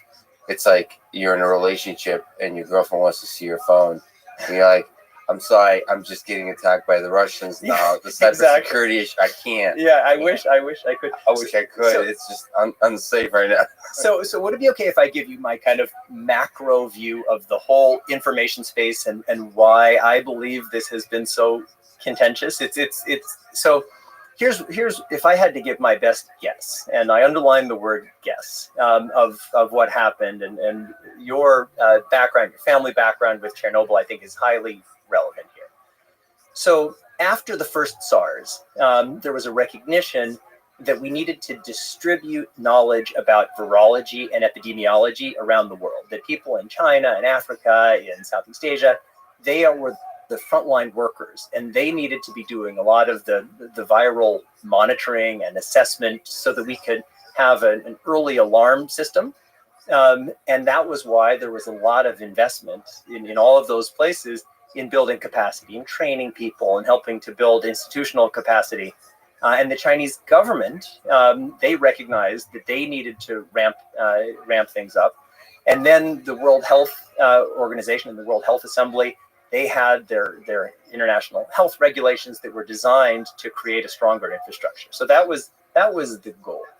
There were a lot of investments, and I know we'll talk later about the Wuhan Institute of Virology, and I won't go into that right now. So there was all of this distributed capacity. And so in the early days, there's a breakout in Wuhan. We don't know, is it September, October, November?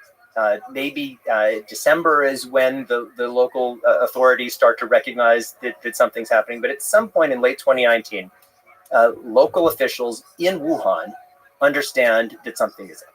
And exactly like in Chernobyl, these guys exist within a hierarchical system. And they are going to be rewarded if good things happen, and they're going to be in big trouble if bad things happen under their watch.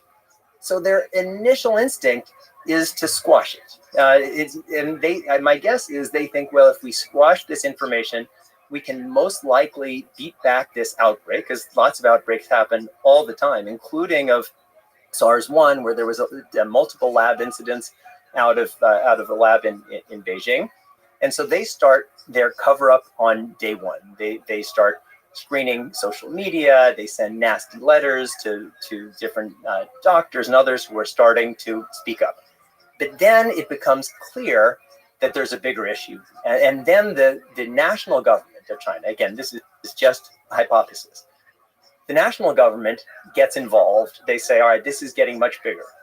They go in and they realize that we have a big problem on our hands. They relatively quickly know that it's spreading human to human.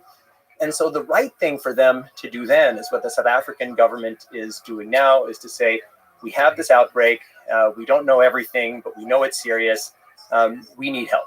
But that's not the instinct of people in most governments, and certainly not in authoritarian governments like China. And so the national government, they have a choice at that point. They can do option one, which is what we would here call the right thing, which is total transparency.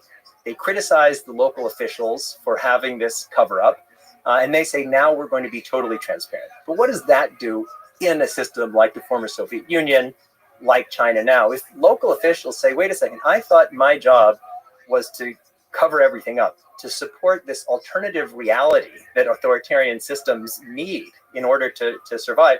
Well, now I'm going to be held accountable for if I'm not totally transparent, like your whole system would collapse. So the national government, they have that choice, and their only choice, according to the logic of their system, is to be all in on a cover-up. And that's why they block the World Health Organization from sending its team to Wuhan for over 3 weeks. They overtly lie to the World Health Organization about human-to-human transmission.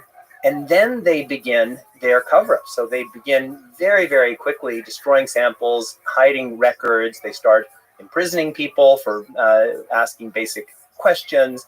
Soon after, they establish a gag order, preventing Chinese scientists from writing or saying anything about pandemic origins without prior government approval. And what that does means that there isn't a lot of data. There's not nearly enough data coming out of China.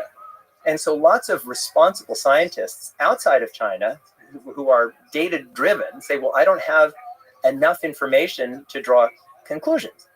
And then into that vacuum step a relatively small number of largely virologists, but also others, respected scientists. And I know we'll talk about I think, infamous Peter Daszak, who say, well, without any real foundation in the evidence, they say, we know pretty much this comes from nature, and anyone who's raising the possibility of a lab incident origin is a conspiracy theorist. So that message starts to percolate. And then in the United States, we have Donald Trump, and he's starting to get criticized for America's failure to prepare for and respond adequately to the outbreak. And so he starts saying, well, I know, first after praising Xi Jinping, he starts saying, well, I know that China did it and the WHO did it. And he's kind of pointing fingers at everybody but himself. And then we have a media here that had shifted from the traditional model of he said, she said journalism. So-and-so said X and so said Y, and then we'll present both of those views. But with Donald Trump, he would make outlandish starting positions. So he would say, Lex is an axe murderer. And then in the early days, they would say, Lex is an axe murderer. Lex's friend says he's not an axe murderer. And we have a 4-day debate. Is he or isn't he? And then at day 4, someone would say, why are we having this debate at all? Because the original point is baseless. And so the media just got in the habit. Here's what Trump said, and here's why it's wrong. It's very complicated to figure out what is the role of a politician, what is the role of a leader in this kind of game of politics. But certainly in when there's a tragedy, when there's a catastrophic event, what it takes to be a leader is to see clearly through the fog and to make big, bold decisions and to speak to the truth of things. And even if it's unpopular truth, to listen to the people, to listen to all sides, to the opinions, to the controversial ideas, and to see past all the bullshit, all the political bullshit, and just speak to the people, speak to the world, and make bold, big decisions. That's probably what was needed in terms of leadership. And I'm not so willing to criticize whether it's Joe Biden or Donald Trump on this. I think most people cannot be great leaders, but that's why when great leaders step up, we write books about them. Yeah, and I agree. And even though I think of myself as a progressive person, I certainly was a critic of a lot of what President Trump did. But on this particular case, even though he may have said it in an uncouth way, Donald Trump was actually, in my view, right. When he said, hey, let's look at this lab, he said, I have evidence, I can't tell you. I don't think he even had the evidence. But his intuition that this probably comes from a lab, in my view, was a correct intuition. And certainly I started speaking up about pandemic origins early in 2019. And my friends, my Democratic friends, were brutal with me, saying, what are you doing? You're supporting Trump in an election year. And I said, just because Donald Trump is saying something doesn't mean that I need to oppose it. If Donald Trump says something that I think is correct, well, I want to say it's correct, just as if he says something that I don't like, I'm going to speak up about that. Good. You walked through the fire. So that's you laid out the story here. And I think in many ways it's a human story. It's a story of politics. It's a story of human nature. But let's talk about the story of the virus, and let's talk about the Wuhan Institute of Virology. So maybe this is a good time to try to talk about its history, about its origins, about what kind of stuff it works on, about biosafety levels, and about that woman. Yeah, Xi Jinping. Yes. Xi Jinping. So what is the Wuhan Institute of Virology? When did it start? Yeah, so it's a great question. So after SARS-1, which was in the early 2003, 2004, there was this effort to enhance, as I mentioned before, global capacity, including in China. So the Wuhan Institute of Virology had been around for decades before then. but there was an agreement between the French and the Chinese governments to build the largest BSL-4 lab, so biosafety level 4. So in these what are called high containment labs, there's level 4, which is the highest level, and people have seen that on TV and elsewhere, where you have the people in suits and all of these protections. And then there's level 3, which is still very serious, but not as much as level 4. And then level 2 is just kind of goggles and some gloves and maybe a face mask, much less. So the French and the Chinese governments agreed that France would help build the first and still the largest BSL-4 plus some mobile BSL-3 labs, and they were going to do it in Wuhan. And Wuhan is kind of like China's Chicago. And I had actually been, it's a different story, I'd been in Wuhan relatively not that long before the pandemic broke out, and that was why I knew that Wuhan it's not some backwater where there are a bunch of yokels eating bats for dinner every night. This is a really sophisticated, wealthy, highly educated and cultured city, and so I knew that it wasn't like that. Even the Huanan seafood market wasn't like some of these seafood markets that they have in southern China or in Cambodia, where I lived for 2 years. I mean, it was a totally different thing. I'm going to have to talk to you about some of the food, including the Wuhan market, just some of the wild food going on here, because you've traveled that part of the world. Yeah. Well, let's not get there. Yeah, let's not get distracted.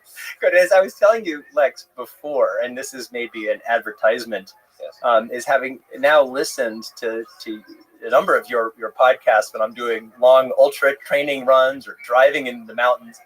Like because in the beginning you have to talk about whatever it is the topic, but the really good stuff happens later. So friends, you should listen to the end. I have to say, as I was telling you before, like when I heard your long podcast with Jaron Lanier and he talked about his mother at the very end, I mean, it was just beautiful stuff. So I don't know whether I can match beautiful stuff, but I'm gonna do my best. So you're gonna have to find out. Exactly. Stay tuned. So France had this agreement that they were going to help design and help build this BSL-4 lab in Wuhan, and it was going to be with French standards, and there were going to be 50 French experts who were going to work there and supervise the work that happened even after the Wuhan Institute of Virology in the new location started operating. But then when they started building it, the French contractors, the French overseers, were increasingly appalled that they had less and less control, that the Chinese contractors were swapping out new things. It wasn't built up to French standards. So much that at the end, when it was finally built, the person who was the vice chairman of the project and a leading French industrialist named Mérieux refused to sign off. And he said, we can't support, we have no idea what this is, whether it's safe or not. And when this lab opened, remember, it was supposed to have 50 French experts. It had 1 French expert. And so the French were really disgusted. And actually, when the Wuhan Institute of Virology in its new location opened in 2018, 2 things happened. One, French intelligence privately approached US intelligence saying, we have a lot of concerns about the Wuhan Institute of Virology, about its safety, and we don't even know who's operating there. Is it being used as a dual-use facility? And also in 2018, the US Embassy in Beijing sent some people down to Wuhan to go and look at this laboratory. And they wrote a scathing cable that Josh Rogan from the Washington Post later got his hands on, saying, this is really unsafe. They're doing work on dangerous bat coronaviruses in conditions where a leak is possible. And so then you mentioned Shuzheng Li, and I'll connect that to these virologists who I was talking about. So there's a very credible thesis that because these pathogenic outbreaks happen in other parts of the world, having partnerships with experts in those parts of the world must be a foundation of our efforts. We can't just bring everything home because we know that viruses don't care about borders and boundaries, and so if something happens there, it's going to come here. So very correctly, we have all kinds of partnerships with experts in these labs, and Shujang Li was one of those partners, and her closest relationship was with Peter Daszak, who's a British, I think now American, but the president of a thing called EcoHealth Alliance, which was getting money from NIH. And basically, EcoHealth Alliance was a pass-through organization, and over the years it was only about $600,000. So almost all of her funding came from the Chinese government, but there's a little bit that came from the United States. And so she became their kind of leading expert and the point of contact between the Wuhan Institute of Virology and certainly Peter Daszak, but also with others. And that was why in the earliest days of the outbreak, I did mention that there were these virologists who had this fake certainty that they knew it came from nature and it didn't come from a lab, and they called people like me conspiracy theorists just for raising that possibility. But when Peter Daszak was organizing that effort in February of 2020, what he said is, we need to rally behind our Chinese colleagues. And that the basic idea was these international collaborations are under threat. And I think it was because of that, because Peter Daszak's basically his major contribution as a scientist was just tacking his name on work that Shujang Li had largely done. He was defending a lot, certainly for himself and his organization. So you think EcoHealth Alliance and Peter is less about money, it's more about kind of almost like legacy because you're so attached to this work? Is it just on a human level? I think so. I mean, I've been criticized for being I'm certainly a big critic of Peter Daszak, but I've been criticized by some for being too lenient. I mean, it's so easy to say, oh, they're like an evil ogre and just trying to do evil and cackling in their closet or whatever. But I think for most of us, even those of us who do terrible, horrible things, the story that we tell ourselves and we really believe is that we're doing the thing that we most believe in. I mean, I did my PhD dissertation on the Khmer Rouge in Cambodia. They genuinely saw themselves as idealists. They thought, well, we need to make radical change to build a better future. And what they described as what they felt was radical change was a monstrous atrocities by us. So the criticism here of Peter is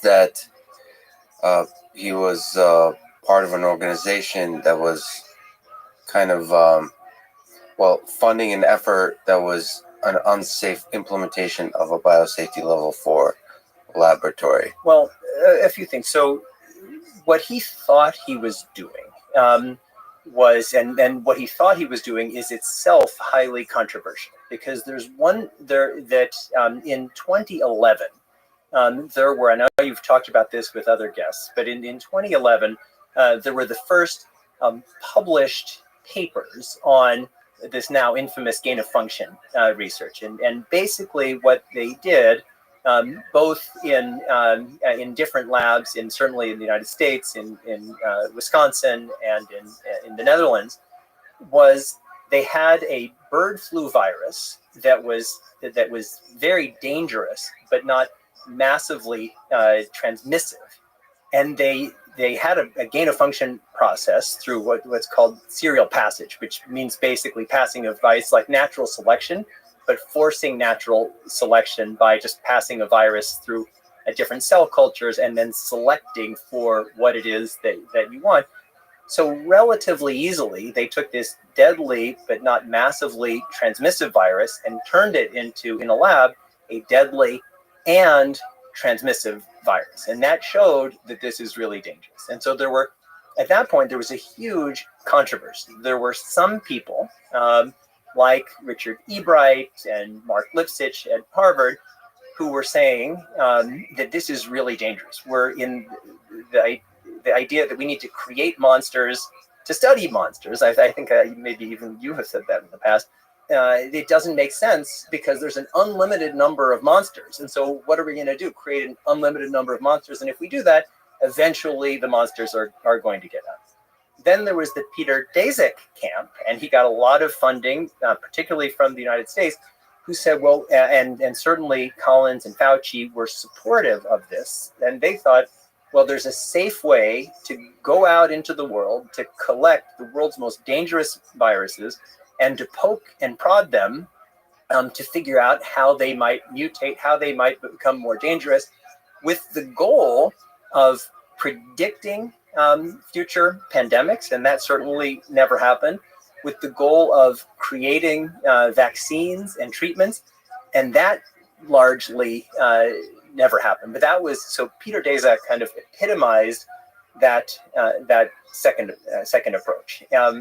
And as you've talked about in the past, in 2014, there was a funding moratorium in the United States, and then in 2017, that was lifted. It didn't affect the funding that went to the EcoHealth Alliance.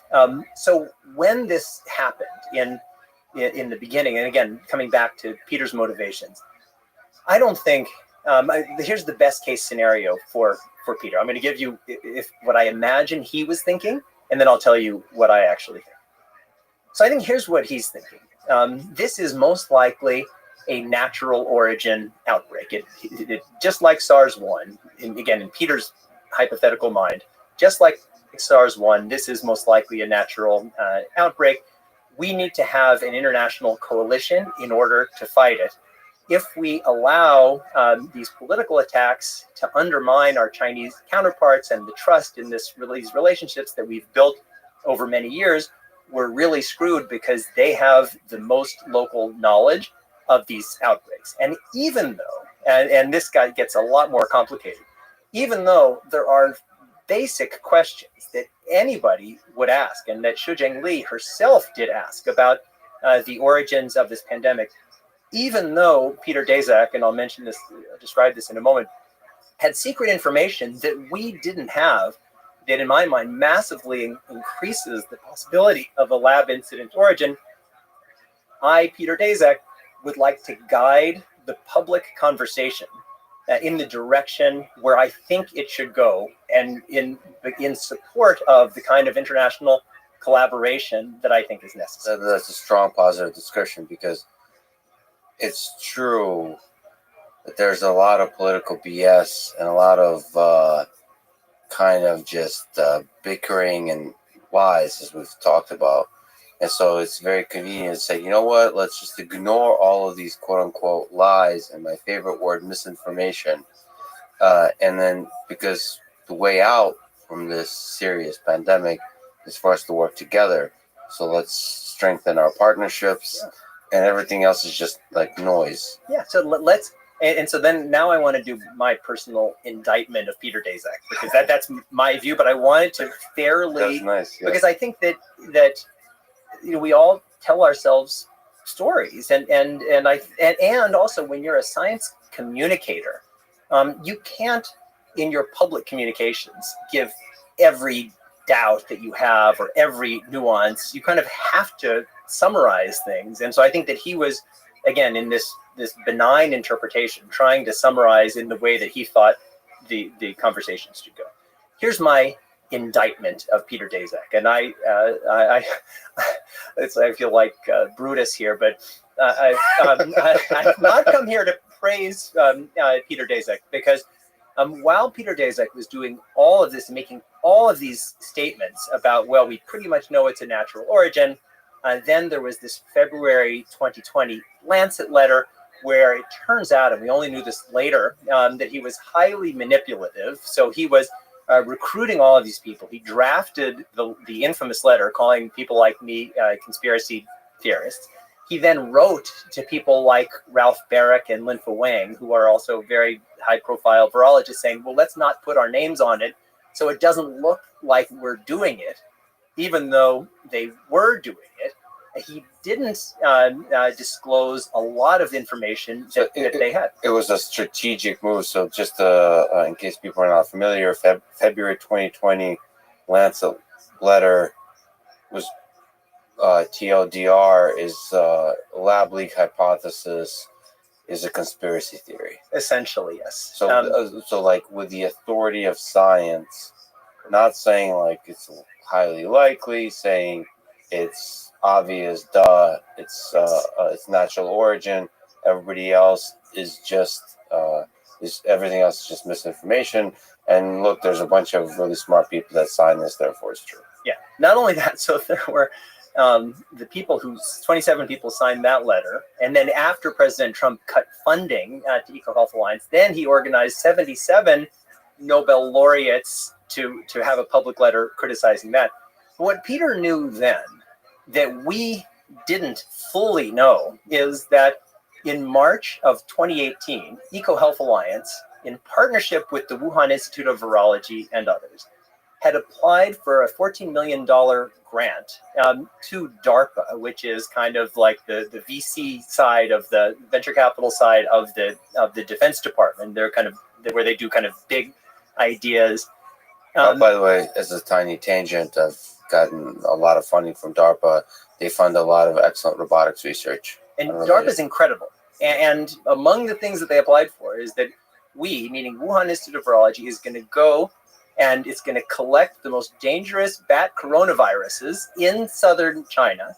And then we, as this group, are going to genetically engineer these viruses to insert a furin cleavage site. So I think when everyone's now seen the image of the SARS-CoV-2 virus, it has these little spike proteins, these little things that stick out, which is why they call it a coronavirus.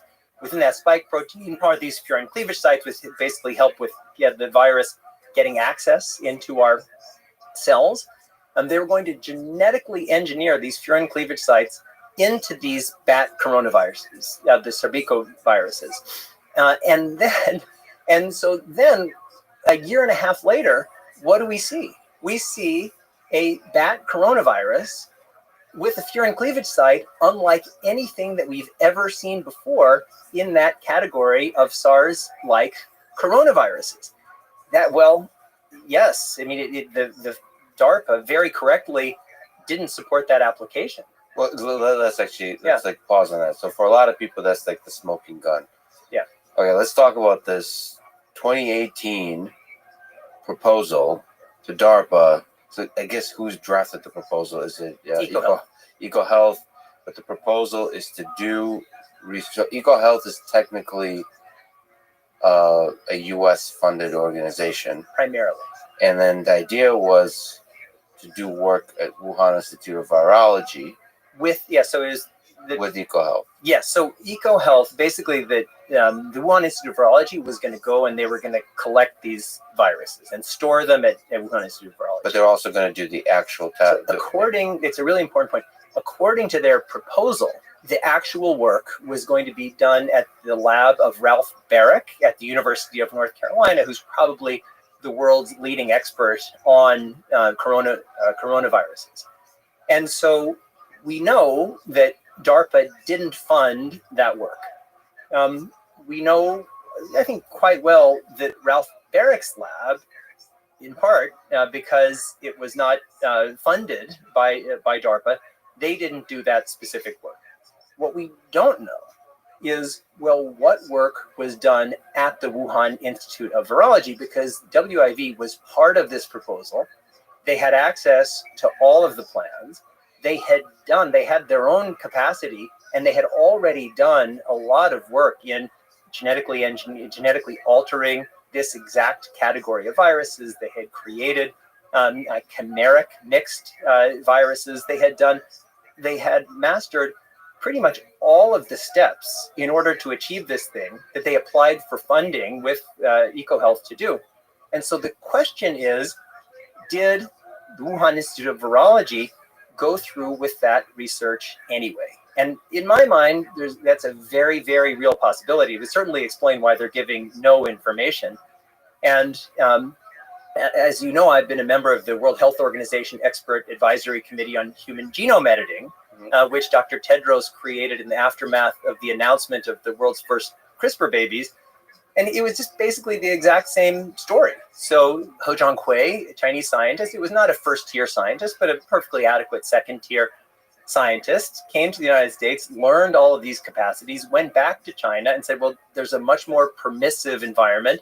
I'm going to, be a world leader. I'm going to establish both myself and China. So in every scientific field, we're seeing this same thing where you kind of learn a model and then you do it in China. So is it possible that the Wuhan Institute of Virology, with this exact game plan, was doing it anyway? Possible? We have no clue what work was being done at the Wuhan Institute of Virology. It seems extremely likely that at the Wuhan Institute of Virology, and this is certainly the US government position, there was the work that was being done in Dr. Shi's lab, but that wasn't the whole WIV. We know, or at least according to the United States government, that there was the Chinese military, the PLA, was doing work there. Were they doing this kind of work, not to create a bioweapon, but in order to understand these viruses, maybe to develop vaccines and treatments? It seems like a very, very logical possibility. And then, so we know that the Wuhan Institute of Virology had all of the skills. We know that they were part of this proposal. And then you have Peter Daszak, who knows all of this, that at that time, in February of 2020, we didn't know. But then he comes swinging out of the gate saying anybody who's raising this possibility of a lab incident origin is a conspiracy theorist. I mean, it really makes him look, in my mind, very, very bad. And yeah, not to at least be somewhat open-minded on this, because he knows all the details. He knows that it's not 0%. I mean, there's no way in his mind could even argue that. So it's potential because of the bias, because of your focus. I mean, it could be the Anthony Fauci masks thing, where he knows there's some significant probability that this is happening, but in order to preserve good relations with our Chinese colleagues, we want to make sure we tell a certain kind of narrative. So it's not really lying, it's doing the best possible action at this time to help the world. Not that this already happened. Yeah. But that's how, Yeah, I think it's quite likely that was the story that he was telling himself. But it's that lack of transparency, in my mind, is fraudulent.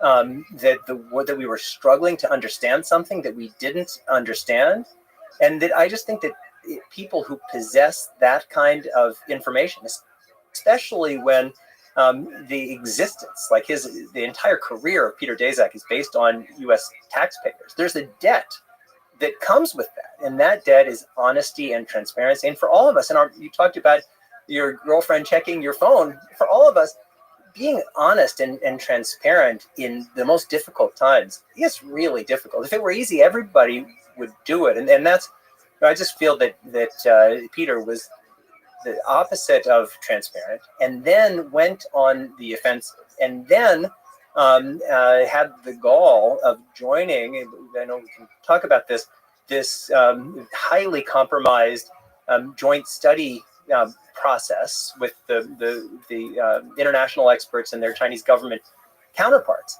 and used that as a way of furthering this, in my mind, fraudulent narrative that it almost certainly came from natural origins, and a lab origin was extremely unlikely.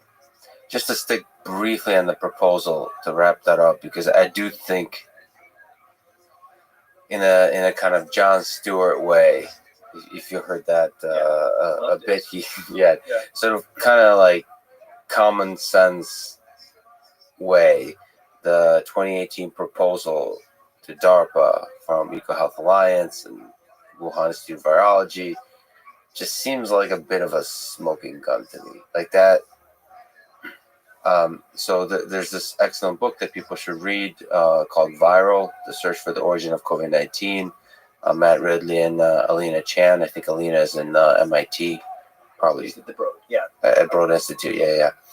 So she, I heard her in an interview give this analogy of unicorns. Yeah.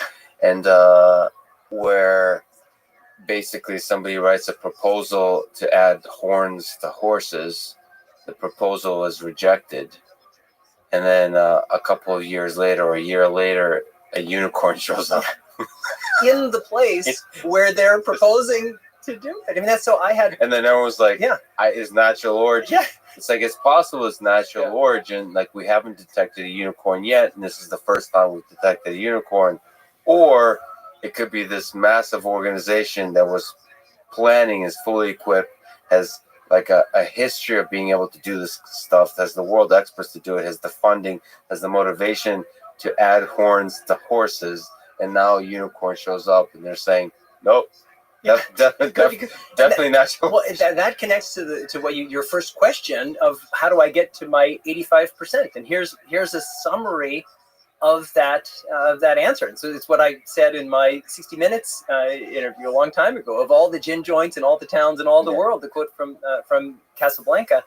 And so of all the places in the world where we have an outbreak of a SARS-like bat coronavirus, it's not in the area of the natural habitat of the horseshoe bats. It's the one city in China with the first and largest level 4 virology lab, which actually wasn't even using it. They were doing level 3 and level 2 for this work, where they had the world's largest collection of bat coronaviruses, where they were doing aggressive experiments designed to make these scary viruses scarier, where they had been part of an application to insert a furin cleavage site able to infect human cells, and where, when the outbreak happened, we had a virus that was ready for action to infect humans, and to this day better able to infect humans than any other species, including bats. And then from day one, there's this massive cover-up. And then on top of that, in spite of lots of efforts by lots of people, there's basically no evidence for the natural origin hypothesis. Everything that I've described just now is circumstantial, but there's a certain point where you add up the circumstances and you see this seems pretty likely. I mean, if we're getting to 100%, we are not at 100% by any means. There still is a possibility of a natural origin, and if we find that, great. But from everything that I know, that's how I get to my 85. And we'll talk about why this matters in the political sense, in the human sense, in the science, in the realm of science, all of those factors. But first, as Nietzsche said, let us look into the abyss and the games we'll play with monsters. That is colloquially called gain-of-function research. Let me ask the kind of political sounding question, which is how people usually phrase it. Did Anthony Fauci fund gain-of-function research at the Wuhan Institute of Virology? So it depends. I mean, I've obviously been very closely monitoring this. I've spoken a lot about it. I've written about it. And it depends on, I mean, not to quote Bill Clinton, but to quote Bill Clinton, it depends on what the definition of is. And so if you use a common sense definition of gain of function, and by gain of function, there are lots of things like gene therapies that are gain of function, but what we mean is gain of function for pathogens potentially able to create human pandemics. But if you use the kind of common sense language, well, then he probably did. If you use the technical language from a 2017 NIH document, and you read that language very narrowly, I think you can make a credible argument that he did not. There's a question, though, and Francis Collins talked about that in his interview with you.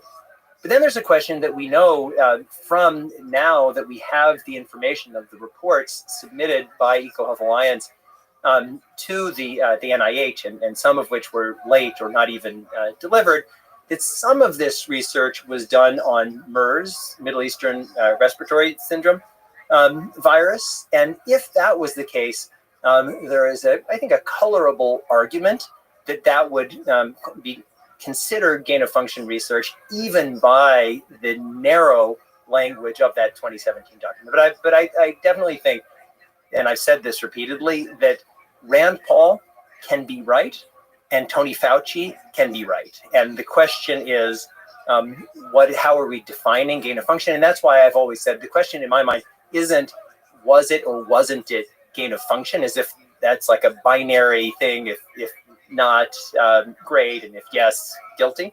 The question is just what work was being done at the Wuhan Institute of Virology? What role, if any, did U.S. Government funding play in supporting that work? And what rights do we all have as human beings and as American citizens and taxpayers to get all of the relevant information about them? So let's try to kind of dissect this. So who frustrates you more, Rand Paul or Anthony Fauci in his discussion, or the discussion itself? So, for example, gain of function is a term that's kind of more used just to mean playing with viruses in a lab to try to develop more dangerous viruses. Is this kind of research a good idea? Is it also a good idea for us to talk about it in public in the political way that it's been talked about? Is it okay that U.S. may have funded gain of function research elsewhere?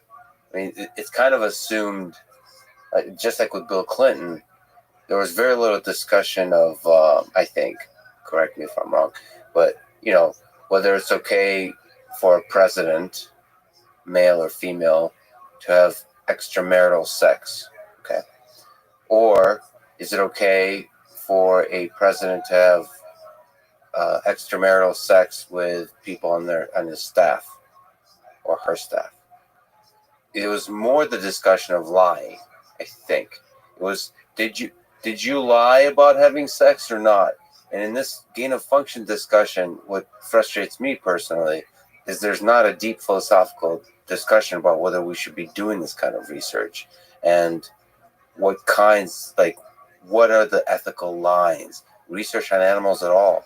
Those are fascinating questions. Instead, it's a gotcha thing.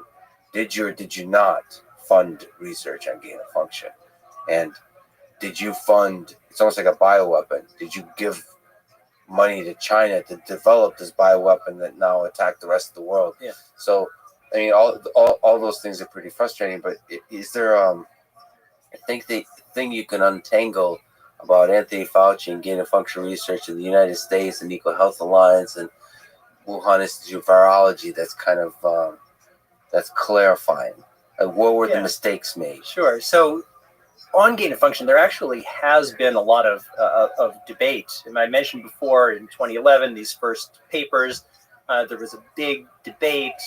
Mark Lipsitch, who's formerly at Harvard, now with the U.S. government, working in the president's office, he led a thing called the Cambridge Group that was highly critical of this work, but basically saying we're creating monsters. They had the funding pause in 2014. They spent 3 years putting together a framework, and then they lifted it in 2017. So we had a thoughtful conversation. Unfortunately, it didn't work, and I think that's where we are now. So I absolutely think that there are real issues with the relationship between the United States government and Eco Health Alliance, and through that, Eco Health Alliance with the Wuhan Institute of Virology. And one issue is just essential transparency, because as I see it, it's most likely the case that we transferred a lot of our knowledge and plans and things to the Wuhan Institute of Virology. And again, I'm sure that Shujing Li is not herself a monster. I'm sure of that, even though I've never met her. But there are just a different set of pressures on people working in an authoritarian system than people who are working in other systems. That doesn't mean it's entirely different. And so I absolutely think that we shouldn't give $1 to an organization, and certainly a virology institute, where you don't have full access to their records, to their databases. We don't know what work is happening there.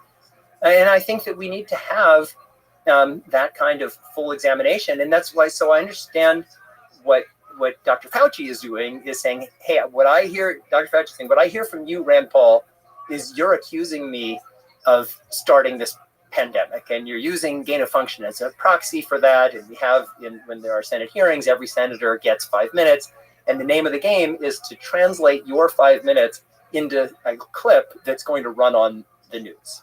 And so I get that there is that kind of game. Gotcha. But I also think that Dr. Fauci and the NIH, the National Institute of Allergy and Infectious Diseases, and the NIH should have been more transparent. Because I think that in this day and age where there are a lot of people poking around in this whole story of COVID origins, we would not be where we are if it wasn't for a relatively small number of people. And I'm part of, there are two, as I know, two groups. One is these internet sleuths known as Drastic, and a number of them are part of a group that I'm part of called, it's not our official name, but called the Paris Group. It's about 24 experts around the world, but centered around some very high-level French academics. So we've all been digging and meeting with each other regularly since last year.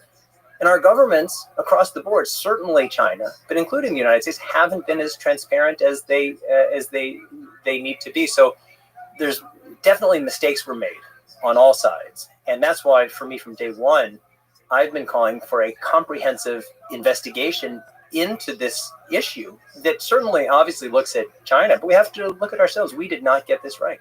So to you, I'm just going to put Rand Paul aside here. Yeah. Politician playing political games. It's very frustrating, but it is what it is on all sides. Anthony Fauci, you think should have been more transparent and maybe more eloquent in expressing the complexity of all of this, the uncertainty in all of this. Yeah, and I get that it's really hard to do that because let's say you have you speak a paragraph and it's got 4 sentences. And one of those sentences is the thing that's going to be turned into Twitter. And Jamie, let me push back. I'll get really, so I'll try not to be emotional about this, but I've heard Anthony Fauci a couple of times now say that he represents science. I know what he means by that. He means in the political bickering, all that kind of stuff, that for a lot of people, he represents science. But words matter. And this isn't just clips. I mean, maybe I'm distinctly aware of that doing this podcast. Like, yeah, I talk for like hundreds of hours now, maybe over 1,000 hours. But like, I'm still careful with the words. Like, I'm trying not to be an asshole, and I'm aware when I'm an asshole, and I'll apologize for it.